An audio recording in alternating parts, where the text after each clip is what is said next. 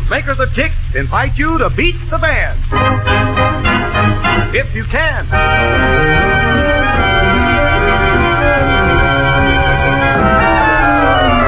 General Mills, makers of Kicks, that delicious new ready-to-eat breakfast cereal that comes in delicious round golden bubbles, brings you another session of that new novel radio game, Beat the Band, featuring Ted Weems and his music, Perry Como, Marvel Maxwell, Elmo Tanner, Pete Fieldman, Arm Downs, Country Washburn, and Red Ingle, who join with Jerry Moore to bring you this opportunity to beat the band.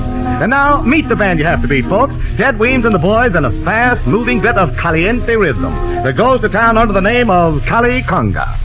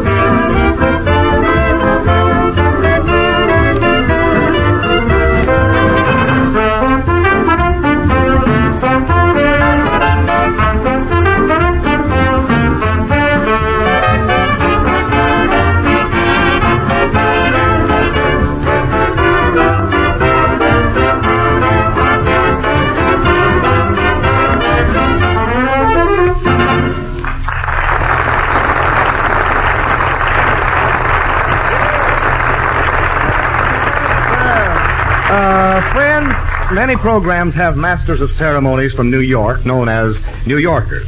Others have men from Hollywood, known as Hollywoodians. Some have men from Chicago, known as Chicagoans. But we are alone in having a master of ceremonies from Baltimore who is universally known as a Baltimorean. Ladies and Jerry Moore.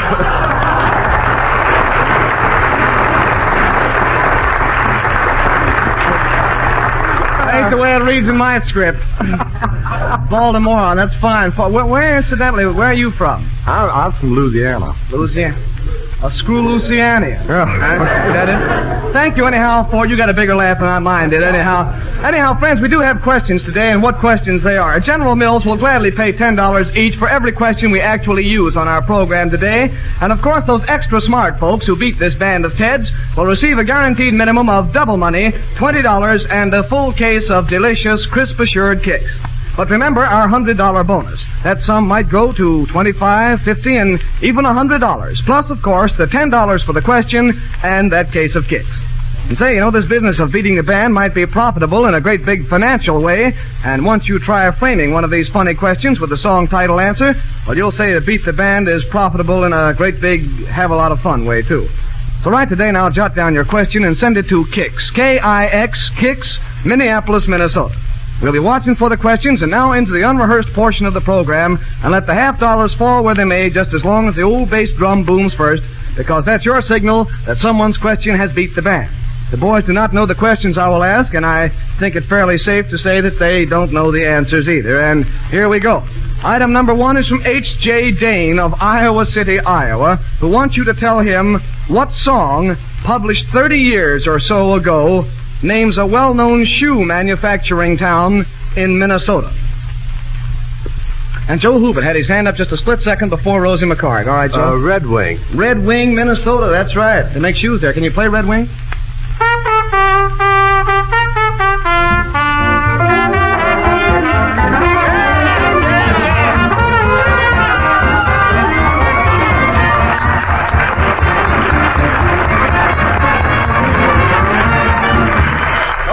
Oh, really got off to a start today. Oh, killer. That gives you 10 points up on the scoreboard there, Dr. Hooven. 10 points it does. And now into item number 2 from Kenneth Glenn of Huntington Park, California, who tells us that a midget entered a theater and in trying to get to a seat, found an extremely large lady in the aisle seat.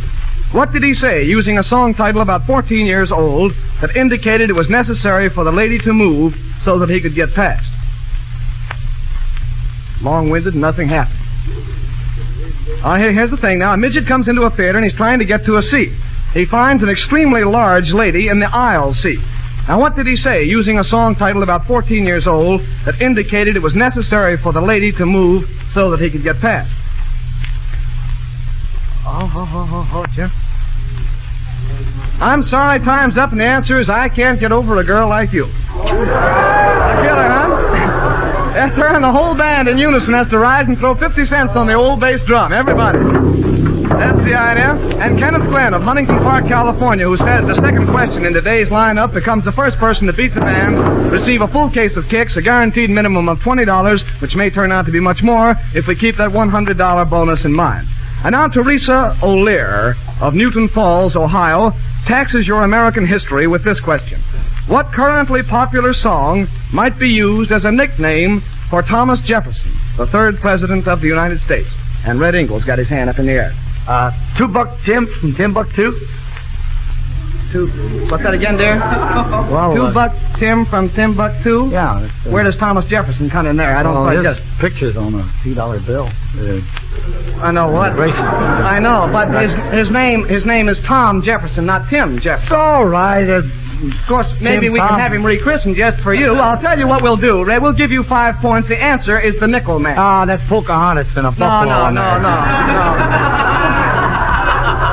No, the answer is the Nickel Man on the new Jefferson Head nickel. As a matter of fact, so you get 5 points, though, for nothing. In fact, you don't even get the 5 points, thinking it over. Well, all you get to do is throw 50... Huh? I can play Nickel Man. You can? Well, I can hardly think of anything I'd rather hear less. Would you care to go ahead?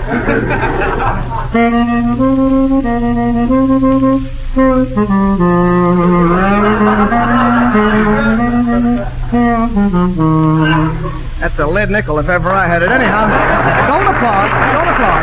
Oh, no.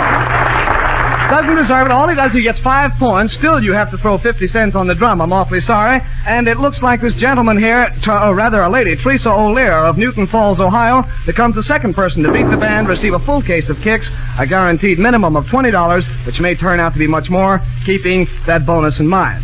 And now, fellas, you can come out from behind Red Angle. The questioning's over for the nonce. And, Ted, may we have music, please? Something with a little vocalizing for a side dish. That sounds like a dinner bell to me, Pops. And tuck in your napkin, because Perry Como and the boys offer this dainty morsel, all this, and heaven, too. Well, pass the pepper, Pappy.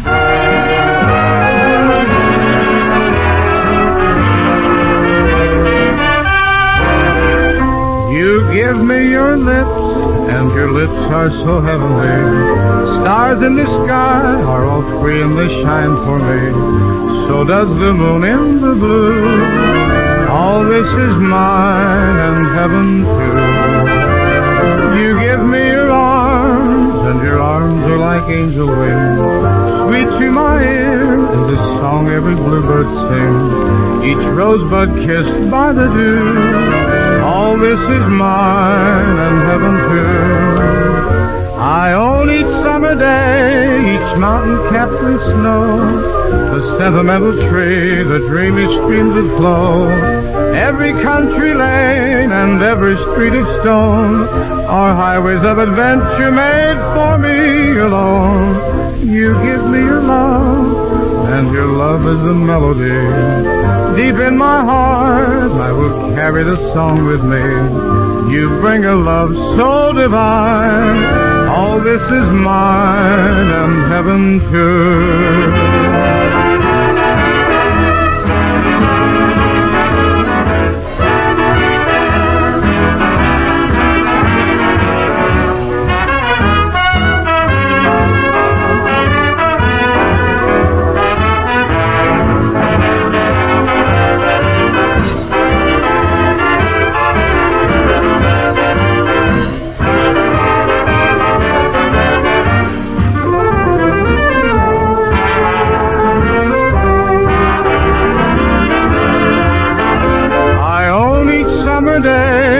Mountain capped with snow, the sentimental tree, the dreamy streams that flow.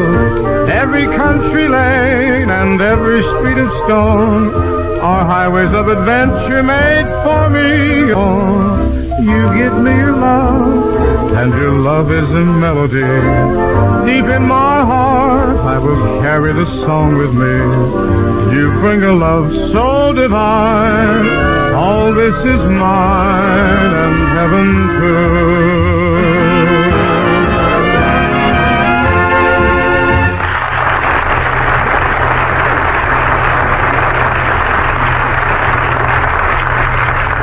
Say, Gary, how would you like to win $5,000? Oh, yeah.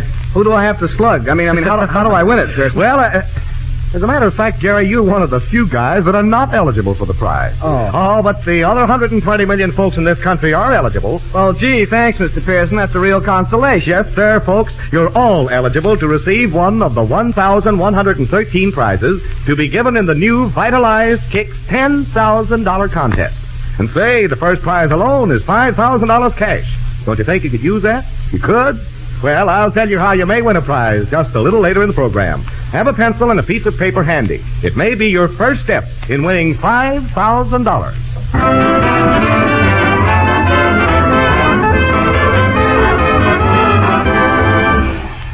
I don't care. I don't care if you won't let me play. I don't even have to do this for a living, you know. I got a couple of slot machines on the outside. I don't have to worry about my salary here. Anyhow, here we come, friends, into the second group of questions for this afternoon, and so far, 3 people have had questions read, and 2 of them have managed to beat the band. Horrible. Now, Mrs. Margaret Brooks of Weirton, West Virginia, pens a note and includes this query. An archery instructor was trying to teach a novice how to handle a bow and arrow. After several failures, the beginner threw down the bow and arrow, suggesting, with a currently popular tune from a big musical show, a logical disposition of the bow and arrow. A whole lot of expensive silence. And Joe Hooven's got his hand up in the air. All right, Joe? Give it back to the Indians. Give it back to the Indians. All right, Joe. Yeah, all right. Can you play that?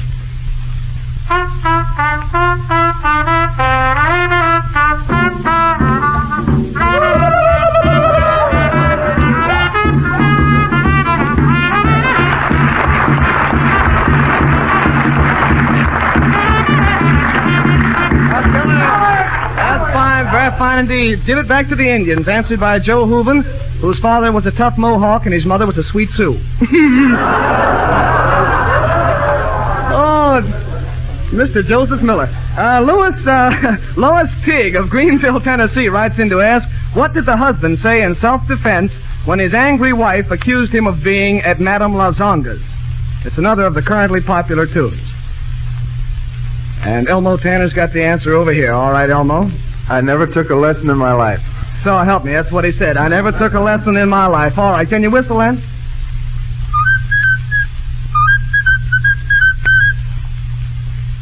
I can believe you long about now.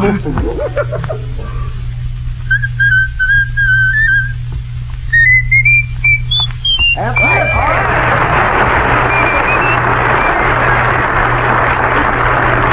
Good enough.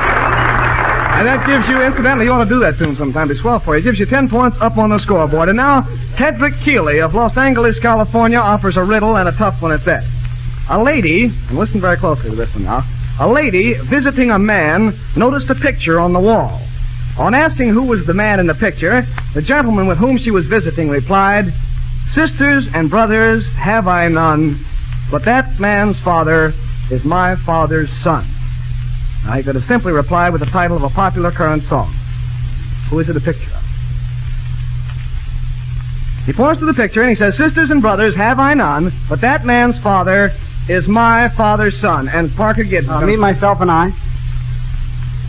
I'm awful sorry, Toots. No, that isn't the answer. No, look, I'll tell it to you again. Sisters and brothers have I none, but that man's father is my father's son. Me, myself, and I. No. No, they haven't repainted the picture since the last time I talked to you. It's the same fellow, and the answer is my son, my son. You see, it's the fellow's son. Oh, yes, Me, myself, and I. And so, Right. what? Me, No, it's myself, my and I. son. My son is the answer to the... Huh? How do you get it? How do I figure it? Well, look, it says here, sisters and brothers have I none, but that man's father is my father's son. That's me. Now, wait a don't get me confused. Let me try it again. Sisters and brothers have I none, but that's the answer, I know. It says there on the paper. It says there on the paper. My son is the answer, and you have to throw 50 cents on the old bass drum. And Kedrick Keeley of Los Angeles, California, receives a full case of kicks, a guaranteed minimum of $20, which may turn out to be much more if you keep that bonus in mind. What's the matter, Red? I'd contest that. You what? Red, look. It's the answer to the riddle. It's as plain as the nose on my face. Look, sisters and brothers. Sisters and brothers have I none, but that man's father, you see, is my father's son. Next question we come to, friends, is from... Me, myself, and I. No, it isn't. It's from Ted Seeley of West Falmouth, Massachusetts. We'll have a duel after the program. Cream puffs at 6 paces, huh? Ted Seeley of West Falmouth, Massachusetts queries in this fashion. A teacher asked Johnny what letter of the alphabet came after N. Johnny replied, P. The teacher corrected him using the title of an oldie back in popularity nowadays. And Pete Beelan's got his hand up in the air, also did Red England art winner. Pete, what's your answer? Just a minute. What's the matter? What do you got? Oh, Johnny O! What? Oh, Johnny O! Oh, Johnny O. He's got a 50-cent piece with a string on it. Is that right? Never mind the 50-cent piece. Is that right? What do you got the string Is the on? answer right? What do you got the string on? Is the answer right? Is that answer right, oh, Johnny O? Yeah. That's all I want to know. All right. He's got it. The answer is Oh, Johnny O.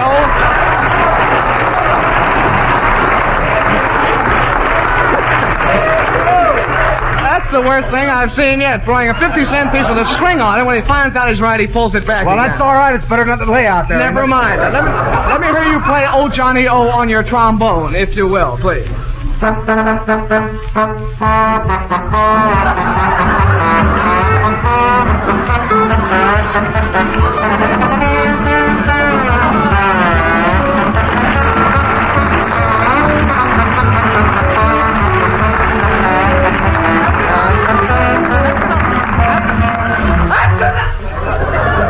Excuse me. We could have done without the grace note, too. Thank you very kindly. Anyhow, it gives you 10 points up on the scoreboard. And we come to the next question from James L. Sherman of Dayton, Ohio, who wants to know what the man said to the bottle of mouthwash. It's a tune popular about 2 years old, and Red Ingle's got his hand up in the air. And anybody else got... Oh, no, I'll tell you. Red's the only one. I thought that was going to be an easy question. And Red, here is the question once again. What did the man say to the bottle of mouthwash? I get a kick out of you.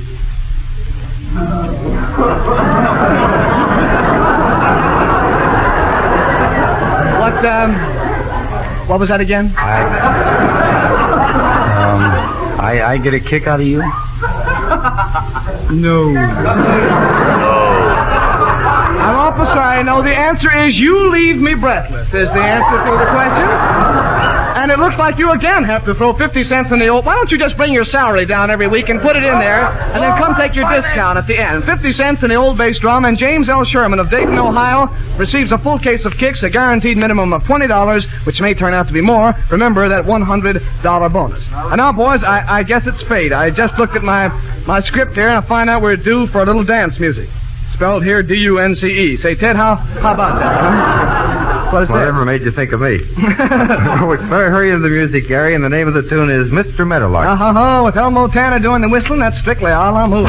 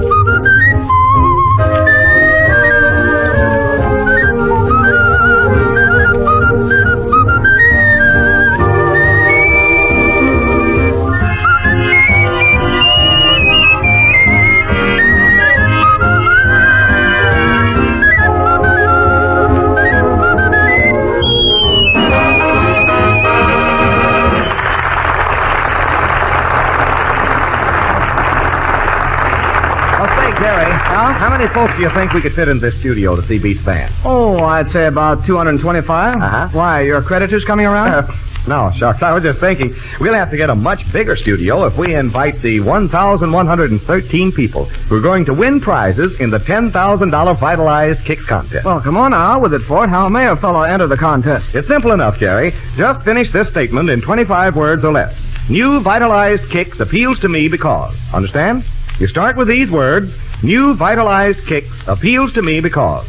Then finish the statement in 25 additional words or less. And half the victory is won for you folks who listen to Beat the Band every Sunday because you know all about the new Vitalized Kicks. You know that this delicious tasting breakfast cereal now provides the most essential vitamins and minerals of whole grain corn in full grain strength. Vitalized Kicks supplies precious vitamin B1, vitamin G, calcium, phosphorus, and iron in the actual amounts nature originally intended you to get from corn. And confidentially, I wouldn't be surprised if the vitalization angle deserved a prominent mention in your statement of 25 words or less. Of course, the fact that Kix is one of the swellest tasting breakfast foods deserves some consideration, too. Along with a few well-chosen words on the way Kix stays so crisp in milk or cream. Therefore, do this. Buy a package of Vitalized Kix tomorrow, tear off the top of the package, and send it with your name and address and your contest statement to Beat the Band, Minneapolis, Minnesota. Your entry will be judged on the basis of originality, uniqueness, aptness, and sincerity. The decision of the judge will be final, and in case of ties, duplicate prizes will be awarded. Your entry must be postmarked before midnight, Monday, September 16th. This contest is limited to residents of the United States. And remember, you may send in as many entries as you like, but make sure a Kix package top is sent with each entry. You may be a winner, so let's have your entries for that $5,000 first prize.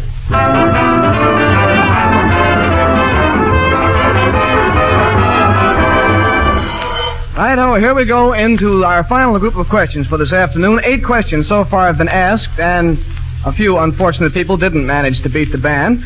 Now, we'll see what we can do in this section. And Mrs. H.Z. Katz of Rochester, New York, reminds you of the old days by asking you to name with a song title a certain place where you knocked 3 times and then said, "Jake sent me." A bolero tune of 18 years ago is the answer. And Johnny, look here! Johnny Hellner's got his hand up in the air. What do you know, Johnny? Now, Johnny, take it easy. Now, don't strain yourself. See, this is the first time, friends, that Johnny Hellner has answered a question, or the second time in the some weeks that we've been on the air. All right, John, now, don't strain yourself. Now, Speak easy. what's that, John? Speak easy. Correct, absolutely correct. John, I'm just beside myself. Can you play that for us? Oh, Johnny Hellner.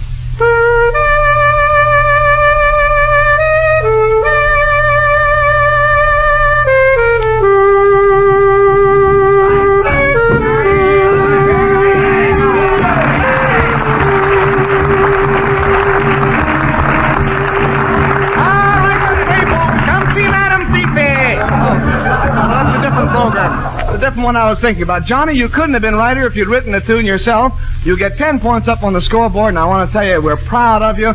And say a few words to the public, will you? I mean, just tell them how happy you are on this occasion. Go ahead, John. Oh, gosh. Time. Wait, what's that? I said time. Mr. Pearson, hasn't anybody ever told you it's not polite to talk while I'm interrupting here? Yeah, I know. But look at the clock, Gary. You mustn't point either. Okay, I'll change my method. Scram, screwball, I've got scores to settle. Yes, Mr. Pearson, and Mr. Weems do play, won't you? Right, Gary, and it's the favor, get that moon out of your eye. Well, sock it.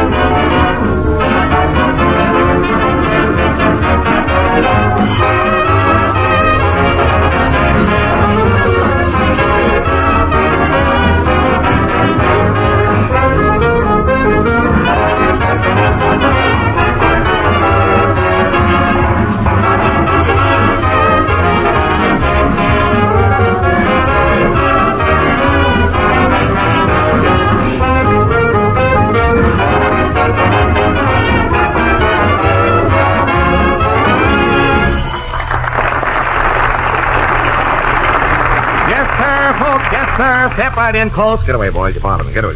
Look here, nothing up my sleeve, and poof! A fresh, crisp $10 bill from General Mills for each and every one of the 9 people whose question we used today.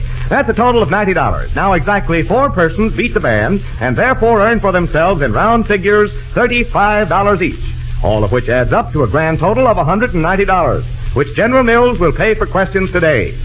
The mysterious cloaked and hooded figure last seen loitering in the vicinity of the old bass drum belongs there because it's Joe Hubin, and he gets the $50. Joseph! Well, folks, much as we'd like to linger longer, we've got to move along until the same time next week. Thanks in great big chunks for stopping in to have fun with us, and by all means, drop back again next week, will you? And say, don't forget we want you to take part in our program by sending us a question. So today, drop us a line and send a question along to Kix, K-I-X, Kix, Minneapolis, Minnesota. Goodbye for now.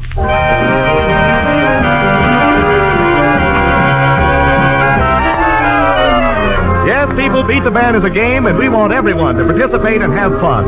Now, there may be many similar questions with identical answers, and of course, payment will be made only to that person whose question is actually used. All questions become the property of General Mills, and any resident of the United States and Canada is eligible to send in a question. So why not? Of course, why not? Get a question to us right away. To Kix, K-I-X, Kix, Minneapolis, Minnesota, because you might be a band beater. One of those lucky folks who cut into that $100 bonus to the tune of $25, $50, or even the entire $100. And let me tell you, you have more fun than you can imagine working out one of these funny questions. So be sure, get in the game today, won't you? This is Fort Pearson speaking for Gary Moore, Ted Weems and the band, and General Mills inviting you to join us again next week. In the meantime, if you like a cereal that stays crisp in milk or cream, and who doesn't? If you like a breakfast that's top for taste, if you want to be sure of an extra margin of nourishment in the first day's meal, get Kix, K-I-X, Kix, and say, be sure to try to beat the band.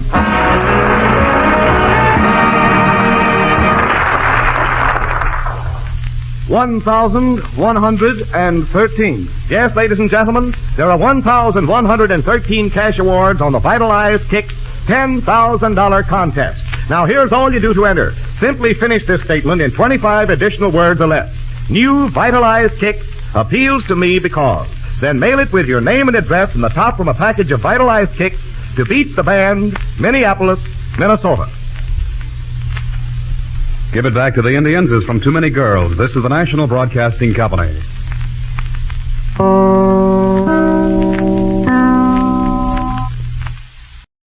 Good afternoon. As the first Columbia Workshop broadcast at this new Sunday hour, CBS brings you Portrait of Jenny by the American novelist Robert Nathan. It is adapted by George D. Griffin of the University of Wichita. The Columbia Workshop production of Portrait of Jenny.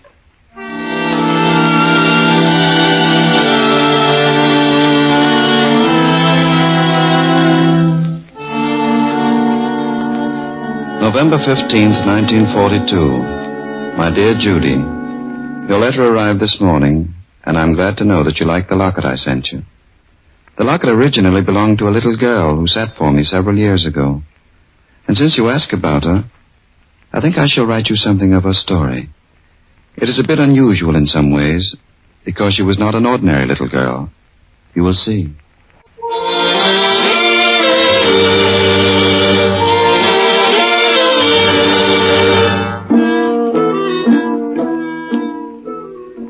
It all began when I was poor, my work unknown. One evening in the winter of 1938, I was walking home through the park. I carried a portfolio of drawings under my arm, and I walked slowly because I was tired. I was without money or friends, cold, without hope, not knowing where to turn. The park was quiet and empty, except for a single little girl who was busily occupied playing hopscotch in the middle of the mall. I stopped to watch her for a moment. Suddenly it dawned on me that it was rather late for someone her age to be playing in the park. The lights were already on. I looked around for a nurse, but the benches were empty. It's getting pretty dark. Oughtn't you to go home? Oh, is it late? I don't know time very well. Anyway, I don't have to go home yet. Nobody's ready for me. Are you all alone? Isn't anybody with you? No. Who would there be? Anyway, you're with me. And for some reason, that seemed to her quite enough. In a minute, she wanted to know what I had in the portfolio. When I told her, she nodded her head in a satisfied way. I knew they were pictures. How did you know? Oh, I just knew. She must have known what I was thinking, for as we passed the 5th bench, she told me her name without my asking. It's Jenny, just so as you'll know. Jenny? Jenny what? Jenny Appleton. I go to school, but only in the mornings. I'm too little to go all day yet. My lessons are mostly 2 and 2 is 4 and things like that. When I'm bigger, I'm going to learn geography and history and all about the Kaiser. He's the king of Germany. Well, he was, but that was long ago. I think you're wrong. And she walked a little away from me, smiling to herself about something. We had come to the great circle at the end of the mall. My path led away to the left and out the west gate. Before you go, do you know the game I like to play best? No, what is it? It's a wishing game. And what do you wish for most, Jenny? I wish you'd wait for me to grow up. But you won't, I guess. No, I'm afraid I won't, Jenny. I'll keep right on growing, too. I was afraid of that. And it's such fun having somebody to play with. Do you have anyone to play with?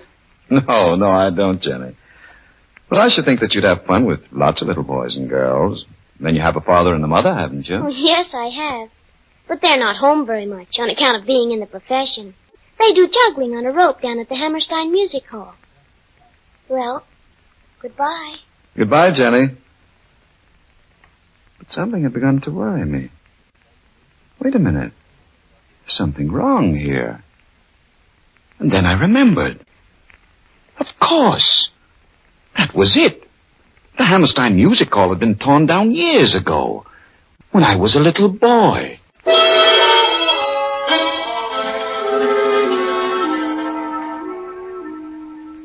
It was late in the afternoon of the 4th day after my first meeting with Jenny. Trying to sell my drawings, I found myself in the Matthews Art Gallery on one of the side streets off 6th Avenue.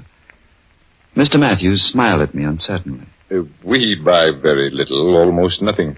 The times being what they are. My assistant, Miss Spinney, usually handles all our purchasing arrangements. She isn't here just now. However, let me see what you have. Even to be allowed to show my work to Mr. Matthews was something. Those are some studies from down on Cape Cod. That one is the fisheries at North Truro. That's the church at Mashpee. Landscapes? Here are 1 or 2 sketches of the city. There's the bridge. What bridge? The new one. I was afraid of it.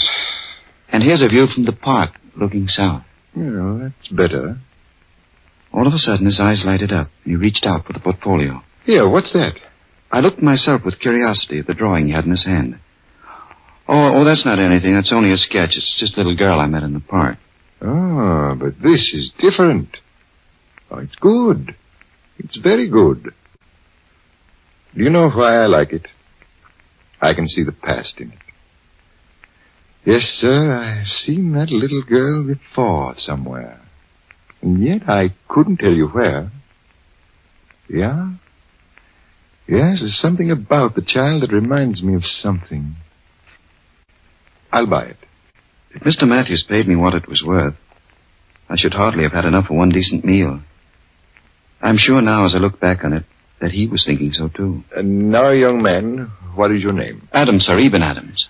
Well, Mr. Adams, I tell you what I'll do. I'll take the girl in that park scene and give you $25 for the pair. My hands were trembling in good earnest now. $25, that was a lot of money to me then. But I didn't want to seem too eager. You are. All right. It's a deal. $25. Thank you, sir. I don't know how to tell you. Oh, don't thank me. Who knows? In the end, I may have to thank you. The trouble is, nobody paints our times. Nobody paints the age we live in. We'll never find out what the age is like by peering in a landscape. The whole world is full of landscapes, Mr. Adams. They come in every day by the dozen. Do me a portrait of the little girl in the park, and I'll buy it. Do me a great portrait, and I'll make you famous, Mr. Adams. And clapping me timidly on the shoulder, he ushered me out into the cold winter air.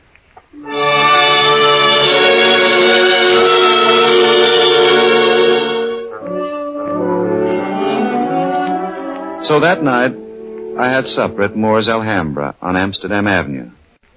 For all my glory, that was the best I could do for myself. As I came in, Gus Meyer, who owned the taxicab that stood at the corner of our street, waved to me from a table. Hi, Mac. Park yourself. He called everyone Mac. I sat down beside him. Hello, Gus. How's the cab business? Could be worse. Could be better. How's the starving artist making out? I'm doing all right tonight. I just sold 2 pictures to an art gallery. You mean you got money? Well, you certainly had it coming to you. But don't lose it now. Put it in a bank like you read about in the advertisements. Well, someday I want to try that, Gus, but this has to go to my landlady. Yeah, and artists don't make much. It's the same as me. You don't get a chance to lay nothing aside. You gentlemen find everything satisfactory? Hello, Mr. Moore. Yes, everything is fine, thank you. Well, we have a nice little place here, and we try to have everybody satisfied. But we don't fill half our tables. It's a lunch business mostly. You ought to brighten up the place a little. You take my cab. I give the old bus a going over once a week. Make it shine. That attracts the customers. They like things to look good. Sure, only I can't afford it. Mac, here's an artist. Why don't you get him to paint you something? Well, that's an idea. Of course, I couldn't pay much. All right, but you can feed him, can't you? Yes, I can feed him. Well, Eben, there's your meal ticket. Good idea as far as I'm concerned. Maybe you could paint me a little something over the bar. Something tasty. Like you'd enjoy standing and looking at. I understand. All right. Go ahead, then. It was not a very businesslike arrangement, but we shook hands on it. Well, Mac, you're in the money now. I went home thinking what a good world it was. That night I gave Mrs. Cheeks the money for 3 weeks' rent. What's the matter? You been robbing a bank? No, Mrs. Cheeks. I'm doing some murals.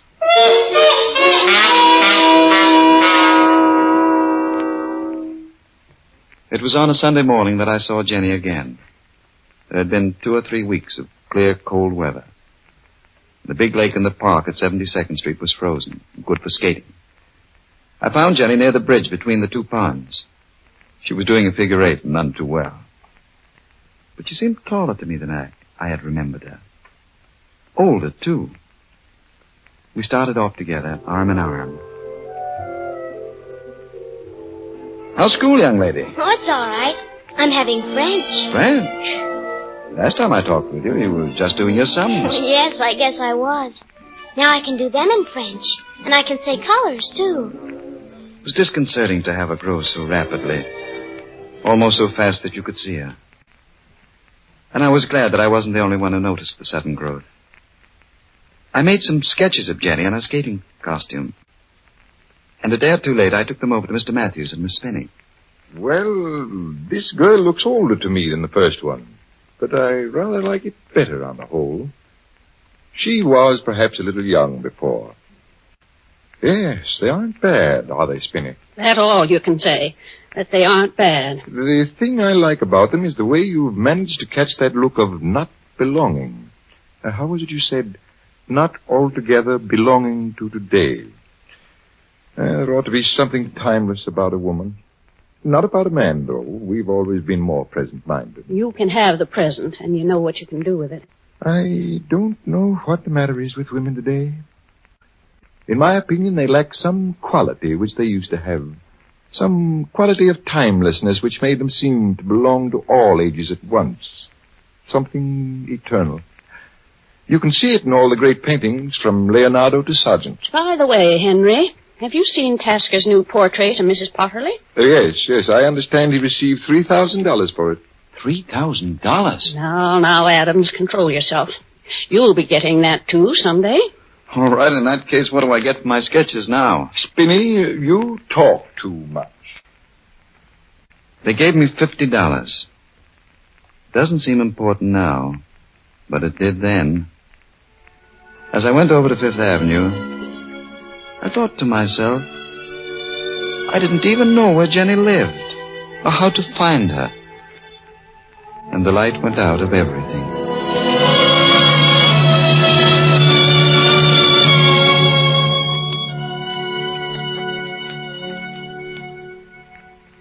One morning I could no longer stand the suspense of not knowing where Jenny was.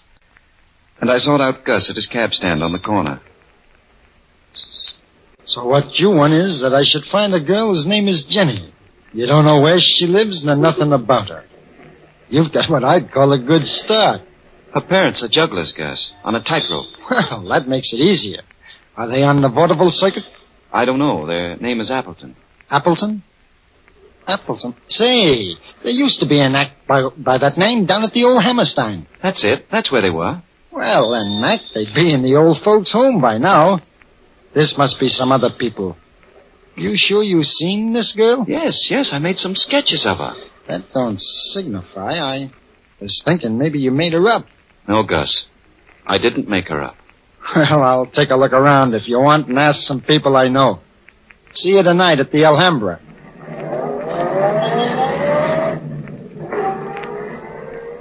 Gus wasn't at the restaurant when I got there, so I ate by myself. Then I put up my stepladder and went to work. He came in after I'd been working about an hour and sat down at a table where he could watch me. I looked down at him anxiously. No luck, Mac. I'm sorry. Didn't you find out anything at all? Only that there were some Appletons did a tight wire act like I thought. Back in 1914. They had a sort of accident. It seems the wire broke on them one day. Back in 1922. We stared at each other for a moment. Then I climbed down from the ladder, put my things away for the night, and started for home.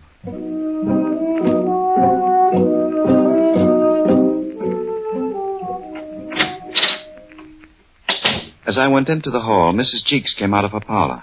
Well, there you are. You have a visitor, a young lady. Fine doings, I must say. She's waiting for you upstairs, and I wash my hands of all of it. My heart beat fast. I knew it even before I opened my door. Some inner sense told me it was Jenny.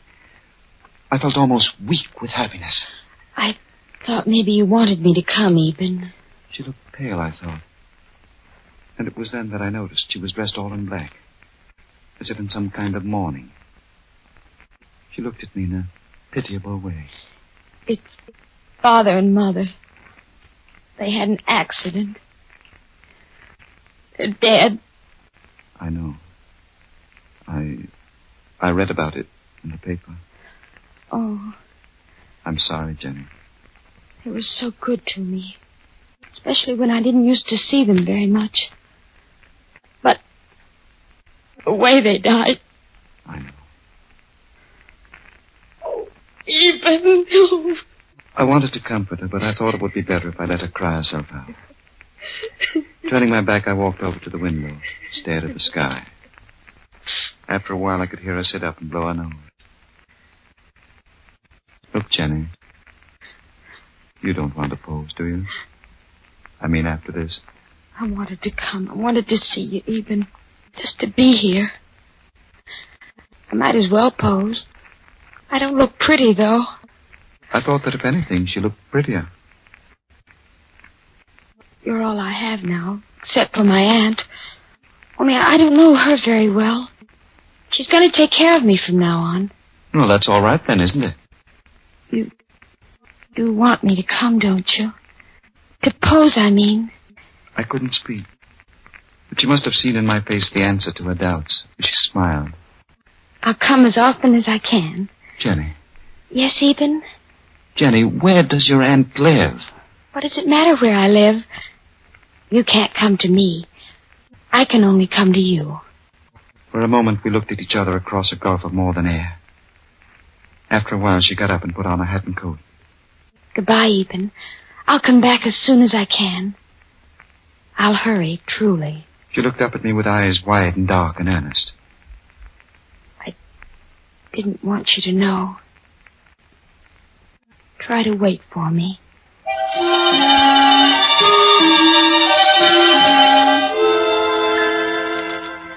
When Jenny returned a fortnight later, she bounded into the room. Oh, Eben, what fun! For a moment, I was thoroughly taken aback. There was nothing to remind me of the last time I had seen her. In fact, there was nothing of the child about her at all. She seemed to stand almost within the shadow of vigorous young womanhood. I knew I must finish my portrait quickly before it was too late. You've grown, Jenny. Those clothes. I know, aren't they awful? They make us wear them at St. Mary's Convent where I've been. It's a very different setting from the one before. And harder, too. She was restless and in high spirits. Eben, the girls keep asking me about you, but I won't tell them anything. Except that you're very handsome. Jenny, don't be silly. And that you're a great artist and that you nearly starved to death. Oh, they loved that part of it. They thought it was very romantic. Great heavens. Well, they did. And they think it's romantic my coming to see you like this, too. Eben. I didn't really say you were handsome. I have a funny mind, I guess. You have a funny mind, too. Perhaps I have. Now just turn your head a little more to the right. There. I think I've got it. I went down the hall to wash my hands. When I got back, Jenny was gone. She had left a note for me on the bed. Said, "Eben, dear, I'll be back again someday, but not soon. In the spring, I think. Jenny." By May, I had no money left at all, so I took the portrait down to Mr. Matthews and Miss Spinney. Gus went along with me to see that I wasn't cheated. They didn't say anything for a while. Finally, Spinney took a deep breath. Well, Adams, that's it, all right. Yes, that's it. That's what I meant. It's, well, you've given me a great surprise. I'm powerfully moved. This picture, well, I don't like to use the word masterpiece, but just the same... Get on with it, Henry. Well, the point is I don't want to buy it, but not for the reason you think. The reason is that I honestly don't know what it's worth. If the museum were to take it... Yes? It might bring you more than $1,000. Gee, Mac, you've hit the jackpot. Now, what I want to do, what we should do, is to take it on consignment, then do the very best we can for it. And as an advance, I can let you have $200. Henry? Well, $300. For Pete's sake, take it, Mac.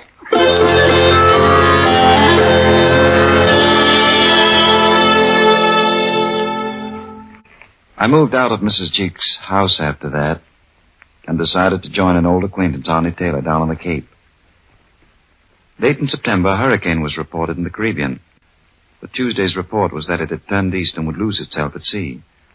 So we figured we had a few days' good sailing weather left and started on a trip up the coast. We camped that night on an island and built a fire at the sand's edge. That night, for the first time in my life, I dreamed of Jenny. I woke with a sense of alarm, with a feeling that something was wrong. The wind was still blowing, warm and steadily southwest, but I thought a little stronger. The clouds seemed to be traveling fast. I leaned over and shook Arnie. "Get up, Arnie. We've got to get home." What's the matter? There's a storm coming. We put the sail up and headed north for Truro. I had to put my weight on the tiller to hold her steady. You think the sail will hold? It will unless the full storm catches us. She's yawing a good deal. We gotta watch out for the mainsail. She's apt to go any minute. I gotta watch for the river mouths. Can't have much further to go. Arnie, there it is. There's the river. Where? About 100 yards to the left. Well, we finally hit the channel, and the breakers threw us out on the sand 100 yards from where the bay should have been. We got the anchor out, but I knew it wouldn't hold. There wasn't much we could do. We climbed up to the road and turned back to watch the tide. We were pretty high above the water, and I didn't think even the ocean would reach that far. At any rate, we didn't have long to wait. In about 10 minutes, we saw the wave coming down the valley toward us from the sea. A moment later, I saw Jenny. She was below me near the town landing, trying to get up the slope from the river. Another wave was coming down the valley from the east. I don't know how I got down the hill to her against the wind and water, but I did. She lay back against me, white and spent. I was afraid I wouldn't get here, darling. Oh, Jenny. Here, put your arm around my neck. I had to get back to you, Eben. We've got to hurry, Jenny. You go on, Eben. I don't seem to have much strength left. I can't make any further. I've come so far. Oh, darling, here, let me take you up in my arms. No, Eben. We'll never make it. Jenny, for God's sake. Let me look at you. Oh, it's been such a long time. Look, Jenny, if I could lift you. Jenny, please. Hold me close, Eben. We're together now. And then I saw it coming. It came from the bay, a great brown wave sweeping back up the valley toward the sea. There was no escape from it. We could never have climbed above it. Bending over, I kissed her full on the lips. Yes, Jenny.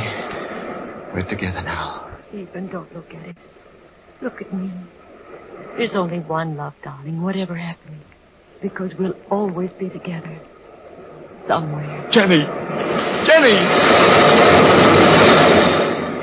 I felt her whirled out of my arms. Then something crashed into me. That was all I knew.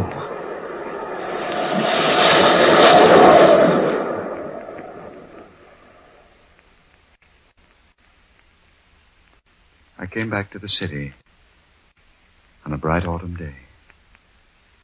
Mr. Matthews was waiting for me. We were worried about you, even. Miss Spinney and I. We couldn't get any news for a long while. I'm glad to see you again. Miss Spinney didn't say anything.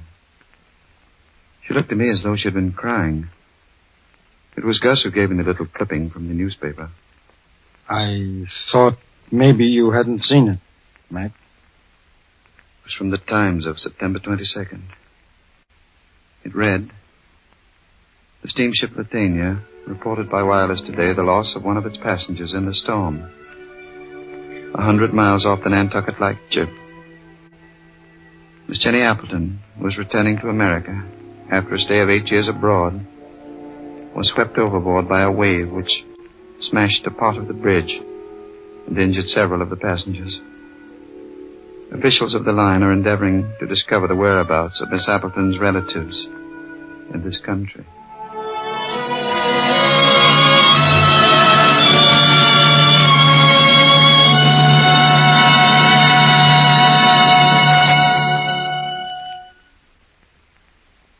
You've just heard the Columbia Workshop production of Portrait of Jenny, an adaptation for radio by George D. Griffin of the book of the same name by the distinguished American novelist Robert Nathan.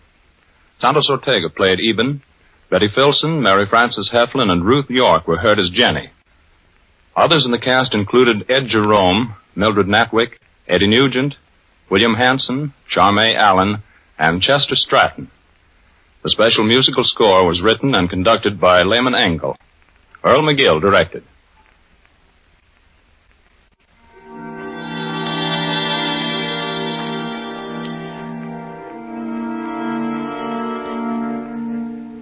This is the Columbia Broadcasting System.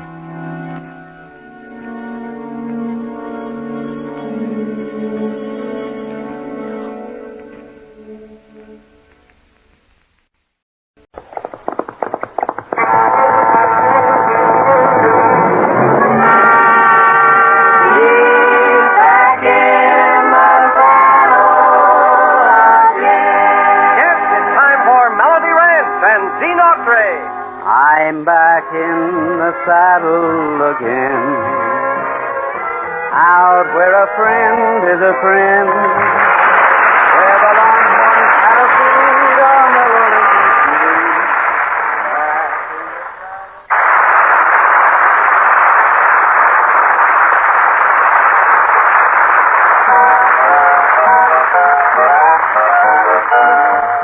Had me a gal in Tulsa, and I thought she was my own. But she up and left me for a whitey from San Antone. She didn't even tell me that she was leaving me. Now I'm the lonesomest cowboy down in the cow country. Got the cowboy blues as blue as I can be. That old oboe howling at the moon ain't got a thing on me. Got a long gone lonesome feeling that I just can't seem to lose. I'm just a lonesome cowboy singing the cowboy blues. I'll sell my horse and saddle and catch me a cattle train. Leave my troubles behind me and I'll never come back again. And if you ever see her, just tell her this for me. She made me the lonesomest cowboy down in the cow country. Got the cowboy blues as blue as I can be. That old oboe howling at the moon ain't got a thing on me. Got a long gone lonesome feeling that I just can't seem to lose. I'm just a lonesome cowboy singing the cowboy blues.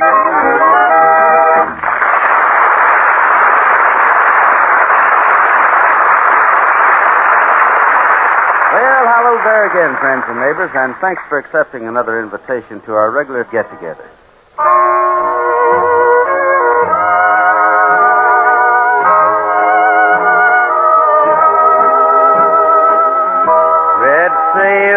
the sunset, way out on the sea. Oh, carry my loved one home safely to me. He sailed at the dawning, all day I've been blue. Red sails in the sunset, I'm trusting in you. Swift wings you must borrow, make straight for the shore. We marry tomorrow, and he goes sailing no more. Red sails in the sunset, way out on the sea. Oh, carry my loved one home safely to me. Red wings you must borrow, make straight for the shore. We marry tomorrow, and he goes sailing no more. Red sails in the sunset, way out on the sea. Oh, carry my loved one home safely to me.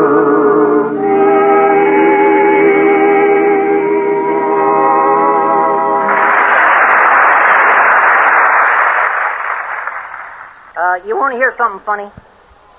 Well, it might be nice for a change, yeah.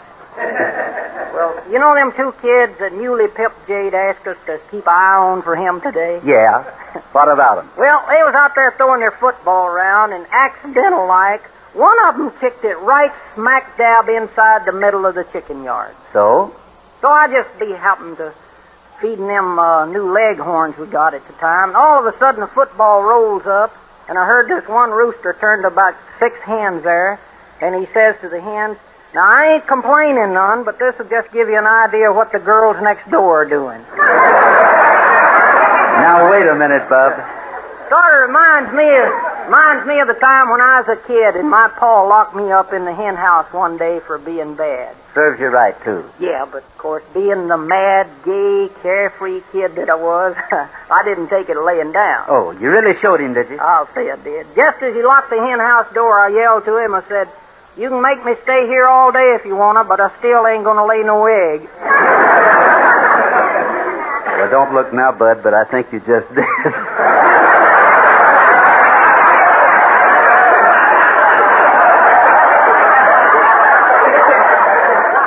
Say, by the way, what's this I hear about you entering some horse show last week? Yeah, horse show. Well, just forget it. Shouldn't... Forget it. Nothing. I want to know what happened. All right, so I'll tell you what happened. I was standing there minding my own business. Mm-hmm. I was watching them judge the horses. Mm-hmm. All of a sudden, my hat blowed off. Mm-hmm. I stooped over to pick up my hat. Some fella threw a saddle on my back, and the judges give me first prize. Well, congratulations. Well, wait a minute, though. That ain't what humiliated me, though. No. What humiliated me the most was when the silly judge kept hollering, "Trot him around again, boys. Trot him around again." Everything happens to you, don't it, Buster? It seems to. Well, in fact, I hear that you've even lost $2 to Johnny Bond in the bronc riding contest. Well, I was framed there. Yeah, I'll bet you was framed. Well, what happened anyway? Well, you see, it's like this. He bet me $2 that I couldn't ride this horse. Mm-hmm. So I got on the horse. Mm-hmm. The horse give $2. Yeah. So did I.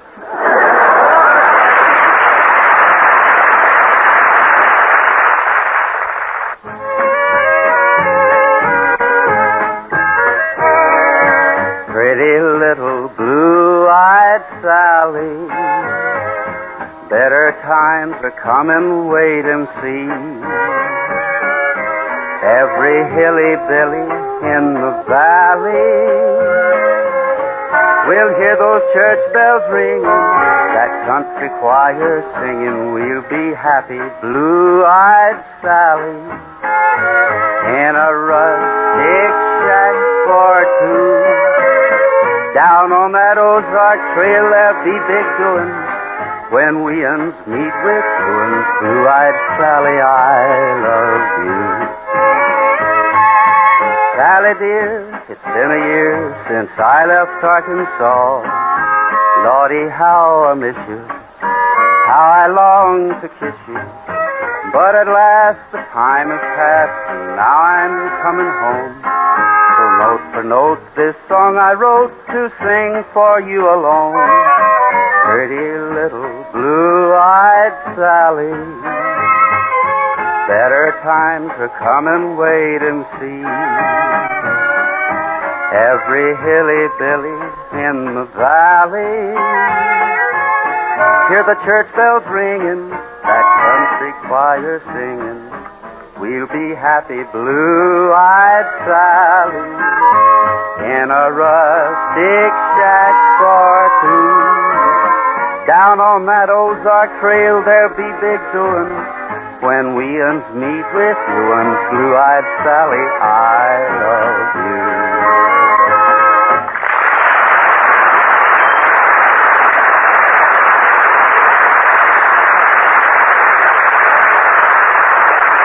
Well, thank you very, very much, folks. I'm glad you liked it. Well, sir, here it is, storytelling time again at Melody Ranch. And this week, I thought I'd tell you a yarn that had one of the strangest beginnings that you ever heard. Because if Johnny Bond and I hadn't just happened to be in a particular town at a particular second on a particular day in a particular place, well, that particular piece of paper might never have come floating down through the air and landed right at our feet just like it did. Anyway, that's the way it all started one hot August day quite a few years back in the hot border town of Hard Rock. Well, well, so this is Hard Rock, huh? Yes, sir, Johnny, this is Hard Rock. What do you think of it? I think we ought to keep right on going. Now, look here, sonny boy. We just got here. At least give yourself a chance to mosey around. Mosey around, he says. What for? There ain't nothing here. You're just sore because I wouldn't let you... Hey, look at this. Look at what? This piece of paper that just blew down at my feet. Well, so what? It's just a plain, ordinary piece of paper, ain't it? Yeah, except that it's got something written on it. Now, there's a switch. Paper with writing on it. Shut up now. Whoever heard of that, anyway? Listen to this. My name is Clem Olson. Need help immediately. Come at once before it's too late. Oh, fine. Come where? Besides, it couldn't be for me. I don't know no Clem Olson. Me either. Just the same, though, Johnny, whoever Mr. Olson is, he seems to be in trouble. Now, look. So are a million other people, including yours truly. So, come on, let's get out of this place and let Mr. Olson work out his own problem. Now, wait a minute. The wind's blowing from straight ahead, isn't it? Oh, no. Here we go again. Which means the paper must have come from that direction. Dirty, wrinkled, torn. So it couldn't have come from very far. Probably that building across the street, wouldn't you say? I would say you are slightly bat. Chasing off after a stray piece of paper. Next thing you know, you'll be cutting out paper dogs. Well, maybe so. Nevertheless, I tell you what, Johnny, suppose you go on over there across the street and order some ham and eggs.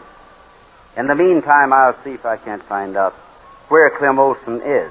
Be with you in a few minutes. Oh, tell him to turn the eggs over easy. Look, okay? If you don't mind, I don't believe I'll order yours. I may not see you again for days.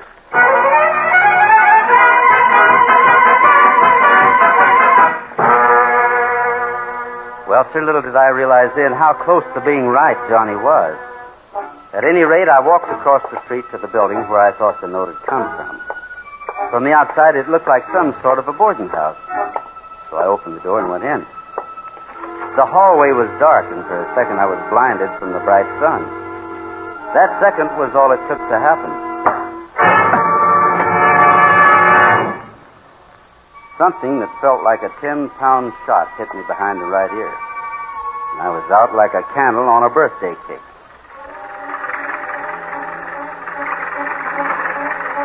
When I came to, I was bouncing around worse than a tenderfoot on a wild bronc.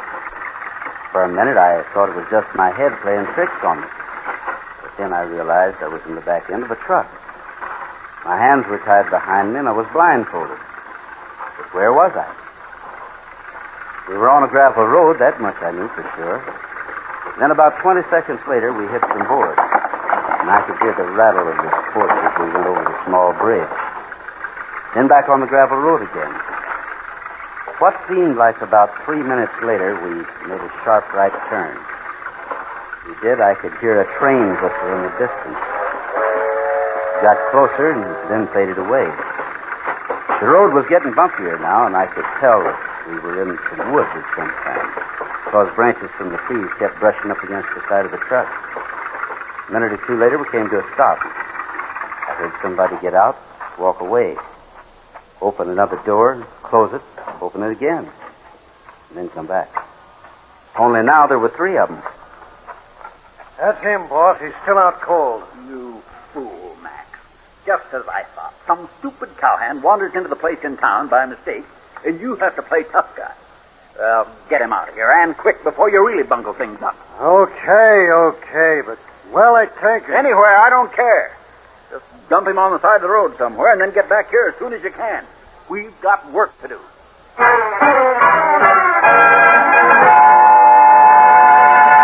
And dump me he did, hard. Anyway, as soon as the truck was out, far away, started working on the ropes that tied my hands. A few minutes later, I had them undone and my blindfold off.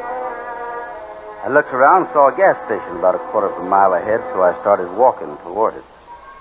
My head felt better now. The night air had helped take up some of the ringing noise out. When I got to the gas station, I talked to the attendant into driving me into town.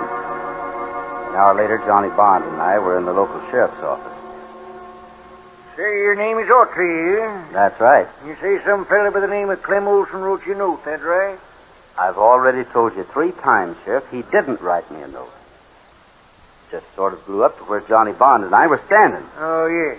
And you're sure, ain't you, that some little elf didn't come up and hand it to you? Then you don't believe it.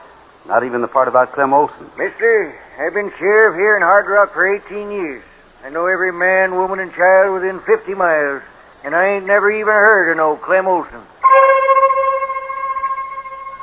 Now I was really stymied.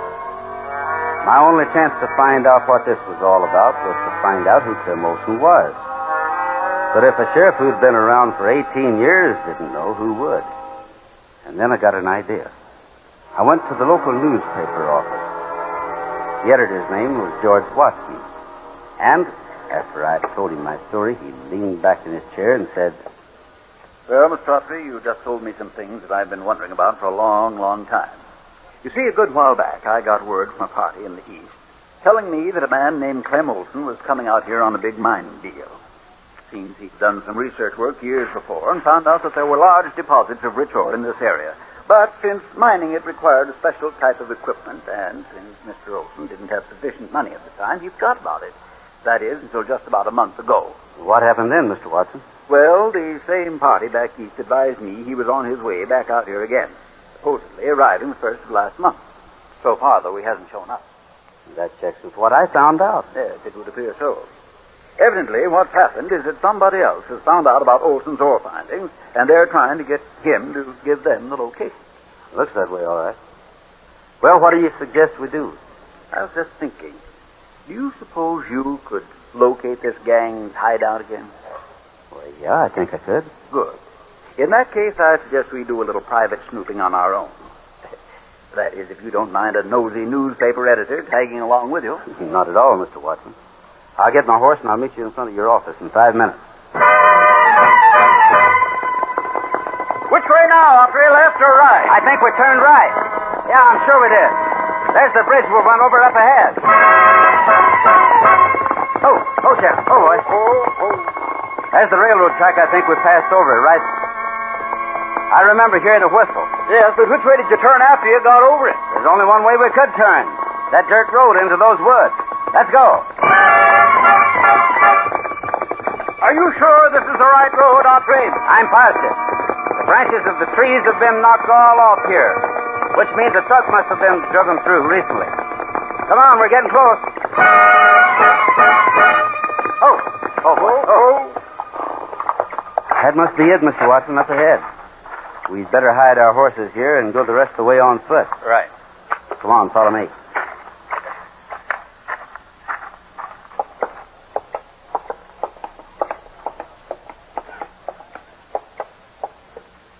Okay. Hold it and get your gun ready. I'll knock. You won't have to knock, Mr. Audacy. I have the key. And don't turn around. This gun is aimed right where it'll do the most good. You know, Watson, I kind of wondered about that voice of yours. You wondered entirely too much for your own good. In fact, I'm afraid you may just die before long from over-worry. That's what you think. Why, who are you? Drop it and read. Why, you're not going to get it. Stop it, he said. Nice going, Gene. Brother, you really let him have it. Yeah, thanks to you. Hey, which reminds me, next time you want me to follow you someplace, don't go so doggone fast. Quiet, Johnny. Get that. I think you hear somebody coming. Who's out there? Nobody but us chickens, Mac. Audacy, where? Yeah, you're not hurt, chum. Just disappointed. Now, where's Clem Olson? I don't know what you're talking about. In that case, maybe I'd better rephrase the question. Your little swindle's all over.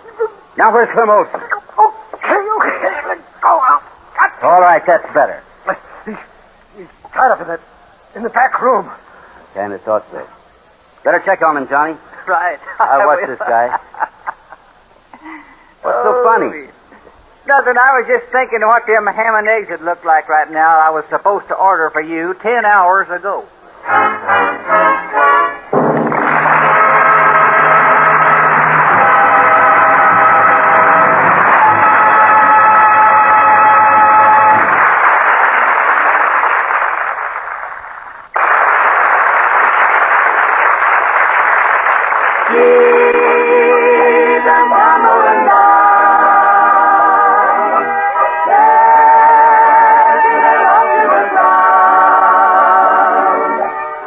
Now, friends, here's a song that goes with this West of ours like ham hocks goes with turnkeys.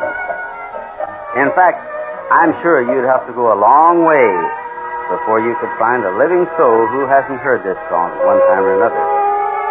Of course, I'm talking about Bob Nolan's great classic, Tumbling, Tumbling.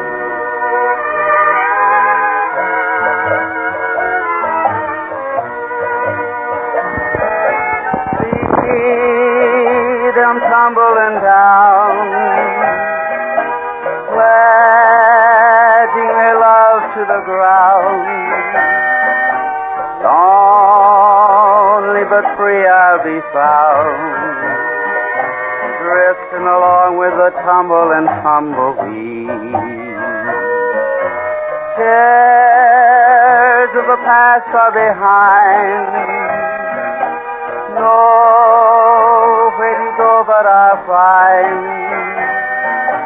just where the trail will wind, drifting along with the tumble and tumbleweed. I know when night is gone that a new world's born at dawn.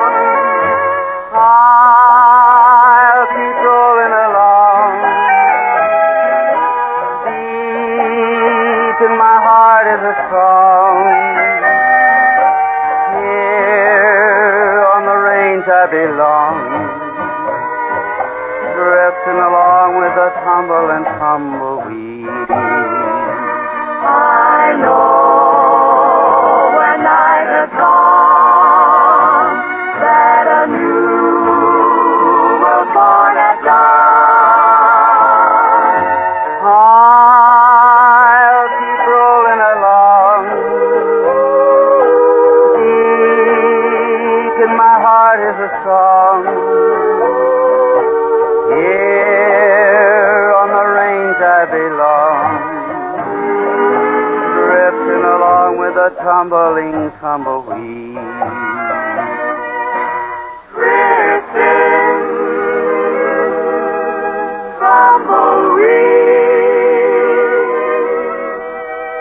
Drifting along with the tumbling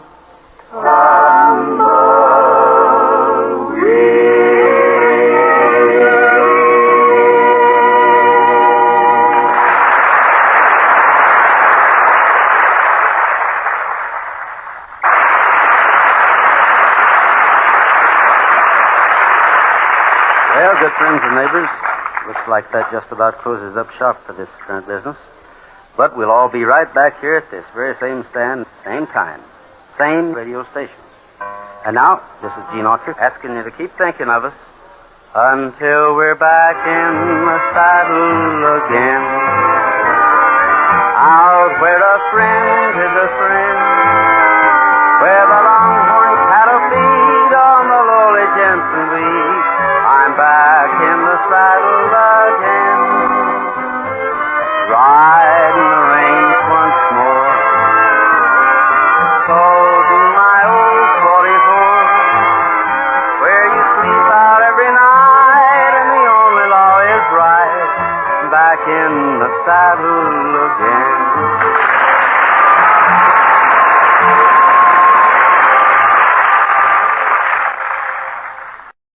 This is Errol Flynn. And Lana Turner.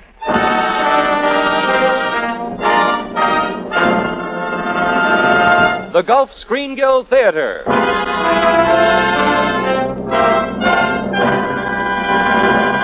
Presenting tonight, Mr. and Mrs. Smith. And here is your host, the director of the Star's own theater, Roger Pryor.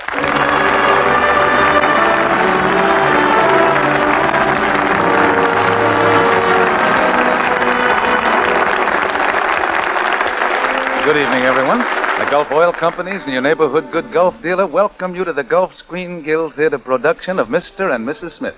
It stars Lana Turner as Mrs. Smith and Errol Flynn as guess who? Mr. Smith. One slightly used thespian, known to the carriage trade as Roger Pryor, will portray the role of Jefferson Custer III, which is just about two too many. Oscar Bradley's music will embellish the drama, and here's a bit of it right now to start off our story.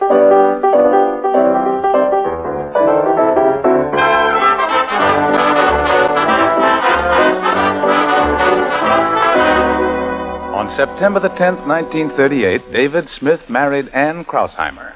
On September the 11th, they had a quarrel. But on the morning of September the 12th, they made up. David said it was his fault. Ann said it was her fault. On September the 13th, they had a quarrel. But on the morning of September 14th, they made up. David said it was his fault. Ann said it was her fault. Yesterday was February the 7th, 1942, and they had a quarrel. We joined them on the morning of February the 8th. It was all my fault, Ann. Oh, no, David, darling, it was my fault. No, you were dead right about my brother. He is a bum. Well, of course he is. Oh, but I shouldn't pick on your relatives. It isn't sporting. Well, I called your Aunt Edith an old tomato, and... But, darling, she is an old tomato. Well, just the same. I didn't have to prove it.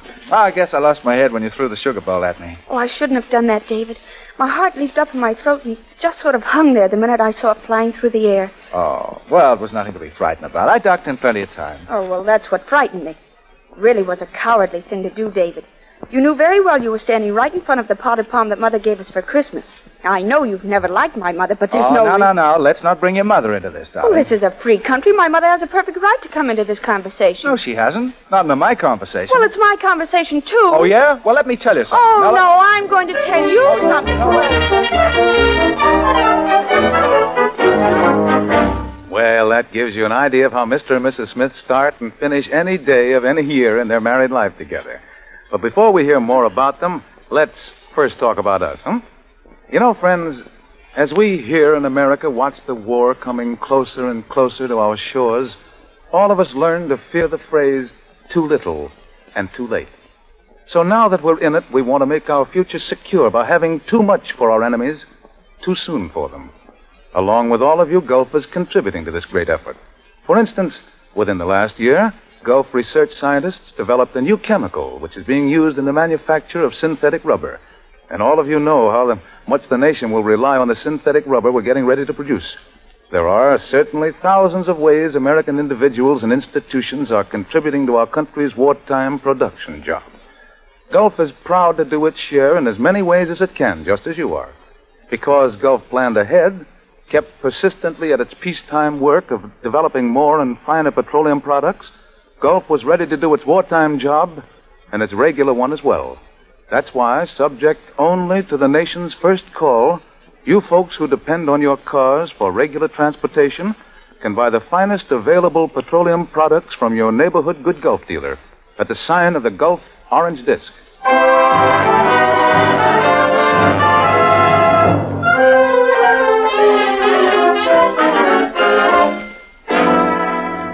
Well, now back to the story of Mr. and Mrs. Smith. Well, and so the Smiths had another quarrel. Somehow or other, David got into his new tweed topcoat, on which Anne thought she saw some dark hairs, and got out of the house at last. We pick him up as he arrives in his office and is confronted by his partner, Jefferson Custer III. All right, Jeff, all right. So it's 11 o'clock. I burn my candles at both ends. I don't believe in the Easter Bunny. I'm forever blowing bubbles. I'm a mess. Now, please get that suffering expression off your face. That's quite unfair, David. I only suggested that the members of a legal firm should have a little more regard for routine. Well, I'd be glad to, but I can't let business interfere with the fights I have at home. Now, it's a pity you can't be less aggressive in your relationship with Anne. Oh, naturally, I'm to blame. I didn't say that, but it does seem odd that you have so many quarrels. Anne is such a gentle person. Gentle? She's the only dreamboat I ever saw with 16-inch guns. Well, what's on the docket for today? Any new cases? Well, Mr. Deaver wants to see you. He's been waiting an hour. Deaver? Never heard of him. Well, bring him in. Well, he says it's a private matter. I won't stay. Of course you'll stay. You know I never talk to a client unless you're around. Bring him in. Very well. Mr. Smith will see you now, Mr. Deaver. I appreciate the compliment you paid me, David. What compliment? I just meant that you're good atmosphere. Other law offices have marble statues of Alexander Hamilton. We have you. Oh. Mr. Smith, I am Leonidas Deaver. Well, have a chair, Mr. Deaver. What's on your mind? Are you Mr. David Smith? That's right. Are you the Mr. David Smith who married Miss Ann Krausheimer in Beecham, Idaho? I am. Well, in that case, Mr. Smith, I have a surprise for you. Oh, goody. Beecham is not in Idaho, but Nevada. They just found out by a new survey. You don't say. Yes. So you and Miss Krausheimer are not legally married. Well, that could have to... What? Say that again? You're not really married, Mr. Smith. Isn't that reprehensible?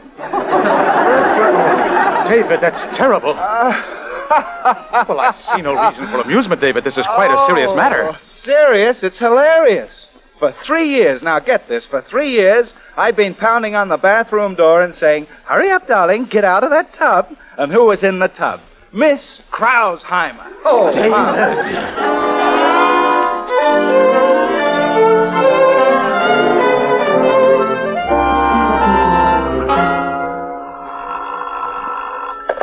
Hello?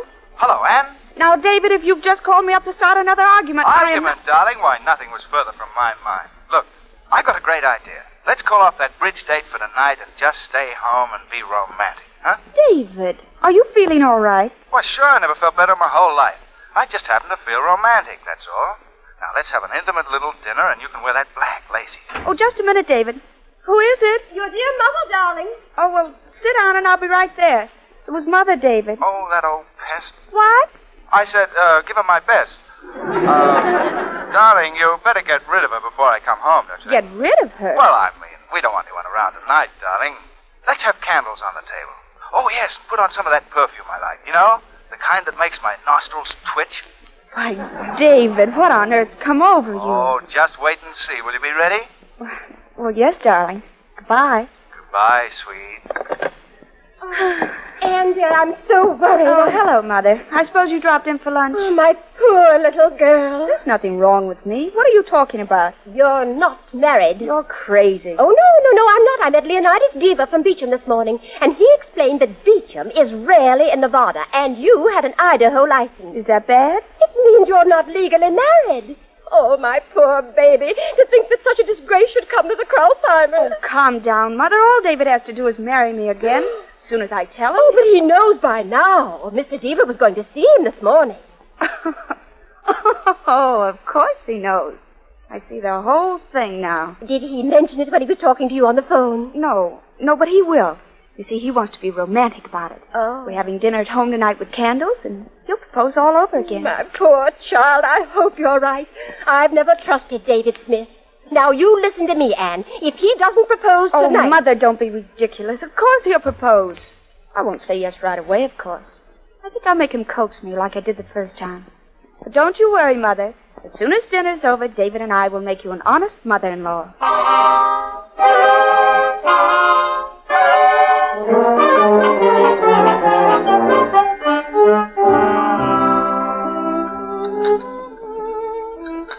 Now, that was my idea of a really swell dinner. Was it, darling? Oh, definitely. You buy the best canned spaghetti I've ever tasted. How about some more champagne, huh? No, thanks. I'm all bubbly now. Anne, there's something I'd like to say to you. Yes, David. Come here, darling. There. Now, what do you want to tell me? Anne. Yes. Gee, you smell good. Oh. David, I was thinking today, how would you like to go to Beecham on our next vacation? Oh, now don't change the subject. Oh, there's something about you tonight that goes right to my nose. Oh. Seductive. That's what that perfume is. Oh, dear. When I first met you in Beecham, you smelled of hay and Castile soap, remember? Did I tell you that Mother was here today? We had quite a chat. Oh, I bet you did. Oh, that reminds me. Yes, David. Anne, there's something I want to ask you. Yes, David. How can a girl with a mother like yours smell so nice? Well, I believe I will take some more champagne. That's the spirit. Look, why don't we take the bottle and a couple of glasses and go into the other room? We'll turn the little radio on nice and low. David, I want to tell you something. Oh, but none of that swing stuff. Tonight I'd settle for Wayne King. Come on. David Smith, you'd better listen to me right now. Oh, must be pretty important. It certainly is. I know all about the Idaho wedding license. Oh, that. Yes, that. Mother heard it from Mr. Deaver. Well, looks like I'm out in a double play, huh? Diva to Mother to you. You knew all the time and you weren't going to tell me. Oh, you're wrong, sweetheart. I was going to tell you, but later. How much later? Well. Oh, I should have known. Oh, it. now take it easy, You were honey. just going to lead me on, and when you got tired of me, you were going to cast me aside like a worn-out orange. Oh, no, you mean glove. No, I didn't mean any harm, honey. Look, we'll go down to the city hall and get married again first thing in the morning. Oh, and where do you think you're going to spend the night? Why, here, of course. Oh, no, you're not, you Wayne King listener. Get out. Oh, but darling. Get out! No, you're just upset, baby. After all, a man's wife I am can't not just... your wife. I'm Miss Ann Krause. No, wait. And you don't live here anymore. Oh, sweetheart, you don't mean it. She means it.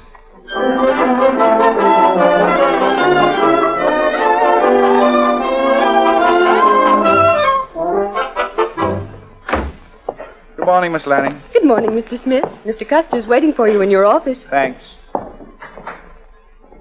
Hello. Sit down, David. There's something I want to say to you. Briefly, Really? What else is new? Pardon me, I believe I'm getting a cold this beastly weather. You should have your galoshes retreaded. Do you have something to say to me? Yes, I just spoke to Anne on the telephone. Oh. I asked her to come down here to talk this over quietly and sanely. You're much too fine, both of you, to have this happen.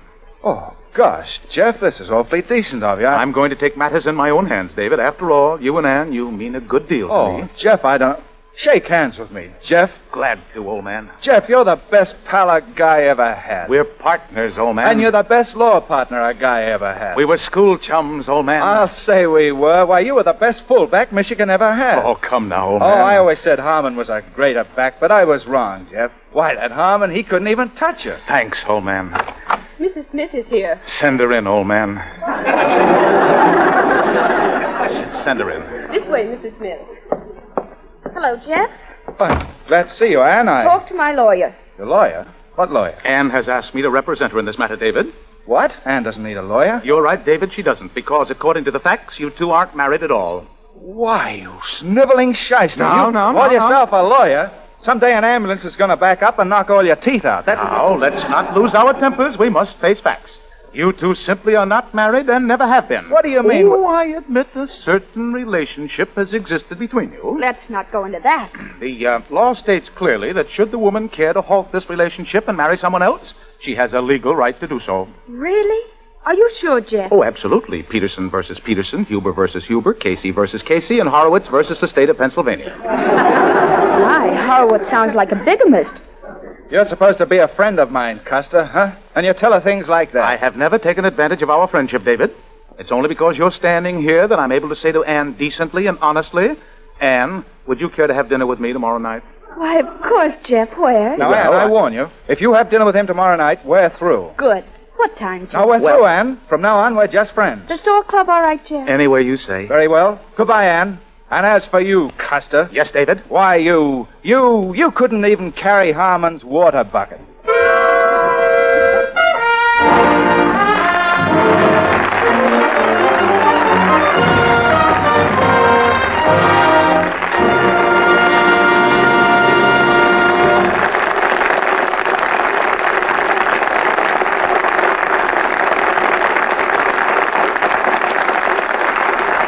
so David flies into a rage and hauls down the curtain on the first act of the Gulf Screen Guild Theater production of Mr. and Mrs. Smith. Before we haul up the Gulf curtain for the second act, we'd like to overhaul a very important subject, namely, how to make your car last longer. These days, wherever you go, you're likely to hear folks talking about how to save their cars. But do you know, some of the ones who are talking about it are missing out on one of the most modern ways of making a car last longer.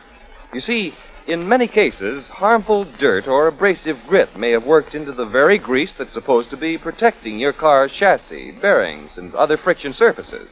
It can happen to any car, you know, and when it does, that car wears out far faster than it should. Now, Gulf has an inexpensive remedy, one you just can't beat at any price, called Gulflex Registered Lubrication. Since we're just about ready to hear the rest of the fascinating story of Mr. and Mrs. Smith, I won't bother with technical details.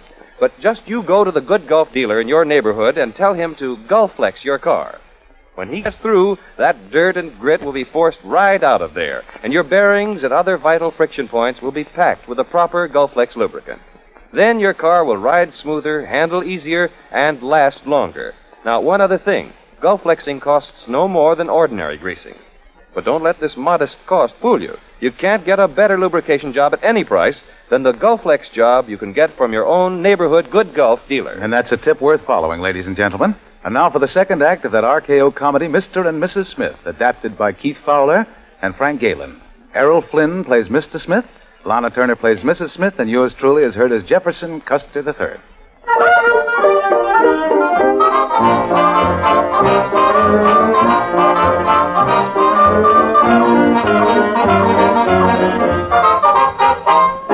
Well, 2 weeks have passed, and Ann's date with Jeff has turned into a series of dates. David is frantic because he has heard that Ann intends to marry Jeff. And Ann is frantic because David is frantically chasing her all over town, which is a pretty frantic situation. Now we find her knocking frantically on Jeff's door. Ed, what are you doing here? Well, it was either your apartment or the park, Jeff. David has taken over my home. Well, come in. Oh, you poor girl. Oh, you're so understanding.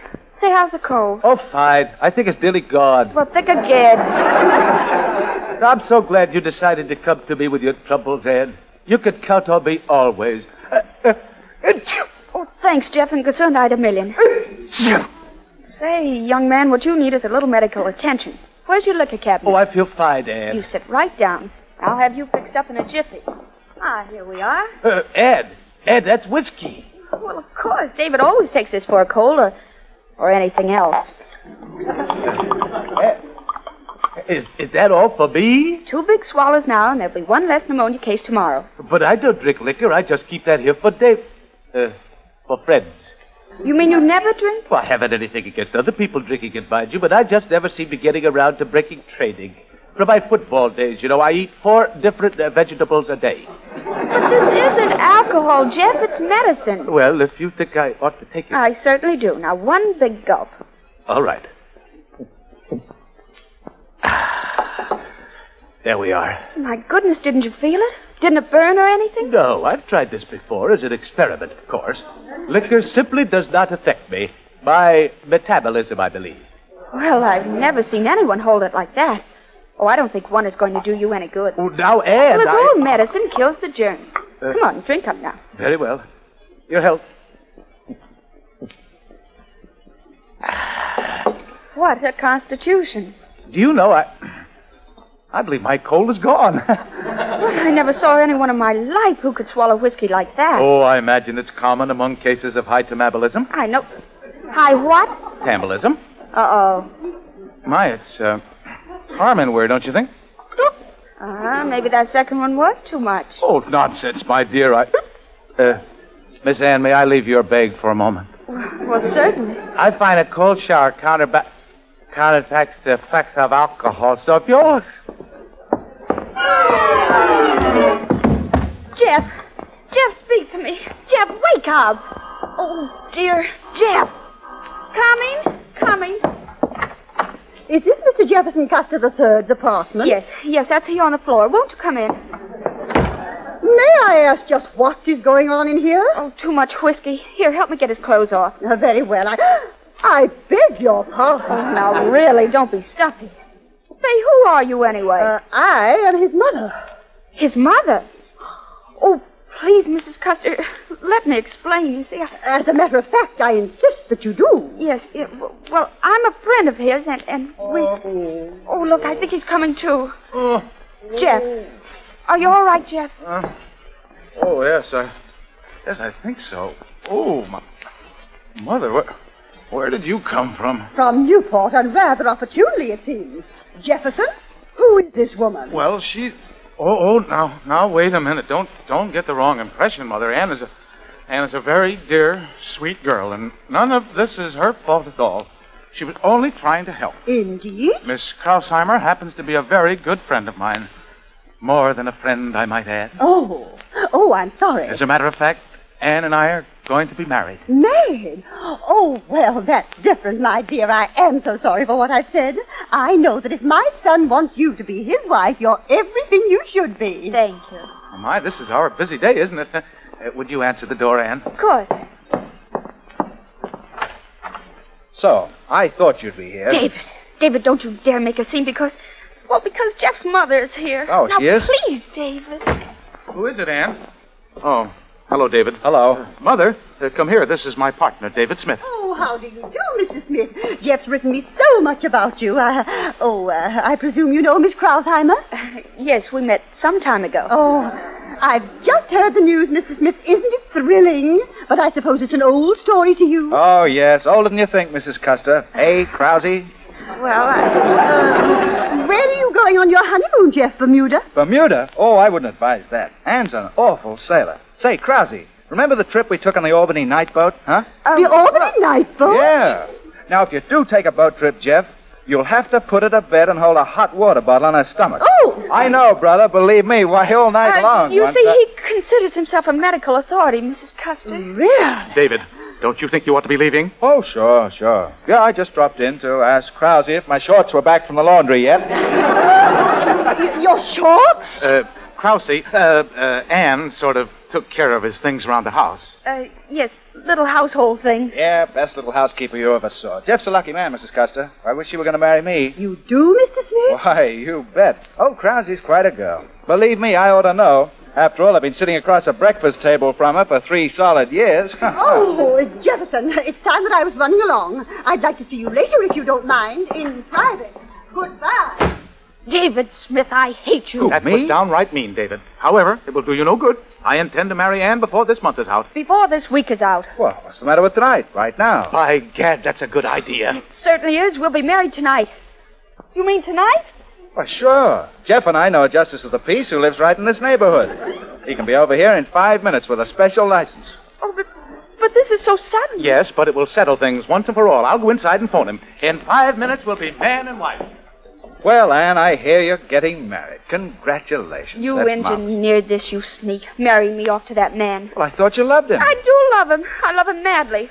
But how do I know whether I want to marry him? Oh, I'm not going to let you do to good old Jeff what you've done to me. His reputation must be protected. You are a... Yeah, I know. Rhymes with mouse, huh? Well, it's all settled. The justice will be over in a couple of minutes with a special license. Ah, fine. And just to show you there's no hard feelings, I'll be the best man.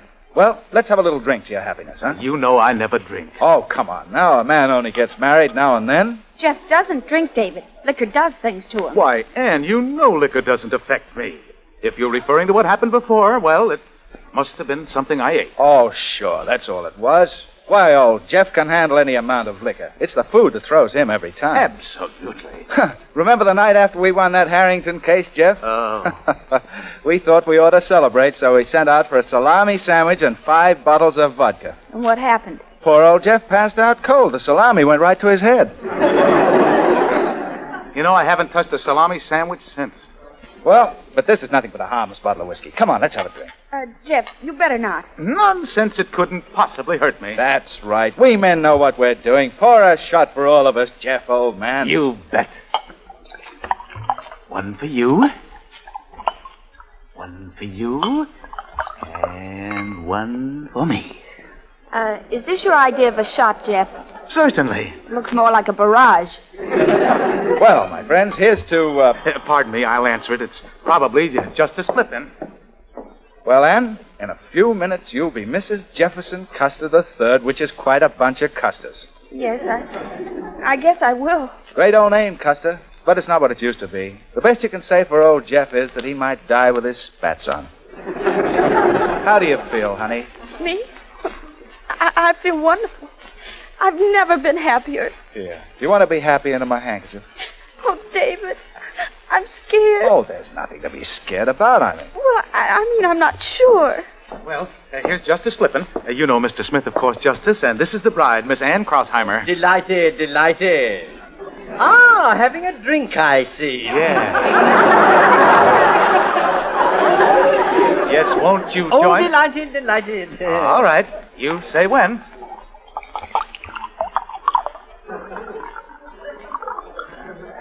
That's, all there is. When? Well, here's to a long and happy marriage. Down the hatch, everybody. Ah, excellent. Now, let's proceed with the ceremony. Will the bride step forward? And the groom.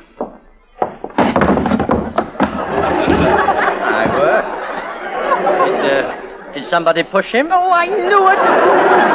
He's down again. Yes, that was strong whiskey. I don't feel it myself, but I can see how others might. Oh. Pardon me. Oh, poor Jeff. We'll never revive him now. I gather the wedding is off. Yeah, I guess it is. Poor little girl. There she stands, Justice Flippin. Who's those two girls with her? What two? Oh, they're the bridesmaids. She's the one in the middle. Oh. Doesn't your heart ache for her, Justice? It even burns. Look at her. No rings on her fingers and a drunken sot at her toes. Do you know what I'm going to do? I'm going to sacrifice myself to revive her faith in men. I'm going to marry her myself. You'll do nothing of the sort. Well, I wouldn't marry you if you... Proceed with the ceremony, Justice. Very well. You, David Smith, take this woman to be your lawfully wedded husband, wife. I certainly do. This whole thing is a plot. You made Jeff take that drink because you knew what would happen. Well, sure, and so did you. But did you try to stop him? Well, Well, proceed with the ceremony, Justice. You and Krausheimer from Hisser Krausheimer! You said it. Do you and what he said take this man to be your lawfully wedded wife? She does. I do not. She does. Well, make up your minds. Do she or don't she? All right, I do, but... That's enough. Then by authority of my virtue as man and wife, I now pronounce you justice of this county.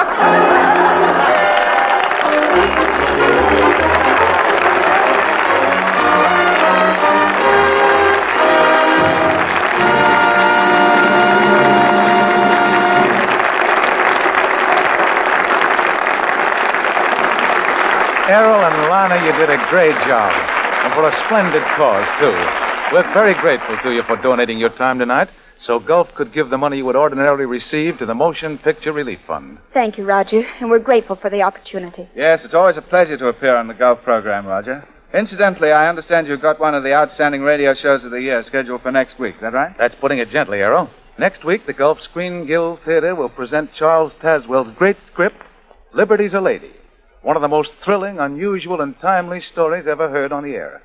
As the star of Liberty's a Lady, we'll have with us one of the few actresses who could do full justice to this script, Miss Loretta Young.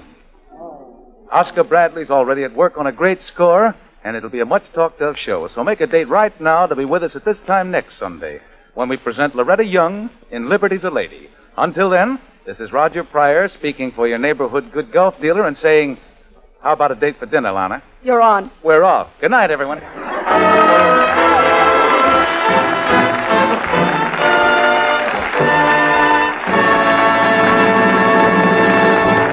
America has a job to do, a big job, and every one of us must help in every way we can if our country is to win this war.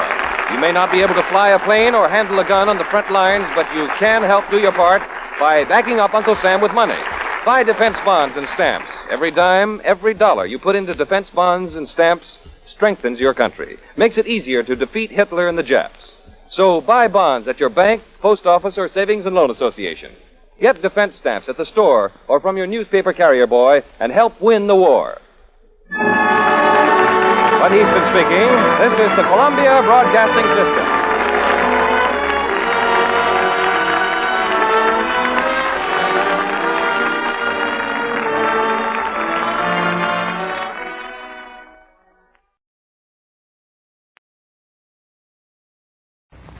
Kraft presents The Great Gildersleeve.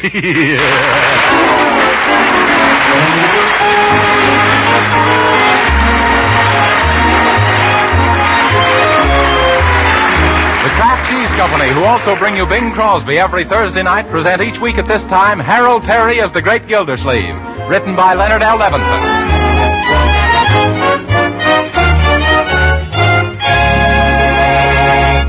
And now let's visit our friend, the Great Gildersleeve, who we find covered with oil and grease, having just finished fixing Bertie's sewing machine.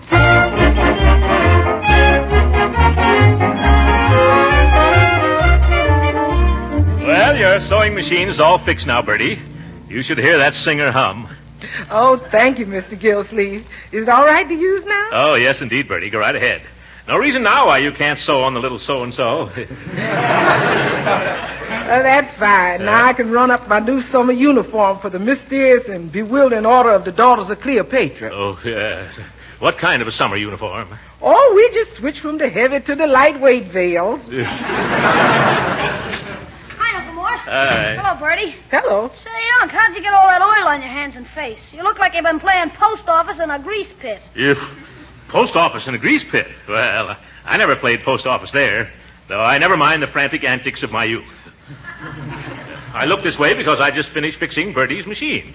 Yes, and now I just puts my foot on the pedal and away it goes. Yeah. Couldn't have been a better job done if a real mechanic done did it. Of course not. I'm an expert. Don't forget I had hundreds of them at the Gildersleeve Girdle Works. Anytime we had a breakdown, I'd bounce right out of my office and fix the trouble before the motor had a chance to slow down. Gee, I never knew that. Why, I could take a machine like Bertie's apart and put it together again in the dark in less time than it'd take the average mechanic in broad daylight. And another thing, a bell. Oh, my goodness, a visitor. Mustn't see me in this disgraceful condition. I hope there's plenty of hot water, Bertie. Okay, I'm coming. Oh, hello, Miss Banks. Come right in. Thanks, Bertie. Oh, Marge, Penny Banks is here. My, that ain't the snappiest uniform I ever did see. What, you supposed to be, a lady general? No, Bertie, this is the Red Cross Motor Corps uniform. Well, what you folks do, doctor sick automobiles? No, but we're supposed to know how to fix our own cars. Well, I have to get back in the kitchen before Leroy hollers that he's feeling holler. Here's Marjorie, Penny. Oh, sorry to keep you waiting, darling. Well, you needn't have hurried. I don't think we'll be able to start the motor mechanics course this afternoon after all. We won't? Why not? Well, Mr. Cobb, who was supposed to show us how to tear down a motor, can't be there. Oh, that's too bad. Gee, it'll be almost impossible to reach the girls and tell them not to come. Yeah. I don't know what we can do. Oh, gee, why don't you ask Uncle Mort to teach you? Does he know anything about automobile motors? Oh, sure, he's a whiz. He can take whole cars apart and put them together blindfolded in the dark. Well, I never knew that, Leroy. Well, I didn't either up until a few minutes ago. But he's fixed up Bertie's old jalopy so that she just puts her foot down on a pedal and away she goes. Oh, no, Leroy. No one could repair that coffee grinder. Well, Uncle Mort did. He used to fix all the trucks at his girdle works himself before they could even come to a stop. Well, it sounds like your uncle can save the day for us, Marjorie. Shall we ask him? Well, this is all news to me, but why not? Oh, Uncle Mort?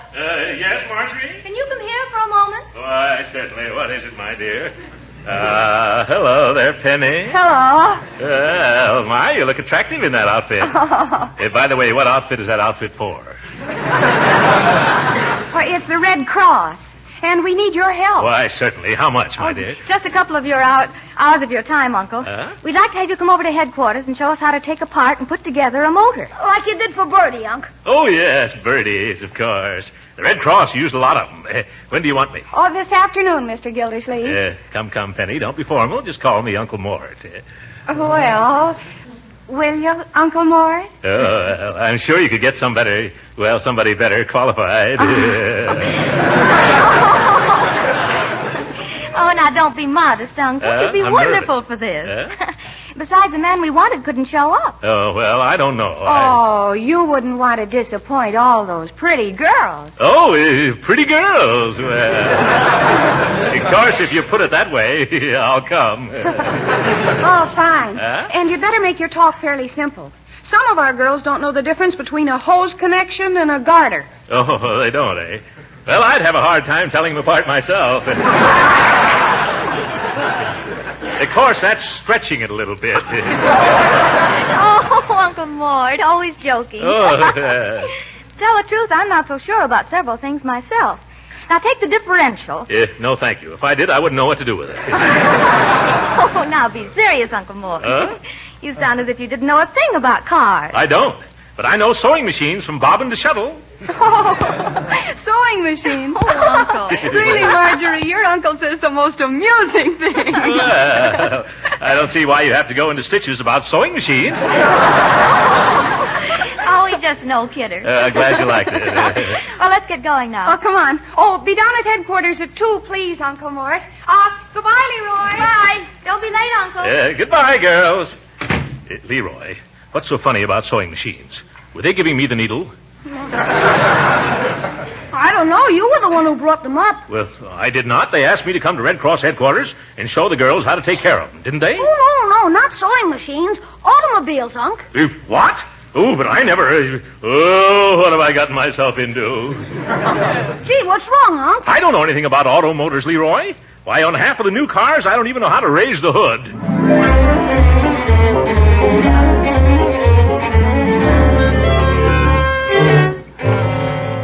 Gee, Uncle Mort, I didn't mean to get you in this jam. Where are we going? To find the mechanic to fix my lecture. Now, this garage we're coming to, Mike. No soap, Unc. Look, this shop closed Saturday afternoons. Oh, leaping lima beans. Come on, Leroy.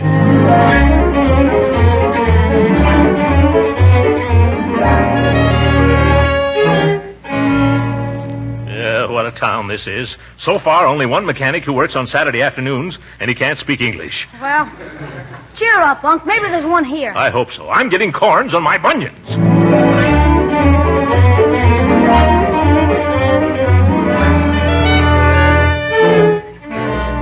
Well, now that I've explained the whole thing to you, mister, how about coming with me? Who, me? Oh, I ain't no mechanic. You're not?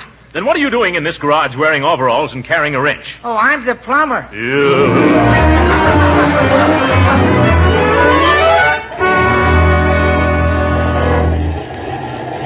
Come on, Uncle Mort, let's go inside. You're 30 minutes late already. Good. Maybe the girls have all gone home by now. No, they've waited. They have? There's a whole gang of them inside.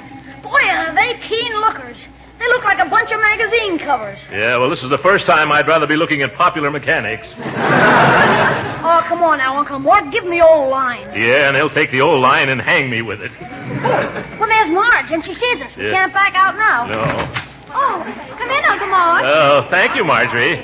Sorry we're late. Hello, Leroy. I didn't know you were coming along, too. Oh, I figured if I came and listened to Uncle Mort, I'd hear things I never knew before. Yeah. Oh, Penny, here's Uncle Mort now. Oh, at last. Girls, here's a man who can tear a motor down and put it back together again, blindfolded, just as easily as he can with his eyes open. Well, that's no lie. Leroy. Girls, I want you to meet Mr. Throckmorton P. Gildersleeve. Yes. Hello, girls. Hello, Mr. Gildersleeve. Oh, come. Don't call me Mr. Gildersleeve. Just call me Uncle Mort. And this is Mrs. Salisbury Twitchell, Uncle Mort. Oh, yes. Now, how do you do? Charmed, Mrs. Twitchell. The pleasure's all mine. I dare say you're right. Mrs. Twitchell's been kind enough to lend us her station wagon, Uncle. And you're sure, Mr. Gildersleeve, that you're an expert in these matters? Oh, don't worry about your benzene buggy, Mrs. Twitchy. You'd be surprised at just how much I know. Yeah, if all you sweet young things will gather around, and you too, Mrs. Twitchell, I'll explain all the important features. Excuse me. Mind if I come in and listen? Oh, hello, Judge Hooker. What are you doing here? Oh, I just came down to see you in action, Gildy, old pal. Bertie told me where you were, and I figured I might learn something. The old goat. Ladies, this is Judge Hooker. How do you do, ladies? A judge who never has to lay down the law, because after he's through with it, it lays down by itself. Now, Gildy, suppose you stop gassing and get started. Yes, all right. Now, ladies, in studying the modern motor, the first thing we encounter is the hood. Every car should have a hood. Do I make myself clear? Oh, yes, Uncle Mowat. Uncle Mowat. That's right. We're all one big family here, Grandpa. The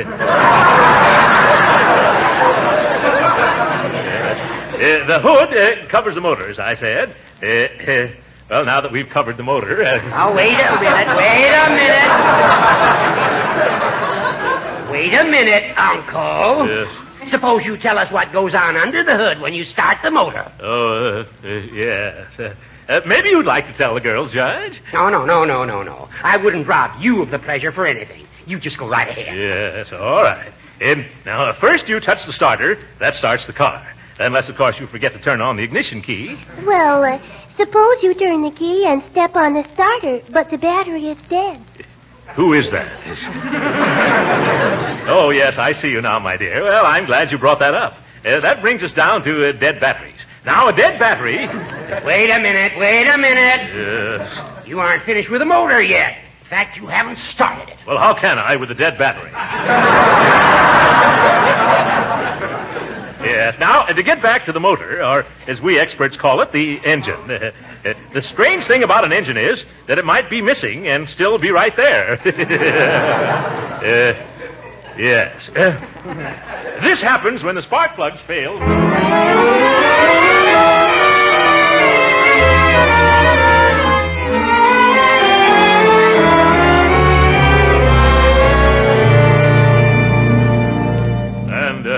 Then the last of the gas is exhausted out of the exhaust. Well, that reminds me, I'm exhausted myself. Here's a chair, Uncle Mort. Thank you. Nice going. Let's get out of here pretty soon. You're right. Well, if it's all clear to you now, ladies... Oh, wait. I'm sure the girls have loads and loads of questions for you. Yes, that's what I thought, you backseat driver. All right, girl. Well, isn't the muffler supposed to keep the motor warm? And how often do you oil the fan belt? If you have an electric heater, do you still need a radiator? Well, yes and no. Those are very good questions, girls. Shows you were paying attention. Now, suppose we take them up, say, next week. Oh, let's finish them up now. The afternoon is still young. Yes, but I'm not. Oh. Relax. I figured out a nice, simple way for you to answer all the girls' questions. What's that, Judge? Just show them everything you've been talking about by taking the motor all apart. Why, that's a splendid idea, Uncle Mort. Oh, Marjorie, my own flesh and blood, too. Oh, that should be very interesting, shouldn't it, girls? I think it would. Don't you think so, Mrs. Twitchell? Well, I'm not sure. I know less about automobiles now than I knew when I came here. It's beyond me how anyone who looks so simple can make everything look so complicated. Go ahead, Gildersleeve. You double-crossing dodo. I'd be glad to do it, folks, only I didn't bring any tools. Oh, well, there's a complete set in the car, Mr. Gildersleeve. Oh, fine. Too bad I'm wearing my best clothes, though, isn't it? What, that zoot suit? Yep. Here's a pair of coveralls, Unc. Gee, I just found them. Coveralls. Well, isn't that just peachy? Your uncle's little helper, aren't you, Leroy? Yes, sir. There's a place over here where you can put them on, Unc. Oh, well, after such a build-up, I guess I'll have to tear down the motor. Here, come on, Leroy. Here, hold my coat. Young man, what's the big idea? Unc, I found an instruction book and a catalog of parts in that lady's car. It shows how to fix the motor, too. Oh, fix the motor? Oh, that's help. Where is it? I hid it in back of the water cooler out there. That way, every time you get stuck, just go over and take a drink. Then you can sneak a look at the book.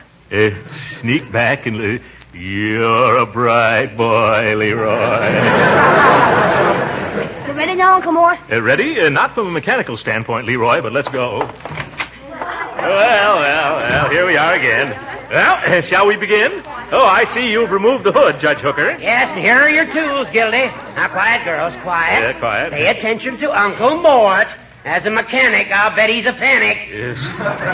Well, come on, girls. Don't be afraid to ask questions now. And don't crowd me so, girls.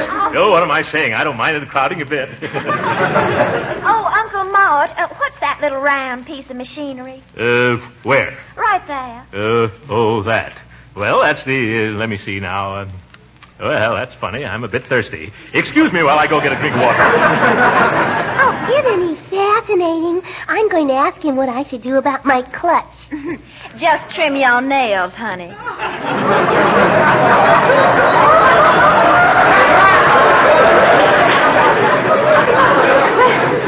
But I still don't understand why one needs both a radiator and a heater. And now, my dears, what was that question? Well, I just wanted to know what this little round dingus is. Oh, that. That's the generator. Number 4B33, 28 amps, sells for $8.95 FOB Detroit.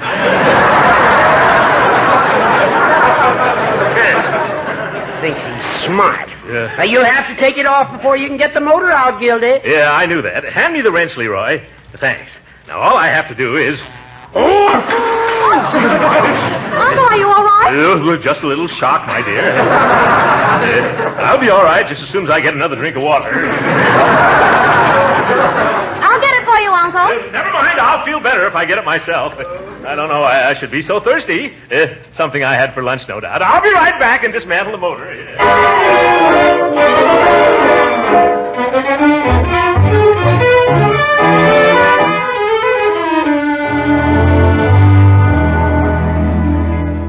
According to my watch, it took you just 2 hours to take that motor apart. Well, Gildersleeve, I gotta hand it to you. In all my experience, I've never seen a man do so much work and drink so much water at the same time. Yes, I've been to the cooler more times than a patrol wagon. Better sit down, Unc. You look a little seasick. Huh? It's not that, Leroy. It's just the tide coming in. Well, girls, Mr. Gildersleeve has certainly revealed all the mysteries of a motor. But I still don't understand the difference between a heater and a radiator. Yeah. Oh, Uncle Mort, I think you're just wonderful. And I think you're just... thank you, my dear. Thank you. Well, I don't think anyone was more amazed than I was. Oh, Marge, I know someone who was. Be quiet, Leroy.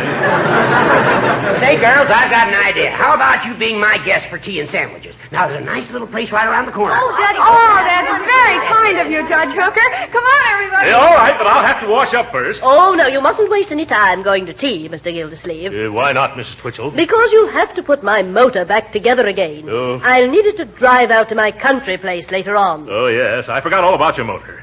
Anyway, I'm so full of water I couldn't have drunk tea anyway. I'll stay and help you, Uncle Mort. Thanks, Leroy. Run along, girls, now. I don't mind. So long, Gildy, old chap. And I hope you know where to put all those parts. I know where everything should go, Judge, including you. Leroy, I'm not a violent man, but someday I'm going to play soccer all day with that little all-day sucker. Oh, cheer up, Uncle Mort. I bet you can put this motor back together again even faster than... Shh. Oh, what's that? Marching. Oh! At ease. Oh, look, the Army's outside, Leroy. Excuse me, sir. I brought down a detachment of men from Fort Platte. We were told that there would be a group of Red Cross canteen hostesses here to meet the men. Oh, well, I don't know where they could be. Say. Why, yes, that's what I'll do. How many soldiers have you got outside, Captain? 142. 142. Splendid. One of our public-spirited citizens just took the girls out for a snack. Now, I'm sure he'd love to have you join him. Just march your gang over to the tea shop round the corner and ask for Judge Hooker. He'll be tickled pink to see you.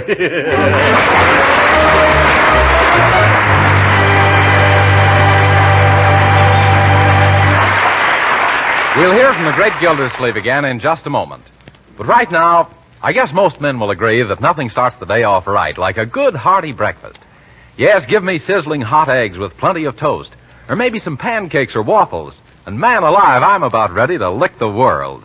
That's why grand-tasting parquet margarine deserves a mighty important place on the breakfast table.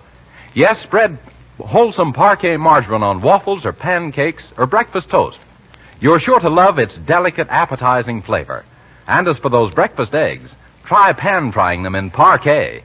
You'll find they're tastier, and you'll like using parquet because it doesn't spatter or stick to the pan.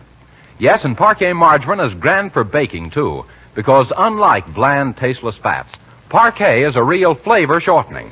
And remember, Parquet margarine is not only good tasting, it's good for you, too. Yes, wholesome Parquet is a mighty nourishing energy food, and every pound contains 9,000 units of vitamin A. So right now, put Parquet margarine at the top of tomorrow's shopping list. Remember, it's Parquet, Parkay. It's made by Kraft.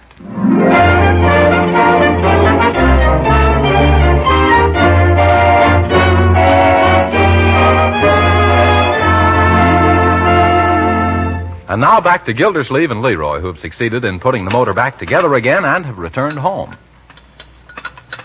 More fried onions, Mr. Gildersleeve? No, thanks, Bertie. I only ate these to get them out of my sight. They look like piston rings, and I never want to look a piston ring in the face again. How about you, Leroy? Oh, nothing more, thanks.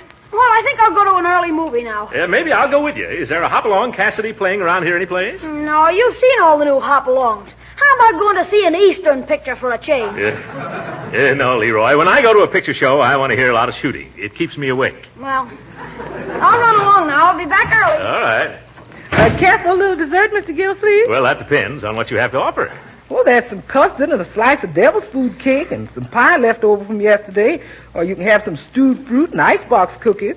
Or fix some fresh tapioca pudding. And, of course, there's still some of that strawberry ice cream. Oh, fine. That'll be just right for me. You mean all of them? Oh, no, I wouldn't stuff myself with all of them. You can skip the stewed fruit. Oh.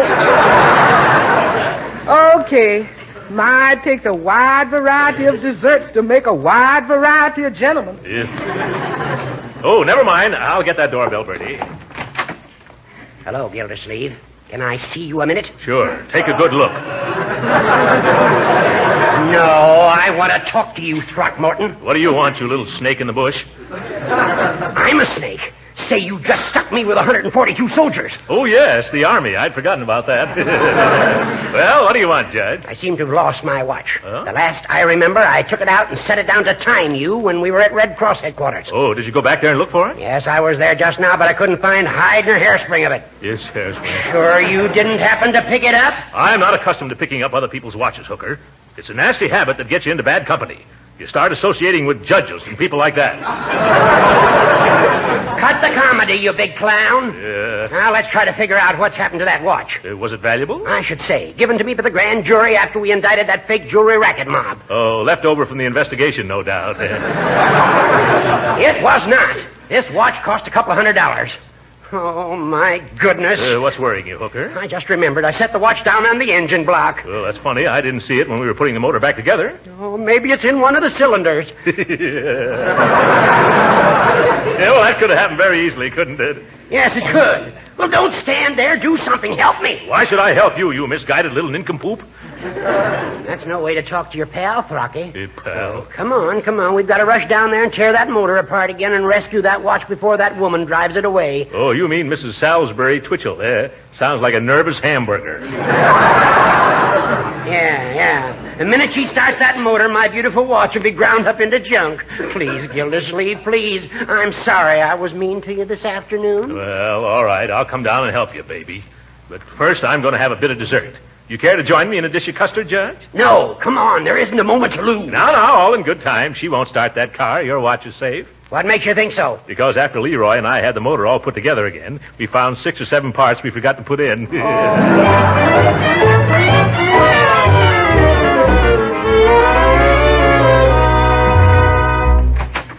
Well, there's the station wagon, and it looks like the coast is clear. Yes, Judge. There doesn't seem to be any sign of that old battle axe. Hello there, Mrs. Twitchell. Oh, hello, Mr. Gildersleeve. I've just packed some boxes to be sent overseas. I wonder if you'd put them in the back of my car. Oh, Judge Hooker will only be too glad to do that, won't you, Judge? Oh, yes, of course. Oh, thank you. They're right in here. Look, pal, I'll take Madam Hoity-Toity out of here while you dig into that motor for my watch. Nothing doing, chum. I've been through that engine once today. I'll lure the old buffalo away. After all, I'm more of a lady killer than you are. Yeah, they look at you and laugh themselves to death. Okay, I'll resign. No, I apologize. See if you can get her away from here, and then I'll go to work. All right, I'll take her out somewhere for a little while. But remember, you're going to pay the expenses. Yes. Are these the packages, Mrs. Twitchell? Oh, yes. As soon as they're loaded, I'll take them down to the express office. Oh, incidentally, I hope I'll find my car in good condition. Oh, you'll find it all right. You'll find it all right. Yeah. After I overhauled it all, though, the judge called something to my attention. And what was that? Well, the judge is quite an expert. He seemed to think that there was a sort of a Swiss movement in the motor. Oh, he did? Yeah. He thought that if you didn't mind, he'd try to get it out. Oh, well, all right. I'll be in town again tomorrow. Oh, I think he'd rather have you do it right now. Now? Yes, he feels that he could save time that way. All right, if it won't take too long. Oh, it won't. Merely a minor adjustment. Judge, Mrs. Twitchell says it'll be all right. You mean for me to get the watch out? What's that? Yeah, be sure to watch out for trouble. Take your time, Judge. Take your time. Don't worry, he'll wash out. And while he's working, would you care to step out for a bit of sherbet? Oh, no, I do. Oh, what's that? What's what? That? You must have very sharp ears. I can't hear a thing. Would you like to go out for a banana split, Mrs. Twitchell? I know a place where they make the drippiest banana splits. Oh, no, I really don't. Now, Mr. Gildersleeve, surely you heard that. Oh, yes. Those chimes are certainly beautiful, aren't they? That weren't chimes. Those is my car. What? Oh, what's he doing to it? Now, don't worry, Mrs. Twitchell. He's just tuning it up. Well, it sounds like wheeling steelmakers tuning up. Yeah. Now, just compose yourself, my dear. The judge knows what he's doing. Say, I know what you need. Oh, you do? What? A nice big bowl of chili con carne. Come, Mrs. Twitchell. I know a place where they serve the hottest chili in town, with all the beans and onions you want thrown in free.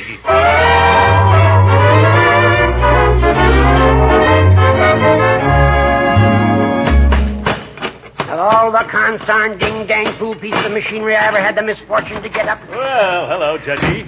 Wow, you certainly declared total war on that motor. It's all out. Find the watch? No, and I've done everything, even strained the oil. Oh. Say, where's Mrs. Twitchell? Well, I left her at the movies. I sneaked out while she wasn't looking. But you were supposed to stick with her. Well, I'd have done it, too, if Hopalong Cassidy was only there to help me. Oh, what's Hopalong Cassidy got to do with it? He keeps me awake. Anyhow, it's after 10, and she'll be back pretty soon. And, brother, if that car isn't all in one piece, you won't be either. Oh, when I look at all these parts scattered from one wall to the other, I don't think I'll ever get it back together again. Oh, come on, help me, won't you, Gildersleeve? Well, I'll tell you what I'll do, Judge. I'll give you just as much help as you gave me this afternoon. No. No, that isn't fair. You bet it isn't. All the pretty girls have gone home. Okay, I'll do it myself. I always knew you'd turn out to be a fair-weather friend. Well, it's raining. Hi, Unc. Hello, Judge Hooker. Say, Bertie told me you were here, so I hurried over just as soon as I got home. Leroy, what are you doing out so late? So, gee, I had to come. I clean forgot to tell Judge Hooker about his watch. What about my watch? Well, you left it on the engine, and I picked it up. Here it is, Judge. What? And I did all this work for nothing? Oh, Judge Hooker, is my car ready? Oh, jumping jeeps, Mrs. Twitchell. Come on, Leroy, quick. Let's duck out the back way. Goodbye, Judge. Good luck, Judge.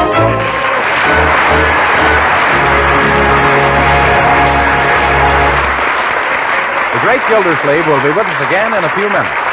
But first, I'm sure you housewives have to be pretty wide awake in your food shopping these days. Yes, you have to buy wisely. Be sure the foods you get are nourishing, good tasting, and fit into your food budget, too. Well, that's where delicious Parquet margarine can help out a lot. You see, Parquet margarine, the wholesome modern margarine made by Kraft, just about fills all these requirements. It's nourishing, it's wonderfully good tasting, and Parquet margarine's economy helps out a lot in making your food budget work. Yes, Parquet margarine is a delicious, economical source of important food values. It's a wholesome, highly nutritious food, one of the best energy foods you can serve at your table. Besides, every pound contains 9,000 units of important vitamin A. What's more, Parquet margarine is so delightfully good tasting, it just can't be compared with old-time margarines. You'll like its delicate, appetizing flavor, whether you serve it as a spread for bread or use it for baking and pan frying. So if you're a wise food shopper, you'll certainly try delicious, economical Parkay margarine. Yes, tomorrow sure, order Parkay, Parkay. It's the margarine made by Kraft.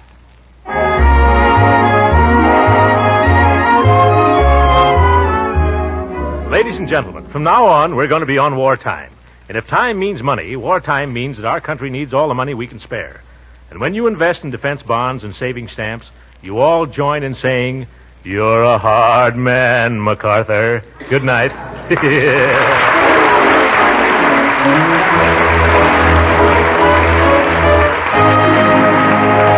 Be with us again next week at this same time for the further adventures of the Great Gildersleeve. This program came to you from Hollywood. This is the National Broadcasting Company.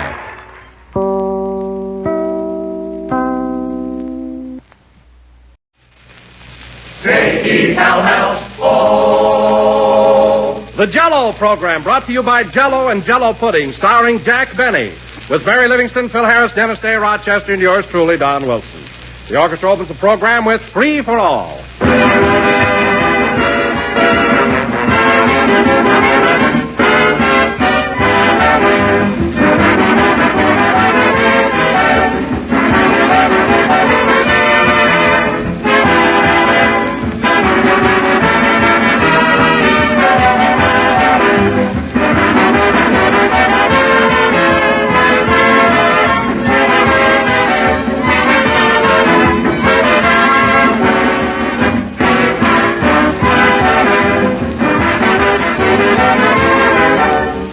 Flavor, such swell, rich flavor.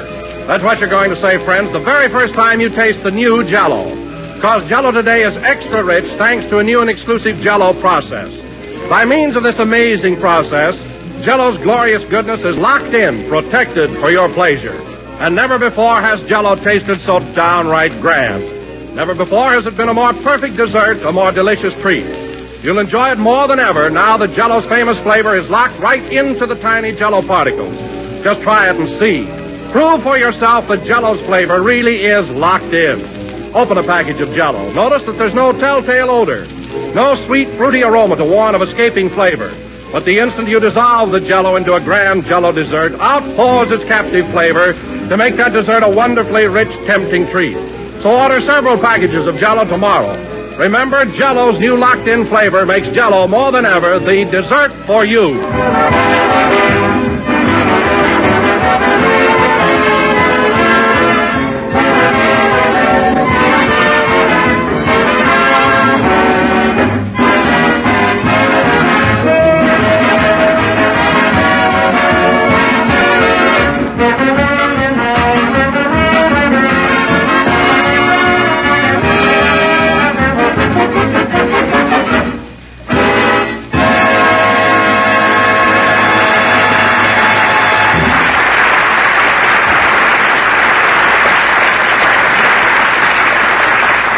Was Free for All, played by the orchestra. And now, ladies and gentlemen, as you all know, daylight saving time goes into effect tomorrow, and clocks throughout the country will be moved 1 hour ahead. That's right. So, without further ado, we bring you a man who will have only 11 hours sleep tonight instead of his usual 12, Jack Benny.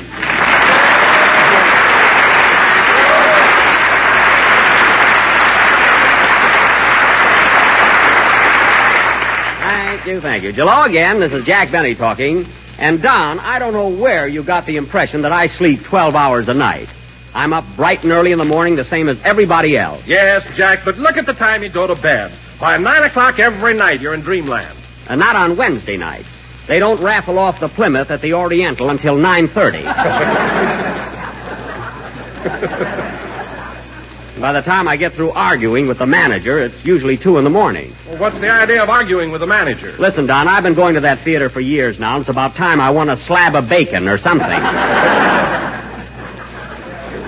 Anything. Huh? You mean as often as you've gone there, you've never won a prize? Well, my number was called on 2 different occasions, but, forget it. No, Jack. What happened? Well, you see, Don, when they call your number, you have to get up to the stage within 60 seconds. Uh-huh. Well, the first time I didn't get there fast enough, and the second time I was disqualified for wearing roller skates.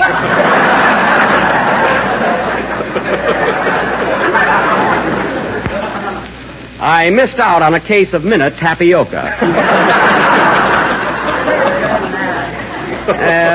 Anyway, Don, getting back to your introduction, you'll have to admit that it was hardly fair. Oh, come now, Jack. Just because you get to bed late on Wednesday nights, that doesn't make you a night owl. Well, it's not only Wednesday, big boy. You know what time I hit the hay last night? 4 a.m. 4 a.m.? My goodness, were you out night clubbing? No, it was Mr. Billingsley's fault. He was playing soldier outside my bedroom door, and just because I didn't know the password, he wouldn't let me in.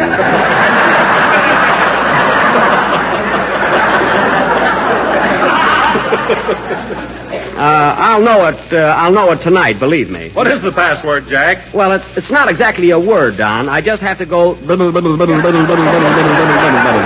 a couple of times. Oh, hello, Mary. Hello, Jack. What are you booing about? Oh, it's just a password. Thank heaven. I thought radio had finally smacked you down. No, nothing like that. My ears ring frequently, but that's about all. That's good. Say, Jack, did you tell Don the bad news? Not yet. What bad news? Well, on account of daylight saving next week, Jack is going to dock us all 1 hour's pay. 1 hour's pay? It's only for the duration. You'll get it back as soon as the war is over. The hour or the money? Both. It's wartime. And if there are any more objections, just read your contract. Who can read it? You've got one whole page written in Eskimo. Well? Mine, too. Now, what's the big idea? Because when the contracts were drawn up, my lawyers happened to be Smith, Smythe, Mullen, and Mooseface. Now, drop it. Leave it to Benny to get a lawyer that can spear fish for him, too. Mary, I retain Mooseface by the year. What's he going to do when someone isn't suing me? Just sit around? Be reasonable. Say, Jack, what does that Eskimo clause in our contract mean? I've never had it translated. I have. It says, actor who want raise can put high heels on snowshoes. Well, that's not a literal translation, but that's the gist of it. And I don't want you all reading your contract. If I hear another word about contracts, I'll scream. Virgil, just make with the noise and no dialogue. You're only the sound man here. Well, I get more fan mail than you old tintype. Get away from that microphone. Now beat it. Oh, Jack, stop picking on Virgil. He's very important to our show, and you know it. Important? Yes, in all our plays, he opens doors, rings bells, shoots guns. Oh. And when you're supposed to walk down the street, Virgil walks for you. Virgil walks for me? Well, any sound man can do that. With your flat feet, that's hard, Daddy.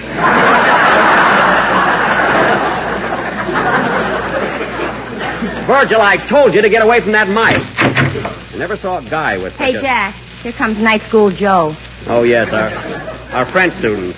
Hello, Phil. Bonsoir, folks, bonsoir. Hello, Jacques.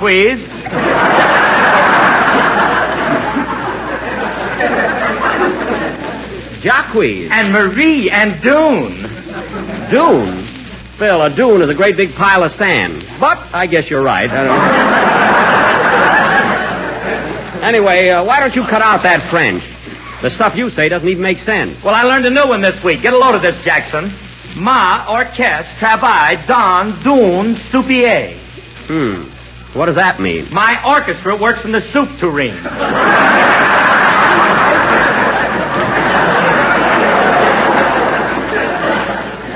Your orchestra works in the soup tureen? Yeah, that's as close as I could get to Biltmore Bowl. Oh, well, Phil, don't you think that before taking up a foreign language, you ought to learn how to speak English? And what's wrong with my English, may I ask? You're kidding, of course.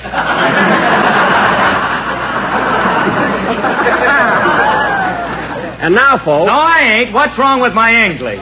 Phil, I met a Fiji Islander once with a ring in his nose who had only been in this country 3 weeks, and he speaks better English than you do.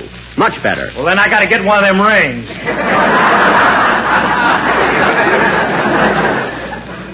It won't help you, believe me. Let him get one. This is an emergency. Mary, if Phil ever puts a ring in his nose, Alice will snap a leash on it, sure as anything.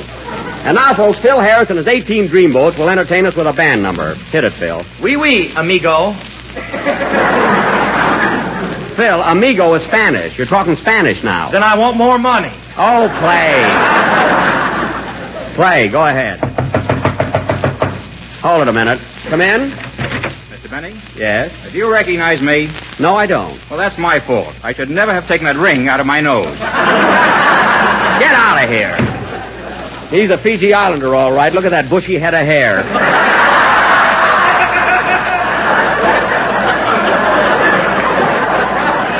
Play, amigo.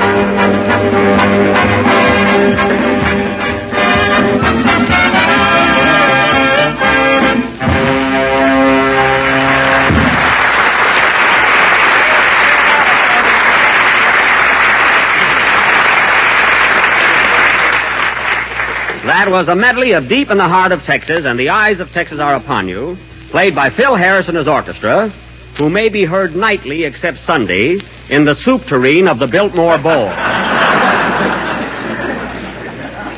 Say, Phil, that medley was really thrilling. How'd you happen to play it? Well, I got a lot of pals in Texas, and I don't want them to forget me. Oh, yes, you and the boys work down there every summer, don't you? Yeah, last year we did one-night stands in Fort Worth, Dallas, and Galveston, and then we played 3 months in Van Horn. 3 months, eh? Yeah, that's what they gave my guitar player for stealing the cow.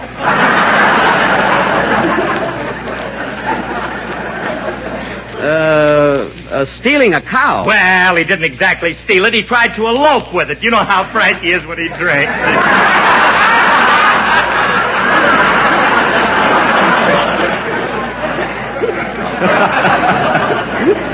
Yeah. He must have eloped with that guitar, too. It's got Gene Autry's name on it. Now, let's see. Where are we? Well, it's about time for my play, isn't it, Jack? Oh, yes, your play. And now, folks, Mr. Don Wilson, that eminent American author, has written another of his famous one-act plays. Take it, Doon Wilson. Ladies and gentlemen, the scene is the honeymoon cottage of a young couple who have just been married. The bride, played by Mary Livingston... Mary. ...is awaiting the arrival of her husband, for whom she has just prepared her first dinner. We take you now to the home of Mr. and Mrs. Typical American.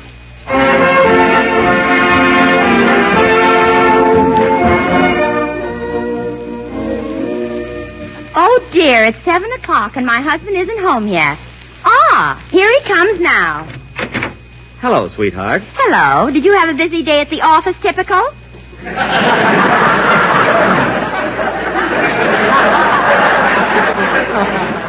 Oh, awful. That fresh boss of mine had me sitting on her knee all day. I'm a secretary, folks. Well, look what's on the table. Are you working a jigsaw puzzle, darling? No, that's your dinner. Yipe! So you surprised me, eh, darling? Yes. Sit down, Tippy. My, this looks so good. What would you like with your dinner, sweetheart? Coffee, tea, or milk? Milk, please. Okay.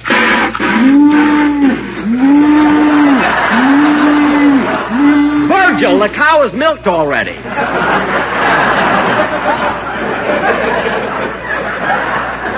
The milk's in the bottle. Now pay attention. Well, look at those homemade biscuits. Look at those homemade biscuits. Did you make them yourself? Yes, take this hammer and butter them. They are. They are a little cementy. And my goodness, look at this platter of meat. You'll love it, dear. It's Swiss steak. Swiss steak. Ole, ole,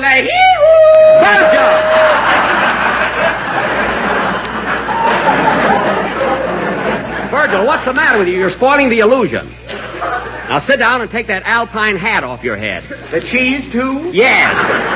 The whole darn outfit. Now let us alone so we can eat. 30 minutes later. Calling all cars, go to the home of typical American. He has a beautiful wife and acute indigestion.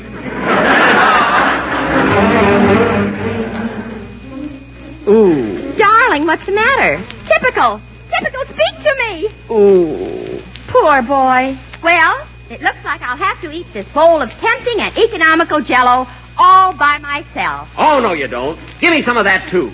Even you can make Jell-O right. Thank you.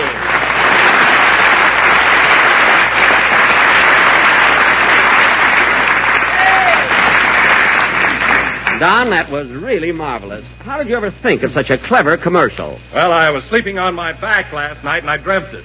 Well, tummy down tonight, please. Not that I didn't like it, Don, but, well, I thought you were lost, Dennis. Where were you, kid? I'm not a kid anymore. I just fell in a manhole.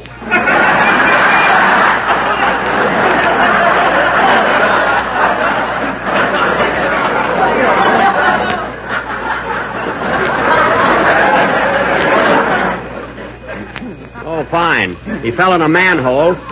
That makes him a man. I suppose if you fell in a gopher hole, you'd be a gopher. Yeah. Jack fell in a rat hole once. Oh, quiet.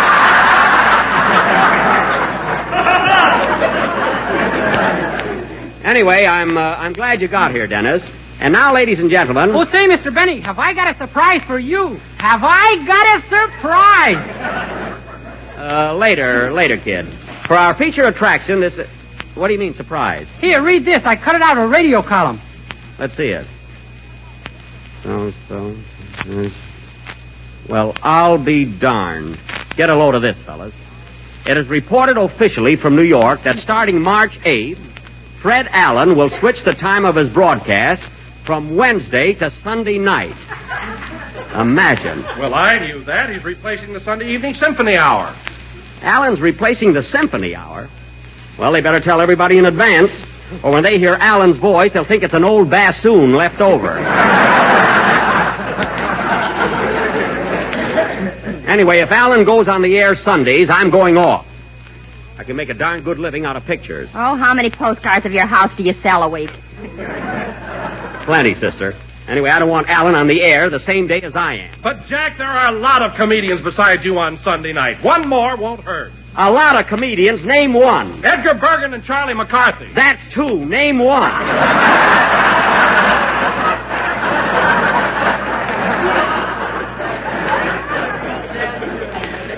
Now, I dare you. Oh, Jack, you know very well that Edgar Bergen plays both parts. McCarthy is a dummy. Oh, so you're falling for that stuff, too, eh? I happen to know that Charlie McCarthy is just as much flesh and blood as I am. On flesh, I won't argue. No argument on blood, either. I got plenty in my veins. Mr. Benny is right. I gave him a transfusion yesterday. You didn't give me anything. I paid you $5 a gallon.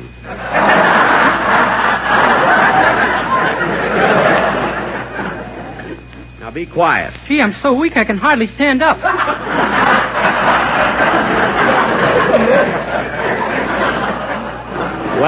Well, it's your own fault. You didn't say when.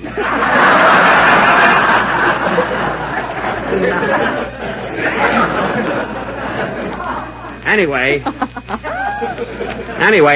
I've got to do something about Allen. Gosh, I'm dizzy. Dennis, eat liver. You'll get it back. I know what, Mary. Mary, get me Mr. John Swallow on the phone. His private extension is 309. Okay. I'm going to nip this in the bud. He's the program manager. I'm going to straighten out this Allen Sunday night situation. I don't get mad often, but when I do... Hello? Hello, Mr. Swallow. Oh. Hello, Mr. Swallow. When did you get back from Papa's Pride? Did I?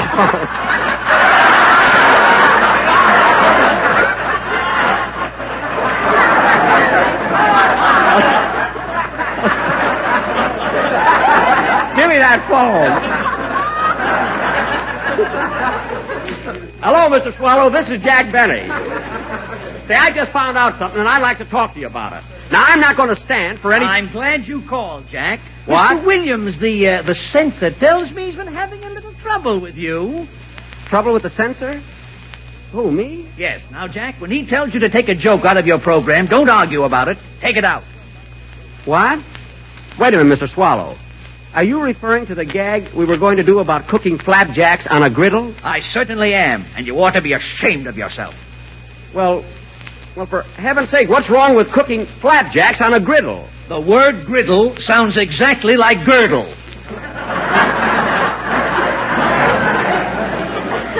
Sounds exactly... Mr. Swallow, I defy you, Mr. Williams, or Oscar of the Waldorf, to cook flapjacks on a girdle. It can't be done. That's not the point. The line is still double entendre. And don't pull that Phil Harris stuff. I like that griddle gag very much. Well, it's definitely out. All right. Goodbye. Goodbye. Harmless little gag about hotcakes, and I can't even do it. Well, come on, Dennis, sing your song. Well, what'd you do about Fred Allen? Who? Oh, my goodness, I forgot all about him. I'll take it up later. Well, come on, Dennis, let's have a song. Okay. Get so burned up lately, I must be getting high blood pressure. With my blood, yeah. Oh, quiet, sing. There must be some way of fixing that Sunday night thing.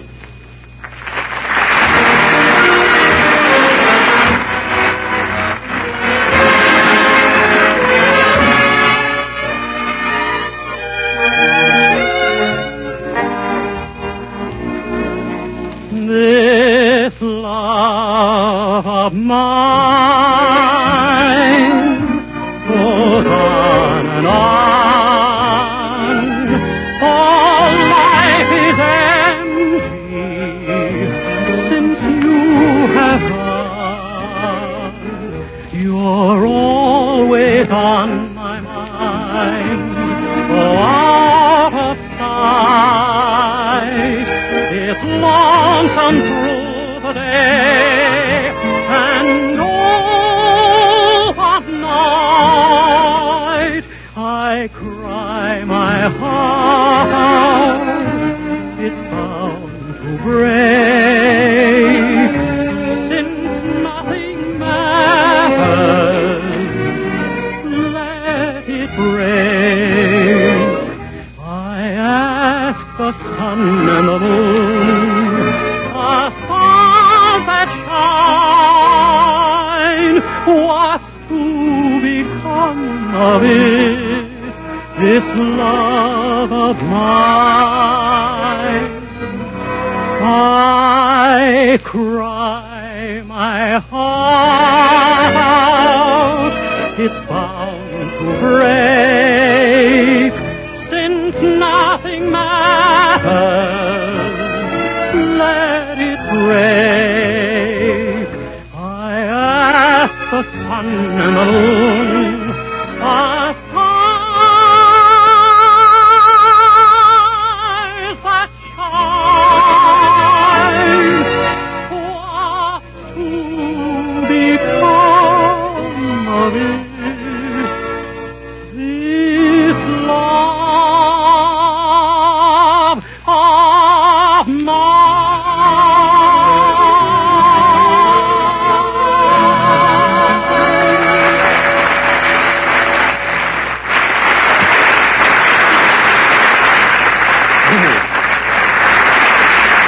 That was This Love of Mine, sung by Dennis Day. And very good, Dennis. Sure, and it was wonderful, begorra. And now, ladies and gentlemen... Well, Dennis, your blood is working on him. Yes, it is at that. Gee, I wish there wasn't such a tightwad. We'd all get a raise. Hooray, I've got an alibi. And now, folks... Hey, Jack, what are you going to do about the Fred Allen situation? Yeah, you going to let that guy get away with it? Well, I've been thinking it over, gentlemen, and I'm going to form a little group that'll take care of him. The SAALC. What's that stand for? Sunday Artists Against Low Comedy. I'm going to send letters to Bergen, Abbott and Costello, Phil Baker, Gildersleeve, and all of them. What about me? I'm a Sunday artist. You're a Sunday... Well, I'm having enough trouble with Mr. Swallow. But I'll have my lawyer send you a letter anyhow. It only costs $10 to join. That Eskimo isn't getting any $10 out of me, Sugarfoot.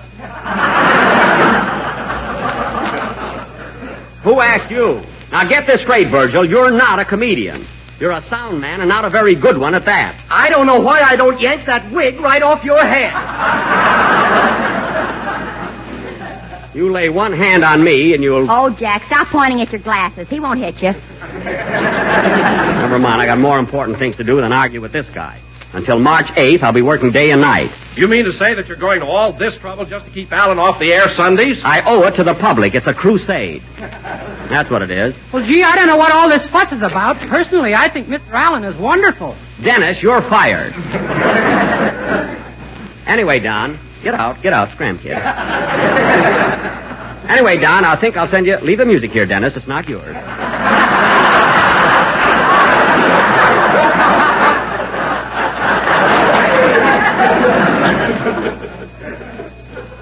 Anyway, Don, get back in the manhole cover. I think I'll send you an application blank too. And then if we all stick together, I'll take it. Hello? Hello, Mr. Benny. This is Rochester. What do you want? Boss, I always thought that boarder of ours was cuckoo, and now I know it. Mr. Billingsley, what's the trouble now? He's playing soldier again. This morning he locked me in my room for 3 hours. Well, why didn't you give him the password? It's... That was yesterday. Today is...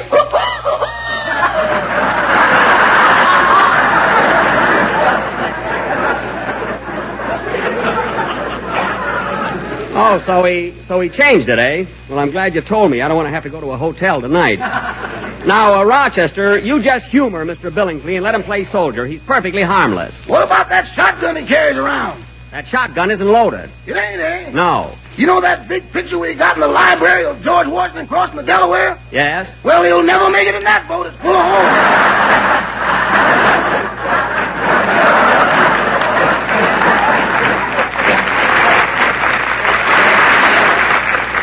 Oh, my goodness. Well, I'll tell you one thing, Rochester. He's going to pay for that painting. He paid for it already. Good.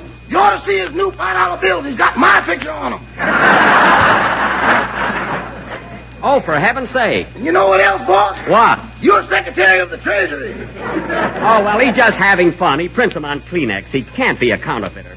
Well, Rochester, I'll be home pretty soon, so don't worry. Goodbye. Goodbye. Oh, say, Rochester, where's Mr. Billingsley now? He's out in the garage squeezing orange juice. Squeezing orange juice in the garage? Yeah, he nails an orange on the wall and then backs the Maxwell into it.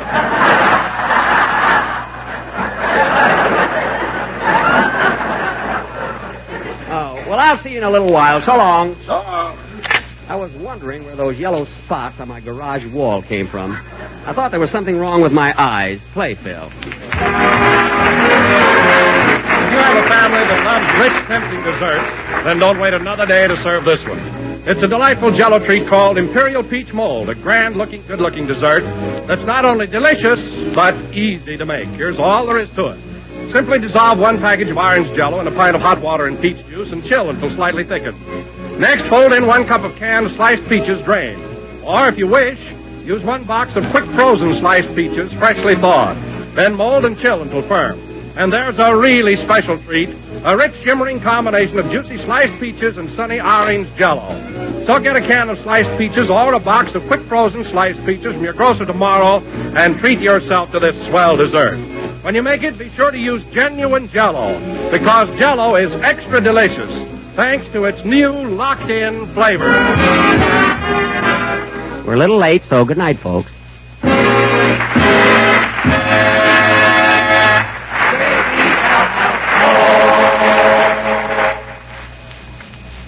Remember this name, folks. Jell-O Butterscotch Pudding. It's the name of one of America's most popular desserts. The name of a grand pudding that's sure to become one of your special favorites. Jell-O Butterscotch Pudding is marvelously smooth and luscious, with a swell homemade goodness. And it's full of golden butterscotch flavor. So tomorrow, when you order Jell-O, get Jell-O puddings in all 3 flavors: chocolate, vanilla, and butterscotch. Jell-O puddings are just like Grandma's, only more so. This program came to you from Hollywood. This is the National Broadcasting Company. KFI, Los Angeles. Good morning. Time now for an early morning roundup of the day's news from the war fronts of the world. In just a moment, we're going to hear from our on-the-scenes reporter in the Far East, in London, and from our own nation's capital in Washington, D.C. First this morning, we are going to switch to the Netherlands East Indies for a report from Sidney Albright. Go ahead, Batavia, Java. This is Sidney Albright, speaking in Batavia. The time is 9:30 on Sunday evening. Today's operation of the Japanese Air Force in Netherlands East Indies territory extended over an area roughly the distance between New York and London. Montauk on the island of Banca was raided, as was an unnamed city in New Guinea. A study of the map will clearly show the strategic importance of these two places as guardians of the approaches to Java. Banca and Bilitan Islands are the obstacles located at the foot of the South China Sea and the opening to the Java Sea, forming a natural line of resistance against any attempted southward advance from Hainan Island, French Indochina, Thailand, or North Borneo. The importance of New Guinea decreases with every new Japanese occupation in the Celebes area, a part of which is already in enemy hands. On the surface, the most prominent single action today was the raid on Surabaya, where 35 persons were killed and 50 were wounded in an attempt to destroy the dock. Damage was also inflicted on the Navy base, but of relatively slight importance. An undisclosed number of Japanese planes carried out reconnaissance over Batavia yesterday, the first enemy appearance over the capital city so far reported. In the district of Pengalengan, near Bandung, a group of tea pickers working in the field were machine gunned by a low-flying plane. However, there were no casualties. Palembang in Sumatra was again attacked, this time by 6 bombers, with a strong escort of fighters. Some Dutch planes were destroyed on the ground when they caught fire as a result of the bombardment. In the attack on New Guinea, only 2 persons were wounded, one seriously and one slightly. At Montauk, 10 civilians were killed, 6 seriously wounded, and 30 slightly wounded. The communique says many fires were started at Montauk, while damage was not insignificant. The communique also tells of enemy reconnaissance over East Java and over North Sumatra. Although the general situation in the Indies is more serious than ever before, as emphasized in the latest communiques, yesterday's announcement of the sinking of 1 Japanese cruiser and 1 large transport ship and the damaging of a cruiser and a submarine brought great satisfaction to observers here.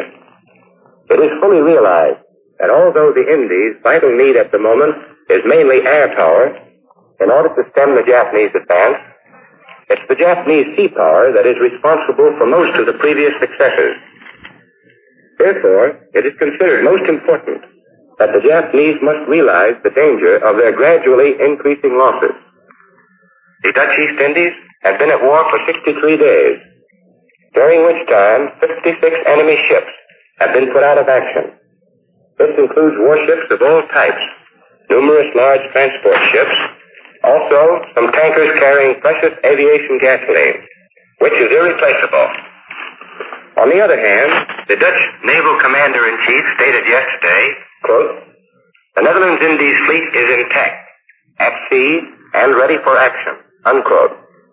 The CNC emphasized that since the war started, Dutch naval losses have been almost negligible. Naval observers here stress that while the Japanese are losing valuable units of their battle fleet in daring exploits in the narrow channels of the Indies, the future major engagement with the United States fleet, which Tokyo knows is inescapable, looms as a threatening shadow over the heads of the Japanese admirals, who know they'll need many, many months to replace the heavy losses already suffered. An unpleasant prospect for the warlords in the land of the rising sun. I now return you to San Francisco. Next to the newsroom in New York. And here are some late bulletins. Moscow. The Russians are telling of a party of 93 Soviet border guards which operated for 3 months behind the German lines.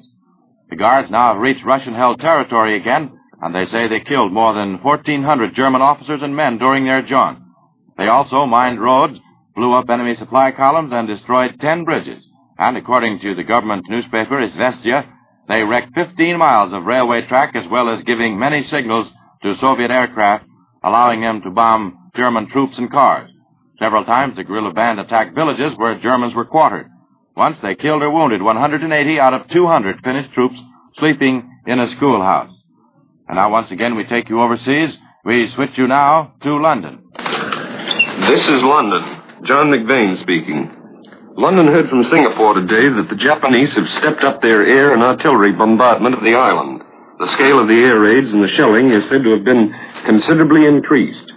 The British guns fired across the strait at enemy working parties and broke them up. Enemy forces moving toward the east of the mainland also came under British shell fire. The Japanese have made a landing on the island of Pulau Ubin, between the east end of Singapore Island and the mainland. Authoritative quarters in London don't seem worried by the new Japanese move. They say the landing doesn't bring the Japanese any closer to their main objective. The only news London has from Libya so far today is that British mobile columns and air patrols had been operating over a wide area, west and southwest of the British front about Gazala. It stated that no important enemy bodies were engaged. The story of the pikes issued to Home Guards has caused a lot of caustic comment in Britain. Most of the Sunday papers take a crack at the idea, and there are references to running the war with antiquated strategy and balaclava brains. Talking of British Home Guard equipment recalls the story of the Home Guard invasion maneuvers. The men had no equipment, but they were told to say bang to represent a rifle, bang bang to represent a machine gun, and whoosh to mean the thrust of a bayonet. In the course of the maneuvers, one Home Guard met another and said bang. The man kept coming, so the first Home Guard said bang bang. The man kept coming. Finally, the Home Guard said whoosh. The man kept coming, and the Home Guard shouted, "What do you mean by not stopping when I've killed you 3 times with a rifle, a machine gun, and a bayonet?" Then the second man spoke for the first time. "Chug, chug," he said. "I'm a tank." This is John McVane in London, returning you to New York. For a word on events at home, here is Morgan Beatty speaking from the newsroom in Washington. The Navy Department announces that the Sagoni vacuum tanker China Arrow has been torpedoed off the Atlantic coast. But all the crew, 37 survivors, have been landed at Lewes, Delaware. The sinking of the China Arrow brings to 20 the number of ships sunk in Atlantic coast water. This news, plus the reports you have heard from Batavia, London, and New York, add up to this fact.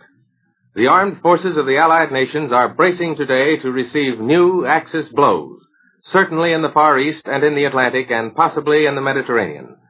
To that end, the Allied High Command has been established in Washington. It is setting up a strategic board for military and supply problems and forming new commands in the Pacific to backstop the defenders of Singapore, the Philippines, and the Indies. The naming of Vice Admiral Leary of the United States Fleet as commander of the United Nations forces in Australia and New Zealand waters is a part of our changing strategy, a plan that apparently embraces Australia as the great Allied base in the far Pacific war zone. The selection of Admiral Leary is also special recognition of the demands of the Dutch and the Australians that an American admiral should command Pacific forces. On the domestic front, neither Congress nor parts of the executive branch of the government are quite so well braced to face possible setbacks in the war theaters. Congress, for example, has just emerged from a storm of criticism by constituents who don't like the idea of congressmen voting themselves the right to a federal pension. And congressmen proved they not only could take criticism, but they could, in the vernacular, dish it out too. They are objecting loudly to putting actor and dancer friends of Mrs. Roosevelt on the federal payroll with civilian defense. And there are new and sinister clouds on the labor horizon again, too. In New York State, plans are afoot to form a dairy farmers union as a subsidiary to John L. Lewis's mine workers. And in Detroit, CIO leader Walter P. Rother, director of the United Auto Workers Union, declares that war production programs cannot be a total success until labor is given a strong voice in organization. These demands follow within less than a week the frank admission by a shipbuilder's agent that his company has made unconscionable profits out of war work. And they also follow within 2 weeks after the farm bloc had enforced its demands for a 110% ceiling on farm prices and had given the Secretary of Agriculture a veto power over Price Control Administrator Leon Henderson.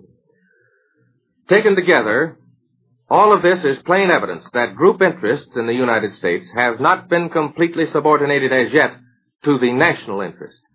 Labor, industry, the farmer, and all other large groups apparently are still absorbed in their own rival positions. They are thoroughly patriotic, of course, but they can't take their eye off the other fellow for fear he'll steal a march on them. All these groups would do well to read the letter placed in the Congressional Record yesterday by a congressman from Louisiana. The congressman called it an American soldier's letter. It was written the day after the war began by a man called Salvatore Anselmo, an American of Italian descent, and he says in part, I want you at home to realize that I'm proud I have the opportunity to offer my services for the defense of what I and all of us believe in. I feel privileged to fight for Dad's right to vote, for Mom's right to her religion, for Vincent's right to denounce one party or uphold another in public, for Rose's right to speak her mind and to act according to her principles, within the law, of course, for Angie's and Nancy's right to marry whom they please and when they please. But, dearest people I love, don't be alarmed or hysterical. You, too, must be loyal and patriotic. No sacrifice, no matter what it may be, is too much to give in order to preserve your rights. Those are Salvador's convictions. Tomorrow the nation goes on wartime. The clocks will be put on, as the British say, or turned up, as we say it, 1 hour at 2 a.m. The plan conserves daylight and probably will save 1.5 billion kilowatt hours of electricity annually. That's all for now. And that's the report up to this moment. These have been reports by Sidney Albright in Batavia, John McVane in London, and Morgan Beatty in Washington. For the latest news, keep tuned to this station. This is the National Broadcasting Company.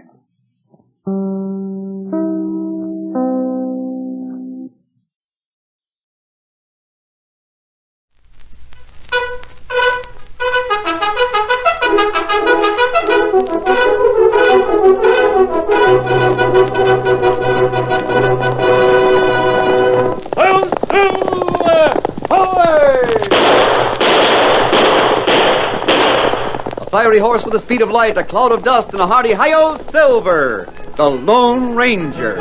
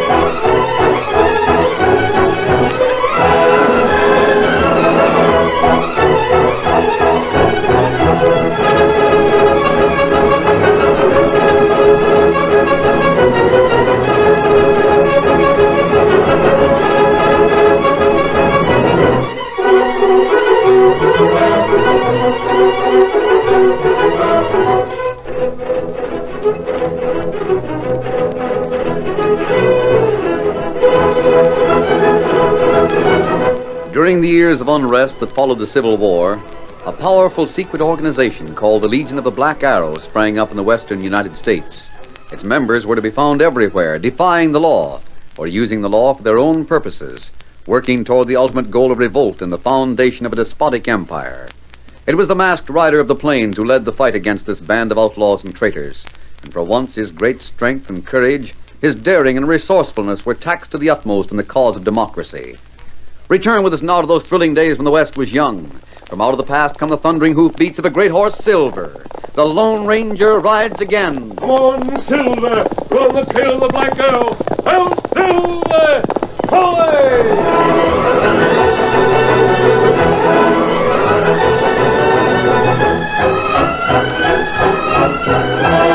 The marshal Constable was furiously angry at what he considered carelessness and negligence. He paced the floor of the sheriff's office, expressing himself in no uncertain terms. Well, brained, walking in their sleep. I've still got to be convinced there wasn't bribery and conniving done. Well, that's a strong charge. Strong, eh? Well, I'll use stronger language before I'm through. Never in all my years as United States Marshal have I seen a man slip away as complete and easy as Sidney Drake. What'll I tell the Lone Ranger? Well, golly, I don't know. What can I tell him? I don't know. Sheriff, you listen to me. Well, I am. You know what the Lone Ranger went through to get the goods on Drake. You don't answer me. Well, I'll tell you. He went to jail. He risked his life. He covered in a split hair being hung to get proof from those killers that Drake was a head man in the Black Arrow. And he got it, didn't he? Well, yeah, I reckon so. And then what? He was going to make Drake tell where the headquarters was located. All you had to do was hold Drake in jail. Just hold him, that's all. Now what happens? Drake slips out, escapes. Hang it all, what's the use? I swear I didn't do it a purpose. That man's clever. He's slick. He's like a ghost or something. And hang it, he even looks like one. Let me line my sights on him and I'll make him a ghost. Here, I'm to meet the Lone Ranger tonight and try to make Drake talk. And Drake is gone. Marshal, Stop talking. I don't want to hear you. If only we had an inkling of where the whole headquarters is. Marshal. Yeah? The Lone Ranger. I can hear you talking. Drake has escaped. How did that happen? Ask him. The guard made a mistake, that's all. Drake told him he had something to whisper. The guard went close to the bars in the jail door. Drake reached out and choked the guard senseless and then took the keys from his pocket. How long has he been out? Long enough to get away. The guard didn't come to for some time. When he did, he couldn't find me to tell me about it until a few minutes ago. Yeah, we scoured the town, but Drake is gone. Well, come on. Let me have it. Let you have what? The marshal's lambasted me. Now you may as well tell me what you think of me. I reckon I got it coming. I don't think any great harm has been done. We hoped Drake would tell where the headquarters is. But I don't think he could have been made to talk. No, maybe not. Drake wasn't the kind that gives in. I have a general idea where the headquarters is. You have? Here, take a look at this wall map. I'll draw a circle on it. The headquarters is somewhere inside that circle. Jumpin' Juniper. Do you know what you circled? Yes, Marshal. The big forest in the country north of it. North of the big forest is a high cliff. And the forest itself covers mountains and valleys and streams and gullies. Why, a whole army could hide there. An outlaw army has hidden there. And for all we know, the headquarters may be north of the forest. Somewhere beyond the cliff. Well, we can organize a posse to search the forest, but... Men from town won't be of help to us. They might walk right over a trail and never see it. Then who are you We need men who know the woods and the trail signs. But where are you going to get... We need men who can make a broken twig tell a story. Men with eyes so keen that they can follow a trail no matter how difficult. They must be men without fear. They must find the trail and be ready to fight to a successful end no matter what the odds. I don't know who you can get There are men like that. Around here? How about Bill Cody? Well, a man like that... Bill Hickok. Well, sure, but... Dan Jurgen. Arizona Pete. Jim Sherman. If you could get one or two like that... We'll have all of them, and others equally experienced. Those men helped when we first started on the campaign to smash the Black Arrow. They're ready. Glad to ride again when they got the call. Can you find them? Yes, Sheriff. Hello. You ready? We're starting out. Yes, Silver. Let me know when you need me. I'm ready. I will. Did you hear those names, Sheriff? I heard them. There never was such a pack of hard-fighting men brought together in the history of the West. Steady, boy. Let's go, Tonto. Get him up, Scout. Silver.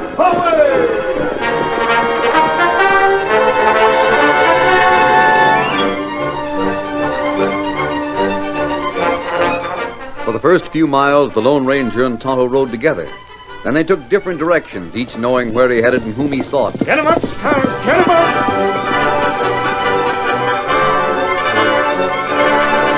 The steady pound of hoofs sustained throughout the hours of darkness. Come on, Silver. At dawn, a rancher and his wife went to their door at the sound of approaching hoofbeats. Well, look, Ma. The horse is Snow White. Steady. Tell Bill Cody to meet me in Grand Pass. Cody! Come on, Silver.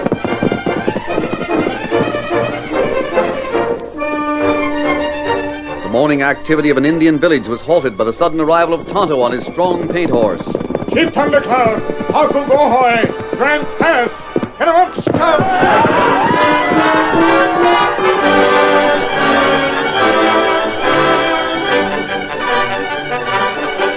The Lone Ranger and Tonto rode all day and part of the night that followed, spreading the word in ever-expanding circles to reach remote places in the hills and valleys. Then one at a time, men rode into town. Strong, grim-faced men, some of them in buckskins, Men whose keen eyes missed nothing. Woodsmen, plainsmen, hunters, and scouts whose lives depended on eternal vigilance. Pioneers and Indians who were ready to assemble at the word of the Lone Ranger.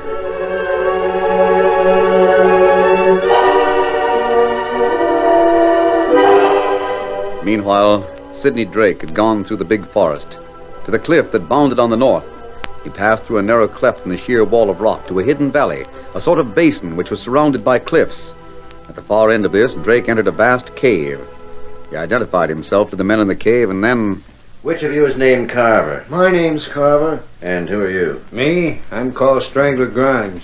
Grimes. I'm in charge of what are left of us. How many are left? Well, you know how the Black Arrow organization was set up. There was about 150 men that wore the tattoo mark. Each of them was in charge of a separate gang. Yes, I know. Each gang worked as a unit. Some gangs were made up of savage Indians. Others of ranchers and other people who had been won over to our cause. But how many are left? We've got about 50 men here in the cave right now. We can bring 40 or 50 more here in a couple of hours' time. Close to 100 men all told. About that. Good enough. We'd had a lot more if it hadn't been for the Lone Ranger. He's made a plenty of trouble for us. He fixed a couple of traps so the whole army was against us, capturing our men by the dozen. The Lone Ranger's going to learn a few things about traps. He's got out every trap we've fixed so far. Well, he's playing right into our hands now. How's that, Mr. Drake? He's getting a group of men to come into the woods south of here and search for the trail that leads to our headquarters. They won't find this hideout in 5 years of hunting. Grimes, it's that sort of reasoning that has made you fail. What do you mean? You think this place can't be found. If it were found, you'd be unprepared. Oh, but how I can know you... the type of men the Lone Ranger will have helping him. They're men who will not miss the slightest clue. Any one of them might find this place. Well, what can we do about it? Take advantage of our opportunity. That's what we can do about it. The Lone Ranger is bringing together every man in this part of the country who's dangerous to us. An outfit like that would be tough to beat. It will, if we're unprepared. But let's assume they will find this hideout. Let's plan on their finding it. And in one stroke, wipe out all our dangerous enemies. How? A trap. Huh? The Lone Ranger wants to find this cave. Well, he's got to find the opening in the cliff and find the valley first. He'll find the opening in the cliff, and the valley and the cave. I'll see to that. And we'll plan a hot reception for him.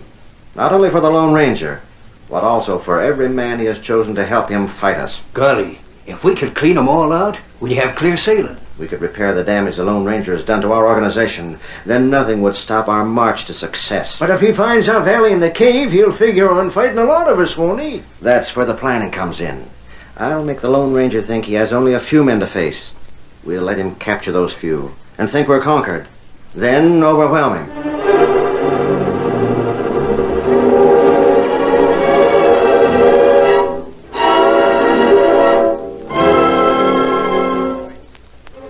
The Lone Ranger divided his men into pairs and assigned each pair a route to follow through the forest. And just as he and Tonto were about to start on their own route, a note was handed to the masked man. I picked this up when we were searching the hotel room where Drake had stayed. It's addressed to the Lone Ranger, so I brought it to you. Thanks, Marshal. Well, it's the same handwriting. Eh? I don't suppose you saw the girl who left this note. I didn't know it was a girl that left it. I just found it there. I can't figure this out. It won't change your plans? No.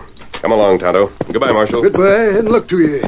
We'll go slowly, Tonto, and take no chance on missing a track in the woods. We watch plenty close. The other men will do the same. If we all move at about the same pace, we'll keep within gunshot of the men on our left.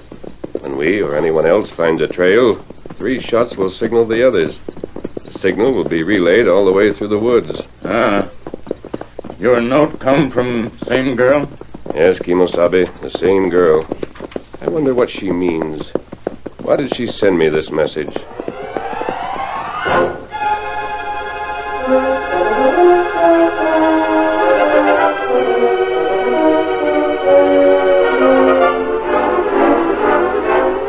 The days that followed were uneventful. The Lone Ranger and Tonto went through the woods until the cliffs on the north obstructed them.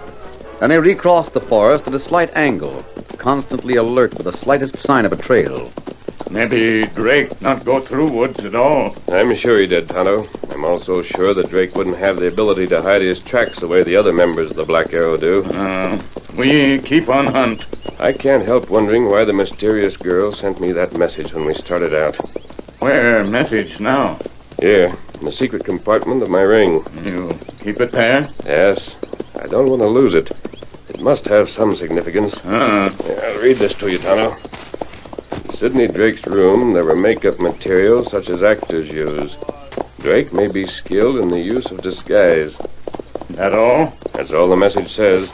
Well, if Drake leaves stuff in room, him not got it now. He may have some makeup material with him, but it wouldn't matter. No. Makeup on his face wouldn't hide his footprints. We're looking for footprints. That's right. If we find a man who doesn't resemble Drake, we can make sure it isn't Drake in disguise. That may be why the girl sent this message to us. Yet, Tonto, I can't get rid of the feeling that there is... Silver, what is it? Someone ahead. Come on. There in those bushes. Me see him. Steady, Silver, steady. Hold a gun on him, Tonto. Me got him. I'll have a look. Help me. You're covered. Come out of those bushes. In the name of goodness, help me. Help me. Why, it's Sidney Drake. But, Tonto, what's happened to him?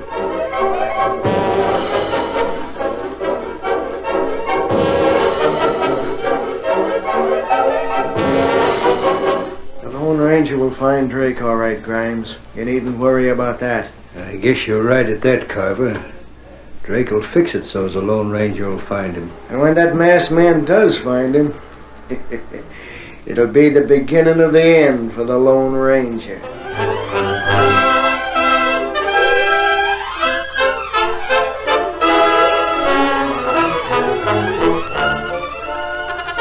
The curtain falls on the first act of our Lone Ranger story. Before the next exciting scenes, please permit us to pause for just a few moments.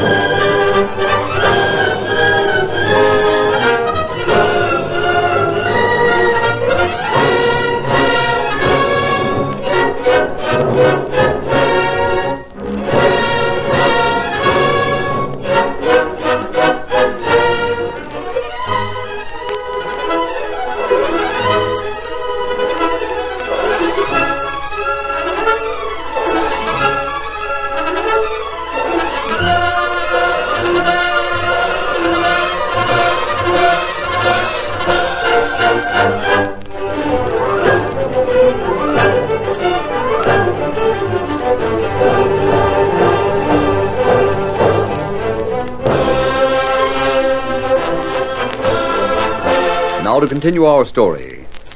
The Lone Ranger and Tonto examined Sidney Drake, whom they found badly bruised and battered, with clothing torn by thorns and brambles in the underbrush. There's no serious injury, Tonto. No bones broken. No. Plenty scratch and plenty bruise. That all that's wrong. And weak, barely conscious. Probably from lack of food and water. Maybe he got lost and couldn't find the headquarters of his men. Here, Drake. Water. Follow some more water. You're not badly hurt. Help me. Where have you been? What happened to you? Men in cave. Double-crossed me. Won't trust me. Your own men, huh? I just managed to escape. So you've been to a cave. The headquarters of your Black Arrow. Water. More water. Here you are. Now, Tonto, we'll signal the others. And if the members of the Black Arrow hear the signal, they can consider it the opening gun of the last battle.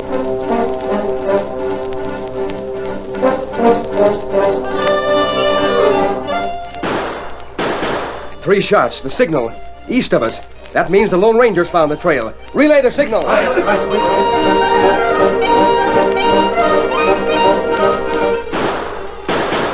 Three shots. The signal. East of here. Come on. Mount up while I pass the word with gunfire.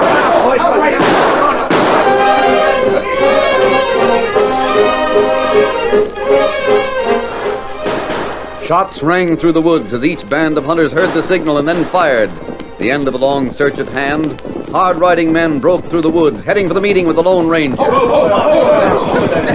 You got one of them, huh? Great work. He came from the cave. We can follow his back trail. Good. We passed the word. The others are coming. But what about all the gunfire? Want to put the crooks on guard? Let them know we're coming. It won't matter. Now, keep away from Drake. I don't want him to know how many men we have. If he thinks we have more than we really have, so much the better. Here comes Bill Hickok. Oh, there. Oh, now. Oh, boy. Here we are. How soon can we start the fireworks?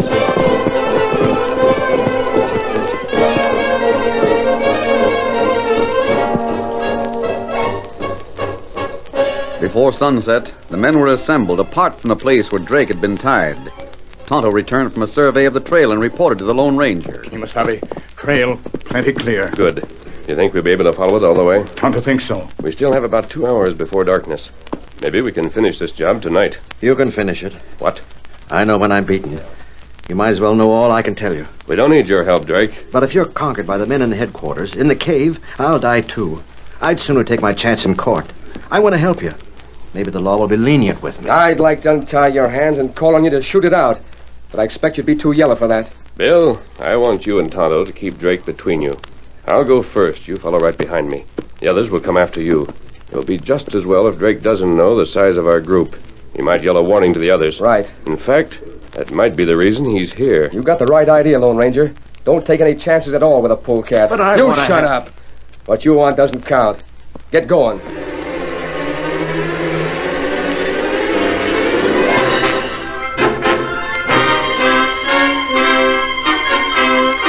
The band advanced until it reached the north edge of the forest, where the steep cliff rose to form a sheer background for the trees.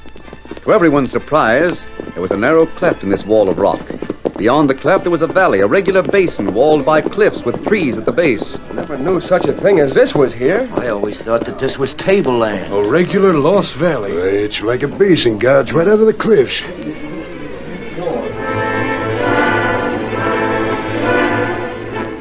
The Lone Ranger continued along Drake's back trail, which led among the trees that were thick at the edge of the basin. Meanwhile, Drake was secretly well pleased. The plan is working perfectly. Following my back trail to the cave, they'll be thrown completely off guard. They'll walk right into the trap.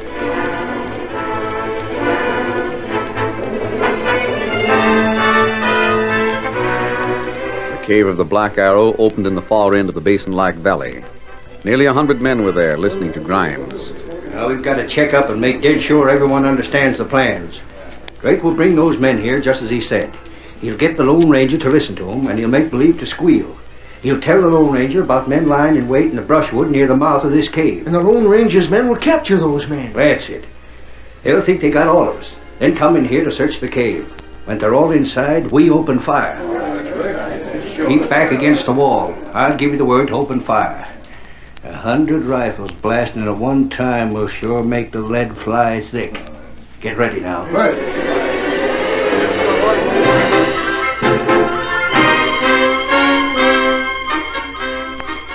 The Lone Ranger walked ahead through the trees at the edge of the valley. Drake was kept between Tonto and the man in buckskins, while the rest of the grim-faced men followed in single file. During the march, the masked man still wondered about Sidney Drake. Theatrical makeup. I wonder why Drake had it. Never used it to our knowledge. I can't get rid of the feeling that it's important. Something seems to keep telling me. Lone Ranger. What do you want, Drake? If you keep going, you'll be defeated by those men at the cave. They're expecting you. They've got a trap for you. We'll have to take chances on their trap. But those killers will get me again. They'll kill me. I don't know how many men you have, but no matter how many, it won't be enough. We know we're going against odds. Now, wait a minute. Don't go any nearer till you listen to me. Odds don't matter.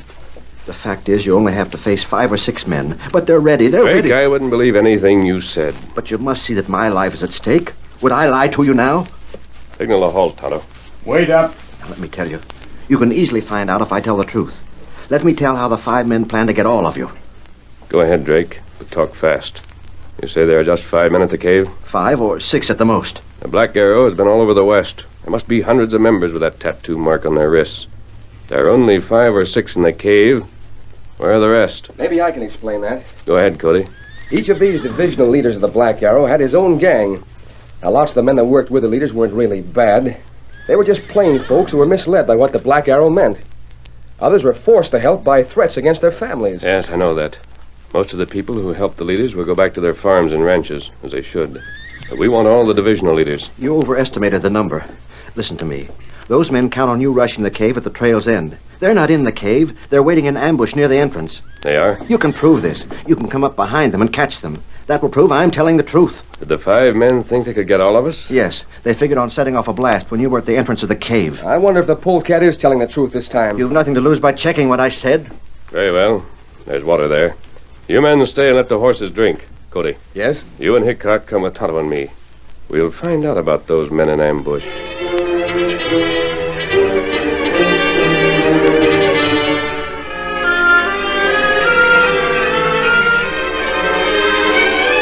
On feet that made no sound, the quartet crept up behind 5 men hidden in the brushwood near the mouth of the cave. It was hard for the Lone Ranger to believe that Drake at last was speaking truthfully, but the evidence was there before him. He raised his hand to signal Tonto and the others and then called, Take 'em! Get your hands up! We're trapped! They come us from behind! We get your hands, don't shoot! We fix them! Wheel on us, a dirty snake! Get them ropes and go back to the others. Now we'll be able to search that cave. Get going, you crooks. You can hang alongside of Drake. Get going. On your way. Inside the cave, Grimes whispered, All slick and according to the plan. Now, boys, be ready. They'll be coming here to the cave in a few minutes.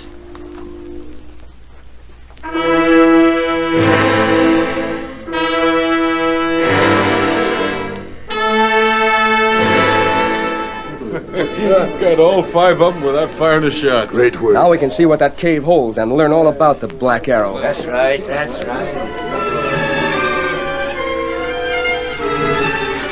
While the friends of the Lone Ranger made sure the prisoners were securely tied to trees, the masked man stood apart. Something vague, intangible, kept gnawing at his mind. He couldn't rid himself of a peculiar feeling of apprehension. There must be something. It was too simple, too complete. Drake squealing, capturing those men. 5 men. The Black Arrow is stronger than that. The Lone Ranger toyed with the ring on his finger, thinking of the girl's note of warning he kept in the secret compartment. Makeup in the hotel room. Theatrical makeup. Never used it. Drake is a far-sighted schemer. Kimasabi. Now all men tied to tree. We search cave. I don't know, Tonto. How about it, Lone Ranger? There's nothing to hold us back, is there? I guess not. You've got them all now. Now they can't murder me. You can get all the evidence from the cave. I'll take my chance in court. Wait. Tonto, take Drake to that stream of water. Wash his face and wash it good. No, the bruises, the cuts, the scratches. Scrub it and scrub it hard. No, don't let him. It's inhuman. No. What's the idea of that? Cody, I don't think Drake was beaten by his own men. He didn't run from them to save his life at all. He wasn't injured as badly as he tried to make us think. He recovered his strength too quickly. How about it, Tonto? Bruise and scratch all wash off. Sure enough, look, Drake's not hurt at all. He wanted us to find him, Cody. Wanted us to follow his back trail and find that cave. He wanted us to trust him and tried to win our trust by telling of the ambush. But he told the truth. And why? So we would go to that cave not looking for more men. He wanted us off guard. I think there are more men inside that cave. Lots more men. All of the Black Arrow. Build fires, smudge fires, lots of them. We'll send so much smoke into that cave that they'll have to come out of there.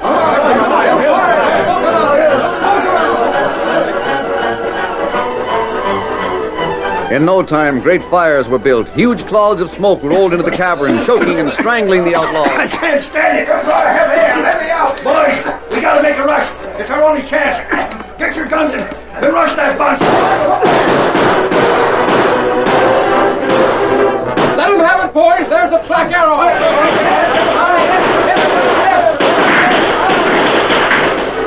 It took but a few moments for the crooks to realize that their fight was a hopeless one. Half blinded by smoke, they were quick to throw down their guns and cry. Lead him up. Stop shooting. We got him licked. Put down your guns and come forward with your hands up. Drake double-crossed us, the dirty schemer. He squealed on us. Quiet, Grimes. Quiet my eye. You won't talk yourself into getting a light term. Listen to me. Drake is one of the 6 men that directed the hold of the Black Arrow. There's 5 more of them. If Drake is going to get off easy, I am, too. You crazy fool. Be quiet. I won't. You listen to me. I'll name the others. Kimberly, the railroad man, is one. Webster, the fur trader, is another. And there's Steele, the cattleman. Drexel of the gold syndicate. And Page, the army contractor. Get them, too. You'll find proof against each one of them inside that cave. Got those men tied. We sure will. Where are you going? Here, Silver. I'm going to get the sheriff and bring him here with wagons to carry everything away from that cave. This is the end of the Black Arrow. Steady, boy. Hail, Silver! Away!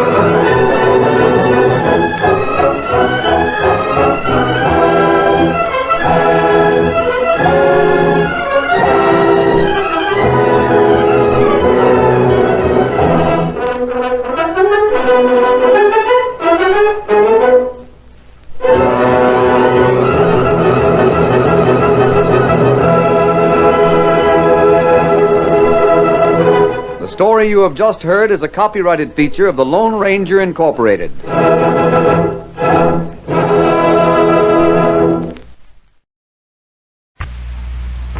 Presenting the transcription feature, Superman.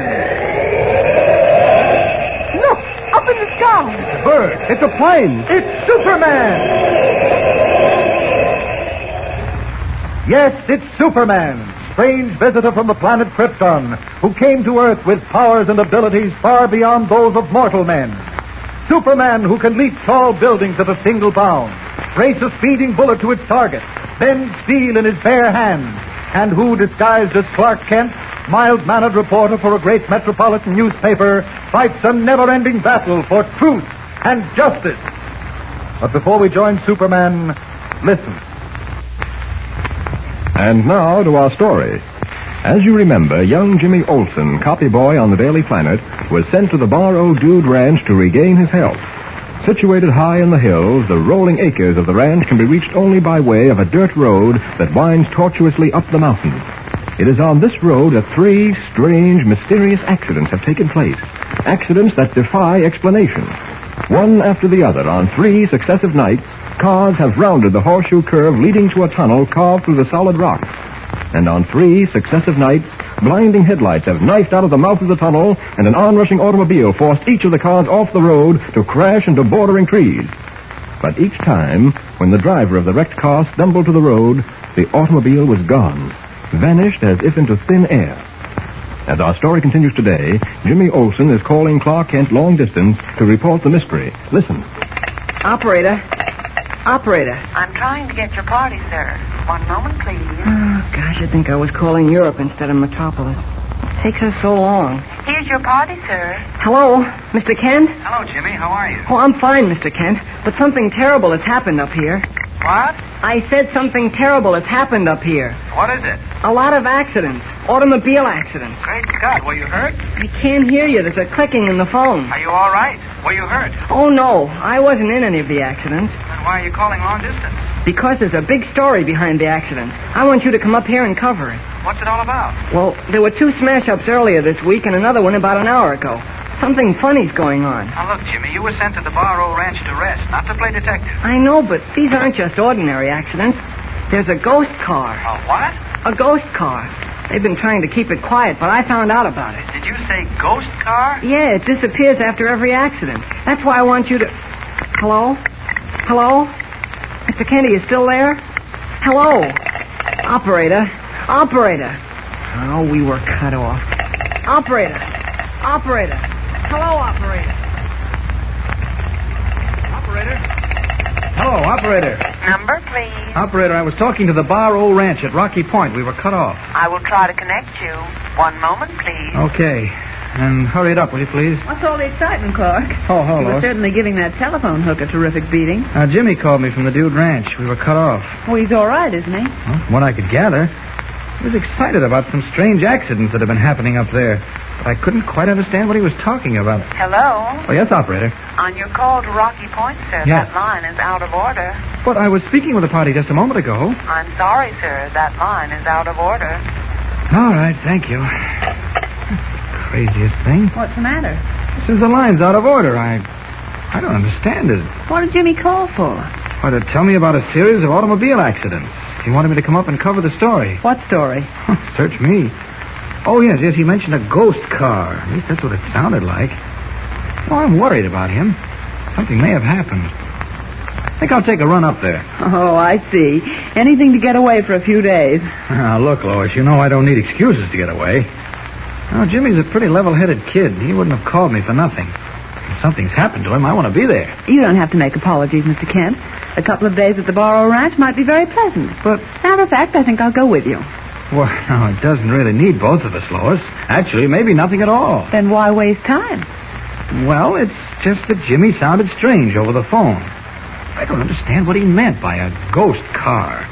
And I don't like the way that phone went out of order so suddenly. I'll check the trains. I can be ready in an hour. I'll be sensible, Lois. Mr. White wouldn't want both of us away from the office at the same time. Fortunately, Mr. White's in Washington. Yes, but you can't talk me out of it. But I can get there faster alone. How? By sprouting wings? Oh, no, my friend.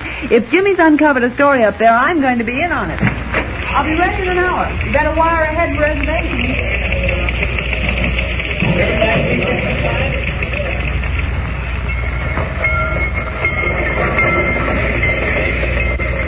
Report.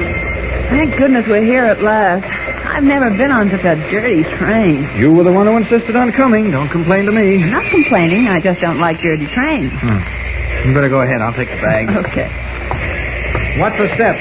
I've gotten off trains before, Mr. Kent. Board. All aboard.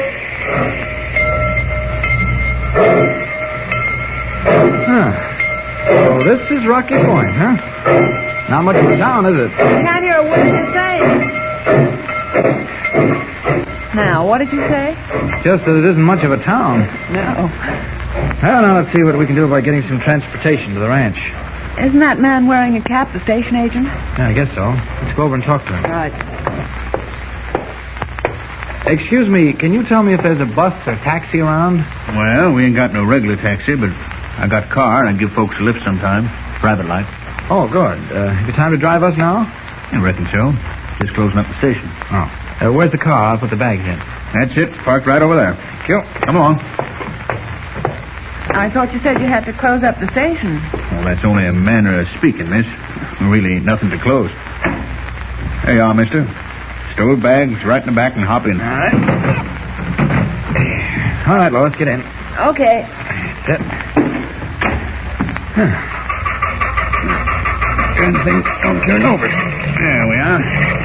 Well, mister, where to? The Barrow Ranch. What's that you said? The Barrow Ranch. Oh, what's the matter? Did your motor stall? This is as far as we go, mister. Better take your bags out. Say, what is this? You just said you'd drive us. Changed my mind. Well, why? I don't know as I got to explain, mister. I ain't driving the Barrow. That's all there is to it. Look, we're in a hurry. We've got to get there tonight. I'm sorry, lady. Come on, Lois. Let's not argue with him. We'll get someone else to take us there. Won't do no good. Ain't no one in this town will drive you there tonight. Clark, what are we going to do? Stop in town overnight. I'll run you up first thing in the morning. Well, what's the difference, morning or night? Don't your headlights work? Sure. They work fine. Maybe he's afraid of ghosts. What's that about ghosts? Nothing. I was only joking. Oh. I thought maybe you heard. Just a second. I heard a story about a ghost car causing accidents. Is that why you won't drive us to the Barrow at night? Oh, Clark, don't be ridiculous. Oh. A grown man isn't afraid of a ghost car. Lady, that's what I thought until I saw Luke Ormsby's car piled up against a tree. Luke ain't nobody's fool. Maybe the other two were seeing things, but not Luke. Them headlights come right at him, forced him off the road and into a tree. And there wasn't a single tire track where he saw the automobile. That was enough for me. Hey, maybe he's right, Clark. Let's wait until morning. Don't be silly. You can wait if you like, Lois. Matter of fact, that's not a bad idea. You spend the night in town, and I'll go ahead. You can join me in the morning. Oh, no, you don't. You're not going to leave me behind. And besides, how would you get up there? Why? I'll walk if necessary. You're being ridiculous. If you can walk, so can I. Now you're being ridiculous. I told you not to come. But I'm here, and I'm going to stay. No use arguing with a woman, mister. Oh. Say, look. How about renting me your car? I'll drive it myself. No, sirree. I don't want it smashed up. All right, then how about this? How much is your car worth? Let's see. I reckon about $150. May be old, but it's in mighty fine shape. All right, here. I'll give you $150 as a deposit. I'll drive the car myself. If it's smashed up, you keep the money. If it isn't, I'll bring the car back and you return my money. How's that? It sounds fair enough. But it'll cost you $5 a day rent. And you pay for gas and oil. Fine. And it's a deal? Reckon so. Good. Here. Here's your money. Now, come on, Lois. Get in front with me. Right. Now, how do we get to the bar roll? You just follow this road straight till you come to a fork. Uh-huh. And then you take the dirt road to the left. Straight ahead, then a left turn at the fork. That's easy.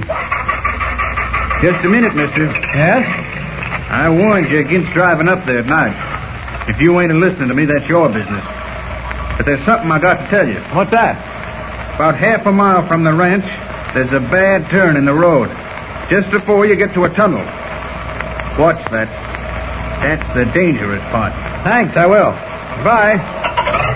Remember the tunnel. Driving the station agent's old car along the winding road, Kent and Lois go on to the Barrow Ranch. With less than a mile to go, the stillness of the night is broken only by the steady chugging of the ancient motor as it struggles laboriously but steadily up the mountain.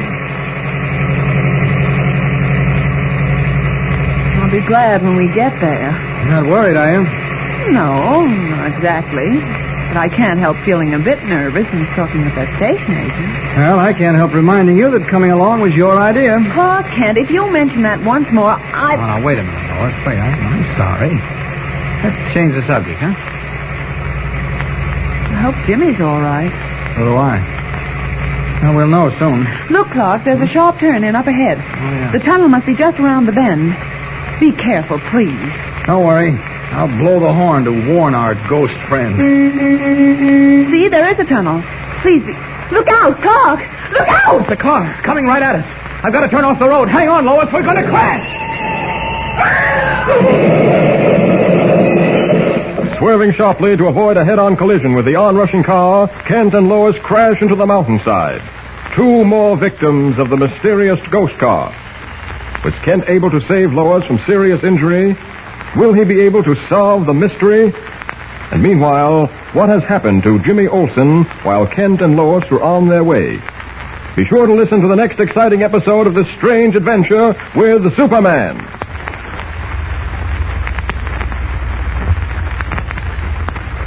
Don't forget, tune in again for the next thrilling episode with Superman.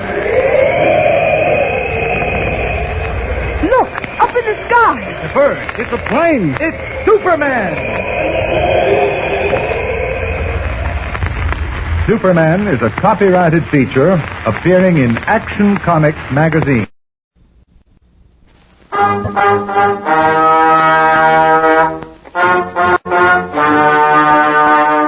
Lux presents Hollywood.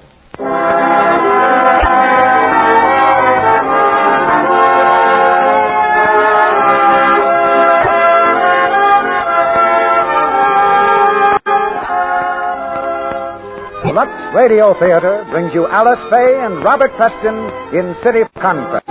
Ladies and gentlemen, your producer, Mr. Cecil B. DeMille.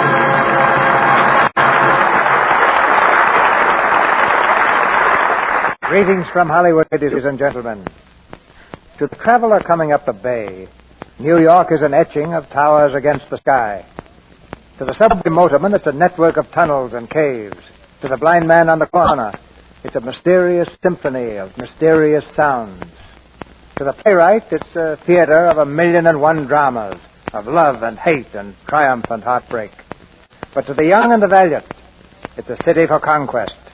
And that's the name Warner Brothers gave to a fine motion picture drama, which we present tonight with Alice Faye and Robert Preston in the starring roles. City for Conquest is hard-driving drama of a fight for success waged by one man and one girl in this fabulous town. A fight that takes courage and a stout heart, but is not worth winning without love. I think you'll like it because it's real and human, and because it's a story with a very moving lesson. There's a moral in every human experience, if you'll only take the time to find it, and in every bit of history, too, like this one that a listener sent in the other day. Browsing in an old trunk, she found a musty yellowed book that contained this helpful household hint of about 1850 BLF. That's before Lux Flakes, of course. The historic item read, "Wash stockings in white soap liquor to take out the rough dirt. Then rinse in fair water and work them well in a fresh soap liquor. Then make a third soap liquor, in which put a little stone blue wrapped in a flannel bag. Wash stockings well therein and wring them. Let them be dried so that they remain a little moist. Then stove them with brimstone. After which, put upon the wood leg 2 stockings, observing that the 2 fronts or outsides are face to face. Then polish them with a glass." This complication of life in 1850 is something to remember the next time you save time by turning on the faucet with one hand and reaching for a box of Lux Flakes with the other. Now for the first act of City for Conquest, starring Alice Faye as Peggy Nash and Robert Preston as Danny Kinney. Curtains going up.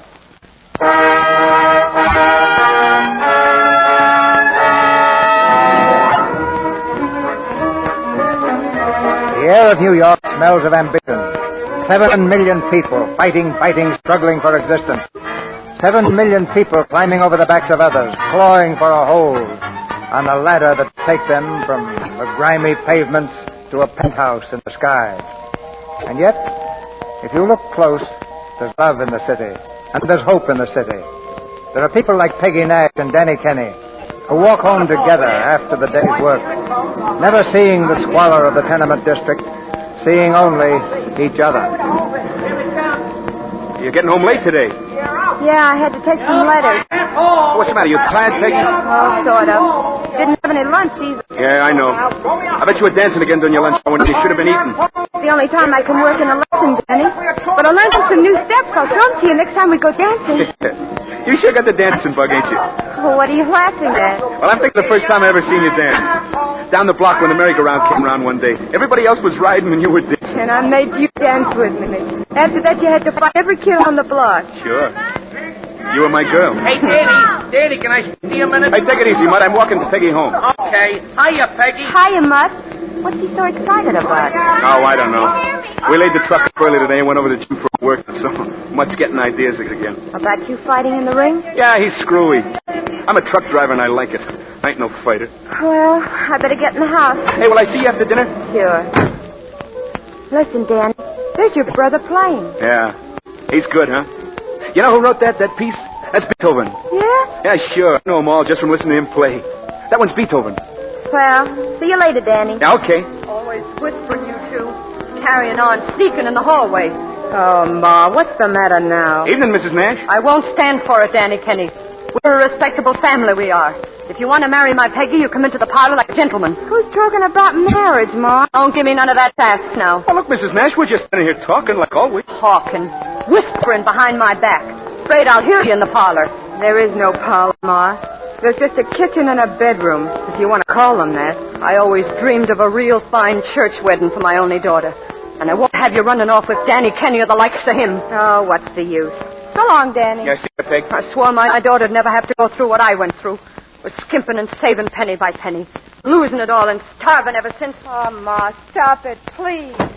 Hey, Danny, listen before you go upstairs. Yeah, Mike? Hey, listen, Danny. I was just talking to Pinky down the gym. He was watching you again today. I'll lay you off, will you? Oh, Danny, it's the chance of a lifetime. He wants to set you in a fight. Yeah, I know. A main prelim, $100. Danny, look, I could handle your corner for you. And I'm going on and handling my truck. Now, that settles it.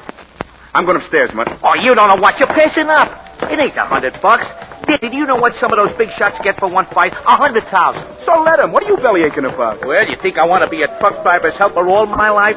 I got ambition. I could be somebody. Danny, imagine how I could train you. Boy, could I condition you. You lay off your own condition, you. Danny, listen. They got a name picked out for you. Young Samson. Young Samson, Danny. How do you like it? It's great. Now shut up about it. Oh, Danny, will you sit down somewhere? Okay. Hi, Eddie. Oh, hello, Danny. Now, go on. Don't stop. I like that stuff. Beethoven, ain't it? It was Bach, Danny. Bach. Oh, I thought it was Beethoven. Well, how's it coming, Eddie? Oh, so. Gave 2 kids lessons today, both on account. account of no cash. No, it'll break for you soon. Oh, look, Danny, I wanted to ask you. Any chance of getting a job with your boss? What? Go on, you'll be all worn out. And you rip your hands juggling cases. Look at this mitt of mine. 5 hooks on a handle. And not yours, Ed. No, you and that music box fit together. All right, so we fit, but it takes dough. Danny, there's nothing else I want from you, Susie.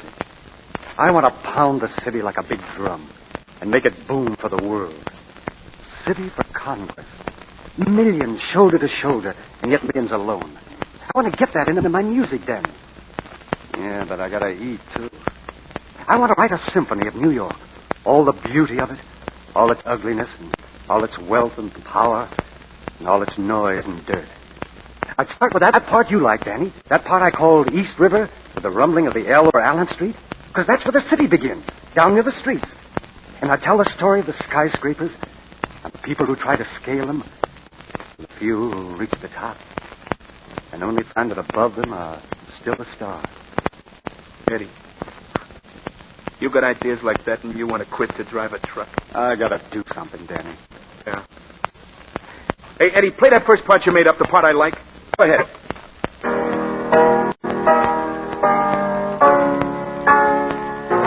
Mutt, come in. Yeah, Danny? Mutt, run down and phone Pinky. Tell him I'll take that fight.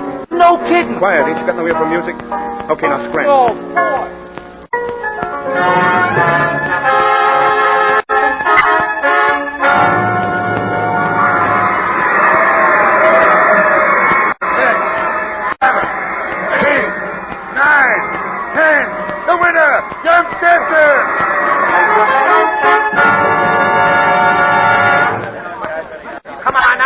Everybody outside. Danny's got to get ready. I'm telling you, Danny, I don't usually go out after a man. But I think I can manage you right up to the championship. Thanks, mister. It's nice to hear that. But I only took this match for $100. Now, when I need a little more, maybe I'll take another one. Okay, Danny. Look me up when you're ready, huh? Scotty McPherson's the name. Yeah, I know you are, right? You're top. But right now, I got to get dressed, Mr. McPherson. I got to go dancing with my girl.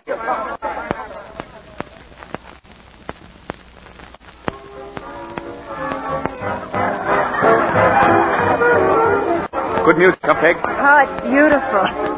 Oh, Danny, I guess I ought to congratulate you on the fight. I forgot. The fight? Oh, sure. Now I remember. Gee, you must have felt thrilled. All those thousands of people watching you with those bright lights. Hey, buddy, break it up.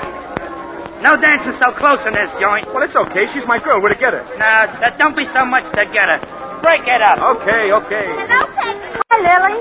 Peggy, this is Mr. Murray Burns. He asked especially to meet you. Yeah, very specially. Mr. Burns, Peggy Nash, and Danny Kenny. Hello. I'm pleased to meet you, Mr. Burns. Likewise. Now, I guess you boys must have heard of each other. Murray's one of the best uppers this side of 14th Street. Yeah, the other side, too, sister. Murray Burns? I've heard a lot about you, Mr. Burns. That shows you keep your ears open. Hey, how about this dance? I guess you could follow me all right. Oh, gee, I'd like to try. You don't mind, do you, Danny? No, I don't mind. Sure, go ahead, Peggy. Enjoy yourself. Don't worry. I'll see that she does. Oh, thanks, Danny. Just this dance.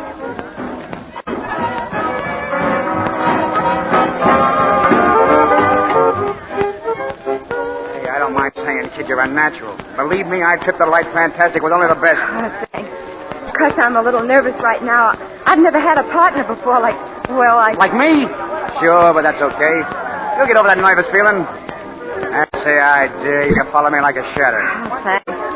So you've danced a lot, huh? Well, ever since I've been old enough to walk, dancing and singing. That's all I ever wanted to do. Oh, you sing too, huh? Kid's good versatility. Keep fine. Tonight's our regular Rose Garden dance contest. So we're offering the Silver Ribbon Cup to the best dancing couple. Quiet. The judges sitting on the platform will do the eliminating. And please, will all the palookas and clucks get their shoe letter in our time by just sitting this number out? Thanks. How about it, baby? Want to try this contest? We'll show them some real stepping. Oh, gee, it'd be wonderful. Only maybe I ought to ask Danny first. Hey, what's that mug got? A mortgage on you? Come on. Now just relax, kid, and that cup's in the bag.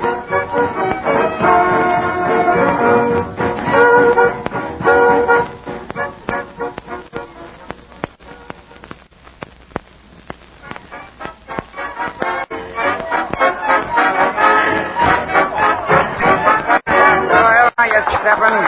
Am I doing all right, Mr. Burns? Oh, Peggy, I tell you got reached class. I spot that right off. We're dancing alone right now. You mean we really are? Sure, what did I tell you? Now we'll give him a little fancy exhibition stuff. Oh, that's that ticket. You know where you belong, Peggy? Right up on the bright lights, right on top of Broadway. And I'm the guy that can put you there. You got that class, kid. You got what it takes. You really mean that? Sure. And I'm the guy who knows how to bring it out. Let's give him a flash finish now, huh? Hold on.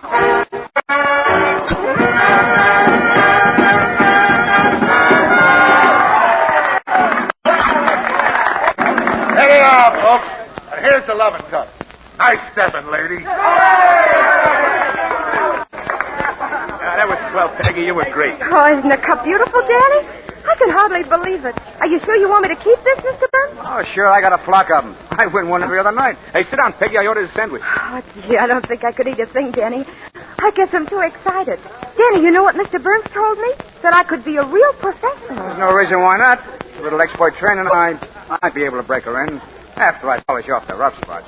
Why, she didn't do so bad just now, did she? Oh, no, not bad. Of course, I always cover them up so nobody notices. Oh, well, that's white of you, brother. Wouldn't you like to join our table, Mr. Burns? Well, it ain't exactly my kind of a crowd, baby. Yeah, it's too much of a crowd. Danny, please. Oh, don't worry, baby. I'm ambling along anyway. Anytime you want a little real fun, why, just slip over. I'll give you another spiel around. Hey, look, Twinkle Toes, enough is enough. I don't mind letting you dance with my girl, but I don't stand for any horning in, see? Hey, listen. Oh, your girl. You let me dance. Yeah, you want to make something out of it? Now, what's going on here? Having some trouble, Murray? Yeah, looks like I stepped on some personal property here. A little love nest. You stepped on something, brother. All right, you outside. Danny. Hey, you want to fight? Hey, Yeah. what goes on here? Danny, please. Throw me out, huh? I'll take care of this guy. Danny, don't fight. Hey, give me that loving cup. Danny! Here's your loving cup, Mr. Burns. Right over your head.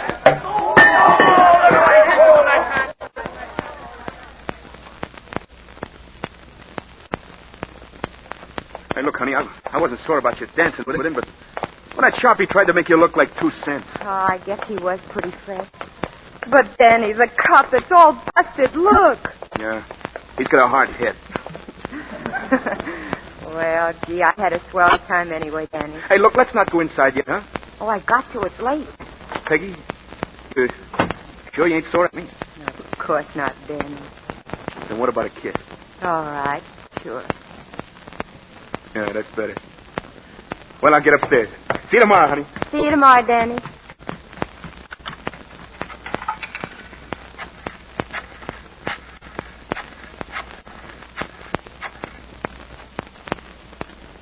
Hello, Mr. Burns? This is Peggy Nash. No, I didn't lose your number. I just wanted to tell you how sorry I am for what happened. I hope you weren't hurt. What? Tomorrow night? Well, yes, I think I could. At the Irving Place Casino, 10:30. All right.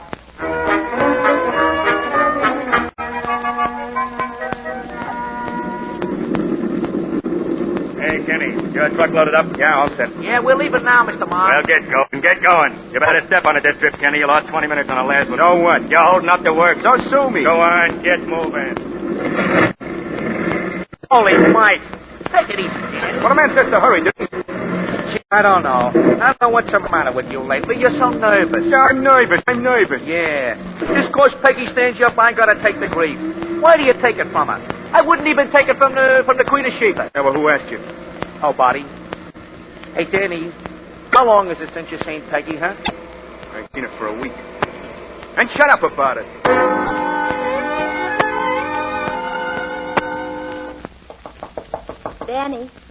Danny, it's me. Open up.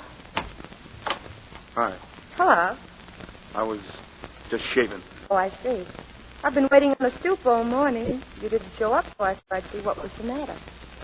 Hey, what are you trying to pull on me anyway? Well, I thought we had a date for this morning. It's Sunday, isn't it? Yeah, so all of a sudden you're getting big-hearted, huh? Oh, don't you want to, Danny? Or are you giving me a stand-up? Stand-up? Well, that's all I've been getting ever since that creepy snake moved in. You got soap in your ears, Danny. All right, so I got soap in my ears. Well, you needn't yell at me. Who's yelling? Danny, come here. Hey, look out. What are you trying to do? Cut my throat? I got a razor here. I'm sorry, Danny. I didn't mean it. Ah, you're sorry. Well, I didn't mean it. Well, first you almost cut me to pieces, then you didn't mean it. Oh, Danny. You oughtn't to act like this. I know you got a right to be sore, but Well, I thought since it was Sunday and such a beautiful day outside, warm and sunny and not too hot, that maybe you'd like to take me down to the beach and we could be together all day. Yeah? Why wouldn't you say so right off? You didn't give me a chance to. You jumped down my throat. Come on, Danny.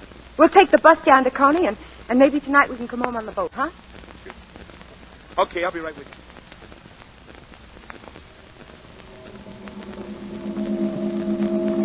Look at it, Danny. They say it's the most famous skyline in the world. Yeah. It's kind of pretty all lit up, ain't it?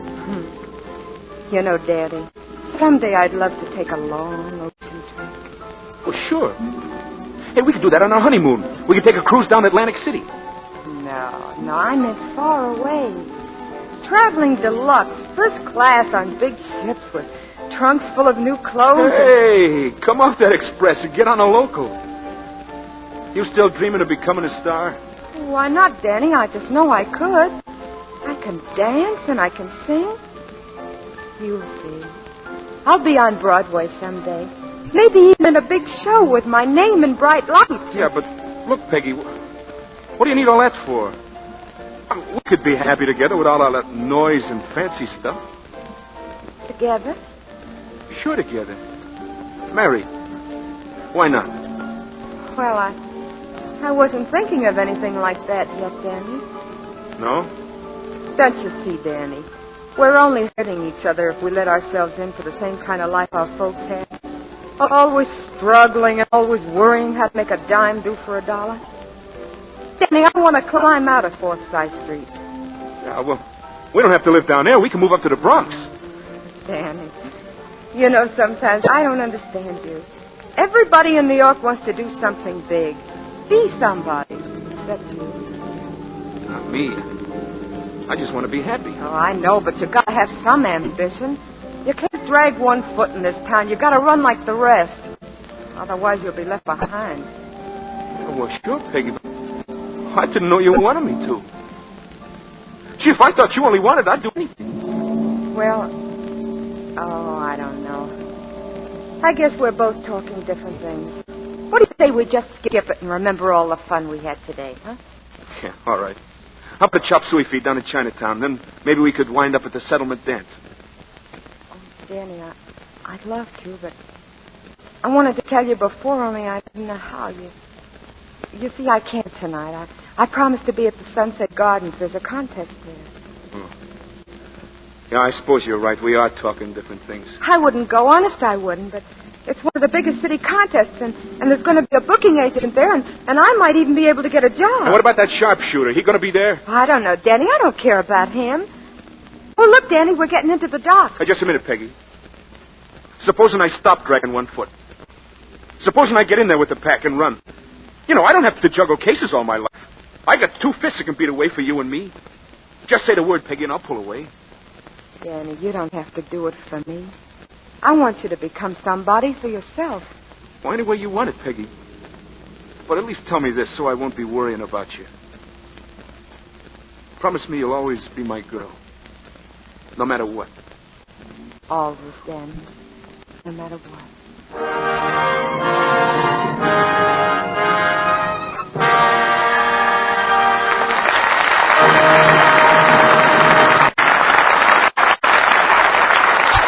Mr. DeMille presents Act Two of City for Conquest, starring Alice Faye and Robert Preston, in just a moment. Meantime, our fashion reporter, Libby Collins, tells me that she wants to do a bit of dream interpreting.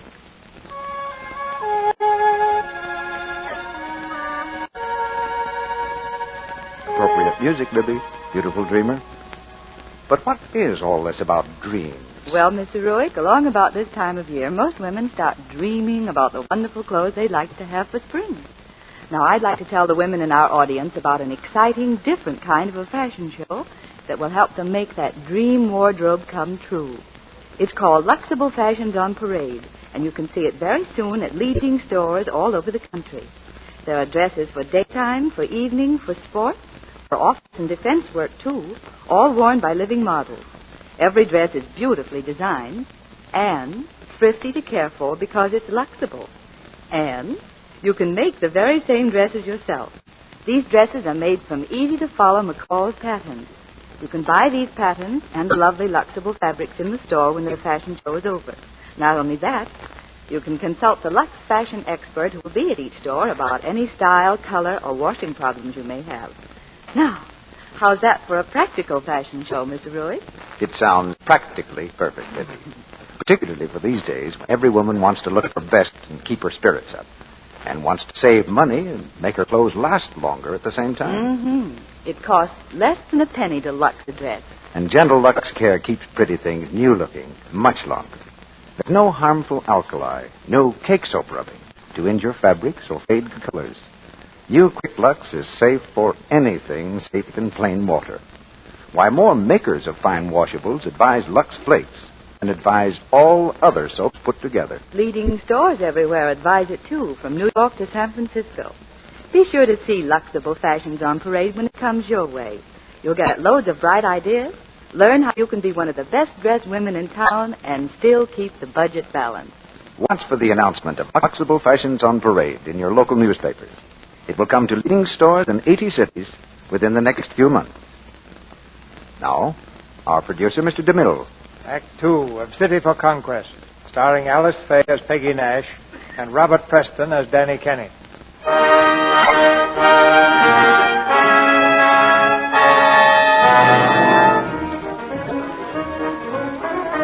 Out of New York's struggling millions, only a few can climb the ladder to the stars. Danny Kenny and Peggy Nash have reached only the first step, but the way above is clear. Peggy will get there with her dancing feet, Danny with the aid of his two fists. Now Peggy is reaching up for the second step in the office of a theatrical manager. All right, now here's the circuit, kids. You break in Baltimore, then start the midweek in Philly. Then shoot over to Akron, Ohio, full week in Cleveland, Pittsburgh, then swing back on Buffalo, finish up in Brooklyn. How's it sound, Peggy? Oh, wonderful. Brooklyn, full of graveyards. Now, look, Murray, if you don't like it... Okay, sold. That's the way to talk. Now, how do you want the act billed? Burns and Nash? No. Bill at Burns and Company. Okay, how about the $80? How do you want it split? Just make it payable to me. I'll take care of the split. That all right with you, Peggy? Oh, yes, of course. I'll leave everything to Murray. Okay, we'll see if the contract is ready.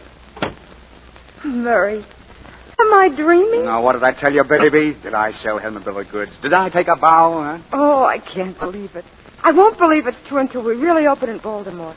I know where I can get an elegant gown down on 14th Street. Oh, but I guess I should have a real pair of dance slippers, huh? Sure. And Murray, I'll really be able to send Mom a few dollars every week, and will that be all right, Murray? Oh, sure, baby. Everything's going to be all right with us. From now on. Come here. Murray, don't. Oh, what's the matter, kid? Let me go, Murray, please. It's not going to be that way. We're just partners, that's all. Okay. I got lots of time, Peggy.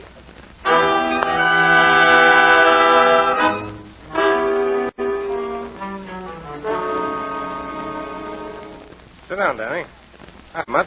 Hello, Mr. McPherson. Well, you boys took a long time getting up to this office, but I was expecting you. What's on your mind, Danny? Well, I was just wondering if that offer's still good about wanting to manage me. Sure. What is it, money or a day? Both. Now, look, Scotty, I don't waste your time or mine. I'll take some quick fights, but I got to get the real dough. Oh. Well, now, maybe you've got the wrong number.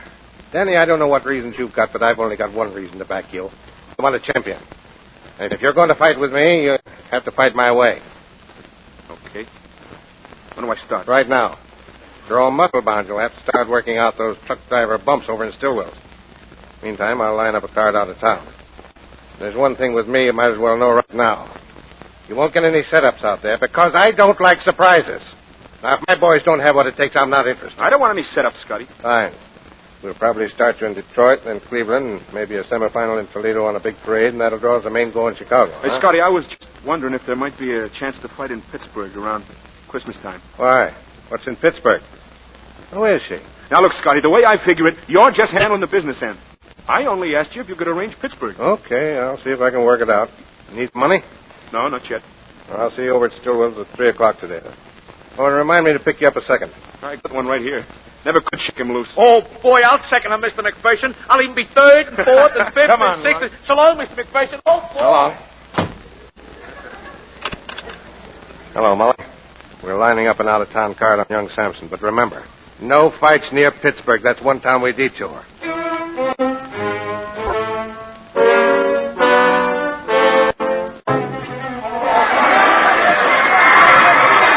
Sampson versus Lou Packer, 10 rounds. Young Sampson versus Dr. Hanson, 10 rounds. Young Sampson versus Joe McGee. Young Sampson versus Jimmy Mack. Young Sampson versus Kid Lyman. Young Sampson versus Keith DeCosta.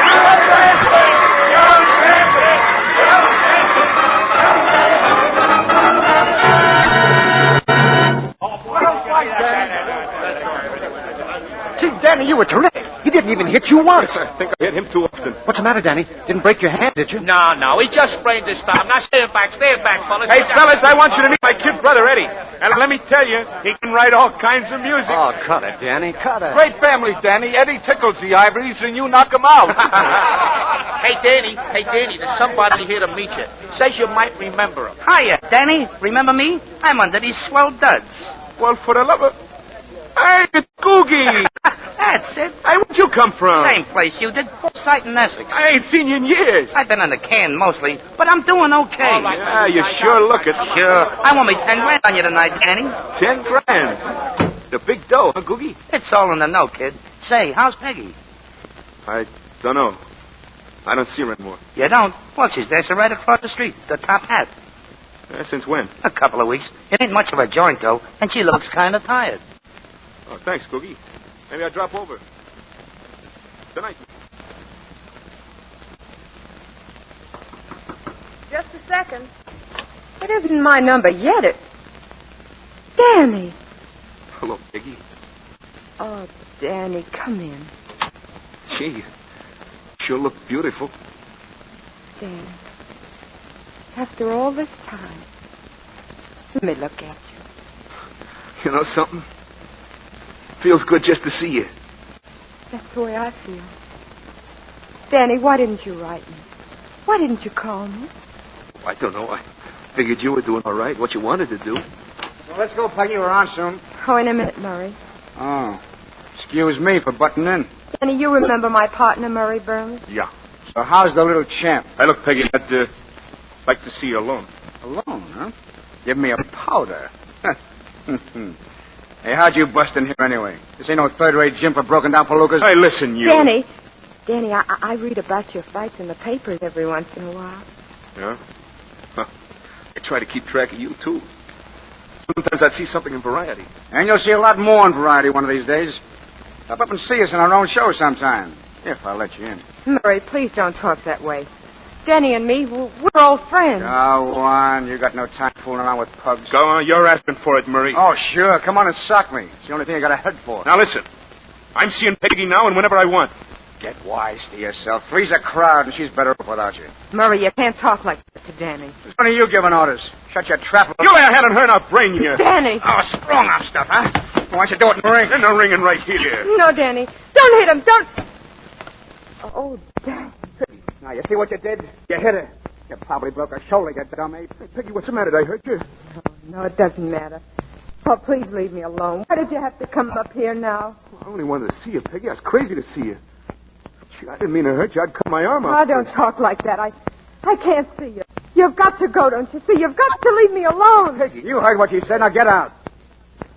Oh, Peggy, you okay? Oh, it's too bad you had to take that punch, baby. Now, you see what happens when you give a mug like that a break. You should have thrown him out the minute he opened the door. Now, let's see what that gorilla did to you. Let me alone. Well, I only want to You see keep your hands off of me, Murray, only when we're dancing, see? Come on, get back Just to it. remember that, and don't you ever come near me again. Now get out of here. This is my dressing room. I'll stay where I like, baby. And you keep your mind on those routines. Or I'll find me somebody else. If you won't leave, I will. Now get out of my way. And don't you go running after that pug, neither. Come back.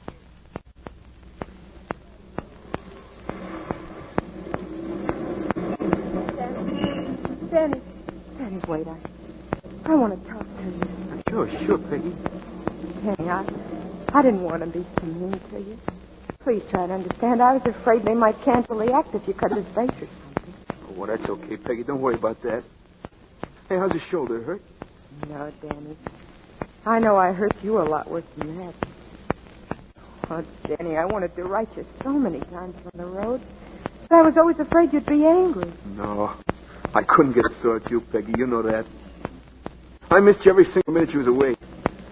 You know, you haven't changed at all. I haven't? Are you sure, Danny? Sure. Not a bit. You're still the same Peggy. You're still my girl, ain't you? Yes, Danny. Hey, Peggy, how long you going to be in town? Until tomorrow. Oh, only tomorrow? Well, I can't help it. We still have 1 week in Hartford and another in Providence. And after that? Well, that's the end of the contract, Danny. After that, I'll be free again. What does that mean? When you come back, you ain't going to leave no more?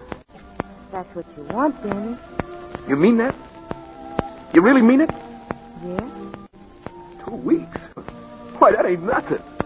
That ain't nothing at all. It'll give me time to get everything ready. Peggy, you're sure? I'm sure, Danny. For keeps? For keeps. What do you know about that?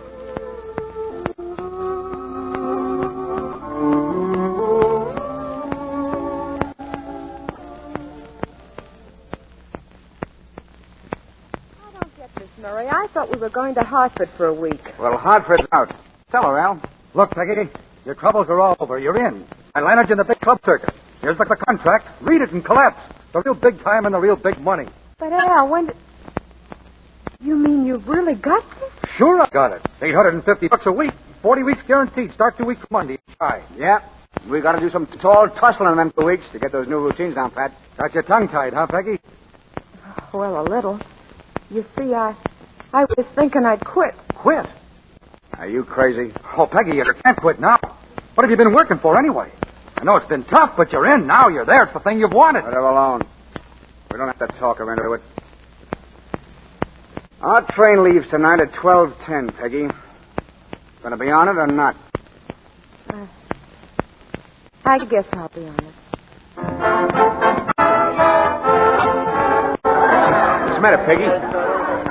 You rather not dance? Oh, no, it's thrill, Danny. So what goes? I was just thinking. It's our last night together. Well, it's only for 2 weeks. I can last it, can you? Danny, I've got to talk to you.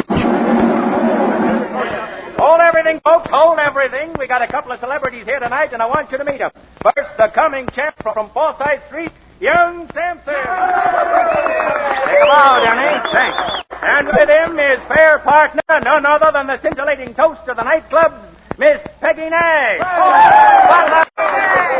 How about a little solo dance number, Miss Nash? No, I couldn't. Go on. Danny, please. So what about a song, then? Joe, if it's all the same to you, I don't Come feel much on, like come on. singing. We'll fix something, huh? Yeah, give out, honey. We're among friends down here. Hey, Danny, listen. I am. Listen, Danny, just hey. It's all set, huh? You and Peggy? Yeah. Oh, gee, Danny, I think it's great. How do you think I feel? Folks, we got a very special treat tonight. A very special number by Miss Peggy Nash.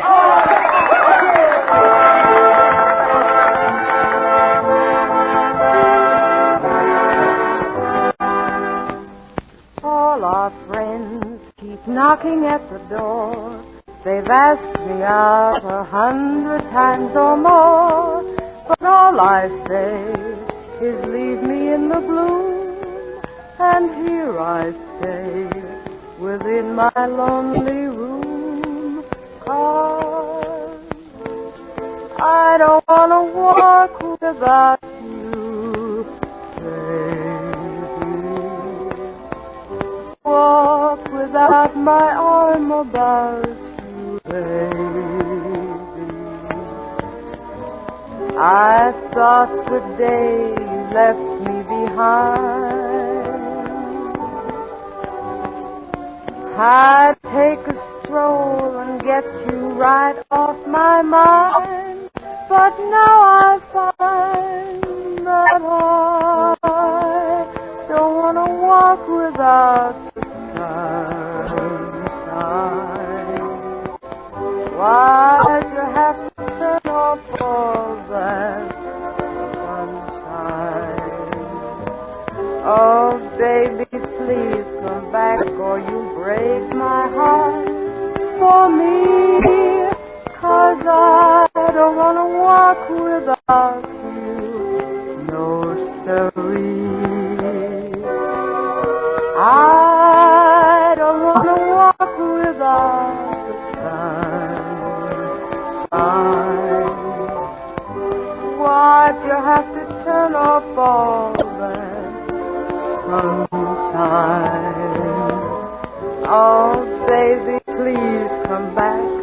or you break my heart for me.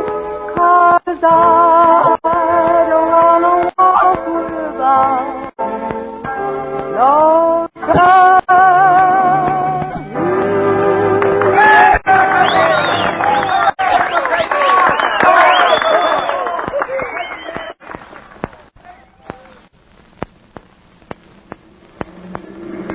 Now, we'll just hit it right, honey. You got about 5 minutes.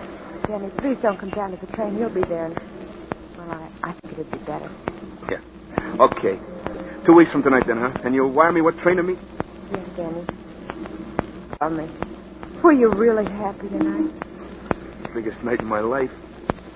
Am I looking? Yes. Hold me close, Danny. Hey, what are you bawling about? Didn't we have a good time? Best time in my life. Just that I don't want it to end. No, it won't. There'll be lots more. So long, Peggy. Write to me, will you? Yes, all right. I'll write soon. Goodbye, Danny.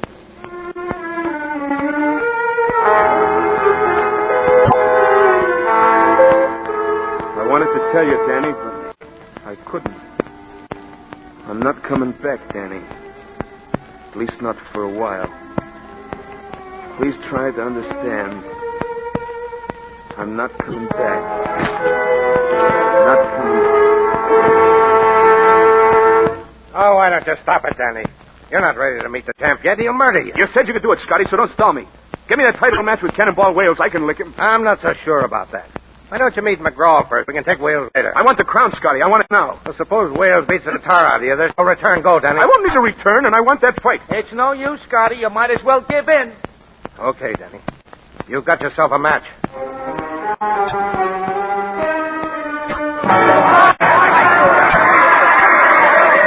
And there's Wales tearing in again. A right, a left, and another right to young Sampson's face. Young Sampson comes up fast, and they go into a clinch. Young Sampson is having trouble with his eyes. They're all puffed up now, and it's a wonder he can see anything at all. And there's the bell for the end of the eighth round. Sit down. Now, give me that eye wash. How are the eyes, Danny? Okay. Can you see all right?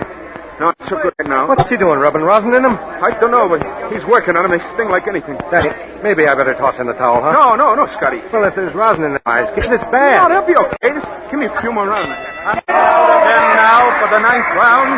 Sampson misses with a wild left and takes a hard right to the face. Wales tears in with a left and a right and another right. He's got Sampson's eyes closed tight. There's a stiff right to Sampson's jaw. Wales found Sampson to the corner, lugging him with savage rights and lefts to the head. Now he stands up to this grueling torture. Now, Peggy, time for a number. Let me alone, Murray. I want to hear this.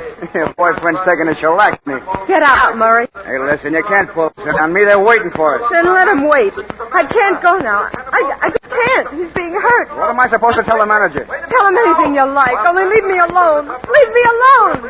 All right, baby. But you're through. Get through. Wales comes charging in for the kill. It's a massacre. Sampson's blind to bat, and he's taking terrible punishment. He's staggering now. He can't see a thing. And now the referee steps in again, but it's too late. Sampson's down. He's down on his face in the center of the ring, and the fight is over. Oh, Danny.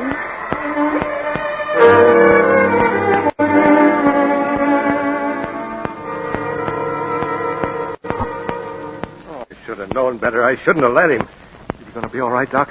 He's taken a lot of punishment, Scotty. Well, what about his eyes? Will they be okay? I don't know. Well, what do you mean you don't know? The membranes are badly injured. I'm afraid we're going to have trouble, Scotty. You mean he may go blind? Yes. Blind? Oh, no. No, Doc. Scotty. Yeah, kid. Yeah, I'm right here, Danny. Scotty, you ain't sore at me, are you? I tried my best, you know that. Sure you did, Danny. Sure. You just take it easy now, huh? Yeah, sure. Don't be sore, Scotty. I tried, please. I tried.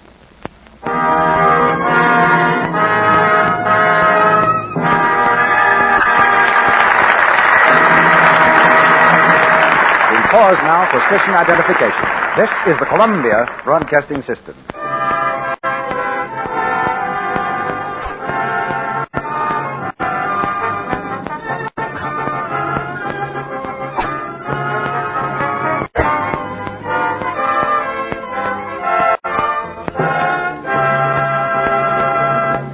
After a brief intermission, Mr. DeMille will bring our stars, Alice Faye and Robert Preston, back to the microphone for Act 3 of City for Conquest.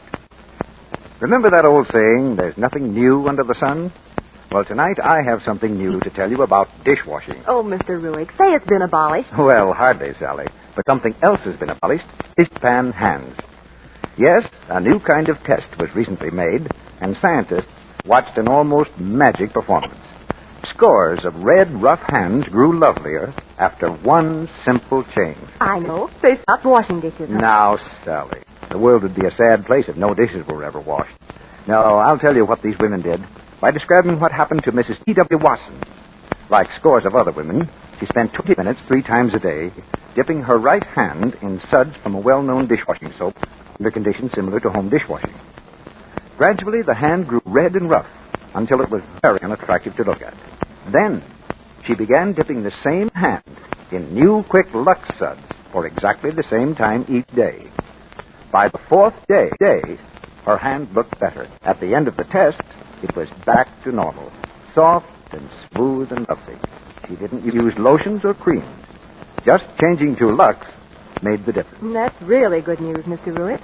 No woman likes red, rough hands. Of course not, Sally. And she doesn't have to have them. In this test, 5 well-known dishwashing soaps were tested against Lux, and gentle Lux suds did away with the red, rough look which the other soaps had caused. And listen to this. The red hands began to grow lovelier in from 2 to 7 days. Changing to new quick Lux for dishwashing is such an easy, inexpensive way to get rid of dishpan redness. Why, you can change dishpan hands to Lux hands for less than a penny a day. Why not change to Lux Flakes yourself? They're fast and very thrifty. The generous big box of new quick Lux does dishes for about 45 meals. Now, Mr. DeMille returns to the microphone. Curtain rises on the 3rd act of City for Conquest, with Alice Faye as Peggy Nash and Robert Preston as Danny Kenny.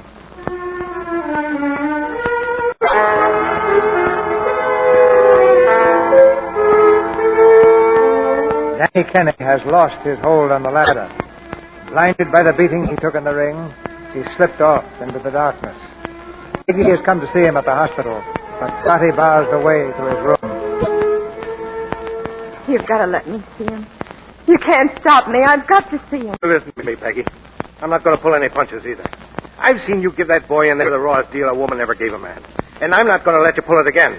I'm not going to let you go in there so you can say hello and hold his hand a while, and then break his heart with another run out. I didn't know, Scotty. I didn't know. Sure you didn't know, and in 2 days or 2 weeks you'll get another come-on wire from that dance lizard, and you'll pull the same trick again. No, I'm all through with that, Scotty. Please let me in, please. I wouldn't do anything to hurt him. You bet your sweet life you won't, because you're not going to see him.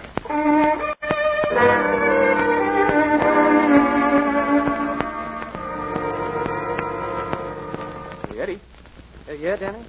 Hey, come here, will you? Is there something I can get for you, Danny? No. Now, stand between me and the light, will you? Keep moving a little so I can see you. Okay. Hey, Eddie, I heard you play the piano before. Yeah? Yeah. What happened to the symphony, kid? Oh, nothing. I just gave it up. I'm writing popular stuff now. Huh? Why? Oh, well, the other thing was a bust, Danny. Wasn't any good. Eddie, I can't see your face, but I know you're lying. Oh, Danny, what's the use? I can't go on taking money from you. You haven't got it. I got some left, haven't I? It'll be enough. You know, Eddie, writing songs is like fighting 4-round prelims all your life. But I know what you can do, Eddie. You're built for the main event. You gotta get a crack at the title. Oh, yeah, and then what? You work, you tear your heart out, and in the end, nobody's interested. Nobody even wants to hear it. They're only interested after you're dead 100 years. Now, listen.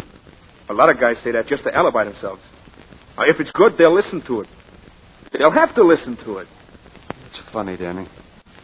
How you can see things about me so clear and right. Eddie, I can see a lot of things now I didn't have the time to see before.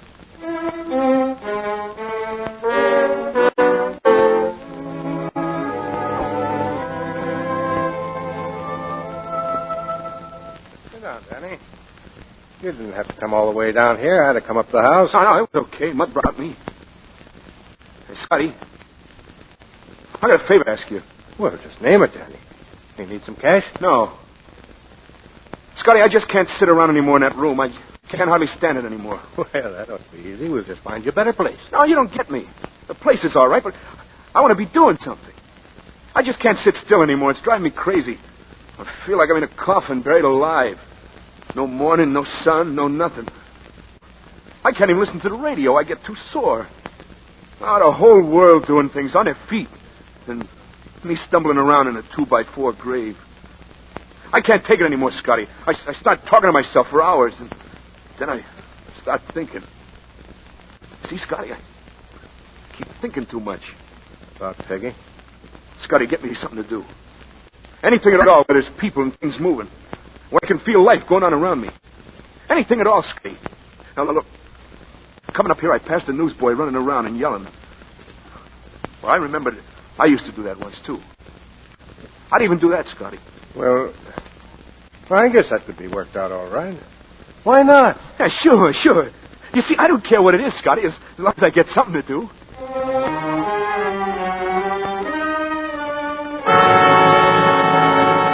And here's the last item on Fight Facts for tonight. You remember Danny Kenny, folks? He was known as Young Samson. He went blind after a match with Cannonball Wales, but he never quit fighting, really. You can see him now on a street corner in Times Square selling papers. Well, Danny will be sore at me for mentioning this, but I thought... Danny. Yes, who is it? Excuse me, dearie. Oh, come in, Gladys. Just wanted to check up on you. How's the job situation? Oh, about the same. Yeah, me too. No casting. Getting so I say it in my sleep. Yeah, I know how you feel. Oh, I'm used to it, honey. But you've been somebody. You know, Gladys, it's funny. After all the places I've seen and all the things I've done, I've just moved across town, that's all. From east side to west side. You look out the window and there are the same back alleys, the same fire escapes, the same clotheslines. Well, I'm back just where I started. Wish I was back where I started, with a wonderful guy called Jake Smith right over in Jersey City. Yeah, a wonderful guy. If Jake could take me back, I'd go crawling over to Jersey City on my knees. Yeah, but it's too late, isn't it? It is for me. He's married. Oh, well. Let's see what the world's thought up for today. Blonde beauty marries her fifth. Huh, she gets 5 and I don't get 1. Is that democracy? Edward Kenny, who will conduct his own concerto at Carnegie Hall tonight. Edward Kenny? Yeah. Hey! Could he be a relative of that old Hardy? Let me see it, Gladys. Say, whatever happened to that Kenny guy anyway? I heard tonight. He's selling papers. He's blind. Here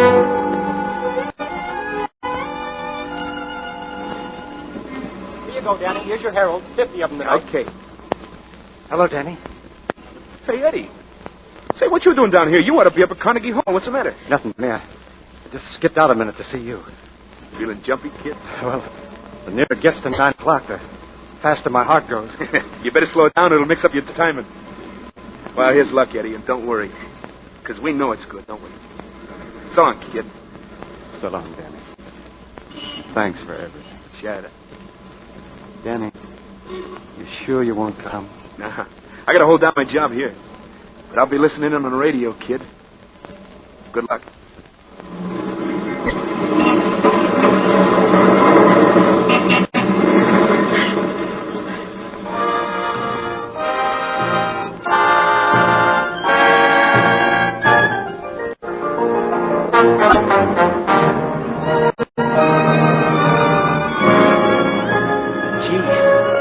That's pretty good music, ain't it, Danny? Yeah.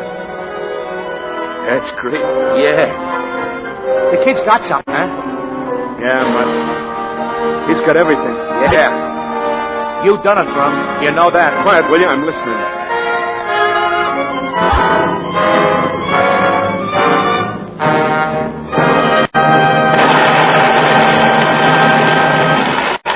You hear that? You hear it, Mutt? Yeah. Hey, Danny, there's somebody over there. Who? Look, Danny, I'll be running along.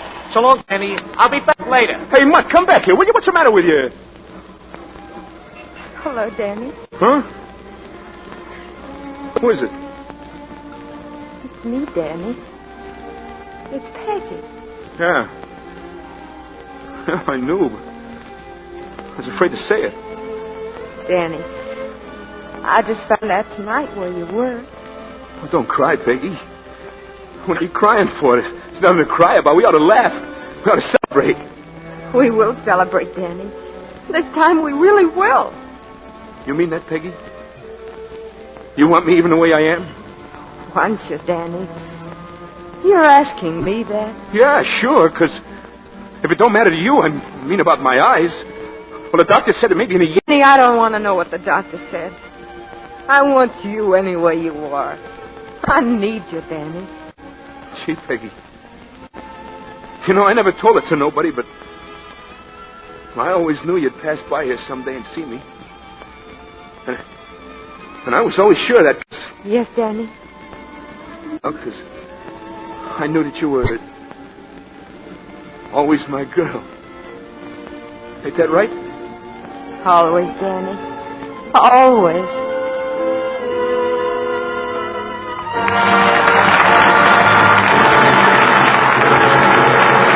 Mr. DeMille will bring our stars back to the microphone for their curtain calls in just a moment.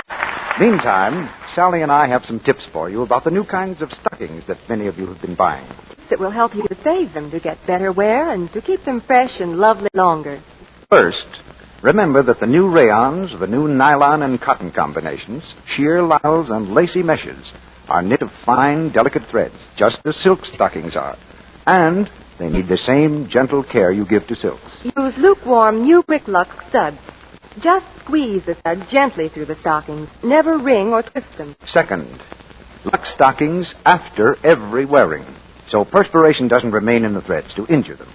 New Quick Lux takes away soil and perspiration quickly and safely without harming the delicate fibers, without injurious cake soap rubbing. Third, to be sure that rayon stockings are thoroughly dry before you put them on again. Rayon takes longer to dry than silk and nylon, so give them plenty of time. Rayons are temporarily weak while they're damp, so you'll get better wear if you're careful about this point. First, last, and always, stick to care you know is safe for all your precious stockings. New Quick Lux Flakes. It's care that's advised by experts. Over 90% of the makers of stockings, makers of rayon, cotton, and wool, as well as of silk and nylon, advise Lux Flakes. Save all your precious stockings with this quick, safety, thrifty care. Now, here's Mr. DeMille with our stars. The curtain has fallen on City for Conquest, but the two stars who conquered us all are on stage again. Alice Faye and Robert Preston. Thanks, boss. Glad to be back again, but who wouldn't be to play opposite Alice Faye? Oh, that's very sweet of you, Bob. What's this boss line you're giving Mr. DeMille? Oh, I always call him that, Alice. Does he like it? Oh, I don't know. You like it, boss? Well, I don't believe I ever met anyone who didn't like to be called boss. Well, boss, we certainly enjoyed working for you this week. It was practically a habit with me. I just finished serving a term with him in Reap the Wild Wind at Paramount. You say that as though it were a jail sentence, Bob. Oh, well, maybe that isn't a fair comparison. Hey, don't work as long hours in most jails. Oh. Don't pay any attention to him, Alice. Bob gets on the set 2 hours before his call and stays after he's through to watch the rest of the actors. Uh-huh. Well, he doesn't look exactly beaten down. What play are you going to have next week, Mr. DeMille? One of the really fine motion picture dramas of the year, Alice. The Metro-Goldwyn-Mayer success, Blossoms in the Dust. And our stars will be the same players who gave such fine performances on the screen. Greer Garson and Walter Pidgeon. Blossoms in the Dust is the story of a woman who gave her life to the children of her community. A story that should be an inspiration to every member of our audience. Oh, I remember the picture very well, Mr. DeMille, and I'm very anxious to hear it on the air. Good night. Good night. Good night. Good night. You two are mighty good for our morale. Ladies and gentlemen, for the 8th consecutive year, the Lux Radio Theater has been selected as the best dramatic program on the air by the radio editors of the United States and Canada, voting in the annual poll conducted by the New York World Telegram.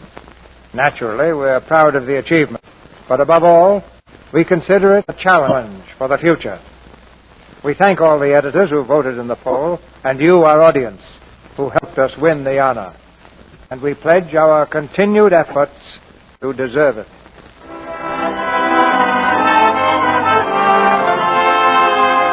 Our sponsors, the makers of Lux Flakes, join me in inviting you to be with us again next Monday night when the Lux Radio Theater presents Greer Garson and Walter Pidgeon in Blossoms in the Dust. This is Cecil B. DeMille saying good night to you from Hollywood.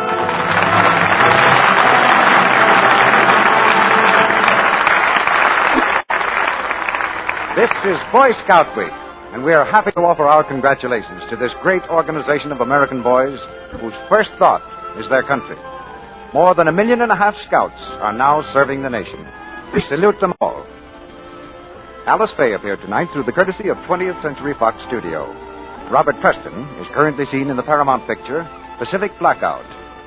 Heard in tonight's play were Cy Kendall as Scotty, Edward Marr as Mutt, Warren Egg as Murray, Howard McNear as Eddie, and B. Benaderet, Edwin Max, Jimmy Robinson, Charles Seal, Frank Penny, Earl Eby, Mary Virginia Palmer, and Charles Hutchinson. Tune in next Monday night to hear Greer Garson and Walter Pidgeon in Blossoms in the Dust. Our music was directed by Louis Silvers, and your announcer has been Melville Ruick. This is the Columbia Broadcasting System.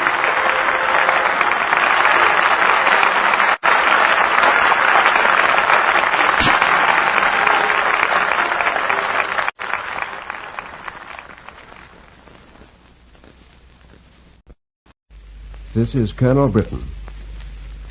Tonight I have the honor of introducing to the V Army of Europe one of the key men of this world war. The man who for many months was the link between the allied powers of the West and the East, Sir Stafford Cripps. Today, Sir Stafford Cripps is in the British War Cabinet. I've asked him to talk to you about the great trial of strength which is now almost upon us.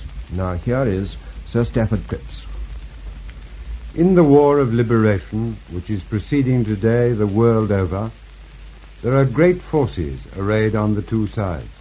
The one, which seeks domination, power, and control over the peoples of the entire globe, and the other, which is trying to establish the simple but basic conception that all nationalities are equal, and that they all have the right to determine how they shall live.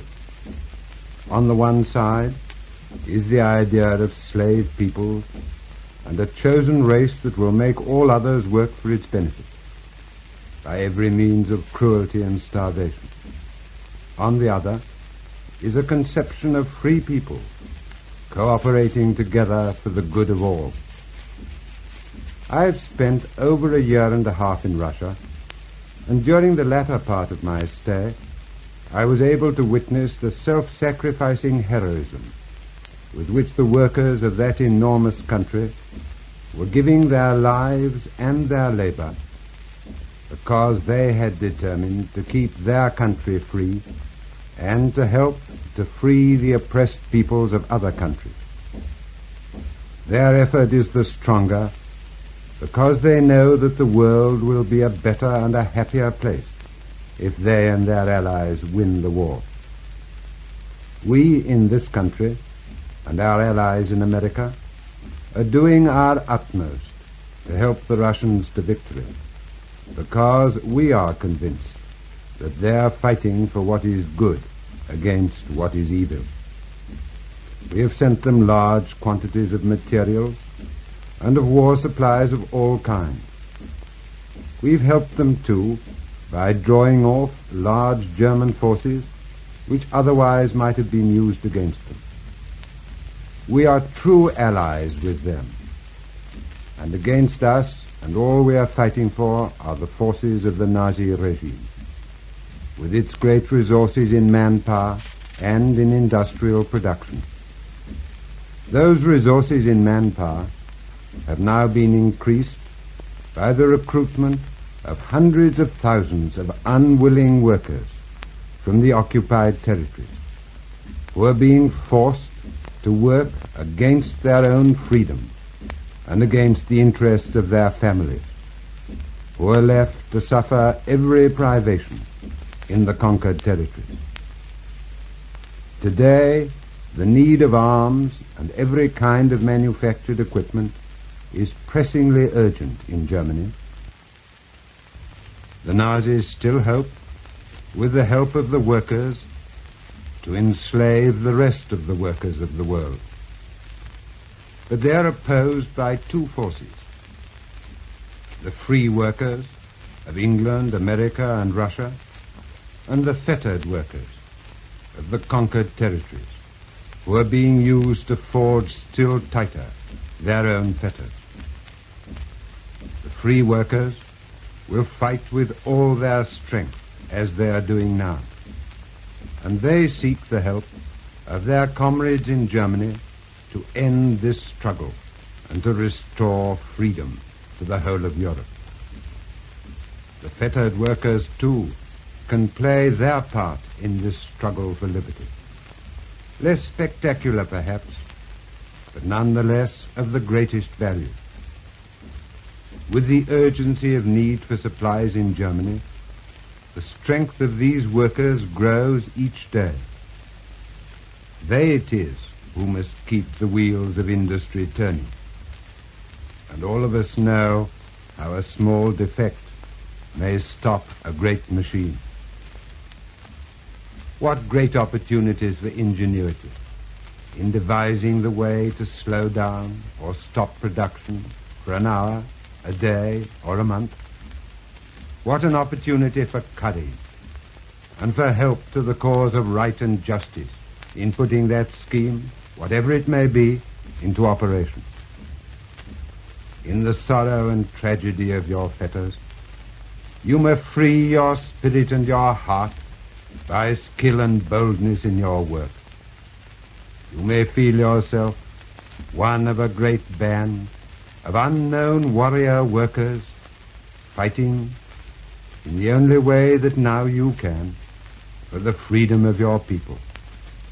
Whether you are German, Czech, French, Dutch, Belgian, or of any other nationality. Each one a member of that countless army of comrades, one with the British, American, and Russian workers, who are so eagerly awaiting your help to finish once and for all the agony of your suffering and to secure the safety of their own lands and people. Strike now. Strike silently, swiftly, and again repeat the blows, small or great. And know in your hearts that we stand by you, cheering you on and strengthened by your courage. Thank you, sir. And I'd like to repeat Sir Stafford Cripps's words. Strike now. Strike silently, swiftly, and again. Repeat the blows, small or great, and know in your hearts that we stand by you, cheering you on and strengthened by your courage. And good luck to the V Army.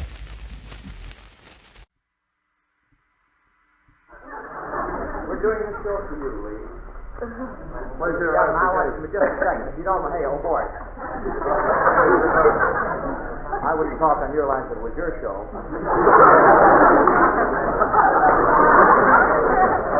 I want you to meet Bing Crosby Stan and Leo Lynn right there. Leo, take a bow right there.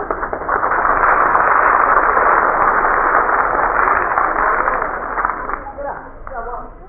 You got all these gifts, you got the tickets for nothing. This is going to take a full split of that gift. That's all. We can start.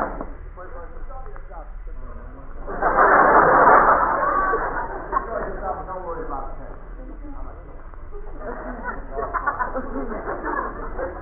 I'm not throwing that away, boy. That's a retread. The Pepsodent Show, starring Bob Hope.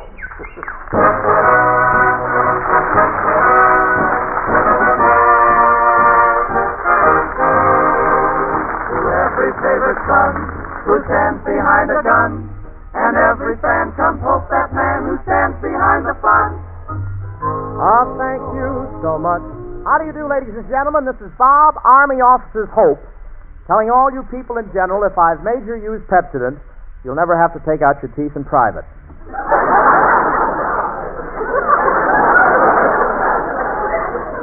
Or, this is Bob, Camp Callan Hope, telling all soldiers to use Pepsodent, and whether you're in the infantry or artillery, the engineers will never have to build you a bridge.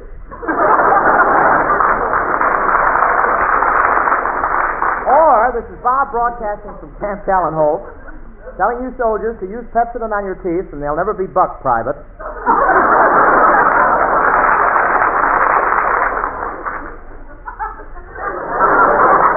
How do you do, ladies and gentlemen? This is Bob, Army Officer's Hope, telling all you people in general, if I've made you use Pepsodent, you'll never have to take out your teeth in private. I think you go coast to coast, yeah. Well, here I am at Camp Callan. Camp Callan, that's 6 miles from San Diego, as your $21 a month flies. You have to imagine that you're soldiers tonight. You're all soldiers. Camp Callan is located right on the edge of the ocean near the water. In fact, as soon as I arrived, I felt a fine spray on my face. The commander missed my eyes. It's nice having an army camp right on the Pacific, and if the soldiers get up early enough, they see a beautiful sight. Every AM, an MP is washed up on the shore. Yesterday, the soldiers were drilling right on the shore, marching toward the ocean, and the lieutenant forgot to give the command to halt, and 3 men in Company B stubbed their toes in a Japanese submarine.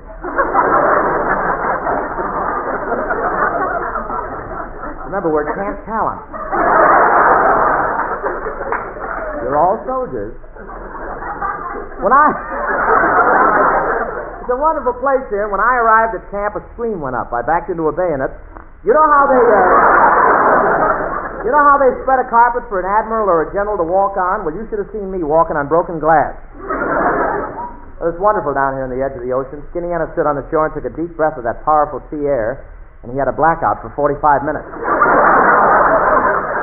And there's a lot of salt water in the air down here, too. As soon as Skinny got here, he took a deep breath, and one of his lungs turned to the other and said, "We're pickled."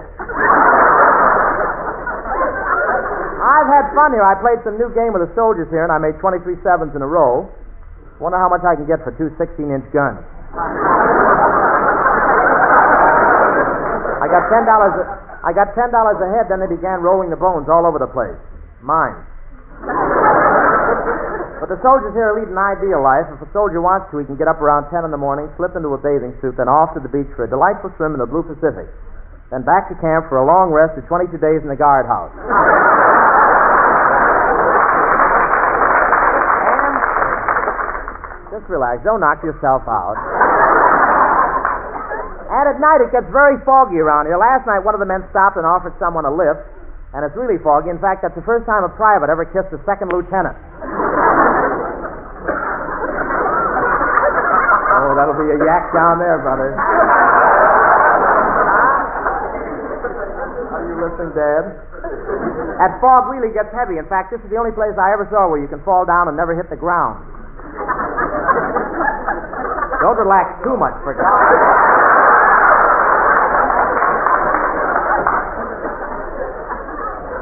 I don't know which branch of service I'll go into. I addressed letters to the Army, Navy, and Marines and Hetty Lamar. But all the letters except Hetty's came back marked insufficient postage. Hetty's was just marked insufficient. But I like it here at Camp Callan. I wouldn't say there's a scarcity of girls around here, but I know of one girl that's changed hands so many times they call her Libya. But today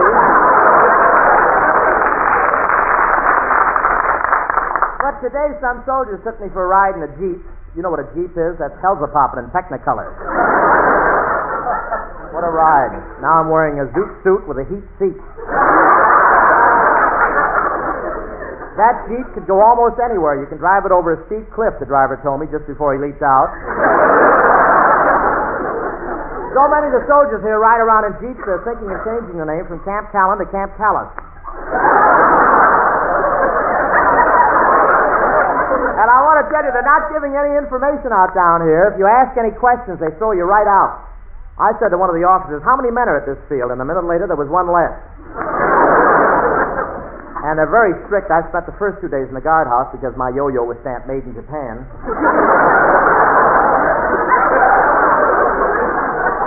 Everything is so secret. If I asked any questions, the soldiers all turned away. And every time I came near a group of soldiers, they began whispering. After a half hour of this, the guy doesn't know whether to register as an alien or use life buoys.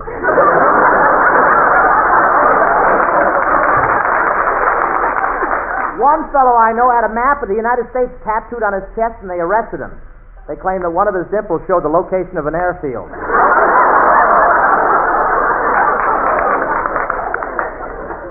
Just to give an example, I said to one of the soldiers, how many men are down here? And he said, somewhere's between.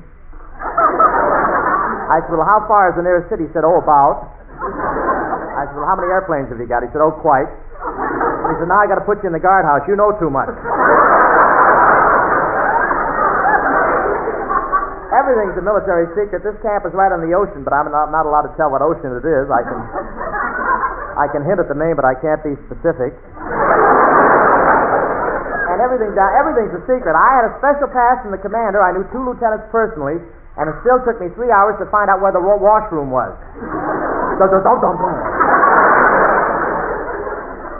Nice delivery, huh? They're very careful not to reveal any military secrets. You can't learn a thing. In fact, once every hour, the cuckoo comes out of the clock and just says,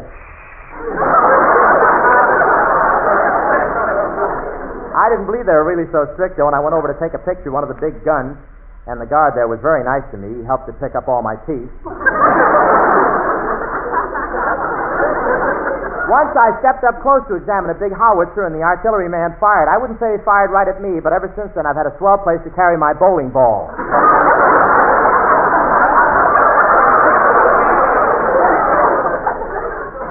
And to show you how careful they are, right in the middle of the night...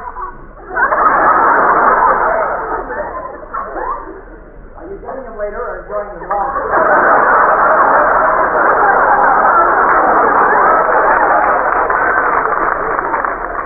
To show you how carefully I, right in the middle of the night, I saw 2 termites boring a hole in my suitcase, and one said to the other, I don't mind working overtime, but great Scott, what does that J. Edgar Hoover expect us to impersonate next?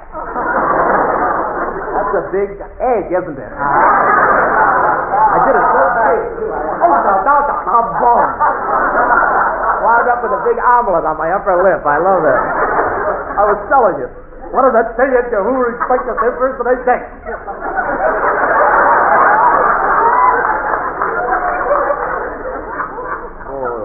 I came up with there. This afternoon, when no one was looking, I slipped out and shot off one of those 16-inch Coast artillery guns. They're really powerful. Kicked back so hard against my shoulder, I almost dropped it.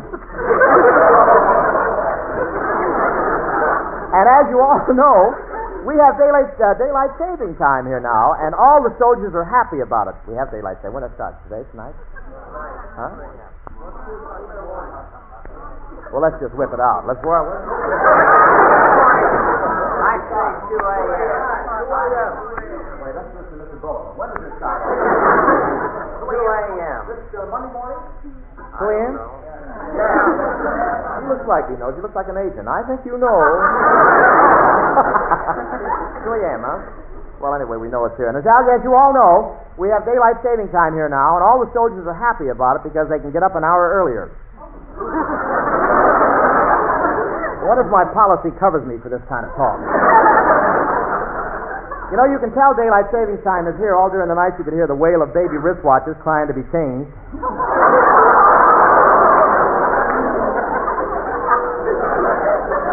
If you don't like them, don't moan, please. It sounds like Pierce Brothers in here. I wouldn't say the soldiers have to get up early now, but this is the first Army camp I've ever visited where every night the bugler has to play Taps and Reveille as a medley.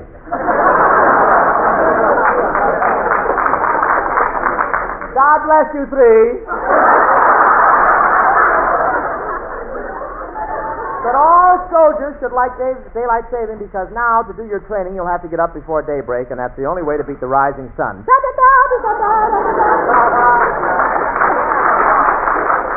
I know what that is, brother. Had my grandmother with a flag running back and forth. And I'm glad that daylight saving is here. I'm doing quite well now that I have to get up and go to work in the dark, and I've got the tires to prove it. You know,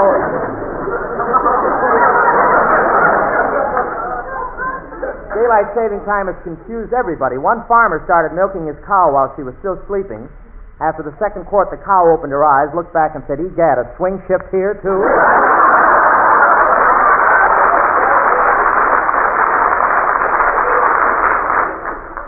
Daylight saving is tough on farms because the animals can't get used to it. This morning, one farmer woke up at the new time, looked out of his window and saw his cow standing over a pail saying, "Ready or not, here I come." And the chickens had to wait an hour longer to lay their eggs. One chicken walked around for a while and it said, "If I have to hold this egg much in I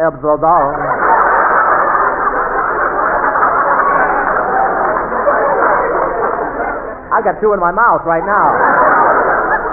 This may be the third one. Let me look at this. Talk to each other. I'll be back.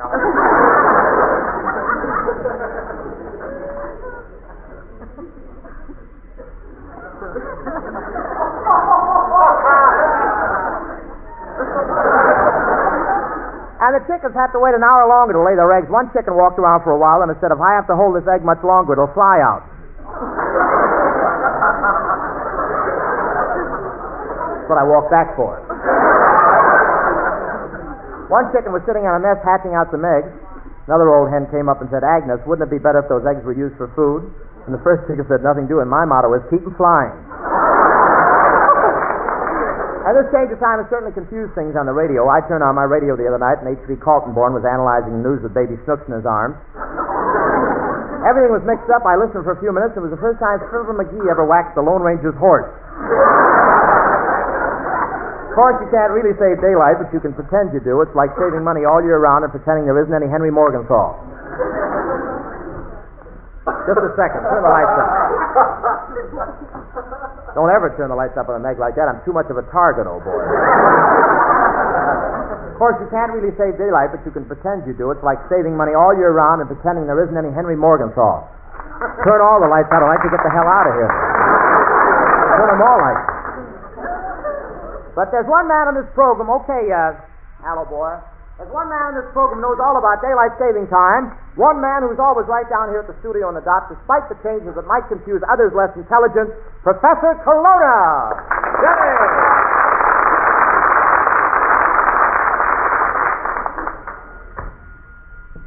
Hello? Hello, Hope. Is this Saturday or Sunday?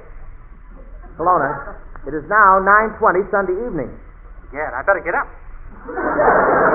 Professor, you're still in bed? Get dressed at once. Okay, I'll take the top off my pajamas.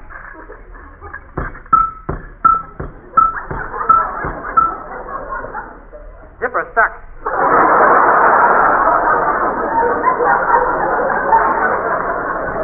Stop fooling, Kelowna. I know you're right outside there. Come over here immediately. I'll be over before you can say Jack Robinson. Okay, Jack Robinson. Jack Robinson. Jack Robinson. Wonder where that guy could be. Professor, what do you think of daylight saving? What's that? Have you heard about daylight saving? What's the saving for? To buy a defense bond? Kelowna, why are you always so far off the beam? Well, I'm mad at the airport. What's wrong with you anyhow, Kelowna? Well, I've never told anybody this, Hope, but I've had my ups and downs since the day before I was born. You've had your ups and downs even before you were born? How is that possible? Stork liked to play yo-yo. Well, you look nice tonight, Professor. What have you done to your mustache? I had it rat-proofed. Really? Yes, forced them to move out. Family of gophers offered her more money. Oh, don't ever sneeze in my direction. But let's get back to our discussion of time. Yes, I've conducted some very interesting experiments. I once measured the time it takes to put a golf ball. Putt, put, putt, put, putt, put, putt, put, putt. We've been here long enough. Let's steer for the shore. Get on with it, Professor. So you're an expert on time. Yes, my brother did 10 years for the government. They caught him red-handed. They caught your brother red-handed? What was he doing? His fingernails. Just think, Hope, all those clocks being turned back just because of the sugar shortage. Kelowna, what has turning back the clocks got to do with the sugar shortage? Oh, it's very simple. You take, for example, the amount of, let me see now, Must be some connection. Maloney, you've gone hog wild. Sir, you're speaking of the woman I love. I don't think you're an expert on time at all, Colonel. Let me ask you a question. Now, if it's 1 o'clock in Los Angeles, what time is it at the North Pole? Well, that's easy, Hope. It's 1 o'clock. Well, why is it the same time at the North Pole as it is in Los Angeles? It's still in the city limits. I'll ask you another question, Clone. If you were traveling east on the train in New York City, how many hours would you lose on the trip? Well, I'd lose 1 hour in Albuquerque, 2 hours at Kansas City, and 14 hours in Chicago. Why would you lose 14 hours in Chicago? No, a blonde there. I have a dozen beautiful clocks. That show the time in Paris, London, Berlin, Moscow, and all the world capitals. I also have dozens of very fine gold watches containing the most delicate movements. Well, what do you do when you want to find out what time it is? Look in the thrifty drugstore. Maloney, you're pretty stupid. You and a jackass would get along very well together. Well, we haven't had any quarrels so far. Maloney, you're as confusing as that song, Roso Days. You mean Roso Night? No, Roso Days. Night. Days. Night. Days. Well, there's another week shot to pieces. Well, that's enough of that, Hope. I'm getting tired of this Jimsy. Brother, you mean whimsy, don't you? Jimsy. Whimsy. Jimsy. Whimsy. You think you'll bring us pretty flowers? It's still whimsy. Oh, all right. I'm tired of arguing with you. You're such a big yurt. You mean I'm such a big... Like it my way better, eh?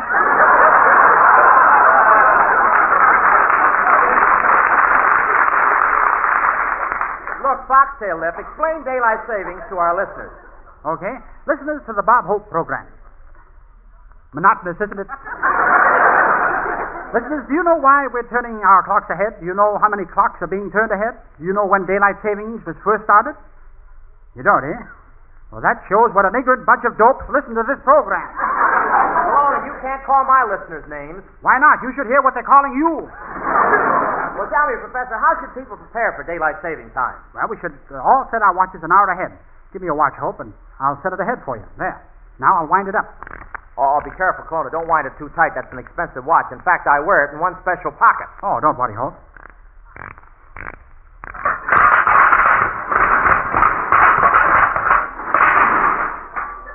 Yes. Now you can wear it in all your pockets.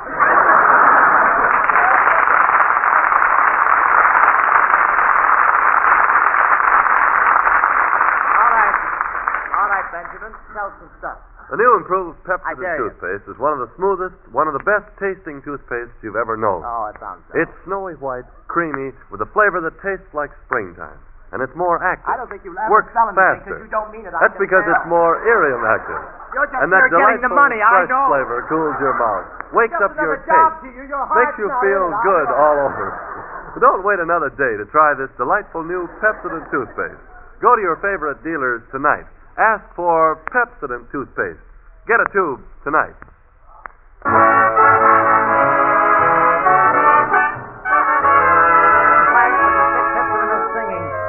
I don't want to walk without you, baby.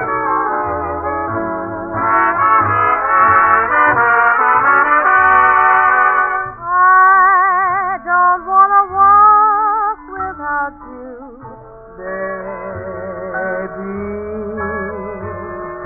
Walk without my arm about you, baby. I thought the day you left me behind, I'd take a stroll and get you right off my mind. But now I find that I don't want to walk without the sun. Lady, shine. Why'd you have to turn off all that sunshine? Oh, baby, please come back, or you'll break my heart in two.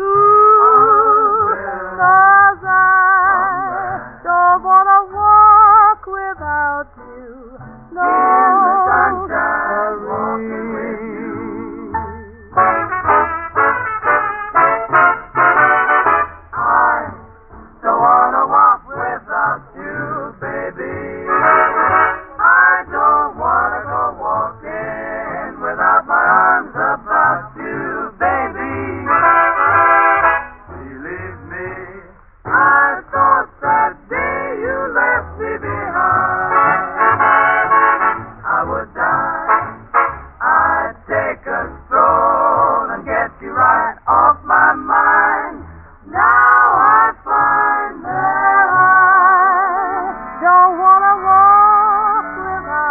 sunshine. Why'd you have to turn off all that sunshine?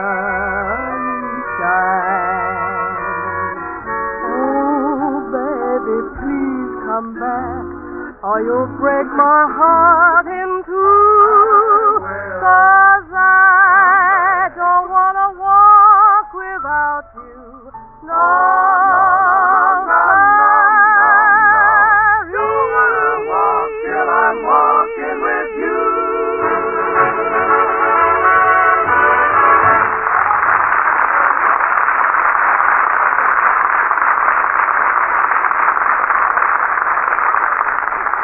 Love the way you sing a song. Could I just sign anything for me? Just sign it. That was Francis. Why, how do you like those 6 hits? They got 5 hits up there tonight.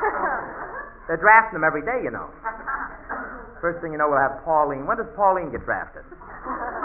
She'll be gone any day. That was Francis Langford and the 6 hits in this singing, I Don't Want to Walk Without You, Baby. Well, Francis, here we are at another army camp. Yeah, Bob. What's cooking? Same thing, beans. We've certainly traveled a lot lately, Bob. Well, my sponsor wants me to go to different places. Last time I heard him, he just mentioned one place in particular. You're very suave, aren't you? I wouldn't go there. I'd meet too many second lieutenants. Did you have... I know what happened. I'll have to mention they tear the roof down. Dee-doo. Did you have a nice trip down here from Hollywood, France? I suppose you came down on the train with the rest of the cast. I wanted to ride down by train the way you made the rest of the cast go. But you know, Bob, it's a long trip to be crouched down in those milk cans. Yeah, for the next 3 hours I walked around on my knees. But aren't you happy you made the trip, Francis? You know, it's so lovely here at Camp Callan. The camp on the shores of the blue Pacific, where the tall palm trees bend in the gentle wind and the cloudless sky smiles down upon the sunny shores. Are you trying to get me to enlist here? Well, I know 8,000 guys who would second that motion, but really, Francis, the fellas down here don't care very much for girls. Even the most gorgeous girls down here don't interest them. Why, if Hetty Lamar and Madeline Carroll walked by, they wouldn't even turn their heads. Bob, what makes you say that? Well, when you're broadcasting from an army camp, you're not supposed to give out any correct information. Really, though, Bob, I don't think these boys have much time to think about girls. Everybody's so busy with defense. Yeah, and you know, even those palm trees are defense-minded. What do you mean, Bob? Well, I was walking by some of them before, and one of them turned and said to the others, the heck with just standing around and looking beautiful, fellas. This year, let's try like anything to produce rubber.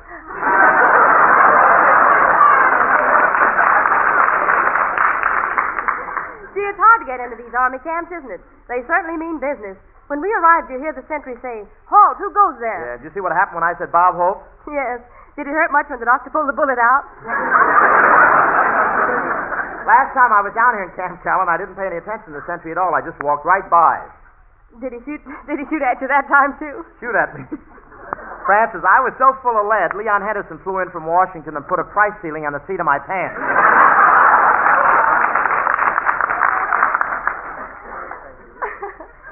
With you, don't worry. Give it a big yak, and I'll just spill it. I guess it's just as nasty as you think. I haven't been in this business 15 years. I'm the biggest bofola you ever worked on. And you'll never know because I'll just hide it. That's what I'll do. You watch yourself. I guess the soldiers really showed you what they thought of you.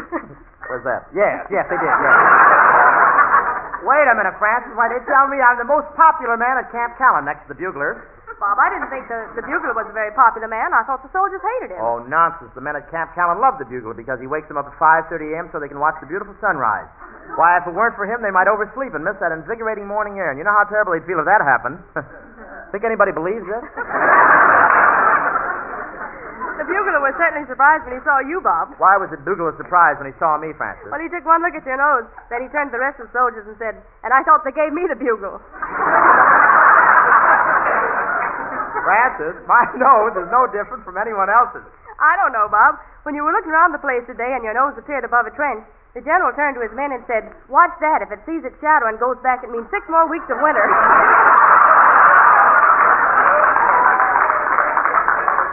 Well, it comes in handy for taking the pits out of oranges anyway.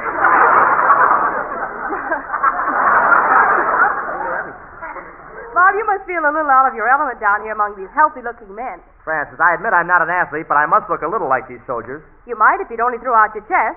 Come on, Bob, throw out your chest. I'd like to, but after all these years, I'd hate to leave my spine. Well, you're still not in as bad shape as Skinny Ennis. You bet. Say, you know those posters where Uncle Sam is pointing his index finger and saying, I need you? Yes. Well, when Skinny passed by, Uncle Sam looked down to see if he needed a manicure.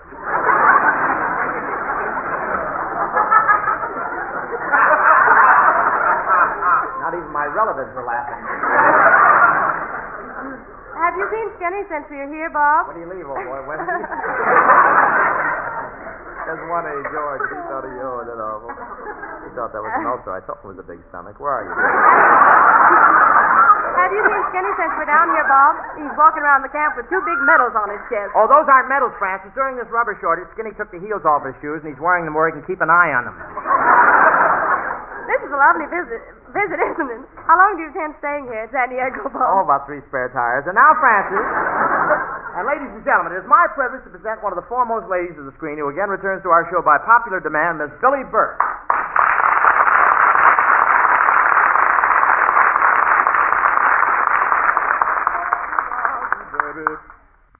You look very nice yourself, Bob. Very handsome and dashing. Do you really mean that?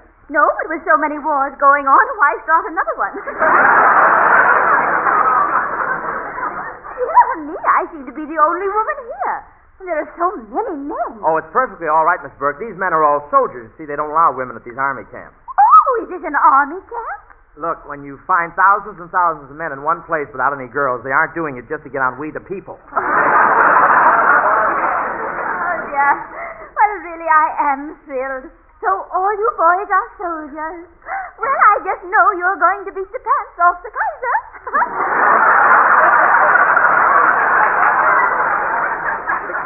The Kaiser? Well, Miss Burke, that was the last war. Oh, yes, how silly of me. That was the one you fought in. Look, Miss Burke, at the time of the last war, I was only 2 years old. Well, I was only 1 year old. Well, then that makes me 27 and you 26. My, what fun. What will we play now? Oh, but really, I'm very glad to see you here, Bob. Tell me, do you get many letters from home? And has your mother sent you a cake yet? Oh, just a minute, Miss Burke, just a minute. I'm not in the army. Well, it is a rather difficult intelligence test they give. No, you don't understand. I just came here to give this performance tonight. You see, I've been going from camp to camp with my radio program. My, oh, my. It must have cost you a fortune in convoys. Well, don't you think it's a good idea, my broadcasting from all the army camps? Well, yes, but... But what? Well, it seems to me that there should be some simpler method of testing our boys' gas masks. I'm sorry, Bob. I think you're doing a wonderful thing appearing at all these army camps. And the more army camps you appear at, the better. You mean it helps morale? Of course. There's nothing like a thing like this to get the boys in a fighting mood. How can you say that, Miss Burke? Why, the last time I was here, the boys really went for me as far as Glendale. Why, when I arrived this morning, did you see the reception they gave me? Yes, but don't you worry, Bob. Someday you may have a chance to throw them into the harbor. You know, Miss Burke, Camp Callan is right near the border. Perhaps you'd like to drive over into Mexico and see the Mexicans. Mexicans live in Mexico? Well, certainly. Who do you think lived in Mexico? Bank tellers. Yeah, I wonder how my brother likes the climate down there. But, Miss Burke, I want to welcome you to the Pep Station. Tell me, why is it you've been back here 5 times and no other guest stars appeared more than once? Oh, I don't know. Perhaps they asked for money. Why, Miss Burke, we never have any trouble about your salary, do we? No, but we may have a little difficulty this time. Well, how do you mean?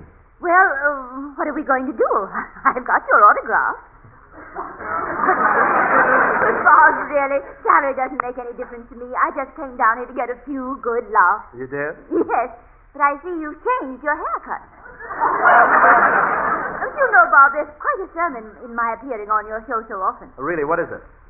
Boys and girls, save your money while you're young and you won't have to resort to this sort of thing. Now, there must be some reason why you keep coming back so often. Yes, there is, Bob. Your personality is magnetic. Your program is good, the salary is handsome, and I should live so long.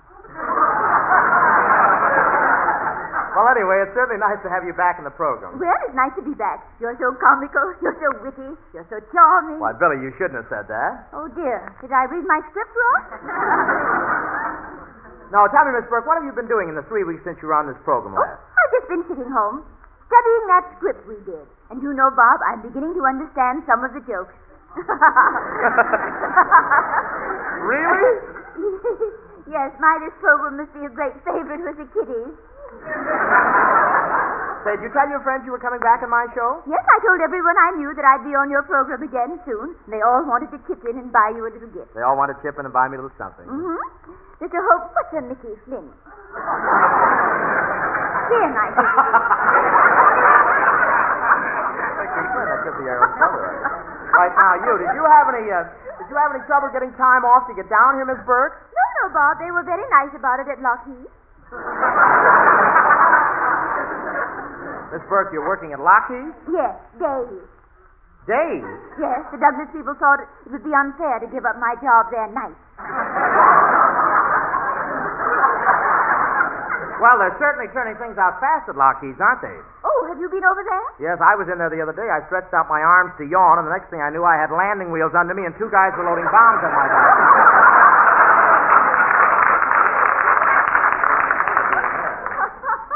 Oh, Miss Hope, you're so funny. But then, of course, you're dressed for it. What do you mean by that? Do you think my clothes reflect my personality? Well, I don't know whether your clothes reflect your personality or not. Your pants certainly reflect everything else. You inferring that my pants are shiny? I don't know. The other night, one of the ships was blinking a message to the shore, and the seat of your pants were answering back. Anyway, you can tell I'm not in the Army by my clothes. Look at the way all those boys in the audience are dressed, then look at my suit. Oh, I guess you're right, Bob. Yours is more sacky than khaki.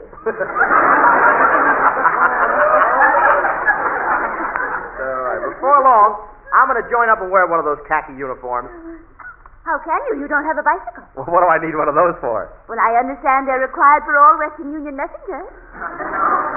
Now, wait a minute. I may soon be with these soldiers. You know, I have to register in the new draft that just went into effect. But, Bob, I thought they were only taking men up to 44. Miss Burke, please don't give our listeners the impression I'm old. Why, right now I'm in my prime. Brother, you've been primed for 40 years. You're going to get my goat, Billy. And by the way, that always struck me funny, that first name of yours, Billy. You know, Miss Burke, you were such a girlish figure having a man's name. Well, Bob, you have a man's name, too.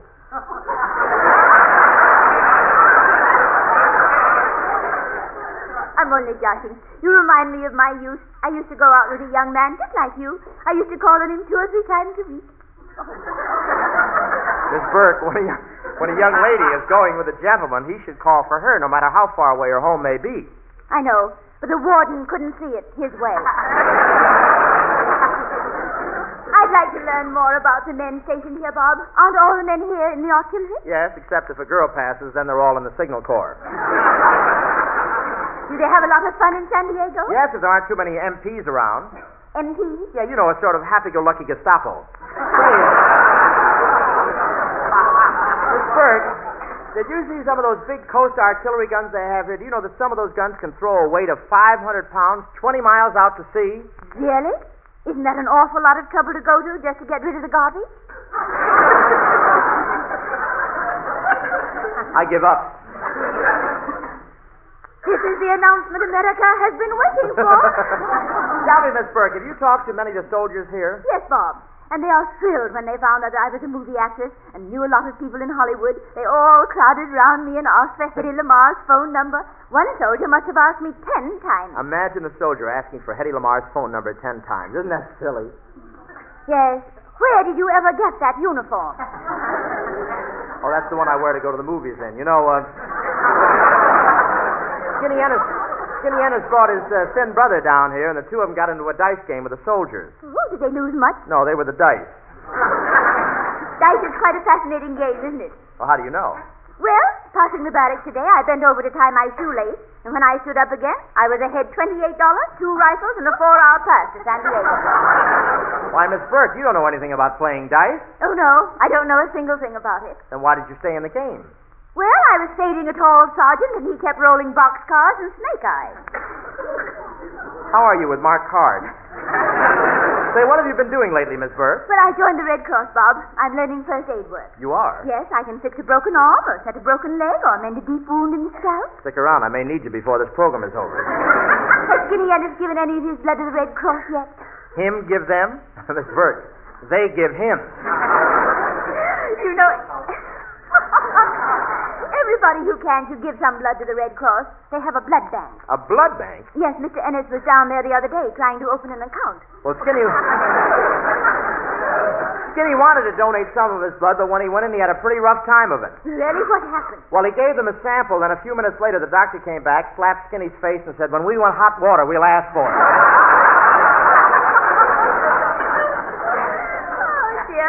How does Mr. Ennis like it down here, Bob? Oh, Skinny likes it here fine. The first thing he did when he got here was to put on a bathing suit and dive into the ocean. What happened? Oh, a couple of fists saw him. One fist said to the other, "I've seen bait before, but this is ridiculous." Really, Miss Oak, stop it. I shouldn't laugh so much for the money I'm getting. You know, you must be pretty busy these days, Miss Burke. Yes, we women are doing a lot of knitting. Oh, yes, those were nice socks you knitted for me, but I'm afraid they were too small. Too small? Yeah, I put them on the other morning, and it's the first time I ever walked around all day with my toes stacked on top of each other. You mean those socks were too tight? Tight. In the middle of the afternoon, one of my big toes said to the other, "We haven't been AWL, we haven't been gambling, we didn't forget to salute an officer. What the heck are we doing in the guardhouse?" Bob, I'll have to knit you a sweater. Yeah, you know, the trumpet player in Skinny's band is knitting sweaters for the soldiers. He keeps the needles right in his trumpet. Really? Yeah, last week we were in March Field. He started playing Rose O'Day and won a dart game at Pomona. You know, I'd love to help out these soldiers, Bob. If the boys meet me after the broadcast, I'll give them each a piece of pie I baked myself. Oh, gee, that's swell. It's my own recipe of whipped cream, mushroom sauce, ketchup, garlic, nuts, and artichokes. Well, if they eat that kind of pie, they'll get sick. Oh, no, they won't. The bicarbonate of soda on top makes it come out even. Well, I think these soldiers are being taken care of pretty well. The Army sees that they get everything they want. Of course, the Army is wonderful to all these men. But there were some things their mothers did for them that they probably miss now. Oh, I don't think so. The Army does anything for them that their mothers could have done. Oh, really, Bob? Why, certainly. Why, this afternoon in the mess hall, I saw a big, tough sergeant burping a brand new rookie from Pomona. Oh,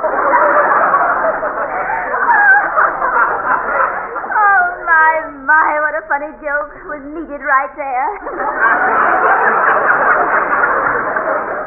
Most of them will miss having their socks darned for them, but it's really very simple, and I'd like to show the boys how to do it. I have a needle and thread, and now all I need is a sock with a hole in it. Bob, would you mind taking your shoe off?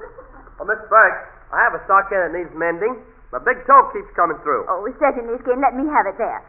Just a few stitches, and it's all sewed. See? That ought to hold your big toe. Try it on now. Okay. Oh, my, it's a persistent little rascal, isn't it?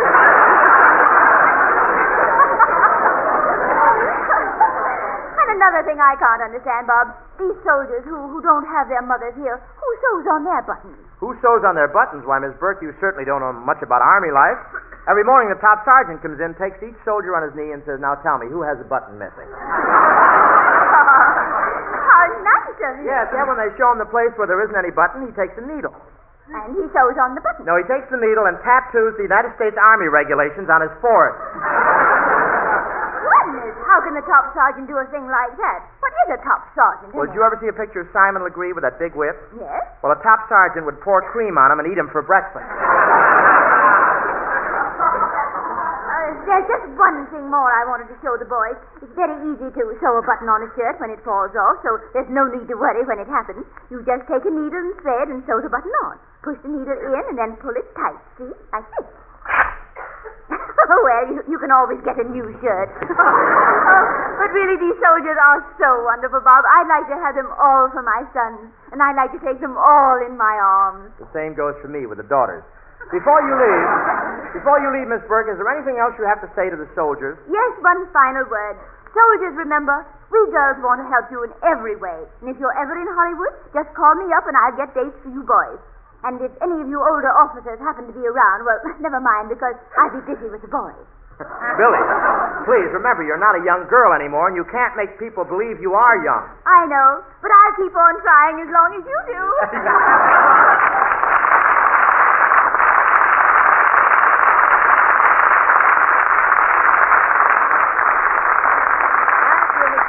Thank you. And now Betty Hutton and the Six Hits and a Miss give you blues and deny it. Did you...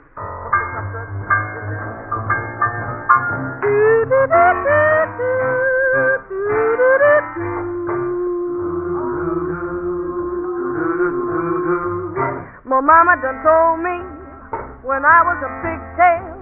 My mama done told me, honey, a man's gonna sweet talk and give you the big eye.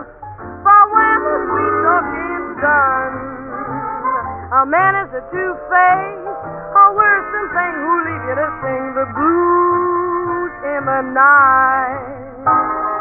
Now the rains are falling, hear the train is calling, hoo-wee. My mama done told me, hear that lonesome whistle, blowing across the trestle, hoo-wee. My mama done told me, hoo-wee, da hoo-wee, oh clickety-clack, going back to blues in the night. The evening breeze will start the trees to crying, and the moon will hide its light. When you get the blues in the night, take my word, the mockingbird will sing the saddest kind of song. He knows things are wrong, and he's right. Clickety-clack, hoo-wee, hoo-wee, from Memphis to Mobile, from Memphis to St. Joe. Some big town, yeah, and heard me some big town, but there is one thing I know. A man is a two-faced, a worrisome thing who leave you to sing the blues in the night. My mama was right. There's blues in the night. So we're singing the blues.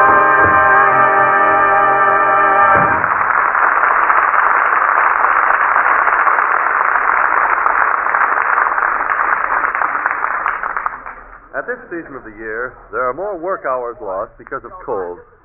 No, that's all right, old fellow. That was Betty Hutton and the Six Hits and a Miss singing blues in the night.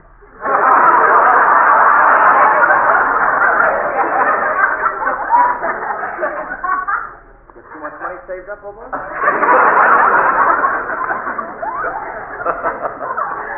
I want my wife, that's all. At this season of the year, there are more work hours lost because of colds and sore throats than at any other time. We can't afford to lose time from work in vital times like these, so be careful. Take the common sense precautions to guard yourself against illness. Gargle frequently with Pepsodent Antiseptic. It's the quick, easy, effective way to kill millions of the very types of germs that so often increase the misery of cold. Get a bottle tonight at your favorite drug counter.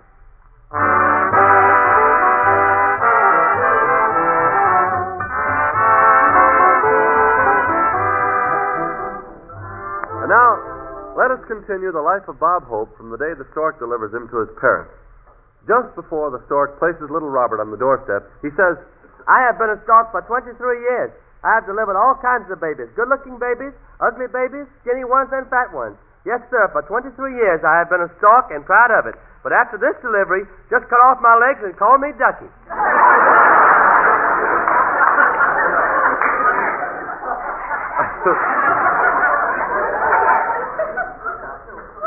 Although Robert's parents didn't care for him at first, they soon learned to hate him.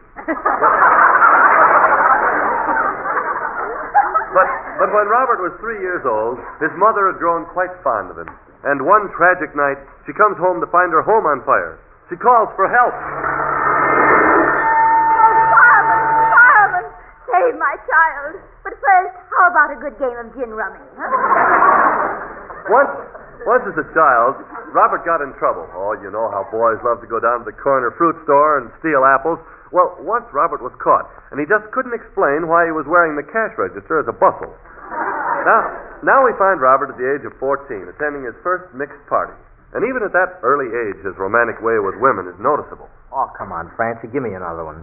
Give me another one. No, you've already had 12 pastrami sandwiches. Robert was always on the lookout for good things. He had a roving eye and a nose to match. One day he meets Skinny Ennis. They become friends immediately because they have something in common, a mutual disgust. Then something happens that changes both their lives. One afternoon, Bob and Skinny pass the United States Army recruiting poster, and Uncle Sam says, I need men. Want to help me look for a couple? Gee, that'd be a switch. Bob Hope looking for men. As we told you last week... As we told you last week, Robert Hope became a private in the Army, and it wasn't long before his character and personality asserted themselves. For his action on the field, for his behavior in emergencies, and for his all-round conduct, he is duly rewarded. And Robert has this to say. Gee, what a pile of potatoes. At camp, Robert doesn't like to work, and he dodges work so much that his friends begin to call him a shrinker, I think.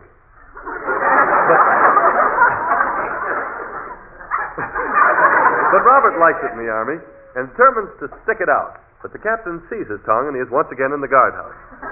The first days of training come, the first days of training go. The weeks come, the weeks go. Robert receives his first month's pay. Come on, 7. And that goes too. At camp, he again meets Skinny Ennis. In fact, the two boys were using the same bunk. Skinny turned out to be the wrinkle that Robert was trying to get out of the sheet. Bob and Skinny like Camp Callan very much, but they feel the need of feminine companionship. In other words, they're soldiers and they want a neck. Last week they went to a nice quiet dance in San Diego that the soldiers go to every night. Gee, what a dead night. Only 3 waiters killed and 2 busboys scalped. And now, as tonight's little sketch opens, we find soldiers Skinny Ennis and Bob Hope again at a dance with their 2 girlfriends, Fran and Betty.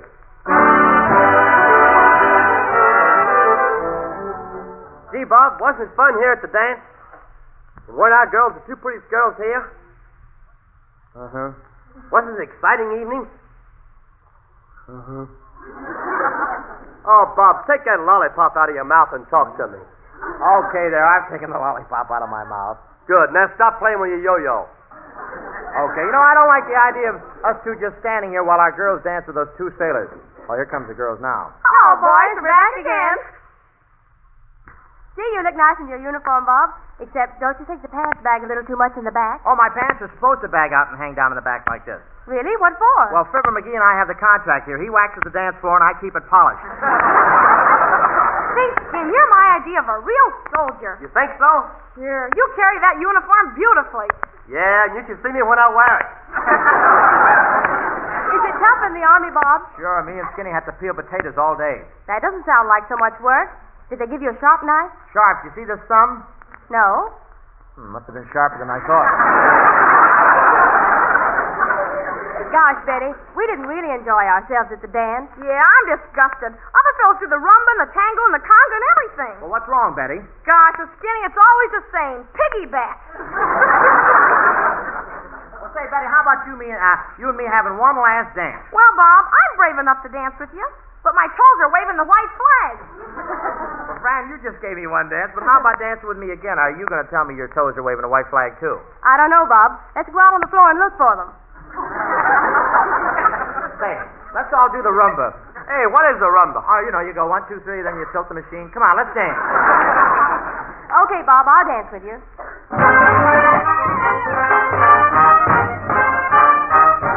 Gee, Bob, isn't that music wonderful? Yeah, I love to waltz.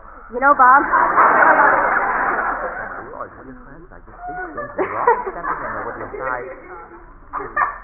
You know, Bob, you're dancing much better. Really? Yes, you're stepping on my foot in regular rhythm. Oh, let's quit and go back to Skin and Betty. Trouble. Hey, Skin, here comes that big sailor across the dance floor now. Why don't you tell him off? Okay, Bob, I will. Hey, you big lug! I'm going to tie you apart, see? I'm going to pull off your arms and bat you over the head with them. I'm going to... Oops. You're going great. Why don't you keep telling them? Man, he's getting within hearing distance. Be a man. Tell him what you think of him. Okay, I will. Hey, you! Yeah? Got him, Mac. Listen, you. If you want to fight, why don't you start fighting? All right, you asked for it. Well, I polished him off. Great work, Skingy. How'd you ever hit him so hard? Man, don't stand there talking. Just help me get this anchor back on the SS Idaho. You boys better hurry back to camp. See, Bob, that sailor over there's making eyes at me. He is. Now, I'll show that sailor. Hey, you gob. Oh. Well, what do you know? The Blue Jackets just sent a bundle up. Hey, we better hurry back to camp. What time is it? Why, Bob, it's 12 o'clock. Oh, that's right. 12 o'clock sharp. 12 o'clock sharp? Oh, my goodness.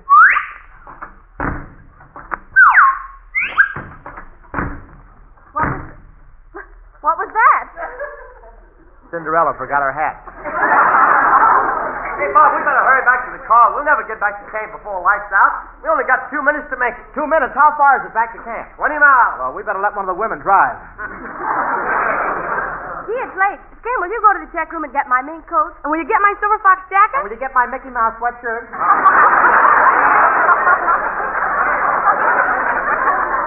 Well, come on, here we are at the check room. Miss, here's my check. Will you give me my hat? And that bottle over there. Why, Skinny Ennis, what have you got in that bottle?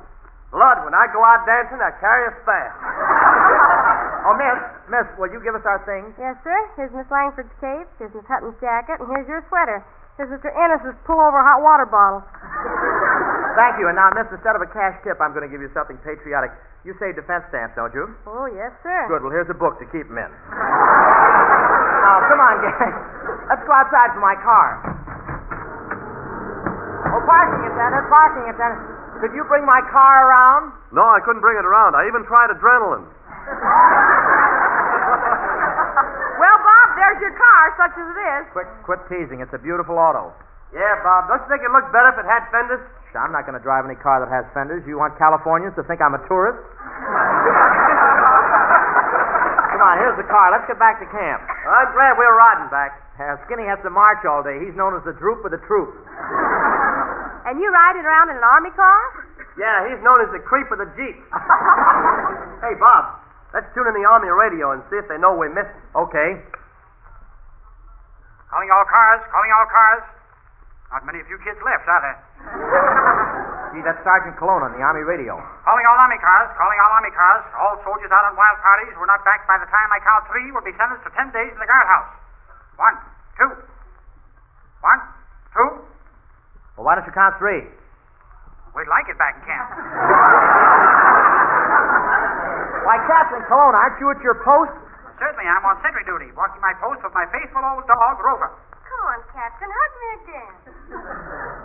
Like to be petted.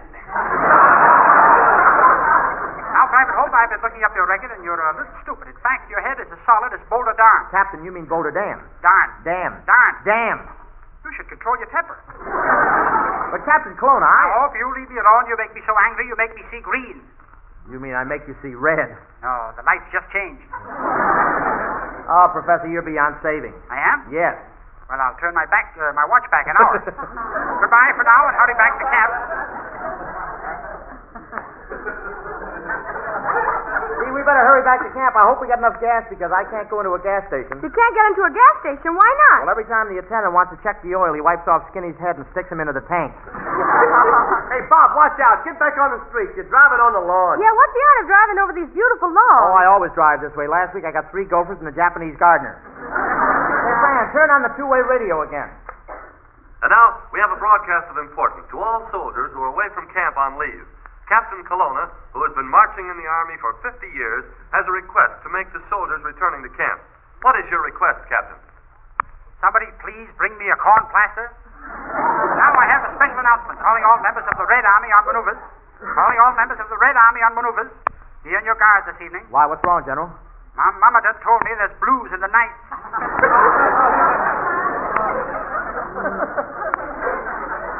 Well, I better step on the gas so we can get back to camp in time. Gee, driving right along the edge of the ocean at 70 miles an hour like this is great. Doesn't this salt air feel wonderful?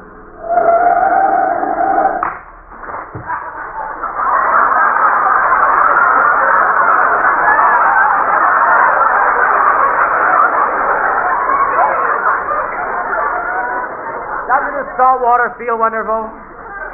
Jenny, honey. Yeah, sugar. Why doesn't my precious lamb sit on my lap? Duck woman, where do you think I am? Hey, Bob, open your window. There's a fly buzzing around in here. Watch me swat him. Doggone, he's been eating vitamin pills. Calling all Army cars. Official order number 156. Some soldier broke in the paymaster's office and stole $15,000. If apprehended, he is to be shot at sight. Culprit can be identified by large black mustache. Have you got that? Yes? You got your guns ready? Yes? Anybody got an electric razor?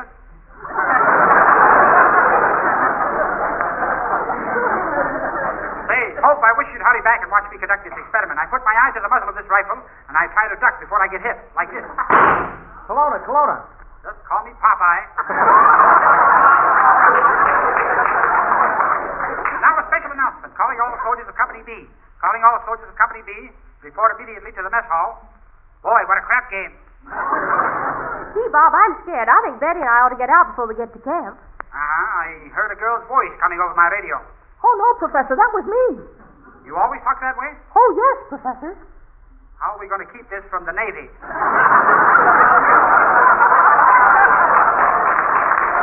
Hey, Bob, hurry up and get us back to camp. Bob, look out. You're driving on the left side of the road, and there's a big truck coming straight towards you. Oh, don't worry. According to Federal Regulation 8562, all Army vehicles have the right of way over civilian cars, trailers, and trucks at any and all times. Yes, sir. That's just what Regulation 8562 says.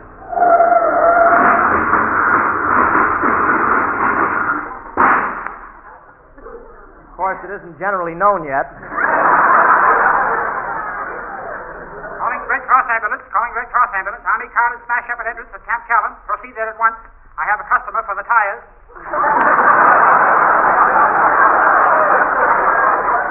Kelowna, have we still time to get into camp? Howdy, Hope. The general just ordered lights out. The general just ordered lights out. Why? His suspenders broke. Gee, maybe we can drive around the back entrance and sneak in that way. I better see if I got enough gas. I'll light a match and look in the tank. Bob, if you hold a lighted match near that tank, it'll explode. We got to get back to town in this car. Oh, nonsense. I'll just take a quick look. Well, we can make just as fast time running along these telegraph wires. Bob, stop fooling. You can still drive the car into the gate. Okay. Well, here we are at the camp, Grills. We'll have to let you off here. Good night, boys. Daddy and I want to thank you for a lovely evening. Did you like it? Yep, it was worth every penny we spent. Gee, Skin, look, the gate is closed. I guess we're AWL. Hey, Bob, we're really in a jam now. Kelowna's doing sentry duty at the gate. How are we going to get into camp? Easy. Just watch me climb over this barbed wire. Well, don't stand there, Skin. Surround me. Hey, who goes there? Look, here comes the sentry. Girls, make believe you're soldiers. I'm Private Bob Hope. I'm Private Skinny Innes. I'm Private Ben Hutton. I'm Private Frank Langford. Yeah, I never had tent mates like that. Sentry. I'm Bob Hope. Who are you? I'm Professor Kelowna, guardian of the gate, keeper of the watch, and custodian of this country's honor. Also granulated sugar sold after dark. Now, listen, you fellas, you aren't going to sneak past me. All right, Kelowna, you spotted us. How about letting us to camp anyway? Okay, advance, give the password. What's the password? Lollapalooza. Okay, Lollapalooza. Believe me, will you?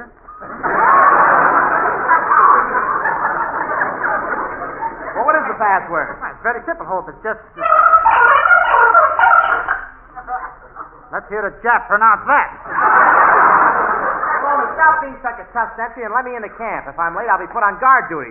Oh, let me in, will you? I'd love to, Hope, but I'd get in trouble if I let anyone pass through these gates now. But I'll tell you what. Why don't you climb over that wall? Oh, gee, thanks. That's a swell idea. Here I go. I'm halfway up the wall. There on the top of the wall. Oh! You'd be surprised how many suckers I catch this way. Hey, Bob, maybe I can sneak in while he isn't looking. Go ahead, Skin. Try. Who goes there, friend or foe? Now will you try for the $4 question? Gee, Bob, he's watching us too closely. How are we ever going to get in? Listen, Skin, we'll try to slip in very quietly, single file. Now, I'll lead the way. You stay right close behind me. Okay. Skinny, you still behind me? Yeah, but I think there's someone right behind me. Keep going, fellas. La conga! Gee, it's tough to get into this Camp Callan. Hey, here's another way we can get in, Bob. Let's go over this wall. All right, I'll boost you up. Here, Skin. Put one foot in my hands and I'll heave you. Okay, Bob, I'm ready. Heave. Oh.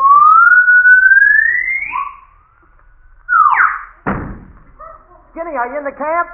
Yeah, Camp San Luis Obispo. Skin, stop fooling. We gotta find some way to get by Kelowna. I heard all the trouble you're having. Maybe I can help you, Bob. Oh, don't...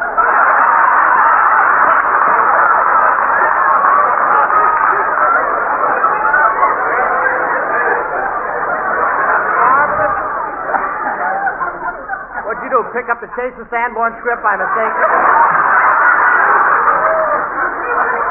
Scared the hell out of me. I thought the sponsor committed suicide.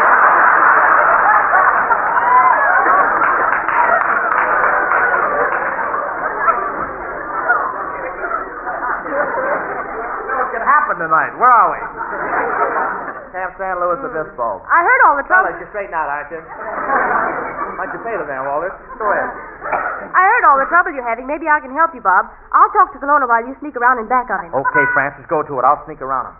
Oh, Professor! Oh, Professor! Yes, when did Bobby Breen join the army? Hey, Bob, look. Here comes another soldier. He's late, too. You fellas trying to get past the sentry? Oh, watch me get past him. Here I go. Oh, who goes there? Friend or foe? Friend. Hey, sentry, here's $5. Forget that I came in late. Okay. Oh. Counterfeit money.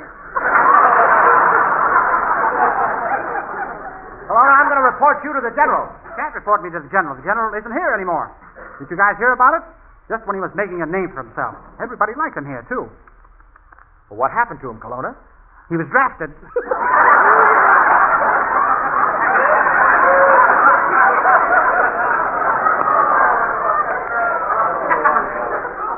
Kelowna, that's ridiculous. It's absolutely impossible that our general was drafted. Oh, that's right. He's got flat feet. I'll be with you in a minute. I'm taking some other fellows into the camp. Line up here now. I'll take you first. Eyes brown, name Smith.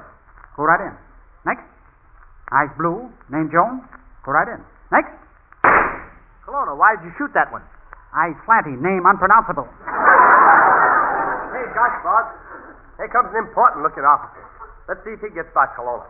Oh, who goes there? Friend or foe? Friend. I mean, foe. Not playing any favorites.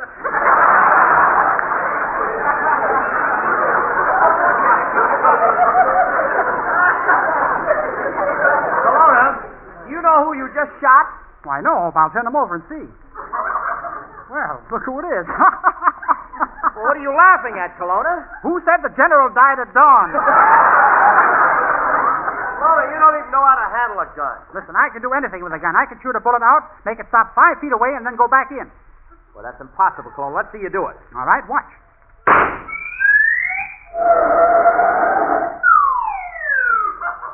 Hey, that's wonderful, Kelowna. How'd you do it? Used to be the yo-yo champion. You haven't seen anything yet. I could shoot a bullet from here to Chicago. Kelowna, Chicago, 2,000 miles from here. Well, of course, it sits down and puffs for a while. Professor, you're out of this world. Well, anything to escape the taxes. Come on, Kelowna, let us into camp. Not so fast, Hope. Remember, one false move and I'll plug you in a split first. Kelowna, you mean split second? First. Second. First. Second. Well, what do you know? We got her in a high.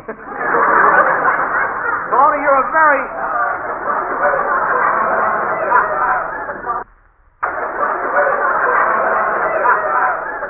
You're a very poor soldier. Oh, how can you say that, Hope? I fought in many great battles. I even fought in India at Goon-Ran. Rangoon. Goon-Ran. Rangoon. Goon-Ran. Rangoon. I don't care how you pronounce it. When the fighting started, this goon ran.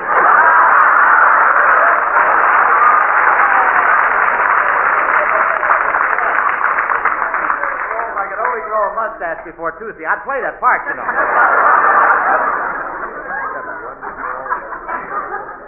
Professor, we've wasted enough time here. We've got to get in the camp so we're not AWR. Look, here's some money. Let us through. What? I never heard of anything so brazen. I'm 100% American, a real patriot, and you're trying to bribe me with money. Haven't you got a defense bond on you? Hey, Bob, I don't think we're ever going to get past this guy. Wait a minute. I got an idea, Skinny. I'll pretend I'm a girl, and maybe Kelowna will let me by. Watch this. Oh, who goes there? Me. Who? Me. Dad, Jeanette McDonald.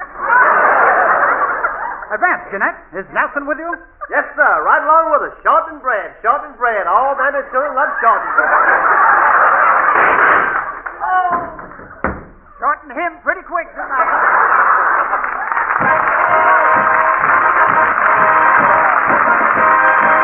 It's a long time to get started, but boy, those last 4 pages. The nation's favored one, as you're the chaps who scrap the Japs from down the rising sun. We thank you so much, and thanks for the memory of Billy Berg's grand wit in every line and bit. With you as guest, we host the best to make a show a hit.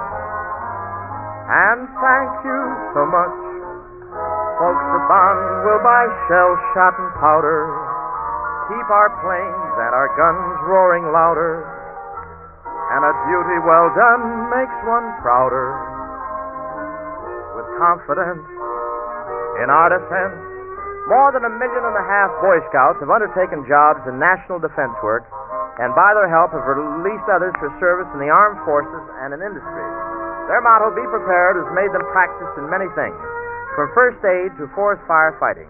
This is Boy Scout Week. Give them all your help and appreciation. Next week, we'll be back on the air again with the same gang and Bob Hope. Thank you, Ben Gates. Good night, everybody. Good night.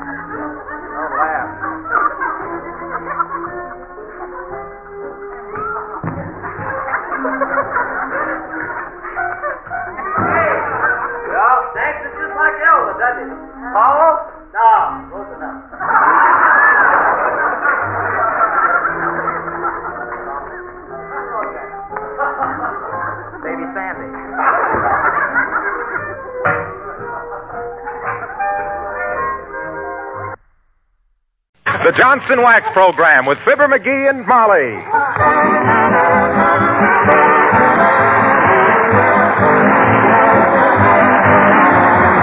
The makers of Johnson's Wax and Johnson's Self-Polishing Glow Coat present Fibber, McGee, and Molly, written by Don Quinn with songs by the King's Men and music by Billy Mills.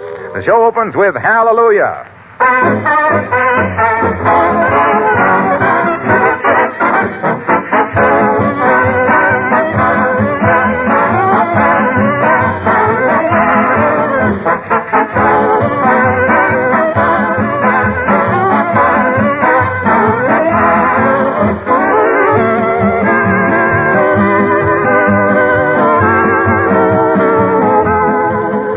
Days of Saturday night baths and Saturday afternoon floor scrubbing are pretty well gone forever.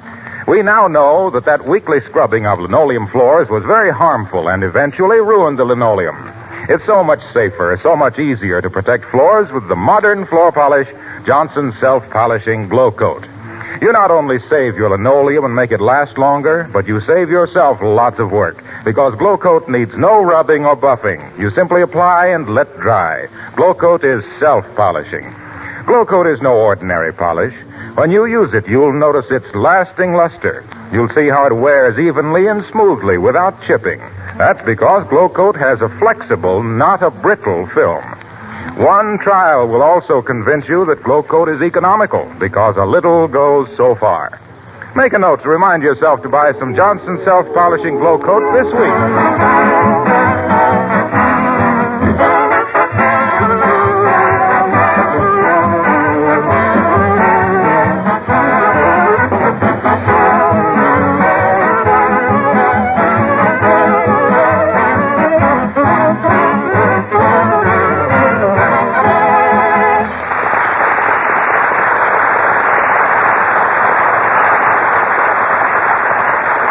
Some people think it would be a great thing if we were able to peer into the future. Personally, we think it's a blessing that we can't. For instance, here at 79 Wistful Vista sits the lady of the house darning socks for the master of the house, who doesn't know that a messenger boy is approaching with, what can be in store for Fibber, McGee, and Molly.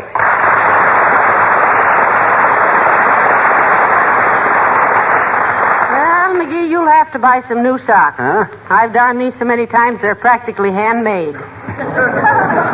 Okay, I'll get some tomorrow. But it's an awful nuisance. Gee, I wish I was a kid again and could go barefooted. Do you really? Well, no, not really. These guys that keep yearning for their childhood days are just kidding themselves. I wouldn't go through that again for $1,000,000. Why not? Oh, I was a regular little gangster when I was a kid. Oh, go on. I ever tell you about the morning I and Skinny Crandall and Bones Biddle and Stinky Hooper tied a wire across the schoolhouse steps? Then waited in the bushes for the teacher to show up? No. Yeah. No, you nasty boy. What happened? Well, we waited till noon and then suddenly realized it was Saturday. So we started running down to the old swimming hole, and I tripped on the wire and darn near... Come in. Packies for Mrs. McGee. For me? Are you Mrs. McGee? Well, what do I have to do? Show you my marriage license? No, I can see Mr. McGee. Nobody else would live with him. Fresh kid. Why, when I was his age, I was polite and thoughtful. Yes, you were, you little gangster. I wonder what this is. Oh, heavenly days, 4 pounds of Valentine candy. Oh, who's that from? Oh, as if you didn't know. Huh? You darling.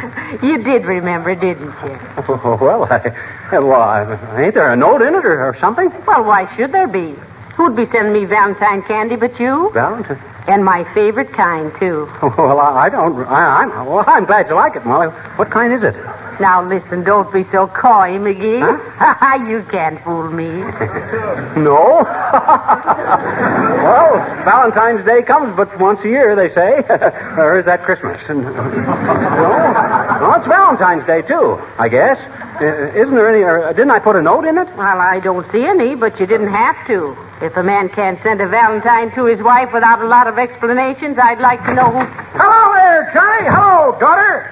Hey, can I speak to you alone a minute, Johnny? Why, sure. Excuse us a minute, Molly. Certainly, go right ahead. What's on your mind, old-timer? Look, I'm selling Valentines, Johnny. Want to buy one for the kid there? Nothing women appreciate more than a little touch of sentiment, you know. No, thanks, old-timer. She just got a big box of candy for a Valentine. She did, eh? Good for you, Johnny. Well, I don't know whether it is or not. Just between you and me, I don't remember sending it to her. Then you better buy one of these and send it too. Oh, no. Then she'd get suspicious. Don't be a fool, Johnny. The more you send them, the better they like it. Here's a beaut. All lace and stuff. Says, roses are sweet, and so is your soul. I'm going to throw out my sugar and put you in the bowl.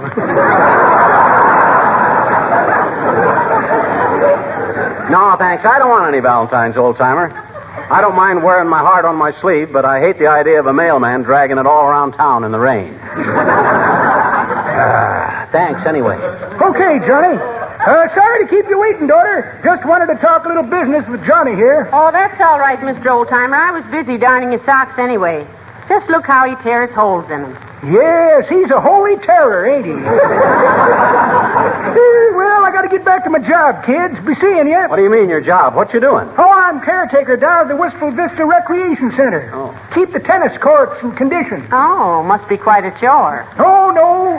Just a few swipes with a claw full of Johnson's wax, and I'm caught up for several days. Johnson's wax? On a tennis court? Yep. Table tennis, Johnny. Oh. Well, so long, kid.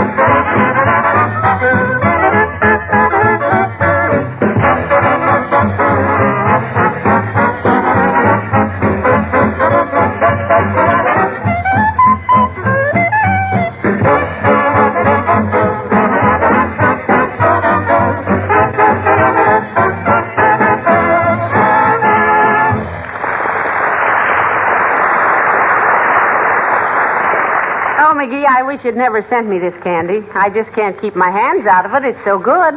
Don't you like it? Sure, I like it. Why shouldn't I like it? Well, you keep eyeing the box like you were afraid it was going to eat you. I do? Well, I guess I just got a complex about candy. Ever since my mother used to feed me butterscotch to pull out my baby teeth. Never believed in that string on the doorknob business myself. Well, there's no butterscotch in this candy, dearie. That's what I keep telling my teeth. Hey, who's walking around upstairs? Oh, poor Uncle Dennis. He's all upset. What about? Oh, he's thinking of starting a lawsuit against Walt Disney. Walt Disney? Yeah. What for? Oh, that pink elephant sequence in Dumbo. Uncle Dennis says he saw him first. He's all wet. You can't copyright a hangover. Anyway, what right? Come in. Good day, Mrs. McGee. Good day, McGee. Hi, Latrivia. Hello, Mr. Mayor. Have some candy? Thank you, no. I'm on a low-carbohydrate diet. Well, you better stock up on them then, Latriv. They tell me there's going to be a shortage of low carbohydrates. You don't say. If I might make a suggestion, McGee, it would be to the effect that people who have no clear comprehension of a subject under discussion would be well advised to maintain a discreet silence. I don't get it. Well, he said, dearie, that if ignorance is bliss, happy days are here again. Or if you don't know what you're talking about when you pipe up, pipe down. Oh, yeah? Well, now look here, Latrivia. Just a moment, McGee. Will you please refrain hereafter? Don't ask him to make any promises about the hereafter, Mr. Mayor. His forwarding address is unknown. What are you talking about anyway, Latrivia? And quit shaking your finger in my face. I'm liable to think it's Halloween and start bobbing for knuckles. All right. But hereafter, McGee, please refrain from telling motorcycle policemen that you are a close relation of mine and they can't do that to you. Do what to you, McGee? If he's referring to what I think he's referring to, he means that I got a ticket yesterday for parking 8 minutes overtime. For parking 1 hour and 8 minutes overtime? Well, can I help it if I forgot to set my watch back last Sunday night? You weren't supposed to set it back. You were supposed to set it ahead. In that case, it would be 2 hours and 8 minutes. There'll be no such a thing. It'd be 8 minutes less than 1 hour. There's 2-hour parking on Oak Street, so the city owes me 52 minutes. Now, wait a minute, boys. Let's get this straight. Let's say you parked at exactly 3 o'clock and... But I didn't. I parked at 8 minutes to 4. Oh, for goodness sakes, you might at least park on the even hour. The odd minutes make these arguments too confusing. Yes. Anyway, McGee, the justness of the complaint does not concern me. What I object to is your assuming that I, as mayor of Wistful Vista, would use the power of my office to obstruct the due processes of law. Furthermore, you had no business telling the officer that I was your nephew on your mother's side. You leave my mother out of this, Latrivia. A fine thing. Dragging a guy's family into a sordid case like this. For shame. But, McGee, he didn't say... And to think a guy like him is our mayor. It ain't enough that him and his Cossack cops ride roughshod over the common citizens. No, he's got to get personal. He's got to... Now, just a minute, McGee. You were the one who saw... Oh, he dragged my family through the mud and the slime of a court trial, holding us up to public ridicule. Just so... All right. I'll fix the tickets. I'll find the policeman. I will resign. Good day.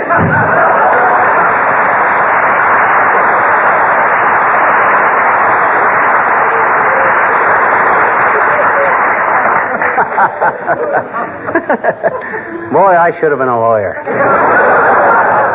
But you had no business telling the policeman that the mayor was your nephew. Oh, no, I just proved it, didn't I? I made him holler uncle. Give me a piece of that candy. Any chocolate-covered peanuts in there? Well, you ought to know. You bought it. Huh? I didn't specify every piece that went into the box. I bet you did. There's everything I like in it. Oh, you're so thoughtful, McGee. Oh, shucks. Valentine's Day. I think it was a Valentine's Day we first went out together, dearie. Yeah.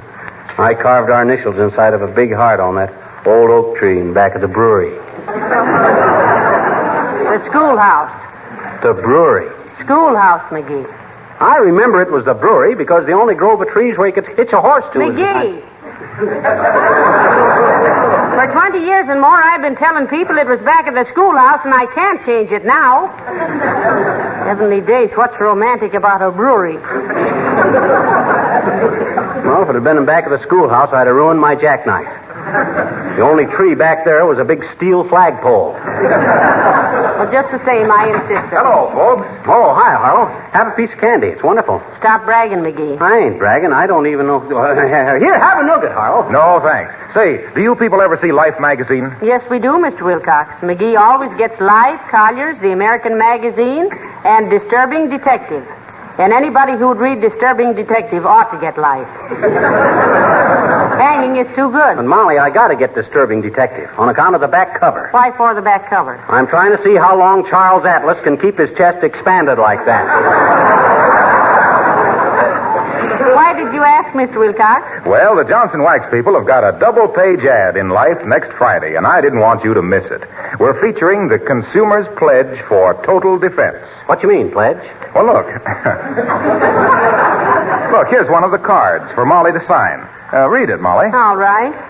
As a consumer in the total defense of democracy, I will do my part to make my home, my community, my country ready, efficient, and strong. I will buy carefully. I will take good care of the things I have. I will waste nothing. Place for signature. Consumer Division, Office of Price Administration. Well, I'll certainly sign that, Mr. Wilcox. Thanks, Molly. This is mighty important right now. If there was ever a time to conserve and save and protect and preserve, it's today. And Johnson's Wax does all of them in so many ways. It's a pretty necessary item on your kitchen shelf. Oh, say, and that reminds me, I'd better go in the kitchen and see if I have enough on hand. Excuse me a minute, boy. Certainly, Molly. Well, now I'll have a chaw of your chocolates, chum. Here, help yourself. And look. Yeah? You didn't send this candy to Molly, did you? Not me, pal. I don't send candy to married women. I'm allergic to buckshot. Why, didn't you? If I did, you can bop me with a bonbon if I remember doing it. Well, maybe you walked in your sleep again and crashed a confectionery. Say, I wonder... Oh, no, that ain't possible. The candy stores aren't open that late. Still, hey, you call on a lot of stores, don't you, Harlow? Sure, now that I'm taking these pledge cards around. Well, look, kind of snoop around and see what you can find out, will you? See if a guy about my size, wearing purple pajamas and green slippers, with a sleepy look on his puss, came wandering in any place and bought a box of Valentine candy. Hey, huh? Easy. Here she comes. Yeah. Okay, pal, okay. I'll tell George what you said. So long. See you later. So long, George. Say, who's George, McGee? And, what do you want Mr. Wilcox to tell him? George? Yes, George. Oh, George. Yeah, he's, he met old George Frahulis. Well, who on earth is George Frahulis? Oh, he used to have a tire shop out on 14th Street. Just sold it and took up blacksmithing. I just told Harlow to wish him good luck. Though why a guy in the horseshoe business should need anybody to tell Toss him... me one of those coconut creams, McGee. They're delicious. Here. Thank you. I don't know when a box of candy has intrigued me like this one, dearie. Yeah, me either. Me too. What? I'm glad you like it, Molly. You always did like mixed chocolates, didn't you? Yes, and weren't you nice to remember? Yeah. But then you always were thoughtful. Always the gentleman. Yeah. Remember the time I dropped my handkerchief at the dance, and you and Otis Cadwallader both rushed to pick it up and bumped your heads together and knocked each other out? Yeah, but I came too. That guy's still unconscious. You were jealous of him. I believe you still are. I am not. Say, I saw in the paper last night that he's in town. What's the matter? This candy kind of choked me. In fact, I think any of it would choke me. What do you mean? I mean that Otis Cadwallader. He might be the guy who he'd make me choke on a caraway seed. The very mention of his name makes me... you see, you are jealous. I never saw such a Come in. Oh, hello, Mrs. Uppington. How do you do, my dear? And Mr. McGee. Hi, Uppy. Come on in, out of the rain. Oh, it's not raining, Mr. McGee. It ain't? I'd have swore I saw a big drip in the doorway.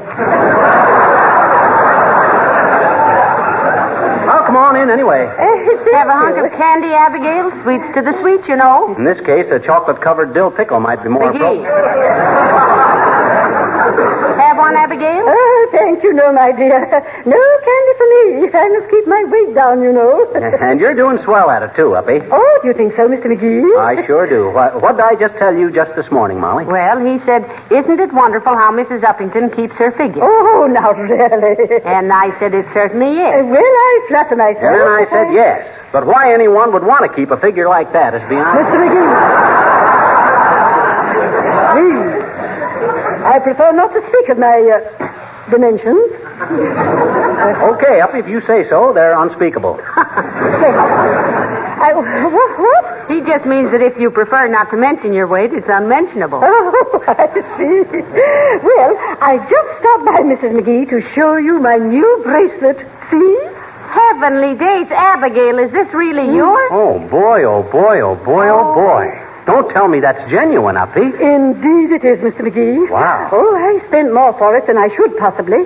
But this is the sort of thing that will become a valuable heirloom, you know. Well, you'd better be careful, Abigail. You don't let it lay around the house, do you? Oh, no, my dear. Boy. In fact, I'm on my way to the bank right now to put it in the vault. Well, I should hope so. That thing is practically irreplaceable. Oh, of course it is. Yeah. Oh, I just adore it. I'm such a happy, happy girl to own a genuine solid rubber band. Well, good night.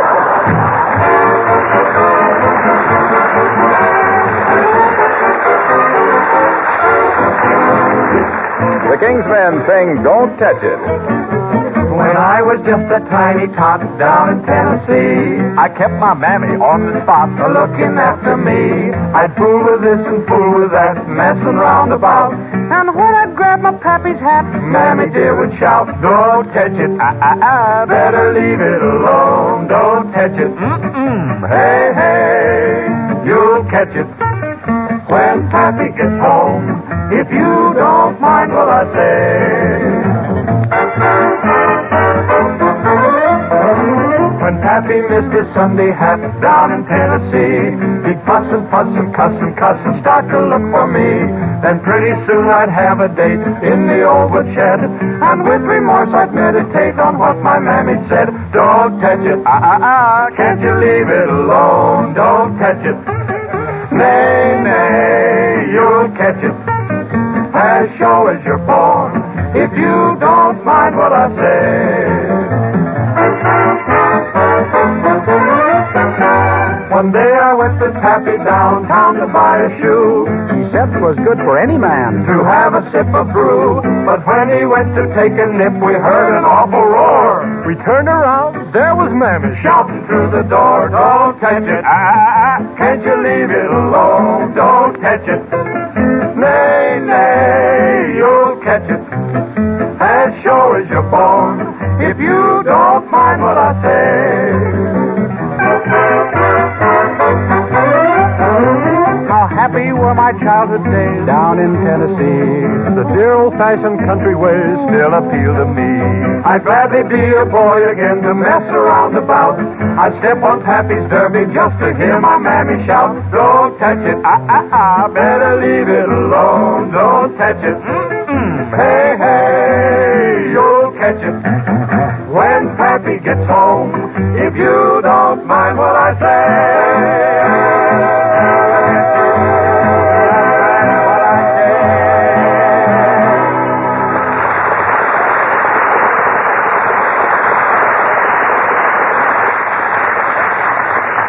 Here, have some candy, McGee. Help yourself to all you want. Oh. Any man who remembers his wife like this for Valentine's Day deserves anything he can get. I wish you'd quit saying that, Molly. Why, for goodness sakes? You did send it to me, didn't you? Who'd you suppose sent it? Well, then don't be so modest. You certainly have changed since we were married. I have? How so? Oh, when we were going together and you'd send a box of Turkish delights or a Tootsie Roll, you kept reminding me of it for weeks.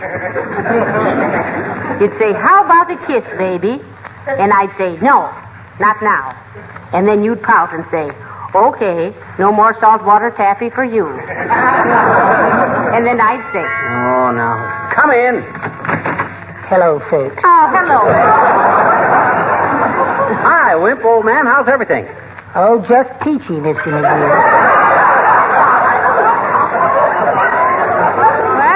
doing very well, Mr. Wimple.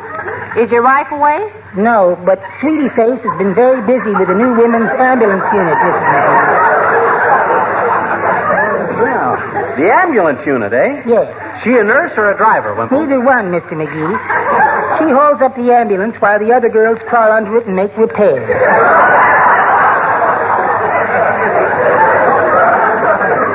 Well, your wife is very strong, isn't she, Mr. Wimple? Indeed, she is. Why, do you know, I've seen her tie a bow knot in a steel crowbar. Gee, really? Yes, sirree. Wow. And I don't mind telling you I had a terrible time getting it off, too. My neck was sore for weeks. Well, there's one thing about your married life, Wimp. You never know what's coming next. Yes, that's something to be thankful for, isn't it? But I really owe a lot to Sweetie Face. Yeah. She's made me what I am today. And what is that? Come, let's not get clinical, Mr. I'll bring her over sometime, Wimp. I'll get 4 flat irons and we'll play peas porridge hot. Oh, I just can't get her to go out anywhere socially, Mr. McGee. She says she'd rather stay home with her artwork. Oh, artwork. Does she paint, too? Oh, indeed she does. She did a wonderful painting of 2 moonshiners working down in the Kentucky hills. Oh. What'd she call it? Still life. I'll never forget the time I asked you to paint me.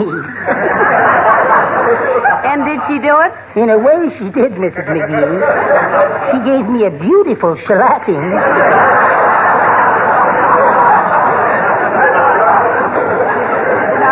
I suppose she was just being playful. Of course.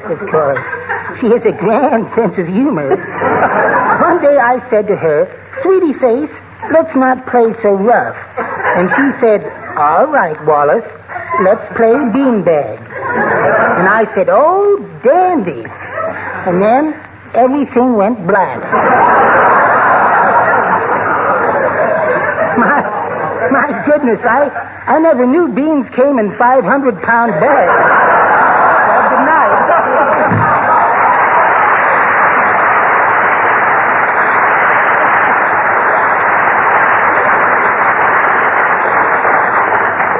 Hey, we never offered Wimple any candy. Well, it's probably just as well. One Sweetie Face in the family ought to be plenty. The poor fella. Yeah, the way he gets pushed around, he must have come from a long line of wheelbarrows. I'll get it, McGee. 79 Wistful Vista, Molly McGee speaking. Who? Oh, hello, Mr. Wilcox. Oh, Wilcox. Hey, let me take it, Be Molly. quiet, McGee. I can't hear. What was it, Mr. Wilcox? Molly, that's the important call. I've been expecting you. Dearie, I can't hear a word he said. Oh. What'd you say, Mr. Wilcox? Yes, I'll be glad to take the message. Oh, now I am, son. Yes? Yeah. Oh. All right. Why didn't that guy Yes. talking to me? Yes, I'll tell him, Mr. Wilcox. Oh, you. Well, thank you for calling. Goodbye. McGee, Huh? what on earth goes on anyway?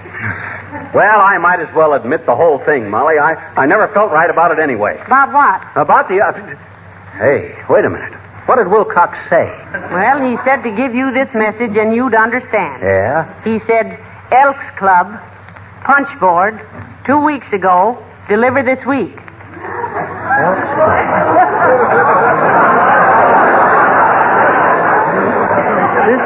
Whoa! Oh, so that was it. Now I remember. Oh, boy. Is that a load off my mind? Is what a load off your mind? It wouldn't interest you, Molly. But it would, McGee. Huh? You were interested enough in me to send me this lovely candy, and I'm interested in your affairs, too, dear. Okay, I'll tell you. You see, the Elks wanted me to act as chairman of the boxing committee a couple of weeks ago, and Yeah. I said I'd think it over, so I delivered my acceptance today. That's simple, ain't it? But what's this about a punch board? Oh, that. That's what we fellas call the boxing committee, the punch board. Oh. Hand me a piece of that candy, will you, Molly? Give me 2 pieces. Give me a handful. I never mind.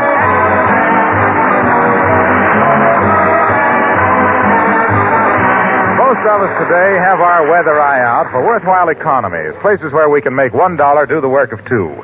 One way you can accomplish that same thing is by taking better care of what you have and saving on replacements. Protect your floors, for example, and save money on costly refinishing by polishing them regularly with genuine Johnson's wax. The coat of wax acts as a shield against both dirt and wear. It's easily applied and can be touched up or renewed as often as necessary. The result is not only money-saving protection, but greater beauty for your entire home and less work for you. You can use that same Johnson's wax to protect and beautify your furniture and woodwork, your windowsills, Venetian blinds, shoes, luggage, refrigerator. If you do this, you'll be practicing what housekeeping authorities call protective housekeeping. Johnson's wax is now available in 3 forms: paste, liquid, and cream wax.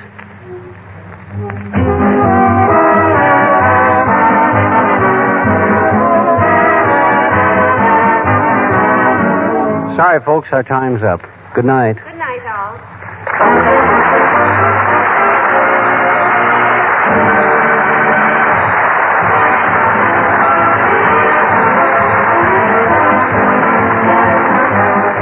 This is Harlow Wilcox, speaking for the makers of Johnson's Wax Finishes for Home and Industry, inviting you all to be with us again next Tuesday night. Good night. Let me remind you again to clean and polish your car with Johnson's Car New, the new labor saver that does 2 jobs at the same time, both cleans and polishes in one application. Car New, made by the makers of Johnson's Wax, gives your car back its original showroom shine, increases your driving pleasure. Thousands of car owners have learned to say, your car looks like new when you use Car New. Don't put it off. Buy a can of Johnson's Car New this week, spelled C-A-R-N-U. This program came to you from Hollywood. This is the National Broadcasting Company.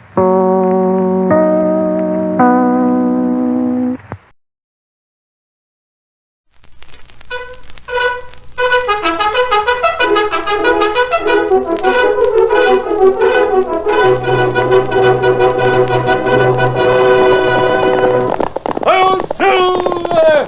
Away! Fiery horse with the speed of light, a cloud of dust, and a hearty hi-yo Silver, the Lone Ranger.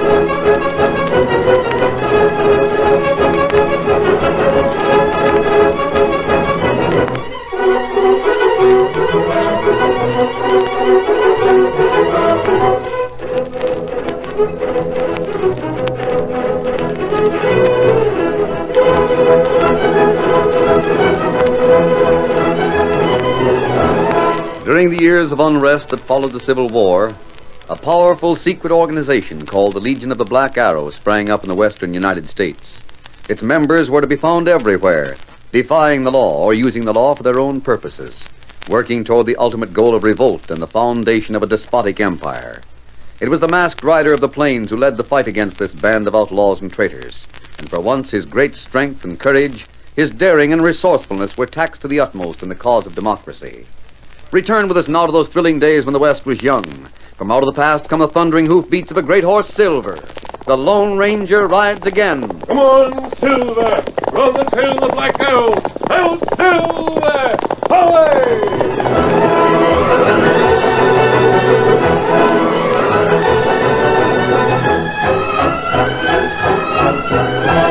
When the cavernous headquarters of the Black Arrow was found, the Lone Ranger directed the loading of everything in the cave.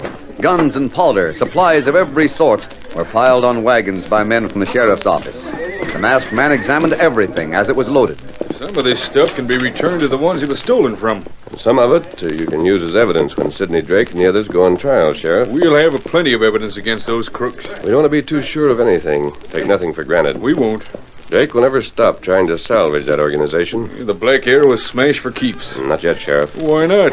We've got evidence enough to hang every one of those crooks. Grimes thought he'd been double-crossed. He named 5 men who are still at large. Unless we can turn up something here, they're likely to remain at large. 5 more of the Black Arrow? The men who really founded the conspiracy. Great guns, who are they? John Kimberly, the railroad man, is one of them. Webster, the fur dealer, another. Ooh, those are mighty important men. Ben Steele, the cattleman. Clark Drexel, the member of the Gold Syndicate. Bronson Page, the army contractor in Washington. But you'll have to have tarnation good proof to pin anything on men as important as those. Yes, I know it. Grimes' word won't mean anything. I'm hoping for proof here in the cave. Here's something that might be important. Now, let me see it. Here you are. Now, this is what I've been looking for, Sheriff. You sure? Yes. Great. Here are the names and descriptions of the men. Seems like it was mighty careless of those crooks to have anything like that around where it could be found. They didn't intend to have it found. Why'd they have a list like that? Well, the leaders weren't known by sight to all the men. If someone came, as Sidney Drake did, claiming to be one of the leaders, the members of the gang could check his appearance with this list before they took orders from him. I savvy. Here, let me see that paper. Here you are. I'm sorry, Lone Ranger, but I don't think this is enough evidence. No? The names don't mean anything in court. I don't think we can hope to find any further proof here, Sheriff. I'll send this list of names to Washington, and the government can act from that point on. I sure hope they act real sudden. I wonder how men of this sort got to know each other anyway. They sure are scattered all over the country. Hard to tell, Sheriff. They might have been in crooked work long before they started the Black Arrow. How's that? Well, Indians have bought a lot of army rifles. Perhaps Page helped get those rifles to them. The railroad men, well, he might have handled the shipment. Possibly he routed them so they didn't reach their destination. Maybe so. The cattleman would have contacts to handle the sale of contraband in the Plains country. The gold mine buyer would have contacts in the hills. Possibly the fur dealer handled the furs with which the Indians paid for the rifles. I suppose there's plenty of ways to reason out how those crooks got together. Well, I sure hope they hang together.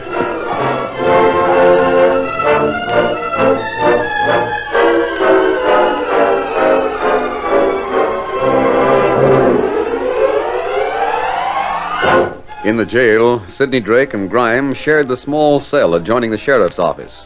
Grimes, you'll deny you said anything about the other leaders. We'll get out of here. You wait and see. We better get out soon. As near as I can see, we're as good as hung right now. Our trial will take some time. It may be weeks before they get around to actually convicting us. But what then? I have associates in Washington, you know. Heck of good they'll be to us now. More good than you think. I'm not counting on them. No? How'll they know the tough spot we're in? They'll know there's some reason why I don't communicate with them. Oh. I'm supposed to report to them at regular intervals.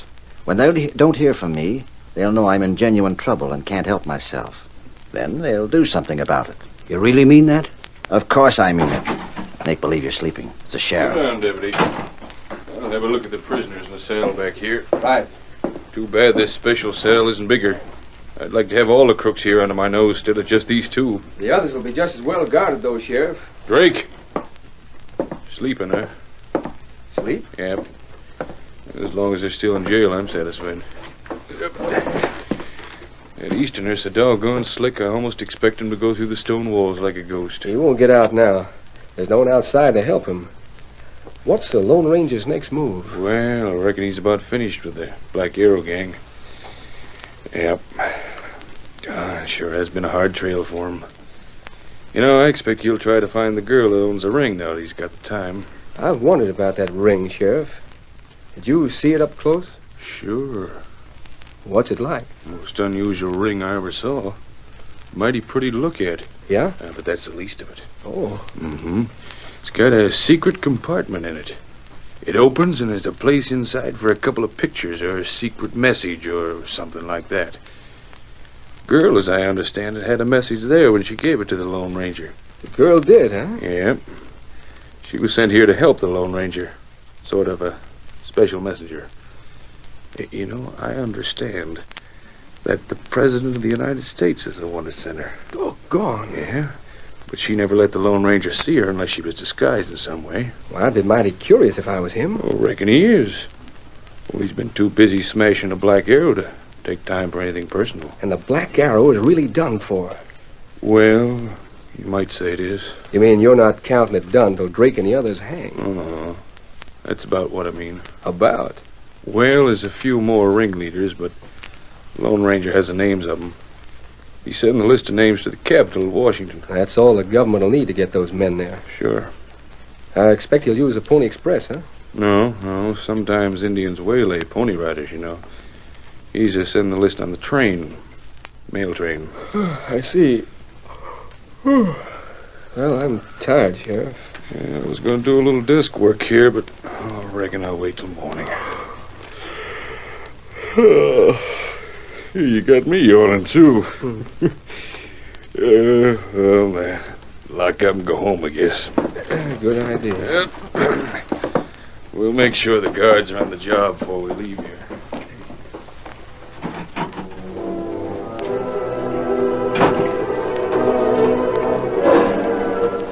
Drake, did you hear that? I heard it. Well, what about it? Well, I don't like it too well.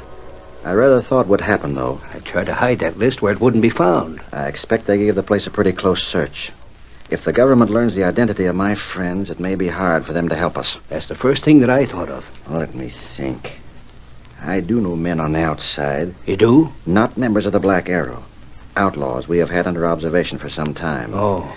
We thought of making them members of our Legion, but we haven't done it yet. Too late now. They still might be of use. How? Grimes, you don't have very much imagination, do you? Well, maybe not. Suppose these men thought there was a precious cargo of gold on board the train carrying the mail. Suppose they were to wreck the train to get the gold and at the same time take the mail in case there might be valuables to augment the gold loot. Say, there's an idea. The list would never arrive in Washington. It wouldn't at that. Any other list would be merely hearsay, wouldn't it? Hearsay? If the Lone Ranger or the sheriff or someone else wrote 5 names on a list and called them conspirators, it'd be meaningless. It's the manner in which the list is prepared that makes it authentic, you see. The handwriting, the stationery on which it's written. Other details as well. That settles it. How can we get word to those men you know? A mere detail that calls for some concentrated thinking. Now, let me think.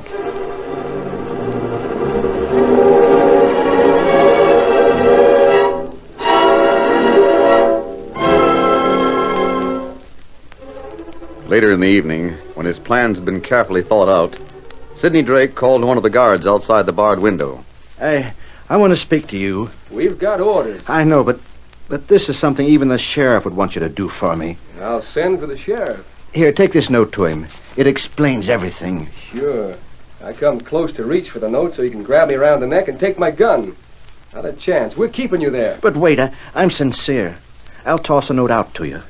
It's a little thing I ask. I've been thinking over a lot of things. I want someone to know that I'll go to the gallows repentant. You? Take the note to the sheriff. Ask him about it. I'll take the note. When somebody comes by, I'll send it to the sheriff. I'm not being tricked into leaving here. Believe me, guard, there's no trick. Here's the note.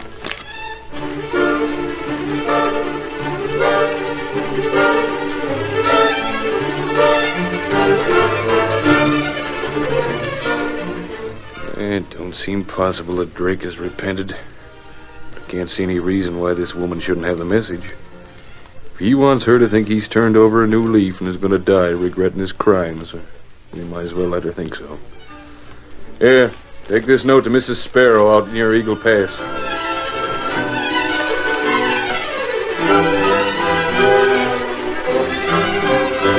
My, oh my, it makes me happy to hear that Sidney has repented. If you knew the time I've spent talking to him, trying to make him see the error of his ways, it'll make his dying easier, repenting this way. Tell the good sheriff thanks aplenty for sending me this. I will, Mr. Sparrow. Good evening to you. Evening. Jake, here's something from Mr. Drake. That's about time we heard from him. He's in jail. He told me he'd get in touch with me about a way to get rich real quick. And he told you a code that he'd use if he had to send word to you. Yeah, that's right, Auntie. Maybe this is the way you spoke about. Well, don't you forget that you never did pay me my share of the loot from that Henderson holdup. I know. I posed as the old woman about to lose her home and won the sympathy of Henderson so you could learn where the cash was hid. I know what you did. I want my share of cash. You'll get it. Let me see what's hidden in this here message. Be just like you to forget the code. I don't know, Jake. Sometimes I wonder how in tarnation you can keep on being leader of the gang. Shut up. I'm working on this. Did you forget the code? No. Great Scott. This here might mean thousands of dollars. How? Heart of gold. That means gold. What's the rest? Train. Let me see now. Wrecked life.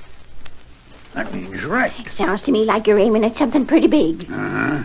I reckon it is big. Mighty big. What's the whole of the note?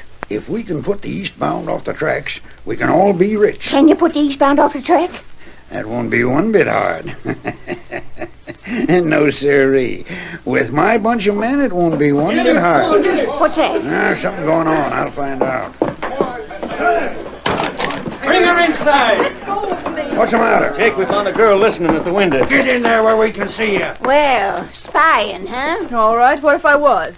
What are you going to do about it? Bring her over here at the light. Yeah, she's a pretty one, too. Who are you? None of your business. Spunky, huh? Were you listening at the window? Yes, and I heard your plans about wrecking a train. You can't get away with it. You won't interfere with anything we plan. I've wondered about you a long time, Mrs. Sparrow. You've posed as a kindly old woman, but you're not. You're as bad a crook as any of these murderers. My. Tie her up. Yeah, right. And get all the boys together. We've got mighty big plans to discuss.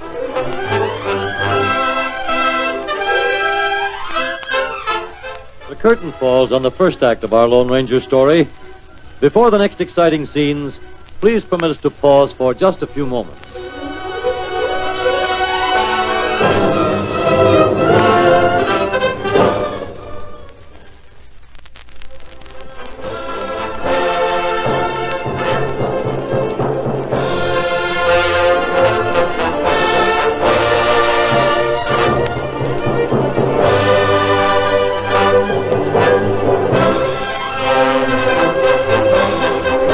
Now to continue our story.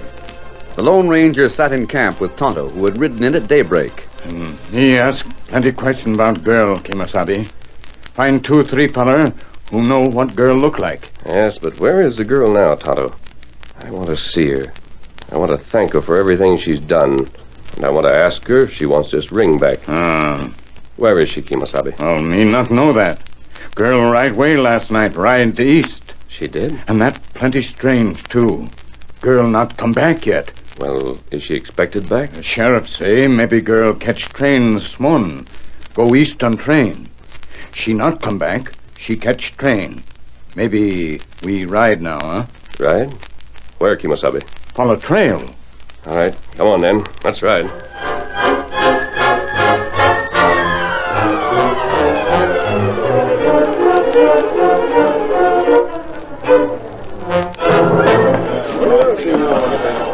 Jake finished going over plans with his men while the captured girl sat in one corner of the large room.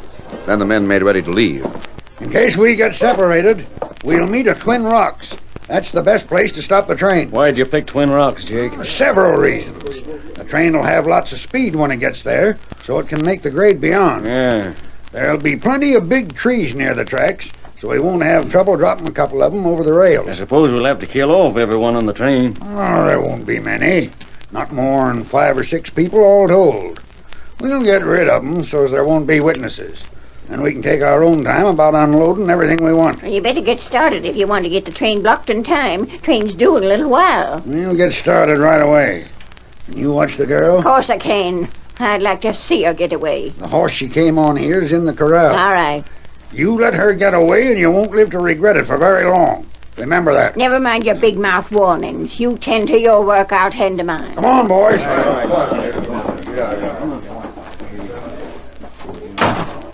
Well, miss, how's it feel to be a prisoner? I needn't answer that. You'll find out for yourself. Oh, I will, huh? It's big talk from a girl that's been tied like you have. I don't think it's too big. No? They call you Ann Sparrow, don't they? What's it to you? Well, just this. Did you ever hear of carrying a knife up your sleeve? Huh? It has been done, Mrs. Sparrow. And if one has practiced enough, it's possible to use that knife to cut the ropes that bind the wrists. Then if one is very careful not to be noticed, a gun can be reached. You let me see your wrist. Here, take a good look. Why, you... Keep back. I wouldn't hesitate a minute if you made it necessary to shoot. I don't believe you. Why, you little upstart. I've shot it out with men. No whippersnapper of a girl like you can bluff me with a shooting iron. You wouldn't have the nerve to shoot. Get back. I'm coming at you and you can't stop me. You ain't the nerve. Stand where you are. Why, you... That bullet was meant to nick you. The next will hurt more. You did shoot. Now turn around. I'll see how you like a rope on your wrist. You did shoot. I'll bandage your hand before I leave. That's more than you do for me.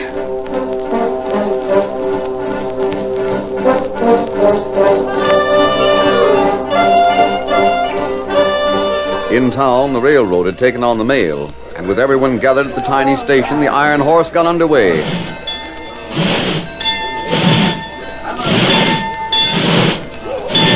The fireman threw fuel into the furnace. The engineer leaned from his cab and waved. Be back in due time. Keep the town running.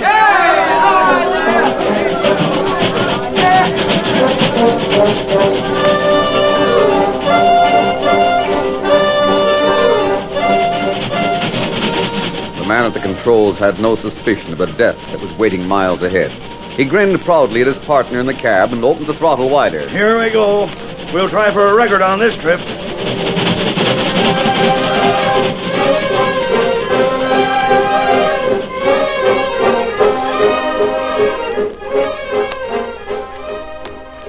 Death, cruel, unsuspected death without warning, was planned by Jake and his men.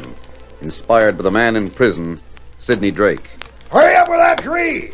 Drop her right across the track. He's ready to fall. Here she goes! And clear! And clear! That'll do it. Now get into hiding till after the smash.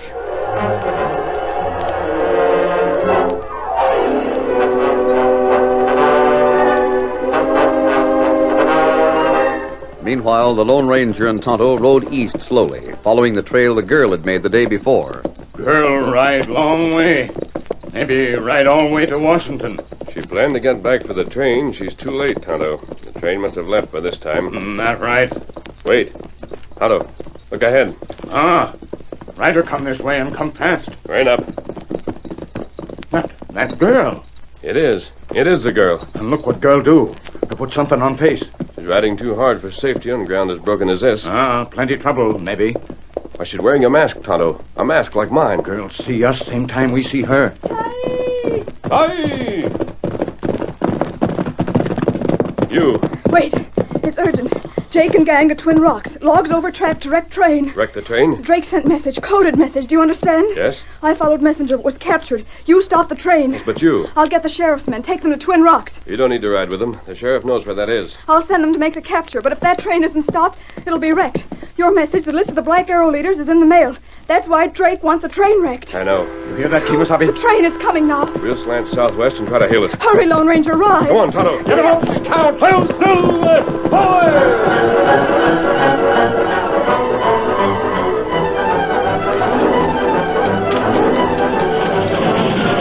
Hey, you got enough fuel to last a while. Look out the window a minute. Hey, what is it? See that? Redskin. The other man's mask. Look at him come, riding to cut us off. These highwaymen will learn someday that their bullets don't even dent these here engines. Pass my rifle over. I'll swap lead with him if that's what he wants. Here it is. Keep your head down when he starts shooting. Let me take a couple shots, too. What's he say? Stop that train! Wants us to stop the train. Who's he think he is? Clear out or we'll start shooting. Move on now.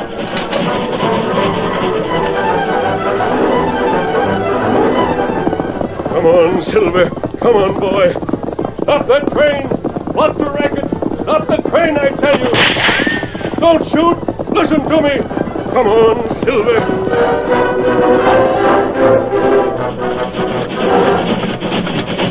I'll open the throttle a little more and we'll pull away from him. He didn't stop when you fired. Didn't draw a gun either. I don't want to really hit him with a bullet. The engine's falling back. We'll see just how fast that white horse can travel. There now.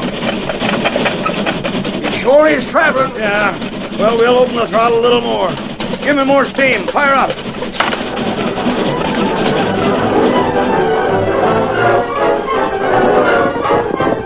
We've got to keep going, Silver. Come on, boy. There's one chance.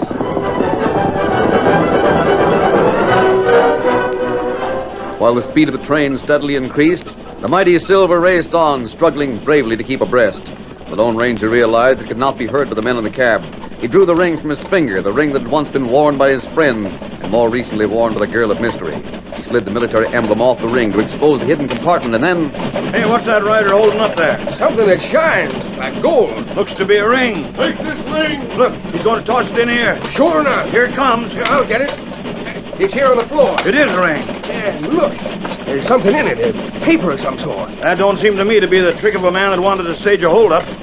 I'll ease off a little till we see what that ring means. Hey, writing on the paper. Hey, look. This is signed by the President of the United States. What's it say? Never mind that now. You just do what that masked man tells you. He's carrying the authority of the President. He wants us to stop the train. And doggone it, stop the train. Stop the train, quick.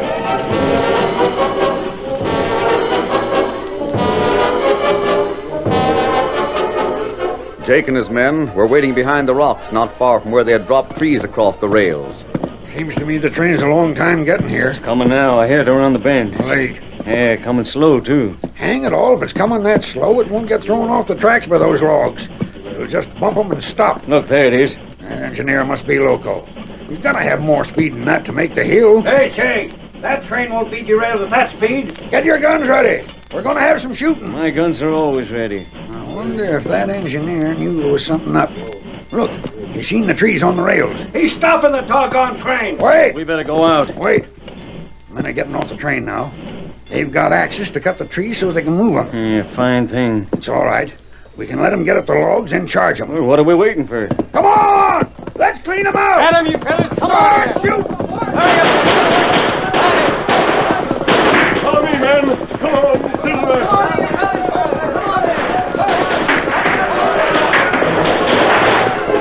As soon as the outlaws came from hiding, the Lone Ranger and the sheriff's men leaped from the cars and the train and charged. Surrender, boys! Surrender, be shot! We're outnumbered, Jake. I'm quitting. Me too. I give up. Hold your fire. Round them up, Sheriff. Right, masked man. Come on, Silver. Steady, boy. Steady, Silver. All right, engineer, we've got him. By Ginger, I was scared. I didn't know if we'd have time to duck behind those trees before the crooks started shooting. Oh, here, mister. This ring. Suppose you want it back. I do. I wouldn't lose it for anything. If you hadn't tossed it to us, it wouldn't have stopped the train. If I hadn't had that ring, I'd have had to try and board your engine. Fool that I am, I'd likely have clouded you on the head if you tried it. But I better get started again. I'll have to back up half a mile to get speed for the hill ahead. We'll move those trees aside. Boys, come on, get those trees moving. Not up, Tonto. Sheriff will take charge. You ready? Sheriff. Yeah? Sheriff, one thing more. Who is the man with the mask? How could he have a ring with a letter from the president? Who is he? Who is he? Engineer, that man is the Lone Ranger.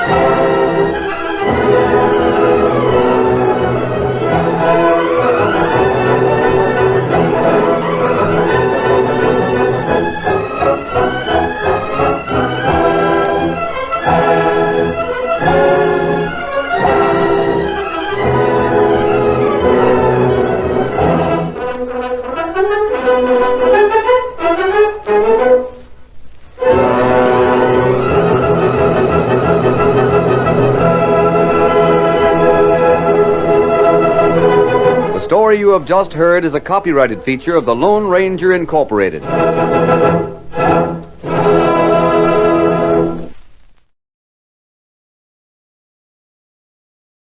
Any Bonds Today, starring Fanny Bryce as Baby Snooks and Igor Gorin on a special recorded program of the United States Treasury Department.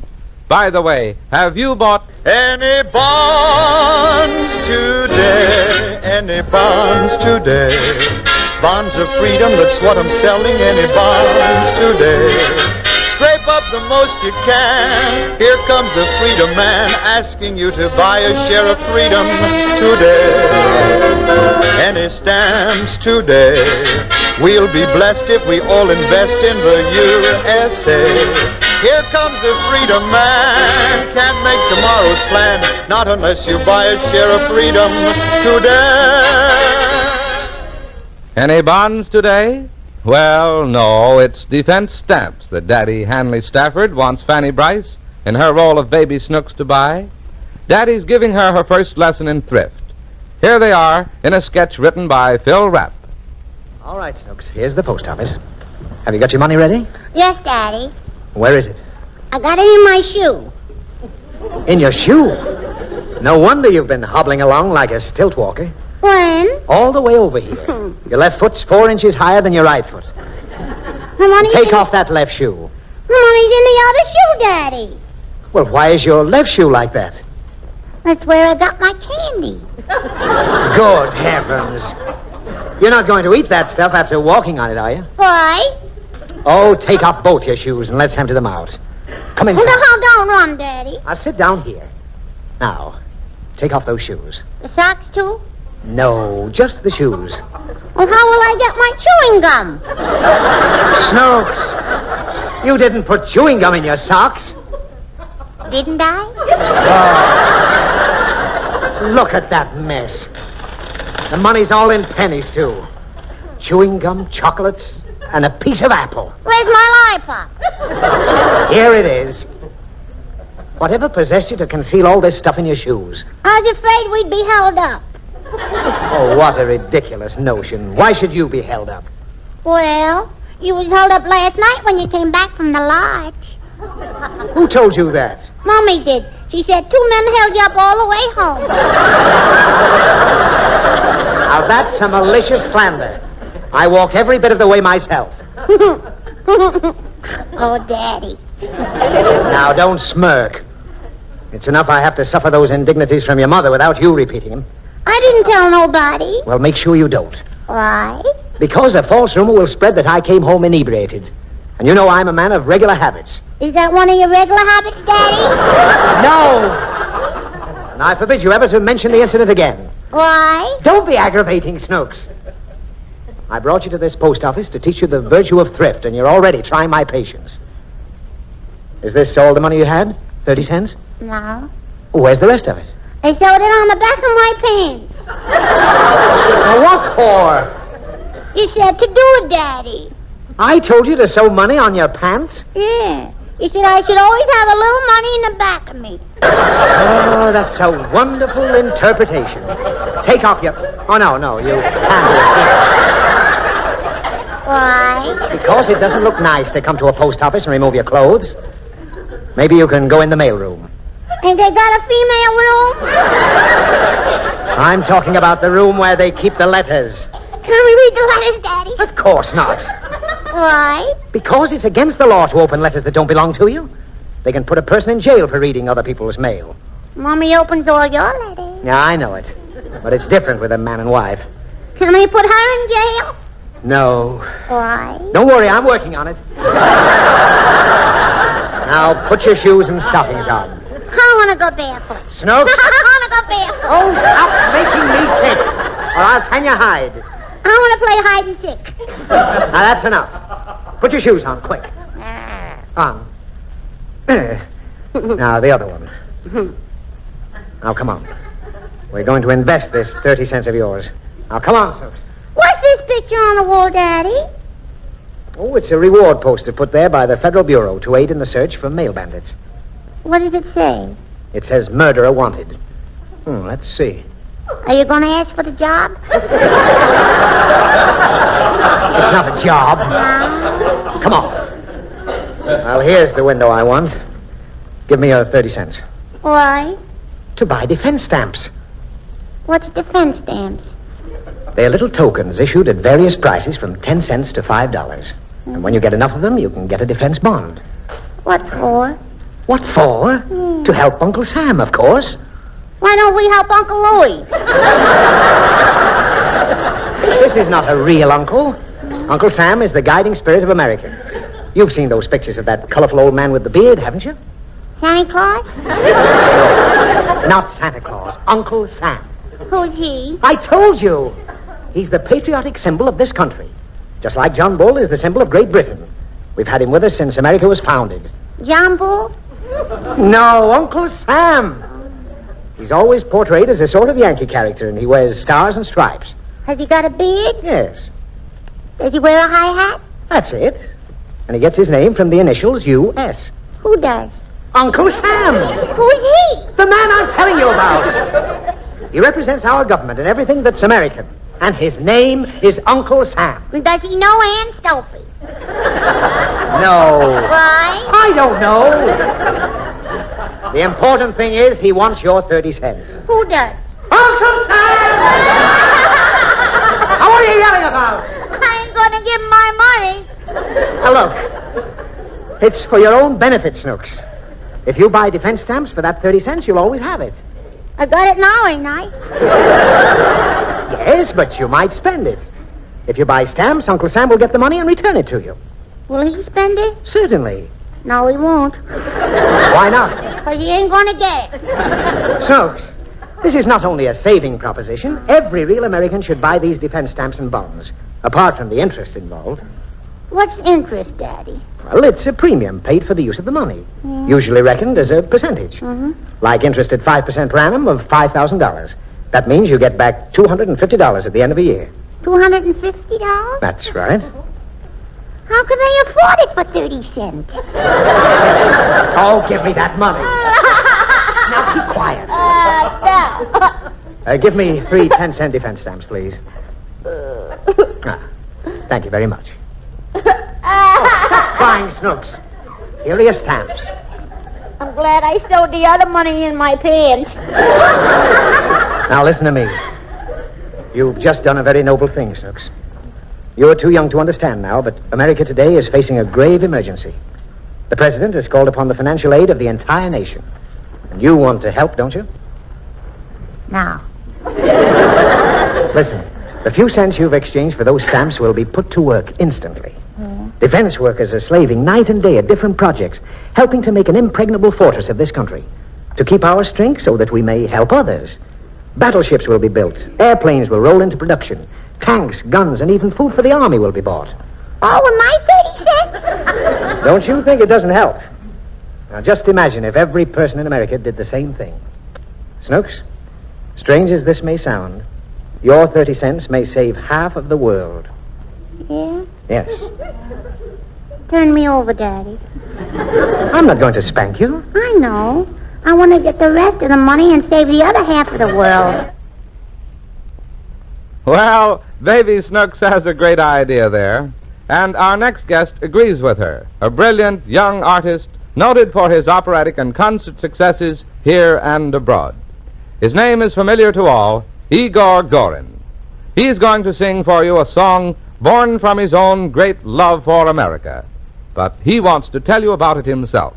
I present to you Igor Gorin.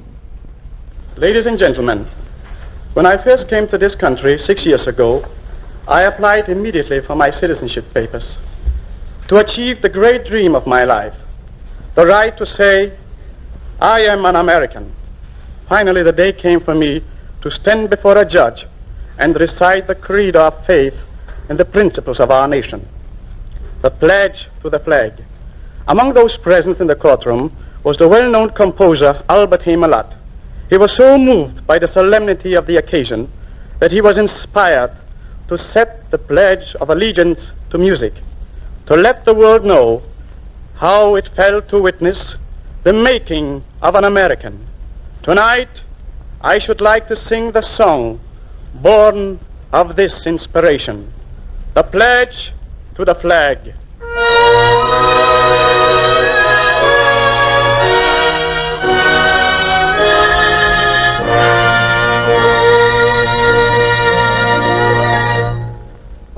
I pledge allegiance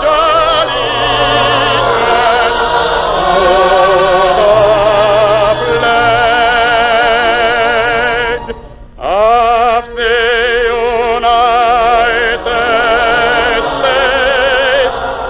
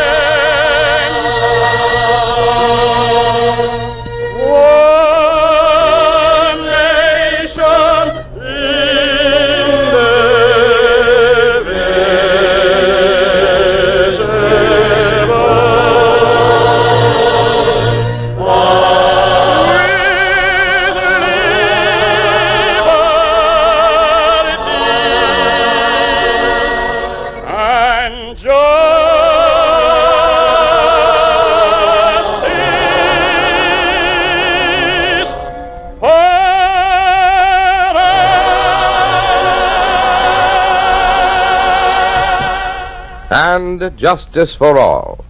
That's the prime principle of every American. Today we are fighting for that principle. Adolf Hitler has said, 2 worlds are in conflict and one must break asunder. Americans, I ask you, which world shall break? Ours or Hitler's? Pour out your dollars in reply. Pour them out in a steady, never-ending stream that fills the war chest of our nation and keeps it flowing over. Put every dollar you can into defense bonds, sold by any bank, post office, or savings and loan association. Put every possible dime into defense stamps, sold by retail merchants and even by newspaper carrier boys. Buy a bond now and every payday hereafter. Make your regular bond buying answer Adolf Hitler's boast. Have you bought any bonds today? Any bonds today? Bonds of freedom, that's what I'm selling. Any bonds today? Scrape up the most you can. Here comes the freedom man asking you to buy a share of freedom today. Any stamps today? We'll be blessed if we all invest in the USA. Here comes the freedom man. Can't make tomorrow's plan, not unless you buy a share of freedom today. You've been listening to Any Bonds Today, a recorded program of the United States Treasury Department for Defense Bonds and Stamps. Stars of this program were Fanny Bryce as Baby Snooks, Hanley Stafford as Daddy, Igor Gorin, and Barry Wood. This is Larry Elliott speaking for the Treasury Department.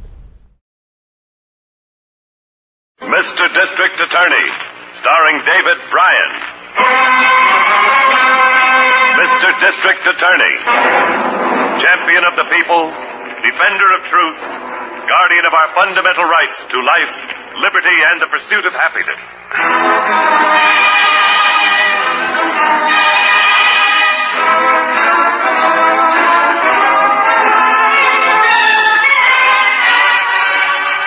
And it shall be my duty as District Attorney not only to prosecute to the limit of the law all persons accused of crimes perpetrated within this county, but to defend with equal vigor the rights and privileges of all its citizens.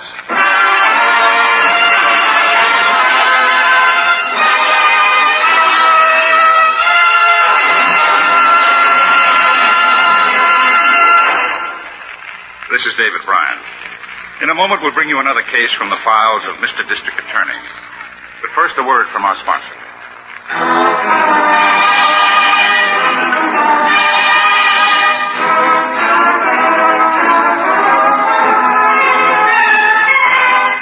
And now, here is our star, David Bryan, as Paul Garrett, Mr. District Attorney.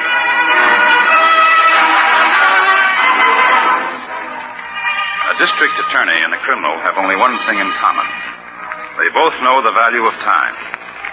Each hour between the commission of a crime and the discovery of a crime means an hour more of freedom for the criminal. An hour more for the trail to grow cold. And sometimes the hours lengthen into years, as they did in this case. The time is 15 years ago. Martha! Martha! You want me, Dr. Ralph? Where's your husband? He's just went upstairs. Call him. I want to see him. Joe? Yeah? Come on down a minute. Doctor wants to see you. Right there. Something's wrong, Doctor. What is it? Martha, I want your husband out of this house tonight. What? Here's why. I've just been going over my bank statements. 2 checks with my name forged on them. What makes I know all about him, Martha. Those 2 years he was away in Oklahoma. He wasn't in the Army. He was in prison. All right, Doc, so I was in prison. Is that any skin off your nose? I got a good mind to call the police about you. Maybe one lesson wasn't enough. You got me so scared my knees are shaking. Joe. I'm sorry for your sake, Martha. You see what he is. I'm calling the police. Sure, Doc, and I'm just going to stand here and hold still for a minute. Give me those white teeth. Look out, the instrument cabinet! You old fool. You lousy bucks. I'll show you. Joe! How's this for surgery?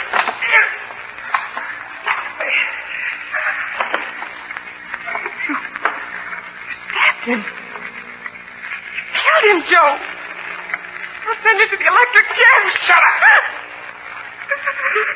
You won't send me any place. Because nobody's going to know, not ever. I could write his name good enough to fool a bank. I could do it good enough to fool anybody. Stop falling and grab his feet. What are you going to do, Joe? Gonna take him out someplace and bury him. He was always talking about retiring. Well, now he's retired.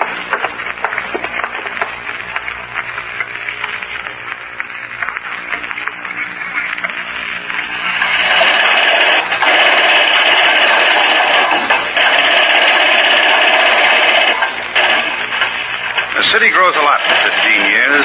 There are more people, new skyscrapers and schools and apartment buildings. The suburbs stretch out, and the vacant lots give way to rows of neat new houses.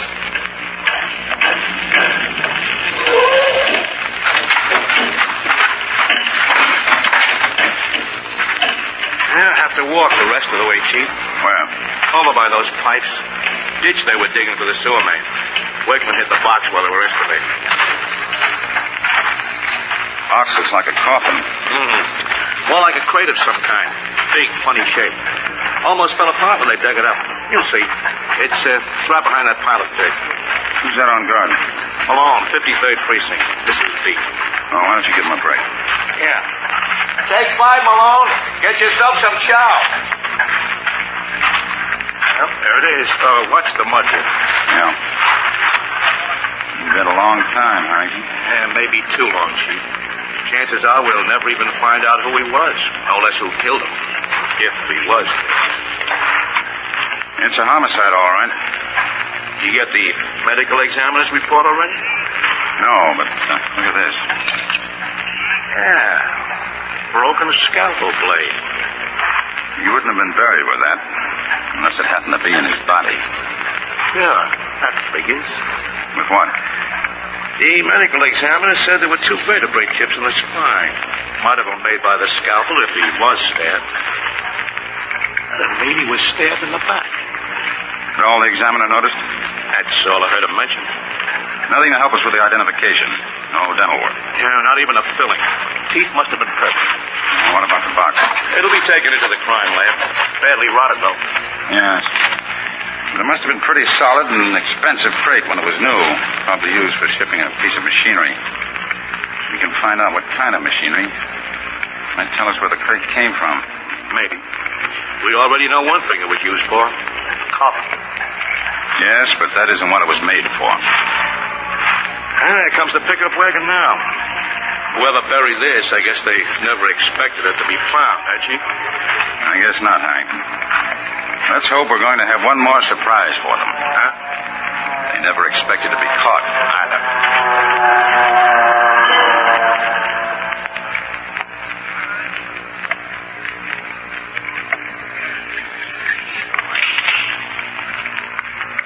He's out of focus, Mueller. Turn it a little. Good. That's got it. Now let's have the other slide. Light him up slowly. Hold it. Now that's it, all right. Trace elements match perfectly. Type up the report and I'll sign it. If we... Hello, Sam. Oh, hello, Harrington. Scared? Go ahead, Mueller. What's that? Matching broken headlight glass. Hit and run case. I suppose you're on my neck about that box again. Well, it's been 5 days, Sam. I know. The box was hard to restore, but this morning I think I got something. What? I'll know for sure in a few minutes. As soon as we get an answer to a teletype I put out. What do you think was in that box originally? That's what I'm hoping to find out. There's a stumper, but from the size, shape, construction, and kind of wood used, everything points to an X-ray machine. X-ray? Yeah. That fit anything? Very strongly. The medical examiner says the murder weapon was a doctor's scalpel found in the box. So let's go into the teletype room and see if they've got anything yet. Who did you request information from? Police chiefs in a few cities where X-ray equipment is manufactured. It's a long shot, but we were able to restore part of a number stenciled on the crate. Ink soaked in pretty deep. It showed up under ultraviolet after we treated it. Think it might have been an invoice or a shipping number? We can hope so. There was a code letter, too. Couldn't quite make it out. Maybe the numbers were enough. Well, here we are. Anything on that crate yet, Kling? I can't hear you. He's pointing to that clipboard on the wall. Thanks. This is it, all right, Mr. Garrett. Only shipment your city bearing code number you supplied was for a machine sent for pay to Dr. William W. Rowe, 949 Willow Drive. That help, Mr. Garrett? It might. Plenty. Let's see the rest of that, Harrington. Yeah? Machine number X42L773. Service and Parts Department records show ownership transferred to Dr. Arnold Marks, Philadelphia, almost 15 years ago. Looks like this Dr. Rowe is our man, Chief. Yes, if we can find him. We can try the address. Might still be there. I don't think so. A doctor doesn't buy an expensive X-ray machine and sell it in less than 3 months unless he's making a sudden move. You'd better get out there, though, Harrington. Check the neighborhood. I want a complete report in my office tomorrow morning.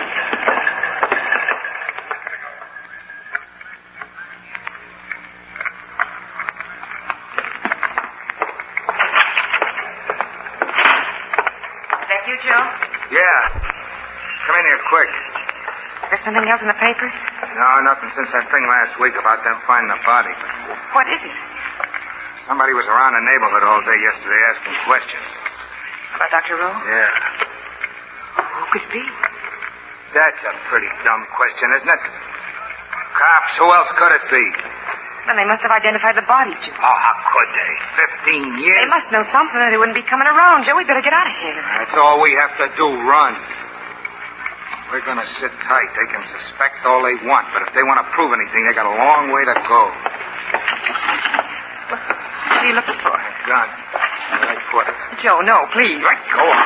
What good the gun gonna do you? It can only get you more trouble, more killing. Listen to me. You shut up and listen to me. I'm gonna brazen this thing out, and so are you. As far as we can. Took a lot of thinking and planning and work to get us this place and everything we got. I ain't gonna run off and leave it until I have to. But if I do have to, I'm going to make sure I can handle anybody who tries to stand in my way. Now, where's that gun? Bottom drawer. Under the tablecloth.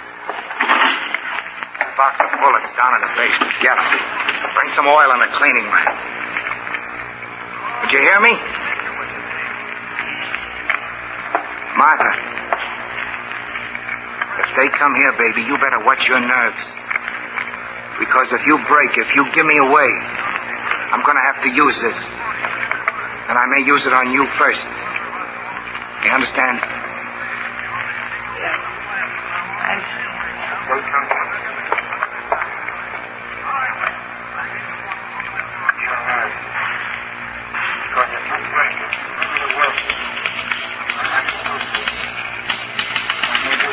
Well, this report just about does it, Harrington. Yeah, I thought so too, Chief. The medical examiner estimates the victim has been dead for 15 years. Dr. Rowe pulled stakes and moved out 15 years ago. He must have been running all right. Sold his house and furnishings to his housekeeper and her husband, eh? Did you see them? Well, I thought you'd want to talk to him yourself. Mail carrier on the route said they used to get letters from the doctor once in a while after he disappeared. I wish we knew who the victim was. Funny that Dr. Rowe could kill a man and get away so clean. No missing persons report filed about the same time. Somebody who might have been the victim. Yeah, not a thing. Don't you think we ought to put out a wanted bulletin? Not that it's going to do much good. Why not? Figure it out, Chief. The doc was about 60 years old. He isn't dead by now. He'll be 75. Miss Miller. Yes, sir? Take the statistics on Dr. Rowe from this report at Harrington's. Have the police put out an all-points bulletin for his arrest. How shall I list the charge? Murder. Victim, John Doe. Identity unknown. They always ask when and where the suspect was last seen. Yes, I know. And this time they're going to love the answer. Last seen in this city, 15 years ago.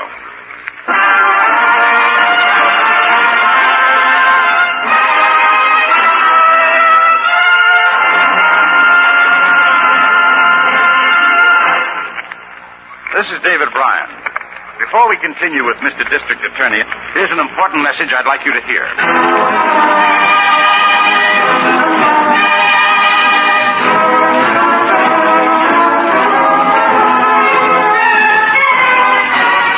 And now back to David Bryan, starring as Paul Garrett, Mr. District Attorney.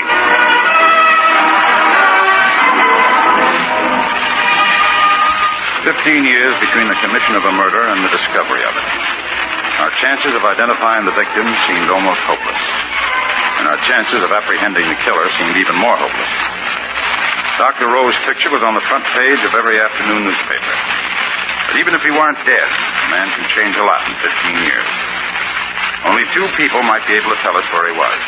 In the entire world, only two people. See? You see what I tell you, Martha? How's that for a hot one? Doctor sought for questioning about unidentified body. Joe. What? Outside of the car started. Let me see. Two men looking at the house now. Could it be police? The big one looks too well dressed. Oh, that's Garrett, the DA. Come in. You answer. Don't get rattled. Where are you going? The incinerator. Ditch some newspaper. We don't know from nothing. Go ahead, let him in.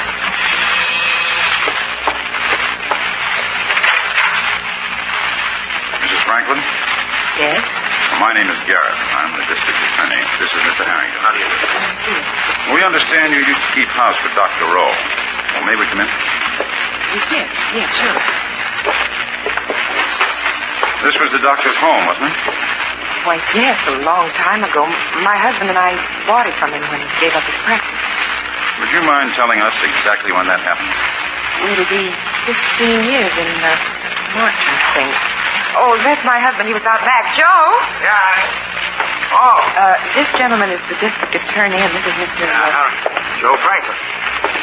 They want some information about Dr. Rowe. Have you heard from the doctor lately?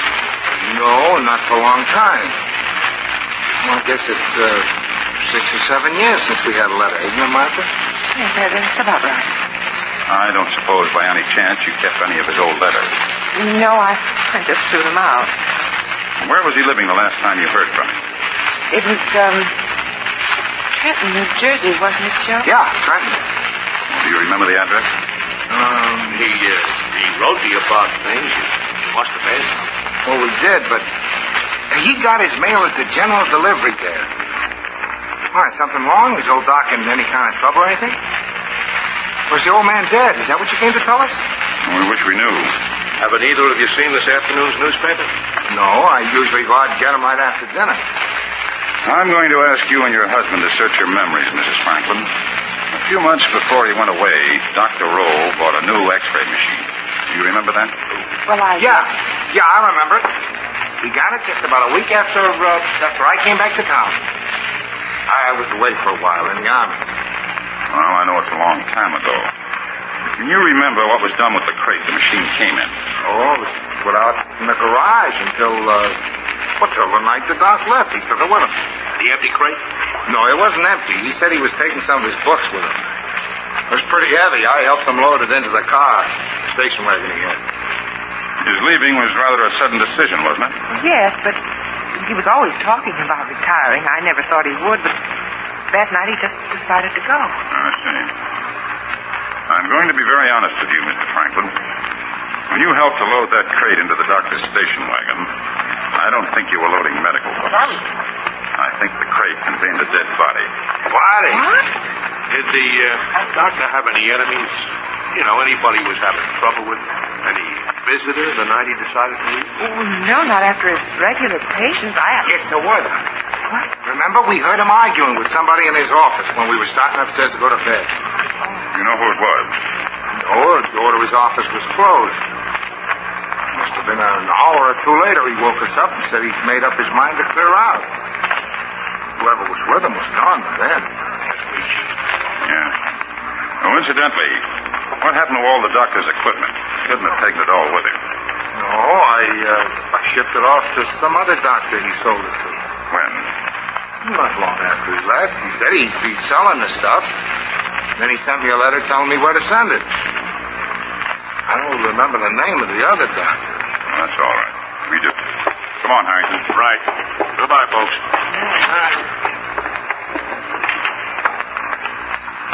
So what do you think, Chief? I want you to catch the first plane out for Philadelphia.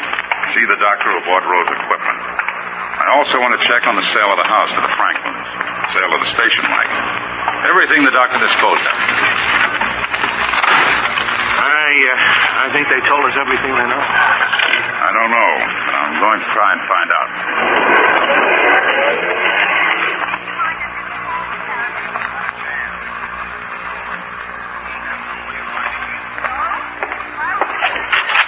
Good morning, Miss Miller. Good morning, Mr. Garrett. Any word from Harry? He called from the airport about 20 minutes ago. He's on his way in now. And there's a Mrs. Fibber waiting to see you. She's in your office. Did she say what she wants? It's about the Dr. Rowe case. She used to work for him before the Franklins. I'll see her right away. Oh, there's a few other things, Mr. Garrett. These records you wanted from the Motor Vehicle Bureau and the County Recorder's Office? They cover the sale of Dr. Rowe's house and car? Yes, sir. All right, take these papers down to the lab. Give them to Sam Jacobs. Tell him I want a comparison of the signatures on these documents with any signatures of Dr. Rowe made before the doctor's disappearance.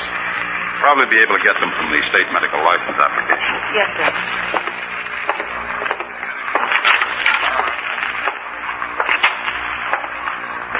Mrs. Kibble, is it?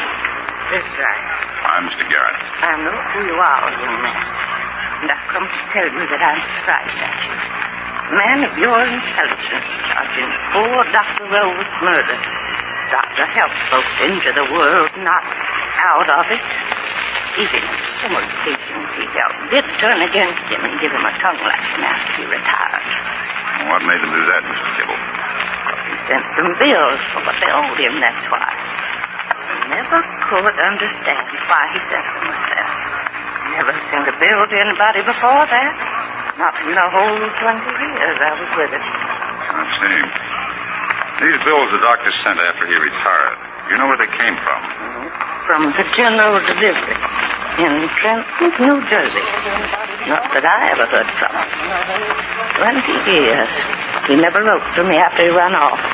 Just the same, young man. He never killed anybody, neither. You just made me believe that, Mrs. Kibble. Because a man's character doesn't change overnight. If Dr. Rowe didn't send out any bills for 20 years, I doubt if he sent any from Trenton. Patients got them all right. Yes, but I don't think they came from Dr. Rowe. Well, thank you very much for coming in, Mrs. Kibble. Thank you very much. Oh, excuse me, Chief. It's all right, Harrington. Goodbye, Mrs. Tibble. Goodbye. Who was that? Oh, a woman who kept the house for Dr. O before the Franklins. What did you find out from the doctor in Philadelphia? Well, just that he bought Rose equipment from an ad in the medical journal. The most important thing is this. Did he see Roe personally? No. The whole transaction was handled by mail. Rose's address was General Delivery, Trenton. Harrington, we've been looking for a man nobody has seen in 15 years. Yeah? What did you find? We've been ignoring one possibility, though. Suppose Dr. Roe isn't the killer. Suppose he's the dead man. But how about this stuff Doc sold? And his letters to the Franklins? Sam's running a lab check on the doctor's signatures right now. While I'm waiting for it, you'd better get to the teletype room. Check Joe Franklin's Army record, if any, and ask for a rundown for a possible criminal record in this or other states. Meet me in the lab when you get the answers. Right, Chief.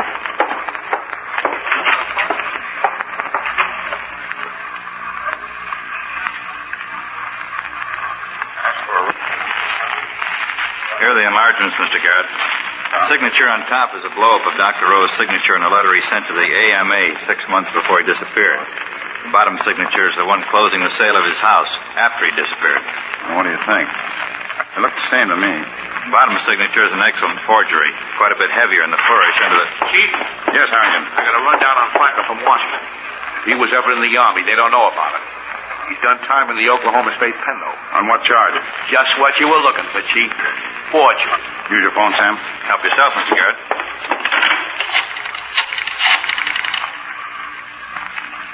Homicide? This is Garrett. Better get a squad car ready on the roll case. Harrington and I will meet him downstairs in 2 minutes. Let's go, Harrington. Right.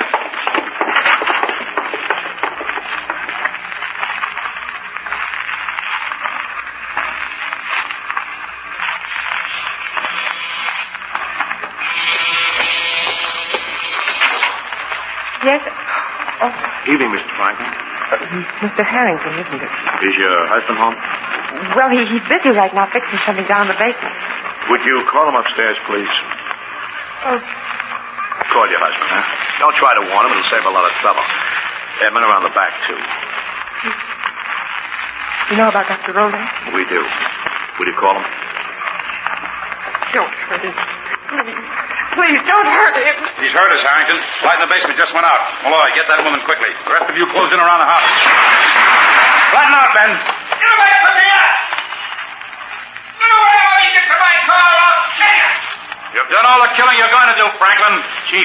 Yes, Harrington. I'm right near the basement staircase. I'll get down there. No, stay where you are. Wait for him to come up. I'm not coming up! Yes, you are. All right, Kovacs, put a tear gas shell through that window. Watch it, Harrington. That'll drive him up. I'm watching.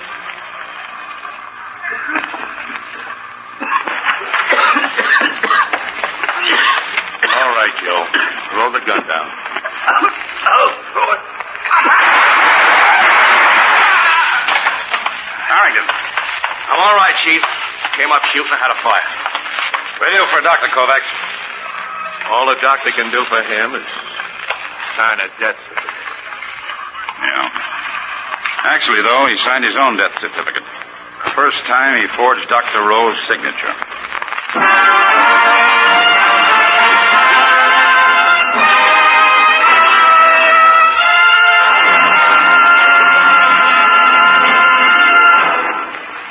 This is David Bryan. I hope you enjoyed this case from the files of Mr. District Attorney. I'll be back in just a moment after this message from our sponsor.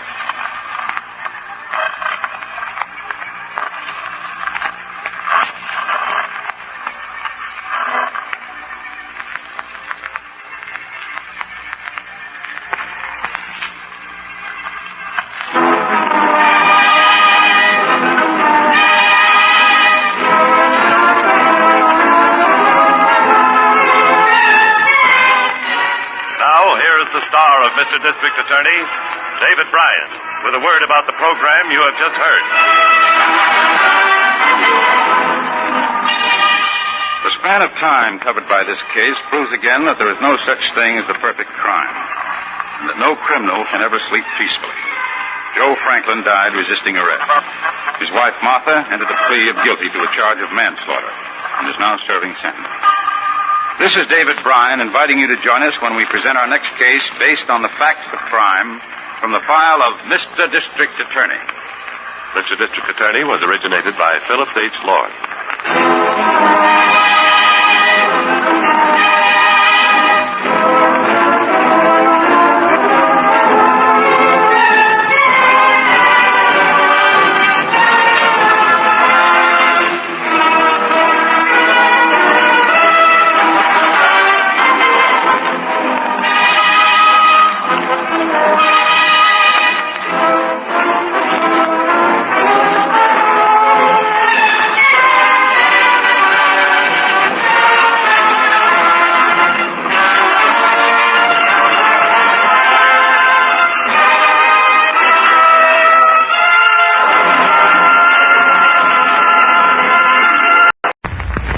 Presenting the transcription feature, Superman.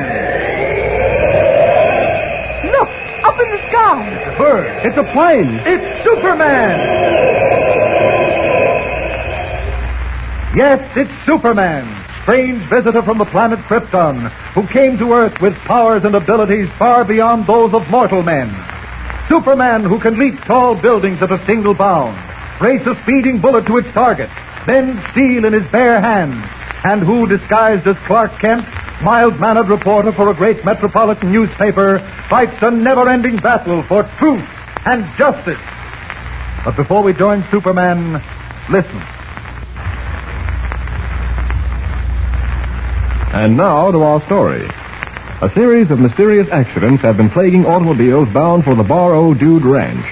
When Jimmy Olsen, who had been spending several weeks at the ranch, learned that the accidents had been caused by a strange ghost car, he called Clark Kent. Kent could scarcely credit the story, but when their telephone conversation was cut short abruptly, he decided to go to the ranch and investigate. Lois Lane insisted on accompanying Kent, and the two arrived at the mountain village of Rocky Point, only to learn that no one would drive them to the ranch after dark because of the ghost car rumor. Kent finally rented a car from the station agent, and he and Lois have started out for the ranch, with the agent's warning still ringing in their ears. Slowly, the rickety old car winds its way along the dusty road. And then, suddenly... Clark, look out! That car! It's coming right at us. Hang on, Lois. I've got to turn off the road. We're going to crash!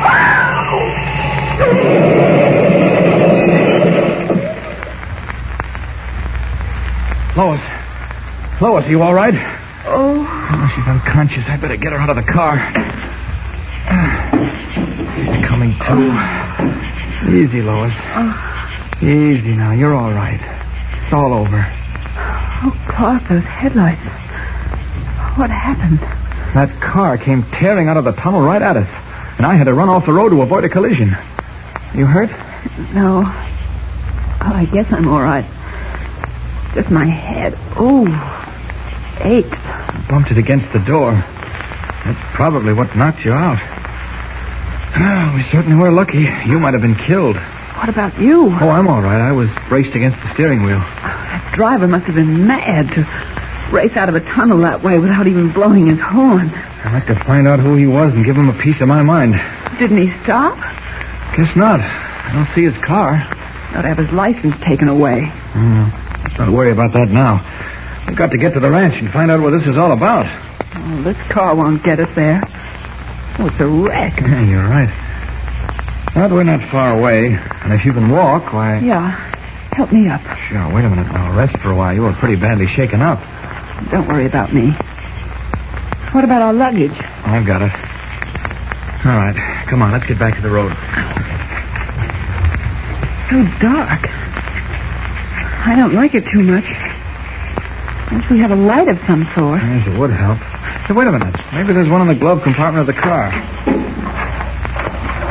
Huh, that's luck. Here's a flashlight. Oh, good. And it works, too. Oh, that's much better. Yeah, let's get going. Here, hold on to my arm. Thanks. Dirt road. My shoes will be ruined. What? Complaining after the lucky escape you had? I just bought these shoes. They're brand new. Look at that. What? Right there on the road, where the flashlight beam is pointed. I don't see anything. Well, that's just it. There should be tire tracks. You mean tracks of the car that nearly crashed into it? Yes. And there aren't any. Oh, that's impossible. A car couldn't possibly drive on a dirt road like this without leaving tracks. Sure, but where are they? But, Clark, I saw a car. I know it. The headlights nearly blinded me. I know. I saw it, too. And yet, no tracks. Clark, that station agent warned us. He said the tunnel was dangerous, and we had an accident, and there are no tracks. Clark, it was the ghost car. Oh, Lois, get hold of yourself. This is no time to fold up. Even a child doesn't believe in ghosts. What happened to that car? Clark, I don't like this. Come on, let's get to the ranch. The sooner we get there, the better. It can't be more than a few miles. Come on.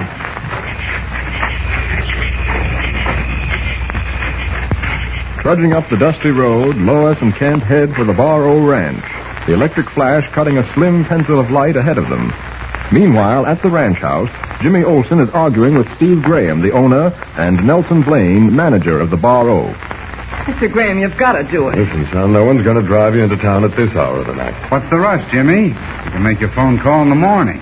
Maybe our line will be fixed by then. I can't wait until morning, Mr. Blaine. I've got to speak to Mr. Kent. Why is it so important that you speak to him? I can't tell anyone but Mr. Kent. Don't bother arguing with him, Blaine. I said no one's going to drive him to town tonight, and that's all there is to it. If you won't drive me, then I'll walk. That's what I'll do. No, you won't. You're going to stay right here. You can't stop me. I'm going right now. You don't. Let go of me. Let go. You can't keep me here. Mr. Graham, be careful. No. You might hurt him. I don't care. This No. brat isn't going to town. Maybe it'd be better if I did drive. No. Stop squirming. You're not leaving this room. Let me go. Let go. I won't stay here. You can't make me. Who's that? I'll see. Mr. Kent. Hello, Jimmy. Oh, Miss Lane. Gosh, I'm glad to see you. Hello, Jimmy. What's wrong, Jim? I heard you shouting, let me go. Well, perhaps I can explain. Who are you? I'm manager of the Bar-O. My name's Blaine. And this is Mr. Graham, the owner. Now, you see... I'll handle this, Blaine. I'm sorry, Mr. Kent. I just lost my head. I've been under kind of a string lately, and... Well, I'm sorry. I was restraining the boy. Did he hurt you, Jimmy? No, I'm all right. What's this all about? I wanted to go into town to call Mr. Kent, and he wouldn't let me. Phone's out of order up here. Why did you refuse his request, Graham? Well, I told Jimmy the phone would be working in the morning. It was no sense taking a long drive at night. He didn't want me to tell you about the ghost car. That's the reason. Ridiculous. There's no such thing as a ghost car. I'm not so sure about that, Mr. Graham. Well, what do you mean? We've met your ghost car. What? Oh, you're just joking. Unfortunately, Miss Lane is not joking. We met the ghost car when we were driving up here. Driving? I didn't hear your car pull in. It was wrecked at the tunnel by a car that disappeared. That's the way the other accidents happened, Mr. Kent. I'm licked. I just can't fight this any longer. It's hopeless. Fight what, Graham? Started here at the ranch. A man fell off his horse when a stirrup broke. Oh, accidents like that always happen at ranches. No, that's what I thought. And there was a mysterious slide, and that society girl was injured. 2 days later, the porch steps collapsed, and a young couple were hurt. And came this ghost car. Well, that's too much. When did all this bad luck begin, Graham? About 3 weeks ago. It's been driving me frantic. Most of my guests have left, and I'm not getting any new ones. There must be a reason for all these strange things, particularly the ghost car. I don't care anymore, miss. Well, I thought I could keep everything quiet until the mystery was cleared up, but it's no use. You're giving up too easily, Mr. Graham. I'm not a young man anymore, Blaine. I can't take it the way I used to. The ranch is jinxed. I'm going to get rid of it if I have to give it away. Gosh, I'm sorry, Mr. Graham. I didn't know you were in all this trouble. But you don't have to worry now. Mr. Kent's here. He'll straighten everything out. No, son, it's too late. Blaine, I'm going to take that real estate broker's office. Get in touch with him in the morning and tell him to come up here. Oh, someone offered to buy the ranch? Yes, a local real estate agent's been after me, and I think I'm going to take him up. I'm through with the Bar-O. Well, it's none of my business if you want to sell your ranch. But I'm still going to find out what's back of that ghost car. After all, I have a personal interest in this. Miss Lane might have been killed. Oh, how about you, Clark? Are you immune to automobile crashes? Why, no, of course not. Whoever is responsible ought to be behind bars. Just give us time, Graham, and we'll put him there. Mr. Kent will find him, Mr. Graham, if anyone can. You people sound so sincere, I almost believe you would go out of your way to help me. But I can't wait. I'm washed up. Don't you think I'd better see about sleeping quarters for Miss Lane and Mr. Kent now? Yes. Mr. Kent can bunk in the boys' cabin, and Miss Lane can have number 7. All right, I'll take care of it right away. We'll have to get started on this the first thing in the morning. Oh, phone's working again. Hello? Hello, Graham. This is Sheriff King. Oh, hello, Sheriff. Anything new? Yeah, another accident in the tunnel. I know. The people are here with me. Listen, Graham. I'm closing the road until this is cleared up. Well, you can't do that, Sheriff. I'm sorry, but I've got to. 3 accidents in 2 days are too much. I'm closing the road. Oh, wait a second. Sheriff's going to close the road to traffic, Mr. Kent. Here, let me talk to him. Hello, Sheriff. This is Clark Kent of the Daily Planet. Did you say Clark Kent? Uh-huh. Why, you're the man that worked on that spy case I read about. That's right. Nice job, Mr. Kent. What can I do for you? Don't close that road yet. Why not? Well, we'll never find the ghost car if you do. Why won't we? Well, we've got to catch him in action. Oh, I see what you mean. But there have been too many accidents. Well, just give me a couple of days to work on it. Just keep the road open for a few days. That's all I ask. I don't know. It's taking a big chance. Well, just 3 days, that's all. I shouldn't do this. But seeing as you, Mr. Kent, I'll rest you. Remember, 3 days. Thanks, Sheriff. Thanks a lot. Okay, I'll be up to see you in the morning. All right, goodbye. Bye. He'll keep the road open for 3 days. 3 days? Uh-huh. We have quite a job ahead of us. Yes, and you and Jimmy need some rest. How about bed? Well, I have some accounts to go over, Miss Lane. Do you mind if I don't show you to your cabin? Right next to Jimmy's. I know where it is. That's all right, Mr. Graham. Good night, Mr. Graham. Good night. Right along this path. Right over there. Clark, how did that ghost car disappear? And what happened to the tire track? Oh, we'll try to find that out tomorrow, Lois. Right now, you need sleep. I guess you're right. I am tired after that long hike. Well, here's your cabin, Miss Lane. Thanks, Good night. Good night, Lois. Good night, Jimmy. Night, Jimmy. All right, Jimmy, let's go to our place now. It's right next door. Here we are. Let me turn on the light. Okay. Yeah, isn't it swell? Perfect. Now, you better hit the hay, Jimmy. We have a day ahead of us. Help! What? Help! What's that? Lois crying for help. Something's happened. Come on, Jimmy, quick. What new terror has struck the Barrow Ranch? Clark Kent and Jimmy Olsen are rushing to help Lois, whose terrified cries have broken the stillness of the night. Will they be in time? Don't miss the next exciting episode of The Mystery of the Ghost Car. Tune in and follow the story with Superman. Don't forget, tune in again for the next thrilling episode with Superman. Look, up in the sky. It's a bird. It's a plane. It's Superman. Superman is a copyrighted feature appearing in Action Comics magazine. The news of the world, Wednesday, February 11th. Once again, Columbia prepares to call in its correspondents in various world capitals to give you the latest news by shortwave radio. This morning we shall call in London and Washington and also attempt to bring you the news direct from Batavia in the heart of the Far East fighting zone. In addition, Harry Marble will report on the latest developments at points not covered by our direct pickup. But first, here's the situation in brief. The Japanese are closing in on the city of Singapore from the north and west, but the British have launched some counterattacks. In Burma, the Japanese have crossed the Salween River. MacArthur's men are holding their lines on Bataan. The Dutch are fighting a stubborn delaying action around Makassar on the Celebes and Banjarmasin in Borneo. And now, Harry Marble. Before calling in Batavia for the report of William Dunn, here is the latest news of Russia. The Red Army announced this morning that the Germans have lost still another general.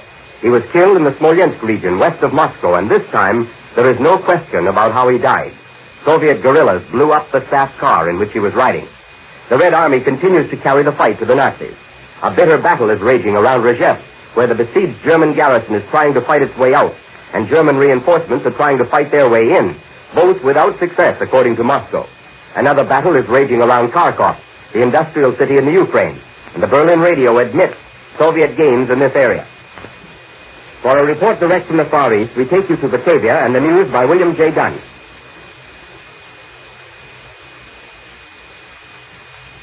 This is Batavia.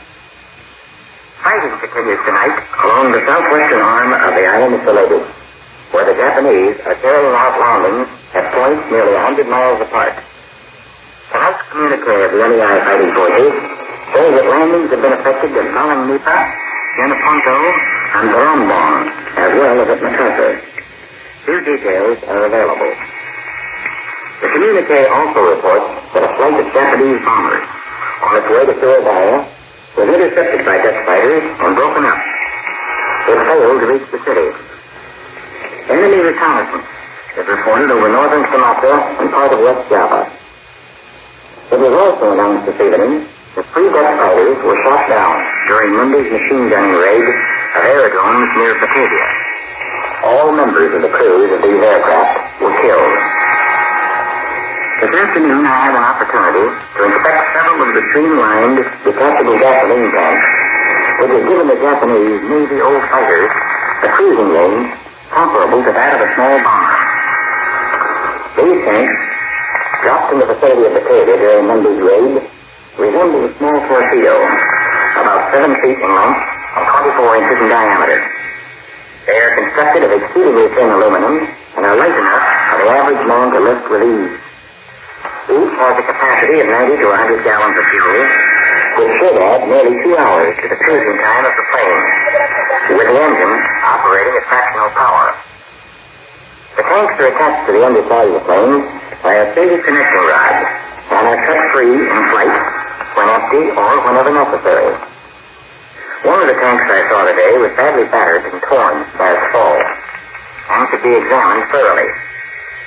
Probably the most impressive part of the mechanism is its extreme simplicity. My non-technical eye could pick out only a pump, a gas line, an air pressure pipe, and the connecting device. The cost of the entire tank should be very nominal, particularly in the light of other wartime expenditures. Complete with gasoline, the tank should add little more than 750 pounds to the flying load of the fighter plane. Batavia tonight is still watching the Singapore situation with extreme concern. There has been almost no news from the besieged island today, but there is little doubt here that the battle for the British stronghold is rapidly approaching a crisis. The American Volunteer Flying Group in Burma continues to be one of the biggest headaches imposed on the Japanese Air Force. The Air Officer commanding Burma has just issued an order commending the force for the destruction of their 100 anti-planes since the war started. Last week at Surabaya, a salvage crew was engaged in pulling Japanese airmen from the wreckage of a bomber which had been shot down over the city. As each man was removed, he was subjected to a thorough examination. One of the Japs was wearing a pair of trousers which carried a neatly lettered label inside the belt band. The label read, Java Stores, Surabaya. This is William J. Dunn in Batavia. I return you now to Columbia, in New York.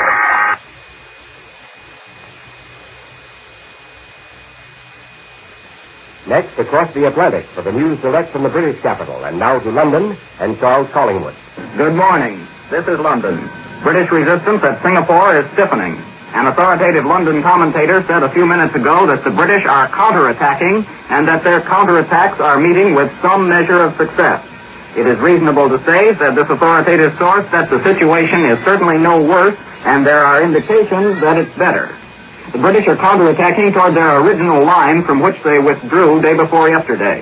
They are also attacking against the second Japanese landing to the north. A broadcast by the Malaya Broadcasting System this morning says that the Japanese are using the better part of 3 divisions against the Singapore defenders. The broadcast went on to declare that all useful installations in the Great Singapore Naval Base have been blown up. Ships of the British and Dutch merchant navies are daring the almost continuous Japanese bombardment to dash in and out of the harbor, evacuating as many women and children as possible. All reports from Singapore say that the civil population are reacting with complete calm. Smoke from burning oil stores in the north of the island rises like a great pillar of black cloud by day, and by night gusts of wind whip the fires into towering tongues of flame. Against this background, the life in Singapore City provides another curious example of the way in which old habits and ways of life persist through the most fateful situations.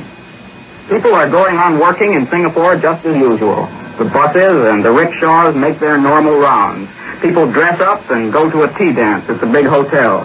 Perhaps most surprising of all, people stand in line to get into a movie. It's hard to say just what else they might do. They would only be a nuisance in the fighting line or on the roads. People in London acted the same way during the days and nights of the great German air raids. There's no particular moral attached to it. It's just surprising to see how people act while their destiny is being fought out around them. The affair of the Vichy supplies to the Axis forces in North Africa is still causing a great deal of interest and some concern here in London. Although the supplies don't seem to have been large, the British Minister of Economic Warfare confirmed in the House of Commons yesterday that they were being sent. There's been a great deal of speculation about just how these supplies get to Vichy, North Africa. Today, an authoritative London commentator suggested that they had almost certainly come in French ships. These ships were probably sent either from Italian ports or from French ports. The supplies actually got to Rommel's forces by road and rail from Tunisia. Well-informed quarters say that in view of this information, the whole question of Allied relations with the Vichy government is being reconsidered. In Libya, where these French supplies are supposed to have been getting to, the Axis forces are still stalled well to the west of Tobruk. They've recovered about two-thirds of the ground which they lost to General Auchinleck without having to do any real fighting at all. However, there are indications that if they attempt to proceed any farther, they will come up against well-prepared British resistance. One of the factors in this Axis halt may well be their lack of air support. The RAF has almost uncontested air superiority over the forward area. British fighter pilots report that they are meeting with almost no opposition from the Luftwaffe. The Royal Air Force was also active in the west last night. British bombers attacked Bremen and other targets in northwest Germany, and once again, bombs were dropped on the docks at Brest. The RAF is doing its best to see that the Scharnhorst and the Gneisenau stay put. This is Charles Collingwood in London, returning you to Columbia in New York. For the news in our own nation's capital, we take you to Washington for the report of Eric Severide. Today is the national holiday of Japan. Some authorities in Washington, whose job it is to carefully check the progress of the Philippine fighting each day, believed last weekend that the Japanese would try to complete the capture of the Philippine Islands in time for today's celebration. This morning it appeared that Singapore might fall before the Philippines. But there is a feeling here that the final hour of trial for MacArthur's men is now at hand. The fight for Luzon has continued 65 days. No one here any longer speaks about reinforcing the men in the Philippines. And for what material can get to the Far East, other areas with more chance have priority. There's little speculation about MacArthur's chances of evacuating. It's believed by many that the small group will first try to withdraw to the Corregidor Fortress in Manila Bay. That fortress probably could withstand a fairly long siege, but it's recognized that would be defiance without hope. As the two forces line up today, something less than 20,000 Americans and Filipinos are facing something more than 100,000 Japanese. The military problem of coping with the Japanese in the Far East has a parallel in the legal and administrative problem of coping with them on the west coast of the United States. Yesterday, a committee of Pacific Coast senators and representatives asked that all persons of Japanese ancestry, and that would mean many who are now American citizens, be evacuated from the coast, and that individuals be readmitted only on license. Mass evacuation of citizens or ousting of individuals, according to the Justice Department, would be illegal unless the land were condemned for use by the military. One solution now being discussed is a declaration of martial law in these areas. Then the Army would move citizens as well as aliens. Pacific Coast congressmen are expected to meet again tomorrow. They may ask the President to issue an executive order to carry out the evacuation they want. Another possible solution is the arrest of citizens and aliens for what is known as protective custody, arrest for their own safety. That has already been applied in 2 or 3 cases. For example, in one southwestern town, an industry had brought in Japanese workers to replace whites who had been a long time on strike. Then the war began, and it so happened that a large number of sons and brothers from that town were in the Philippines fighting against the Japanese, and a number died there. The resentment against the Japanese locally flared up, and for their own safety, the Japanese workers, undoubtedly quite innocent of any fault of their own, were gathered up and moved away. Problems more severe than the legal problems are involved. In some big Pacific areas, the Japanese grow and deliver a high percentage of the vegetables and fruits consumed, and there happens to be a nationwide campaign underway to increase food production, and by careless action, that could be harmed. Tonight, the Republicans will dine. At their annual Lincoln dinners around the country, they will work up the first flush of enthusiasm over next fall's election. Joe Martin, Jr., the Republican National Chairman, said the dinners would be mostly patriotic affairs, the speakers will insist on the right of constructive criticism during wartime. At the big dinner here tonight, the principal speaker will be not the last Republican candidate for president, Wendell Willkie, but the one before that, Alf Landon. I return you now to New York.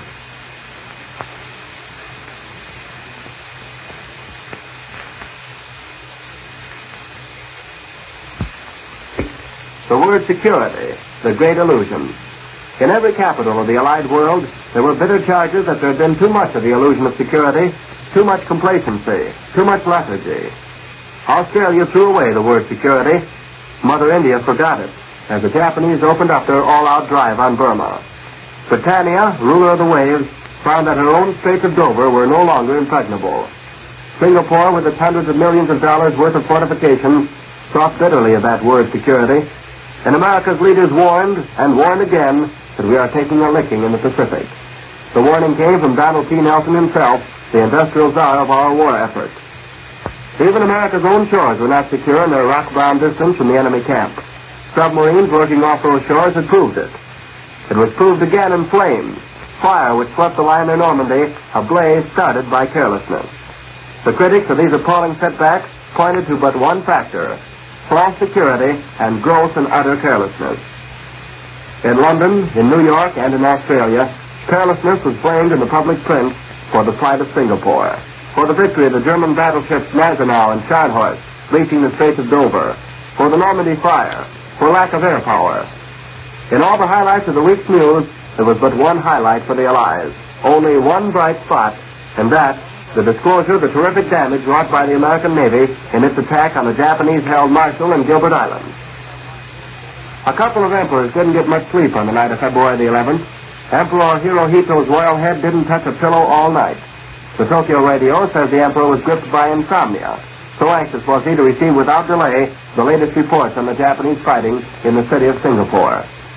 Emperor Hirohito could just as well have got his 8 hours on the night of February the 11th. In Helsinki, meanwhile, the temperature hovered at 20 degrees below zero on the night of February the 11th. In the very coldest hours just before dawn, Emperor Kangti of Manchukuo got up in his bedroom, had his royal aides help him on with his royal clothes.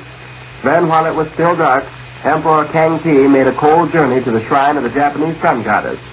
There he, too, offered his prayer for Singapore.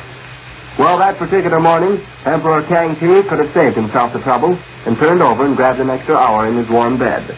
Because Singapore didn't fall that day, or the next, or the next. For the British troops were busy writing their history into the proud annals of the British Empire. But critics said the reason for Singapore's invasion was not a proud chapter in anybody's history. Yes, and the critics were numerous throughout the British Empire. Those who were there say it really began at Penang, this disaster which was engulfing Singapore. Penang is a little island off the northern Malayan coast, abundant in tin and rubber. The Japanese took it in a lightning thrust, but how they took it was another matter. There were charges that the British had no anti-aircraft guns at Penang, that there were no fighter protections, that they hadn't even camouflaged vital area targets, and that they did not carry out a scorched earth policy in their retreat from the rich little island, in their retreat.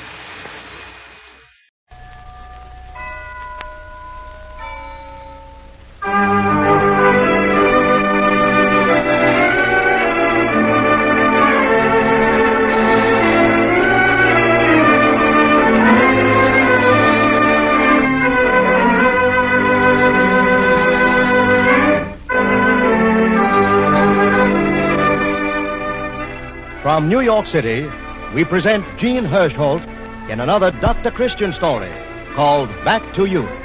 Presented for your enjoyment by the Cheese Bro Manufacturing Company, owners of the trademark Vaseline, and producers of Vaseline Petroleum Jelly, Vaseline Hair Tonic, and other Vaseline specialties.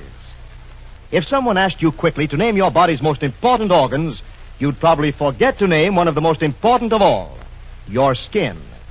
It's not only the largest organ, but one of the most varied in its functions. It protects, it eliminates, it regulates the body temperature. But most important of all, unbroken skin is our first line of defense against infection. It is this importance of the skin that accounts for the important place Vaseline Jelly has in America's home medicine cabinets. For Vaseline Jelly is an ideal first aid for every little cut, burn, scrape, bruise, or minor irritation. and its wonderful and soothing rough, chapped skin. Remember, Vaseline Jelly has a threefold action. 1, it forms a protective film that helps keep infection out when the skin is broken. 2, it soothes the irritated skin and assists healing. 3, it softens and lubricates the skin by supplementing the natural oils. Don't be without Vaseline Jelly. Get some tomorrow at your druggist's. A convenient tube or jar of Vaseline Jelly costs only 10 cents, and you'll find it one of the most valuable and necessary items in your family's medicine cabinet. Well, here we all are now in the Columbia Playhouse just off Broadway, and the curtain is going up on Gene Hirschholt's Dr. Christian drama, Back to Youth.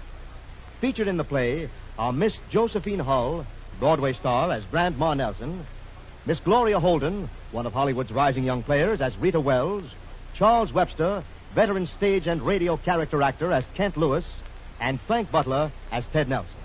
Now, as the curtain rises, picture to yourself the doctor's comfortable offices in River's End, where everybody in the village brings his troubles, mental, spiritual, and physical.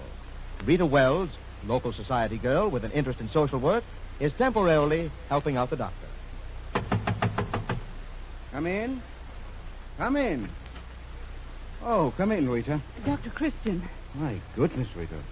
What's all the excitement? Well, I didn't mean to rap so loudly, but Mr. Lewis, Ken Lewis is in the reception room. Why, Rita, what's so upsetting about that? I've known Ken for years. Oh, not like this, Doctor. There's something wrong. Why, he's pacing back and forth out there like a crazy man. Kent Lewis? Yes, and he's so changed I hardly knew him. Yes, I noticed that, too, when I saw him on the street a couple of weeks ago. He seems awfully worried about something. I'll call him in, Rita. Keeping him waiting isn't going to help any. No. Now, look, Kent. Come in. Thank you. Thank you, Dr. Christian. That'll be all right now, Rita. Yes, Doctor. Sit down, Kent. I can't, Doctor. I can't rest even for a minute. I haven't slept in weeks. Why, Kent... It's true. There's nothing I can do but think. Think, night and day. Well, there are much worse habits, Kent. I'm serious, Dr. Christian. The same thoughts go whirling through my brain until I think I go crazy. You're old. You're finished. You can't find work. That's what they say. I see. And it's true, Doctor. I am old and finished. I haven't been able to find any work since my clothing store failed. I'm finished, Doctor. I can't support my family. I'm a burden to them already. How old are you, Kent? 42. A business failure and a burden at 42. That's a record, isn't it, Doctor? No, Kent. You're still a young man. Look at me, Dr. Christian. Can you honestly say I'm not old? Your face looks older. Your eyes look tired. But there's a spirit behind them. That's old, too, Dr. Christian. It's been beaten out of me. I hear the same thing wherever I go. He's too old. He's a failure. Till my strength and ambition are gone. Did you ever stop to think you might be listening to the wrong people? Oh, everyone says the same thing. No, Kent. Not everyone. I say you're still a young man. You've been on top and you can be there again. You still have the spirit. Oh, call it youth, ambition, whatever you like. I'm going to bring it back again. Can you, Dr. Christian? Can you? I wish I had a little bottle of medicine to give you marked faith. Unfortunately, that is still something that patients must give the doctor. I've had faith for months. I kept telling myself things would change. They haven't. I'm afraid there's no hope now. Repeat my words tonight instead of those of others before you go to sleep. Sleep? Yes. And then come in the morning. And let me do all the aging until then. All right, Dr. Christian. I might as well give you a chance. I'll be here about 9. All right, Kent. Oh, Mrs. Nelson is waiting to see you, Dr. Christian. Grandma Nelson? Good, sure I am. You can go right in, Mrs. Nelson. Thank you, Rita. And how are you this fine day, Dr. Christian? Well, that's what I'm supposed to ask you, Grandma. Well, you know the answer to that. And why you make me come in here every 6 months just to tell me I look fit as a fiddle, I'll never know. It's about the only chance we get for a visit. Oh, nonsense, Paul. You know you're welcome at my house any time you want to come. Say, Paul, wasn't that Kent Lewis just went out of here? Yes, it was. Goodness gracious, what's happened to him? He looks as drawn up as a whizzled tomato. It's a strange ailment, Grandma. He's growing old before his time. Growing old? What does he know about age? I'll be 71 my next birthday. You tell him to wait till he's brought up 7 children and helped rear 20 grandchildren and starts looking for great-grands. Then he can start talking about age. Yeah, I should have turned him over to you. You just tell him a man's no older than he thinks he is. No older than he thinks he is? Yes. Yes, of course. Grandma, you solved my problem for me. Solved what problem? Paul Christian, don't you talk to me in riddles. The way to cure Kent Lewis. But I need your help. My goodness, what on earth could I do? Just go on being yourself. Myself? All my 70 years? Every single one of them. And when Kent realizes what you can do, why, Grandma, don't you see? It'll make him feel as young as a boy again. Well, I'm willing. But I warn you, he'll have to have plenty of gumption if he's going to keep up with me. That's just what I mean. Can you be here in my office at 9 o'clock tomorrow morning? 9 o'clock? Good gracious, by that time I'll have the beds made and the house dusted, my dishes washed, my grandchildren off to school, and half an hour to get ready in. Good. I knew I could count on you. Yes.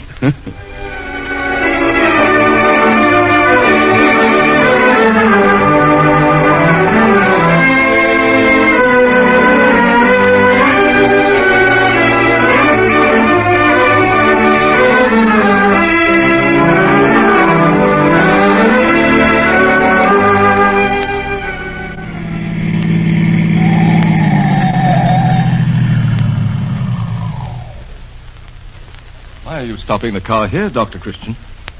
There isn't a house in sight. That's just the reason, Kent. It's a beautiful day. There's no reason why a body should be sitting in an automobile. That's right, Grandma. We should be using these 2 good legs the Lord gave us. You mean we're going to get out and walk again? Well, we were just warming up in that last jaunt, Kent. Come on, Kent Lewis. Out you go.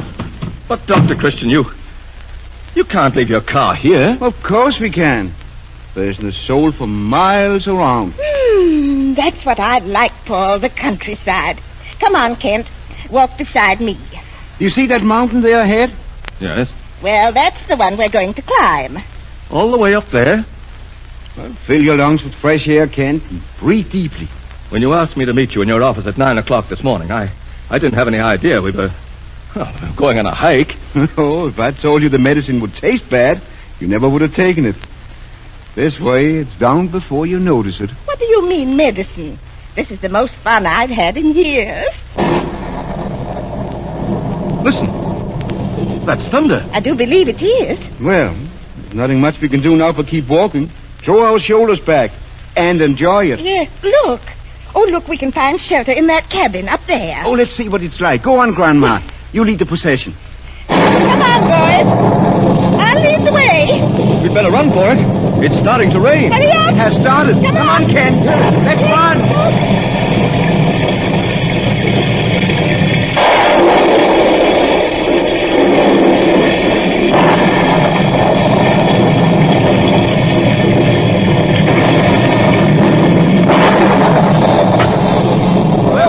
That was a narrow escape. At least we made the cabin before we all got soaked to the skin. How are you, Grandma? Well, I'm sort of winded, but happy. It's real comfy in here. I knew we should never have started walking. We should have stayed in the car. And miss all this? Goodness gracious, not on your tin type.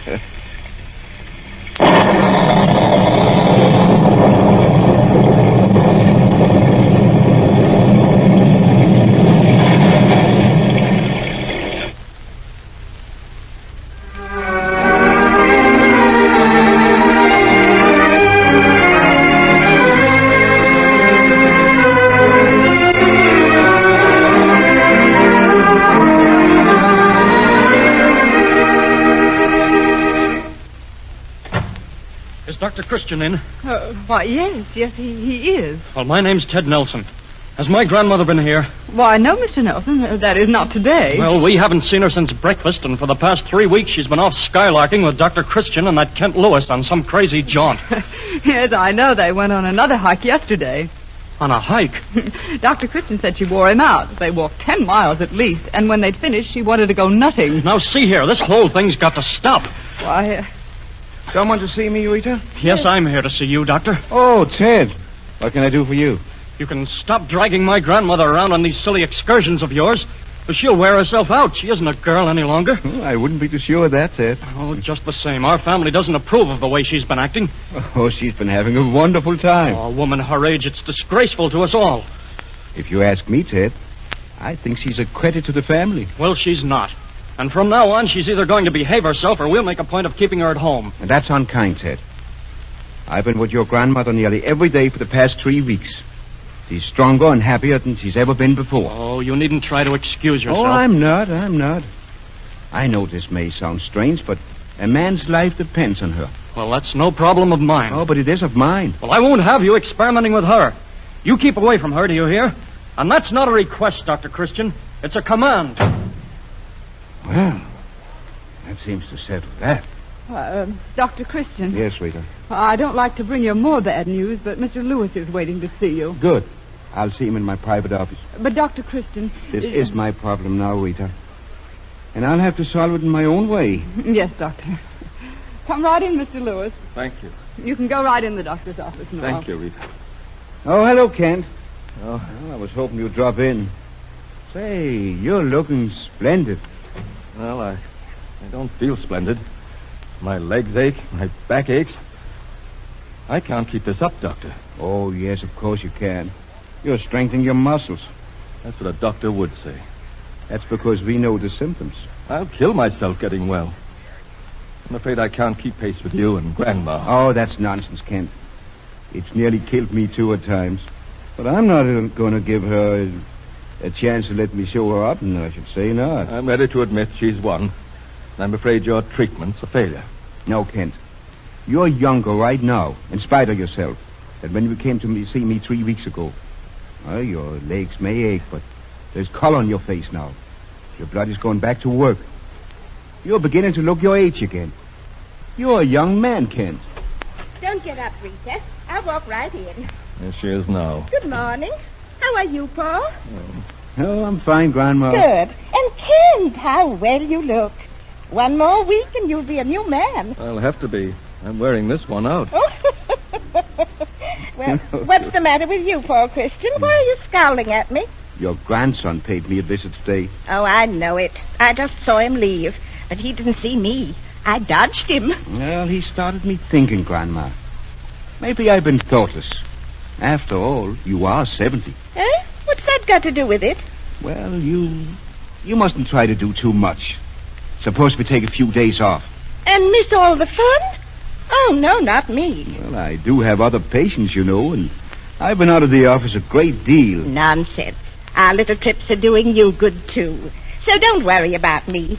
I'm younger than both of you right now, and I'll keep on getting younger. I like it, and no grandson's going to stop me. They can't keep you down, can they, Grandma? Not on your life. How about going out to the old Ross place today? But that's miles away. Well, what do we care? We can take our lunch with us and make a day of it. I've always wanted to ransack that old house. It's been vacant for years. Oh, maybe we'll find a few ghosts. Good. I've always wanted to meet one. Yeah, that'll be more fun than going nutting. Oh, we can go nutting, too, when we're finished at the old Ross place. No, but you can't go in. The doctor is busy. Yes, and I know who he's busy with. Oh. Well, I knew I'd find you here eventually. Oh, why, Ted. You young killjoy. So you did see me after all. I think, Ted, you might have let Greta announce you. I tried to, Doctor, but all he just right, walked... it's all right. Now, see here, you're coming home with me, Grandma. I'm staying right here. Listen to me, Ted.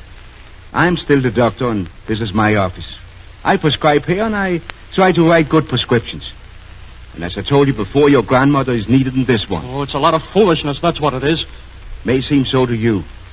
I know and respect all the tenets of my profession, Ted. Good, bad, or indifferent. I've never played false with Hippocrates' oath. My work is to ease people's suffering, to help them. My methods may seem strange at times, but I don't mind that if I feel I'm right. Oh, what can a woman her age do? Another word out of you, young man, and I'll take you across my knees and spank you. She's doing a lot, Ted. Yes, he certainly is. If she still wants to help, I need her services. I wouldn't think of quitting now. Why don't you be fair, Ted? Come along with us today. Then you can see just what we're trying to do. Come along with you? Why, where? Oh, we're going out to the old Ross place. Yes, come along, Ted. You'll feel right at home because after that, we're all going nutting. Going nutting? Yes, we are going to collect nuts, Ted. Bushels and bushels of nuts.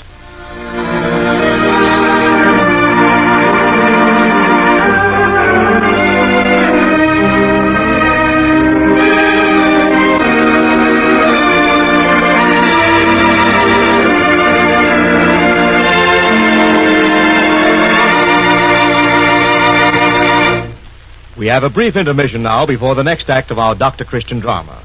And so, we present a guest who has something to say that we think will interest you. We all know that many girls can't find the time and money to have their hair waved as often as they'd like to. I certainly can't. But a few weeks ago, I discovered a simple little trick that makes my waves last much longer and keeps my hair so much nicer looking that I'd like to tell you about it, too. All I do is just rub Vaseline hair tonic thoroughly on my scalp before I shampoo my hair. I massage plenty of it on and rub vigorously until my scalp feels soft and supple to my fingers. Then I steam my head for 10 minutes in towels wrung out in good hot water. Sounds easy, doesn't it? And it is easy, too. But what a difference in my hair. I honestly don't think it has looked as soft and lustrous since I had my first permanent wave. And not the least important part, to me at least, is the fact that my Vaseline hair tonic home treatment is as economical as it is effective. Yes, Vaseline hair tonic does provide an ideal home scalp treatment for women. It readily supplements the natural scalp oils, tends to check dryness of the scalp and hair. It contains no harsh or drying ingredients, and it's very economical to use. The 40-cent bottle will give you several grand treatments and days of greater attractiveness. Get a bottle of Vaseline hair tonic today. Follow the simple directions enclosed with it, and you're on the way to better-looking, easier-handling hair all the year round.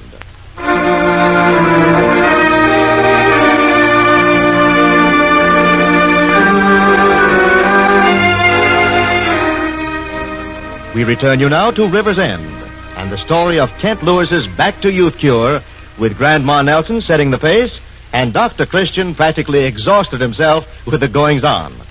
The scene is Dr. Christian's office. Rita Wells is there as Kent Lewis enters to find the doctor himself strangely missing. Oh, hello, Kent. You're a sight for sore eyes, Rita. Oh, not me, Kent. You're the one. Why, you look like a new man. I am, Rita. Completely made over. I didn't dream I could ever feel like a kid again. Well, you certainly look it. Is Dr. Christian in? No, he isn't, Kent, and he's been gone for hours. Hey, Rita, is anything wrong? No, I don't know. That's what's worrying me. He talked on the telephone and then went out without saying anything. He looked terribly upset.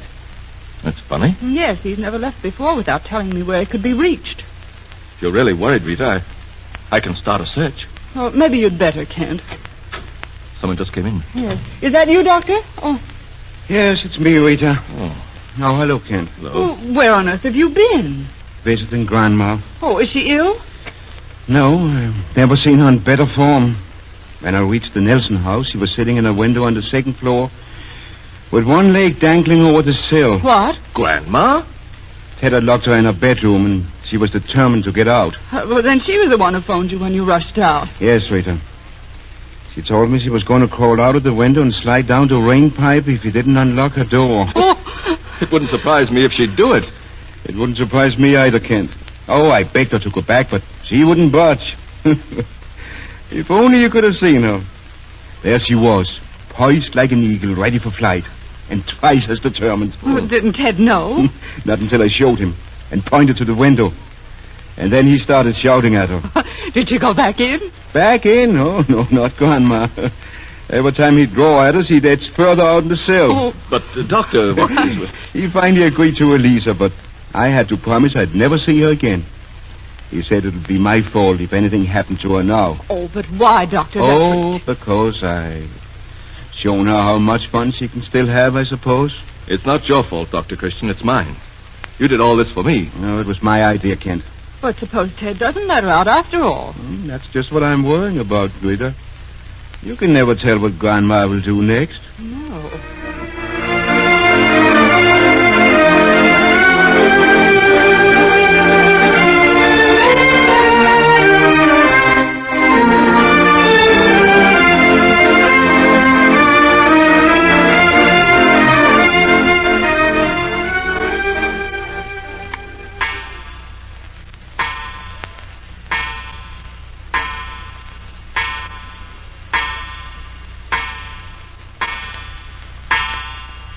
Oh, it's 9 o'clock, Rita. Let's close up. I'm tired. All right. We have been busy. No news from the Nelson house in 24 hours. Well, maybe Grandma's decided to behave herself. No, not if I'm any judge of character, Rita. Oh, if that's Grandma... You're busy. This is Dr. Christian's office. This is Kent. Is the doctor still there? Yes. Please ask him to wait. I'm coming right over. Who was it, Rita? Kent Lewis, and he seems terribly excited and upset. Well, that's strange. Well, that can't be Kent now, already. No, it's not. It's Ted Nelson. I thought you promised me you wouldn't see my grandmother again. Why, Ted, what do you mean? You know what I mean. She hasn't been home since noon. I haven't seen her, Ted. I gave you my word, and I've kept it. Well, maybe she's gone to the movies. Oh, I've called all the picture houses. She isn't at any of them. I've telephoned every place I could think of, and no one has seen her. You put all of these crazy ideas into her head. Oh, this isn't getting us anywhere, Ted. It's late and dark. No woman of her age is safe wandering around at this time of night. No, and it's all your fault. I'll take all the blame. That's why I've got to find her. Dr. Christian. Oh. Kent. Why, Ted, what are you doing here? Grandma's disappeared. Then it does tie up. What does? Well, do you know where she is? I might. Where?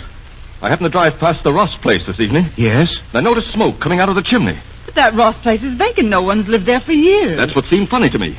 Then I remembered something that Grandma said that day we all went out there. Yes? Of course. That's where she is. At the Ross place? Well, what would she be doing out there? Trapping a ghost or two. Trapping a what? A ghost, Ted. Grandma's heard the place was haunted and just wants to find out for herself if it's true. You mean she's all alone in that deserted house? Yes, and I'll bet that she's having the time of her life. Come on.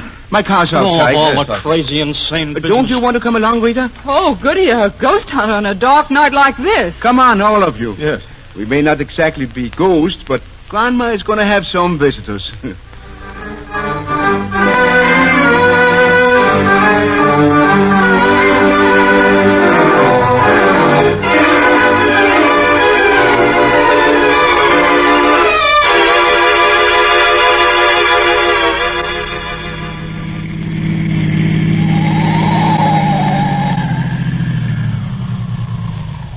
Here we are. Climb out. Oh. I have my flashlight here. Dr. Christian, look at that roof. Why, that's not smoke from the chimney. The house is on fire. Yes. Are you staying in the car, Ted, and drive back to town to help? But if Grandmother is in there... Well, you run up to the house, Kent, and break in. Yes. Wait, come with me. All right. I'm not going to go and... Do as I say, Ted. Get into town as fast as you can and notify the fire department. Oh, all right, Doctor. Hurry, Ted. You can't waste any time. Dr. Christian! What's the matter, Kent? Can't you open the door? Oh, it seems to be locked. Well, why don't you pound on it? Maybe she's gone home. Oh, we can't take any chances. No. We must get inside and make certain. Oh, poor Grandma, I do hope she's all right. Wait. I'll toss this rock through the window. I can get my arm through now. Reach the lock. Oh, hurry, please, can't Be careful of the broken glass, Kent. I've got it. It's rusted, but... There she goes. Wait until I get my arm out. Raise the window, Kent. There. Here. Let me go in first. Follow me and keep close. Rita, you stay outside. Like fun, I will. You'd better, Rita. It isn't safe. In a few minutes, this place will be an inferno. Grandma Nelson. Grandma, where are you? Can't stop an old house like this once it gets on the way. It's a tinderbox. Grandma Nelson, where are you? Grandma? What's that? What's all the rumpus? Oh, thank heaven. Oh, she's in the next room, Kent. Oh. Lying on the couch. Grandma, are you all right? Well, I lied down for a nap and... Poor Christian, what are you doing here? But the house is on fire, Grandma. Well, oh, don't talk such nonsense. I got coals and piled some wood in the fireplace. What are you grinning about? Oh, come on with me, Grandma. You come to take you home. You're not safe here, Grandma. Come on. Okay, Paul. When I was a young girl, I always wanted to camp out, but my family would never let me. So I thought I'd try. Come on, Grandma. Yes, now don't stop to talk. Come on, dear. Oh, goodness, I'm only half awake. We'll have to hurry, Grandma. Kent Lewis, are you here, too? Take my arm, Grandma. All right, there you Well, are. thanks, Paul, I will. Oh, Rita, get on the other side of me. I'm plumb wore out. Of course you are. Now just lean on me. I must have fallen asleep. Now, come on. Just a little bit faster. Oh, now, so you're the one who's hurrying me, Kent. Now, don't you tell me age is mental. You're wonderful, Grandma. There isn't one woman in 100 who could have gone through what you've been through. Here, Kent. Yeah? Help her with the windowsill. And I thought I was young again. Now be careful, Grandma. Yeah. Let me help you over. I'll step over the windowsill myself, Kent Lewis. I'm not broken down that much. Good heavens, the house is on fire. There. You're out of it all right. Come on, Grandma. We'll walk down the road together. Everything's all right. Oh, no. Not me, Paul. I'm an old woman and I'm worn out. Well, I'll prescribe for you. Call Christian. A few days in bed and you'll be fit as a fiddle. I thought that was coming. And we both learned that age isn't always mental. There's something else I found out tonight that's disappointed me too, Paul. What's that, Grandma? It's all a fake. The whole thing. Why, what do you mean? There wasn't a ghost in the place.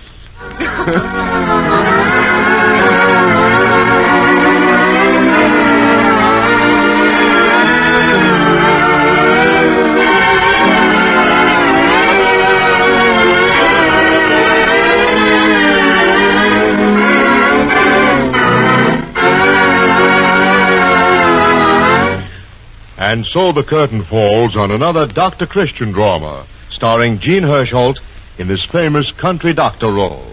Mr. Hirschholt will be out in front in a moment to tell you something about next week's play. Meanwhile, may I say a word about the products that make the program possible? Whenever any member of your family gets a cut or a scratch or a minor burn or scald, treat it at once with soothing Vaseline jelly. For Vaseline jelly does 3 important things. It forms a protective film that helps keep infection out when the skin is broken.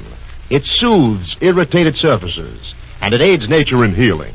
Remember, Vaseline jelly is the purest and best product of its kind that you can buy.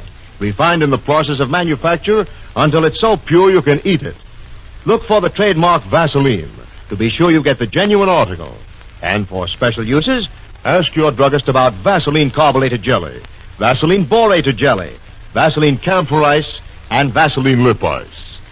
And now, Mr. Hirschholt is coming forward. Ladies and gentlemen, we present Gene Hirschholt as Dr. Christian.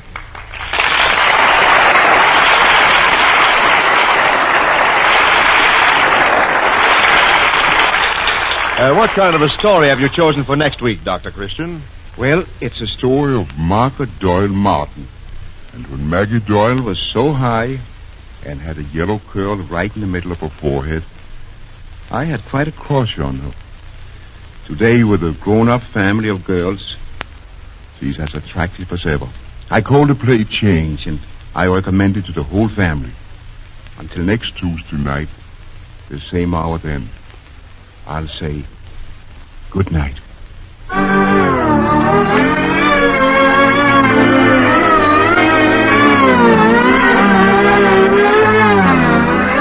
Be sure to listen to Gene Hirschholt's Dr. Christian play for next week. It is called Chains.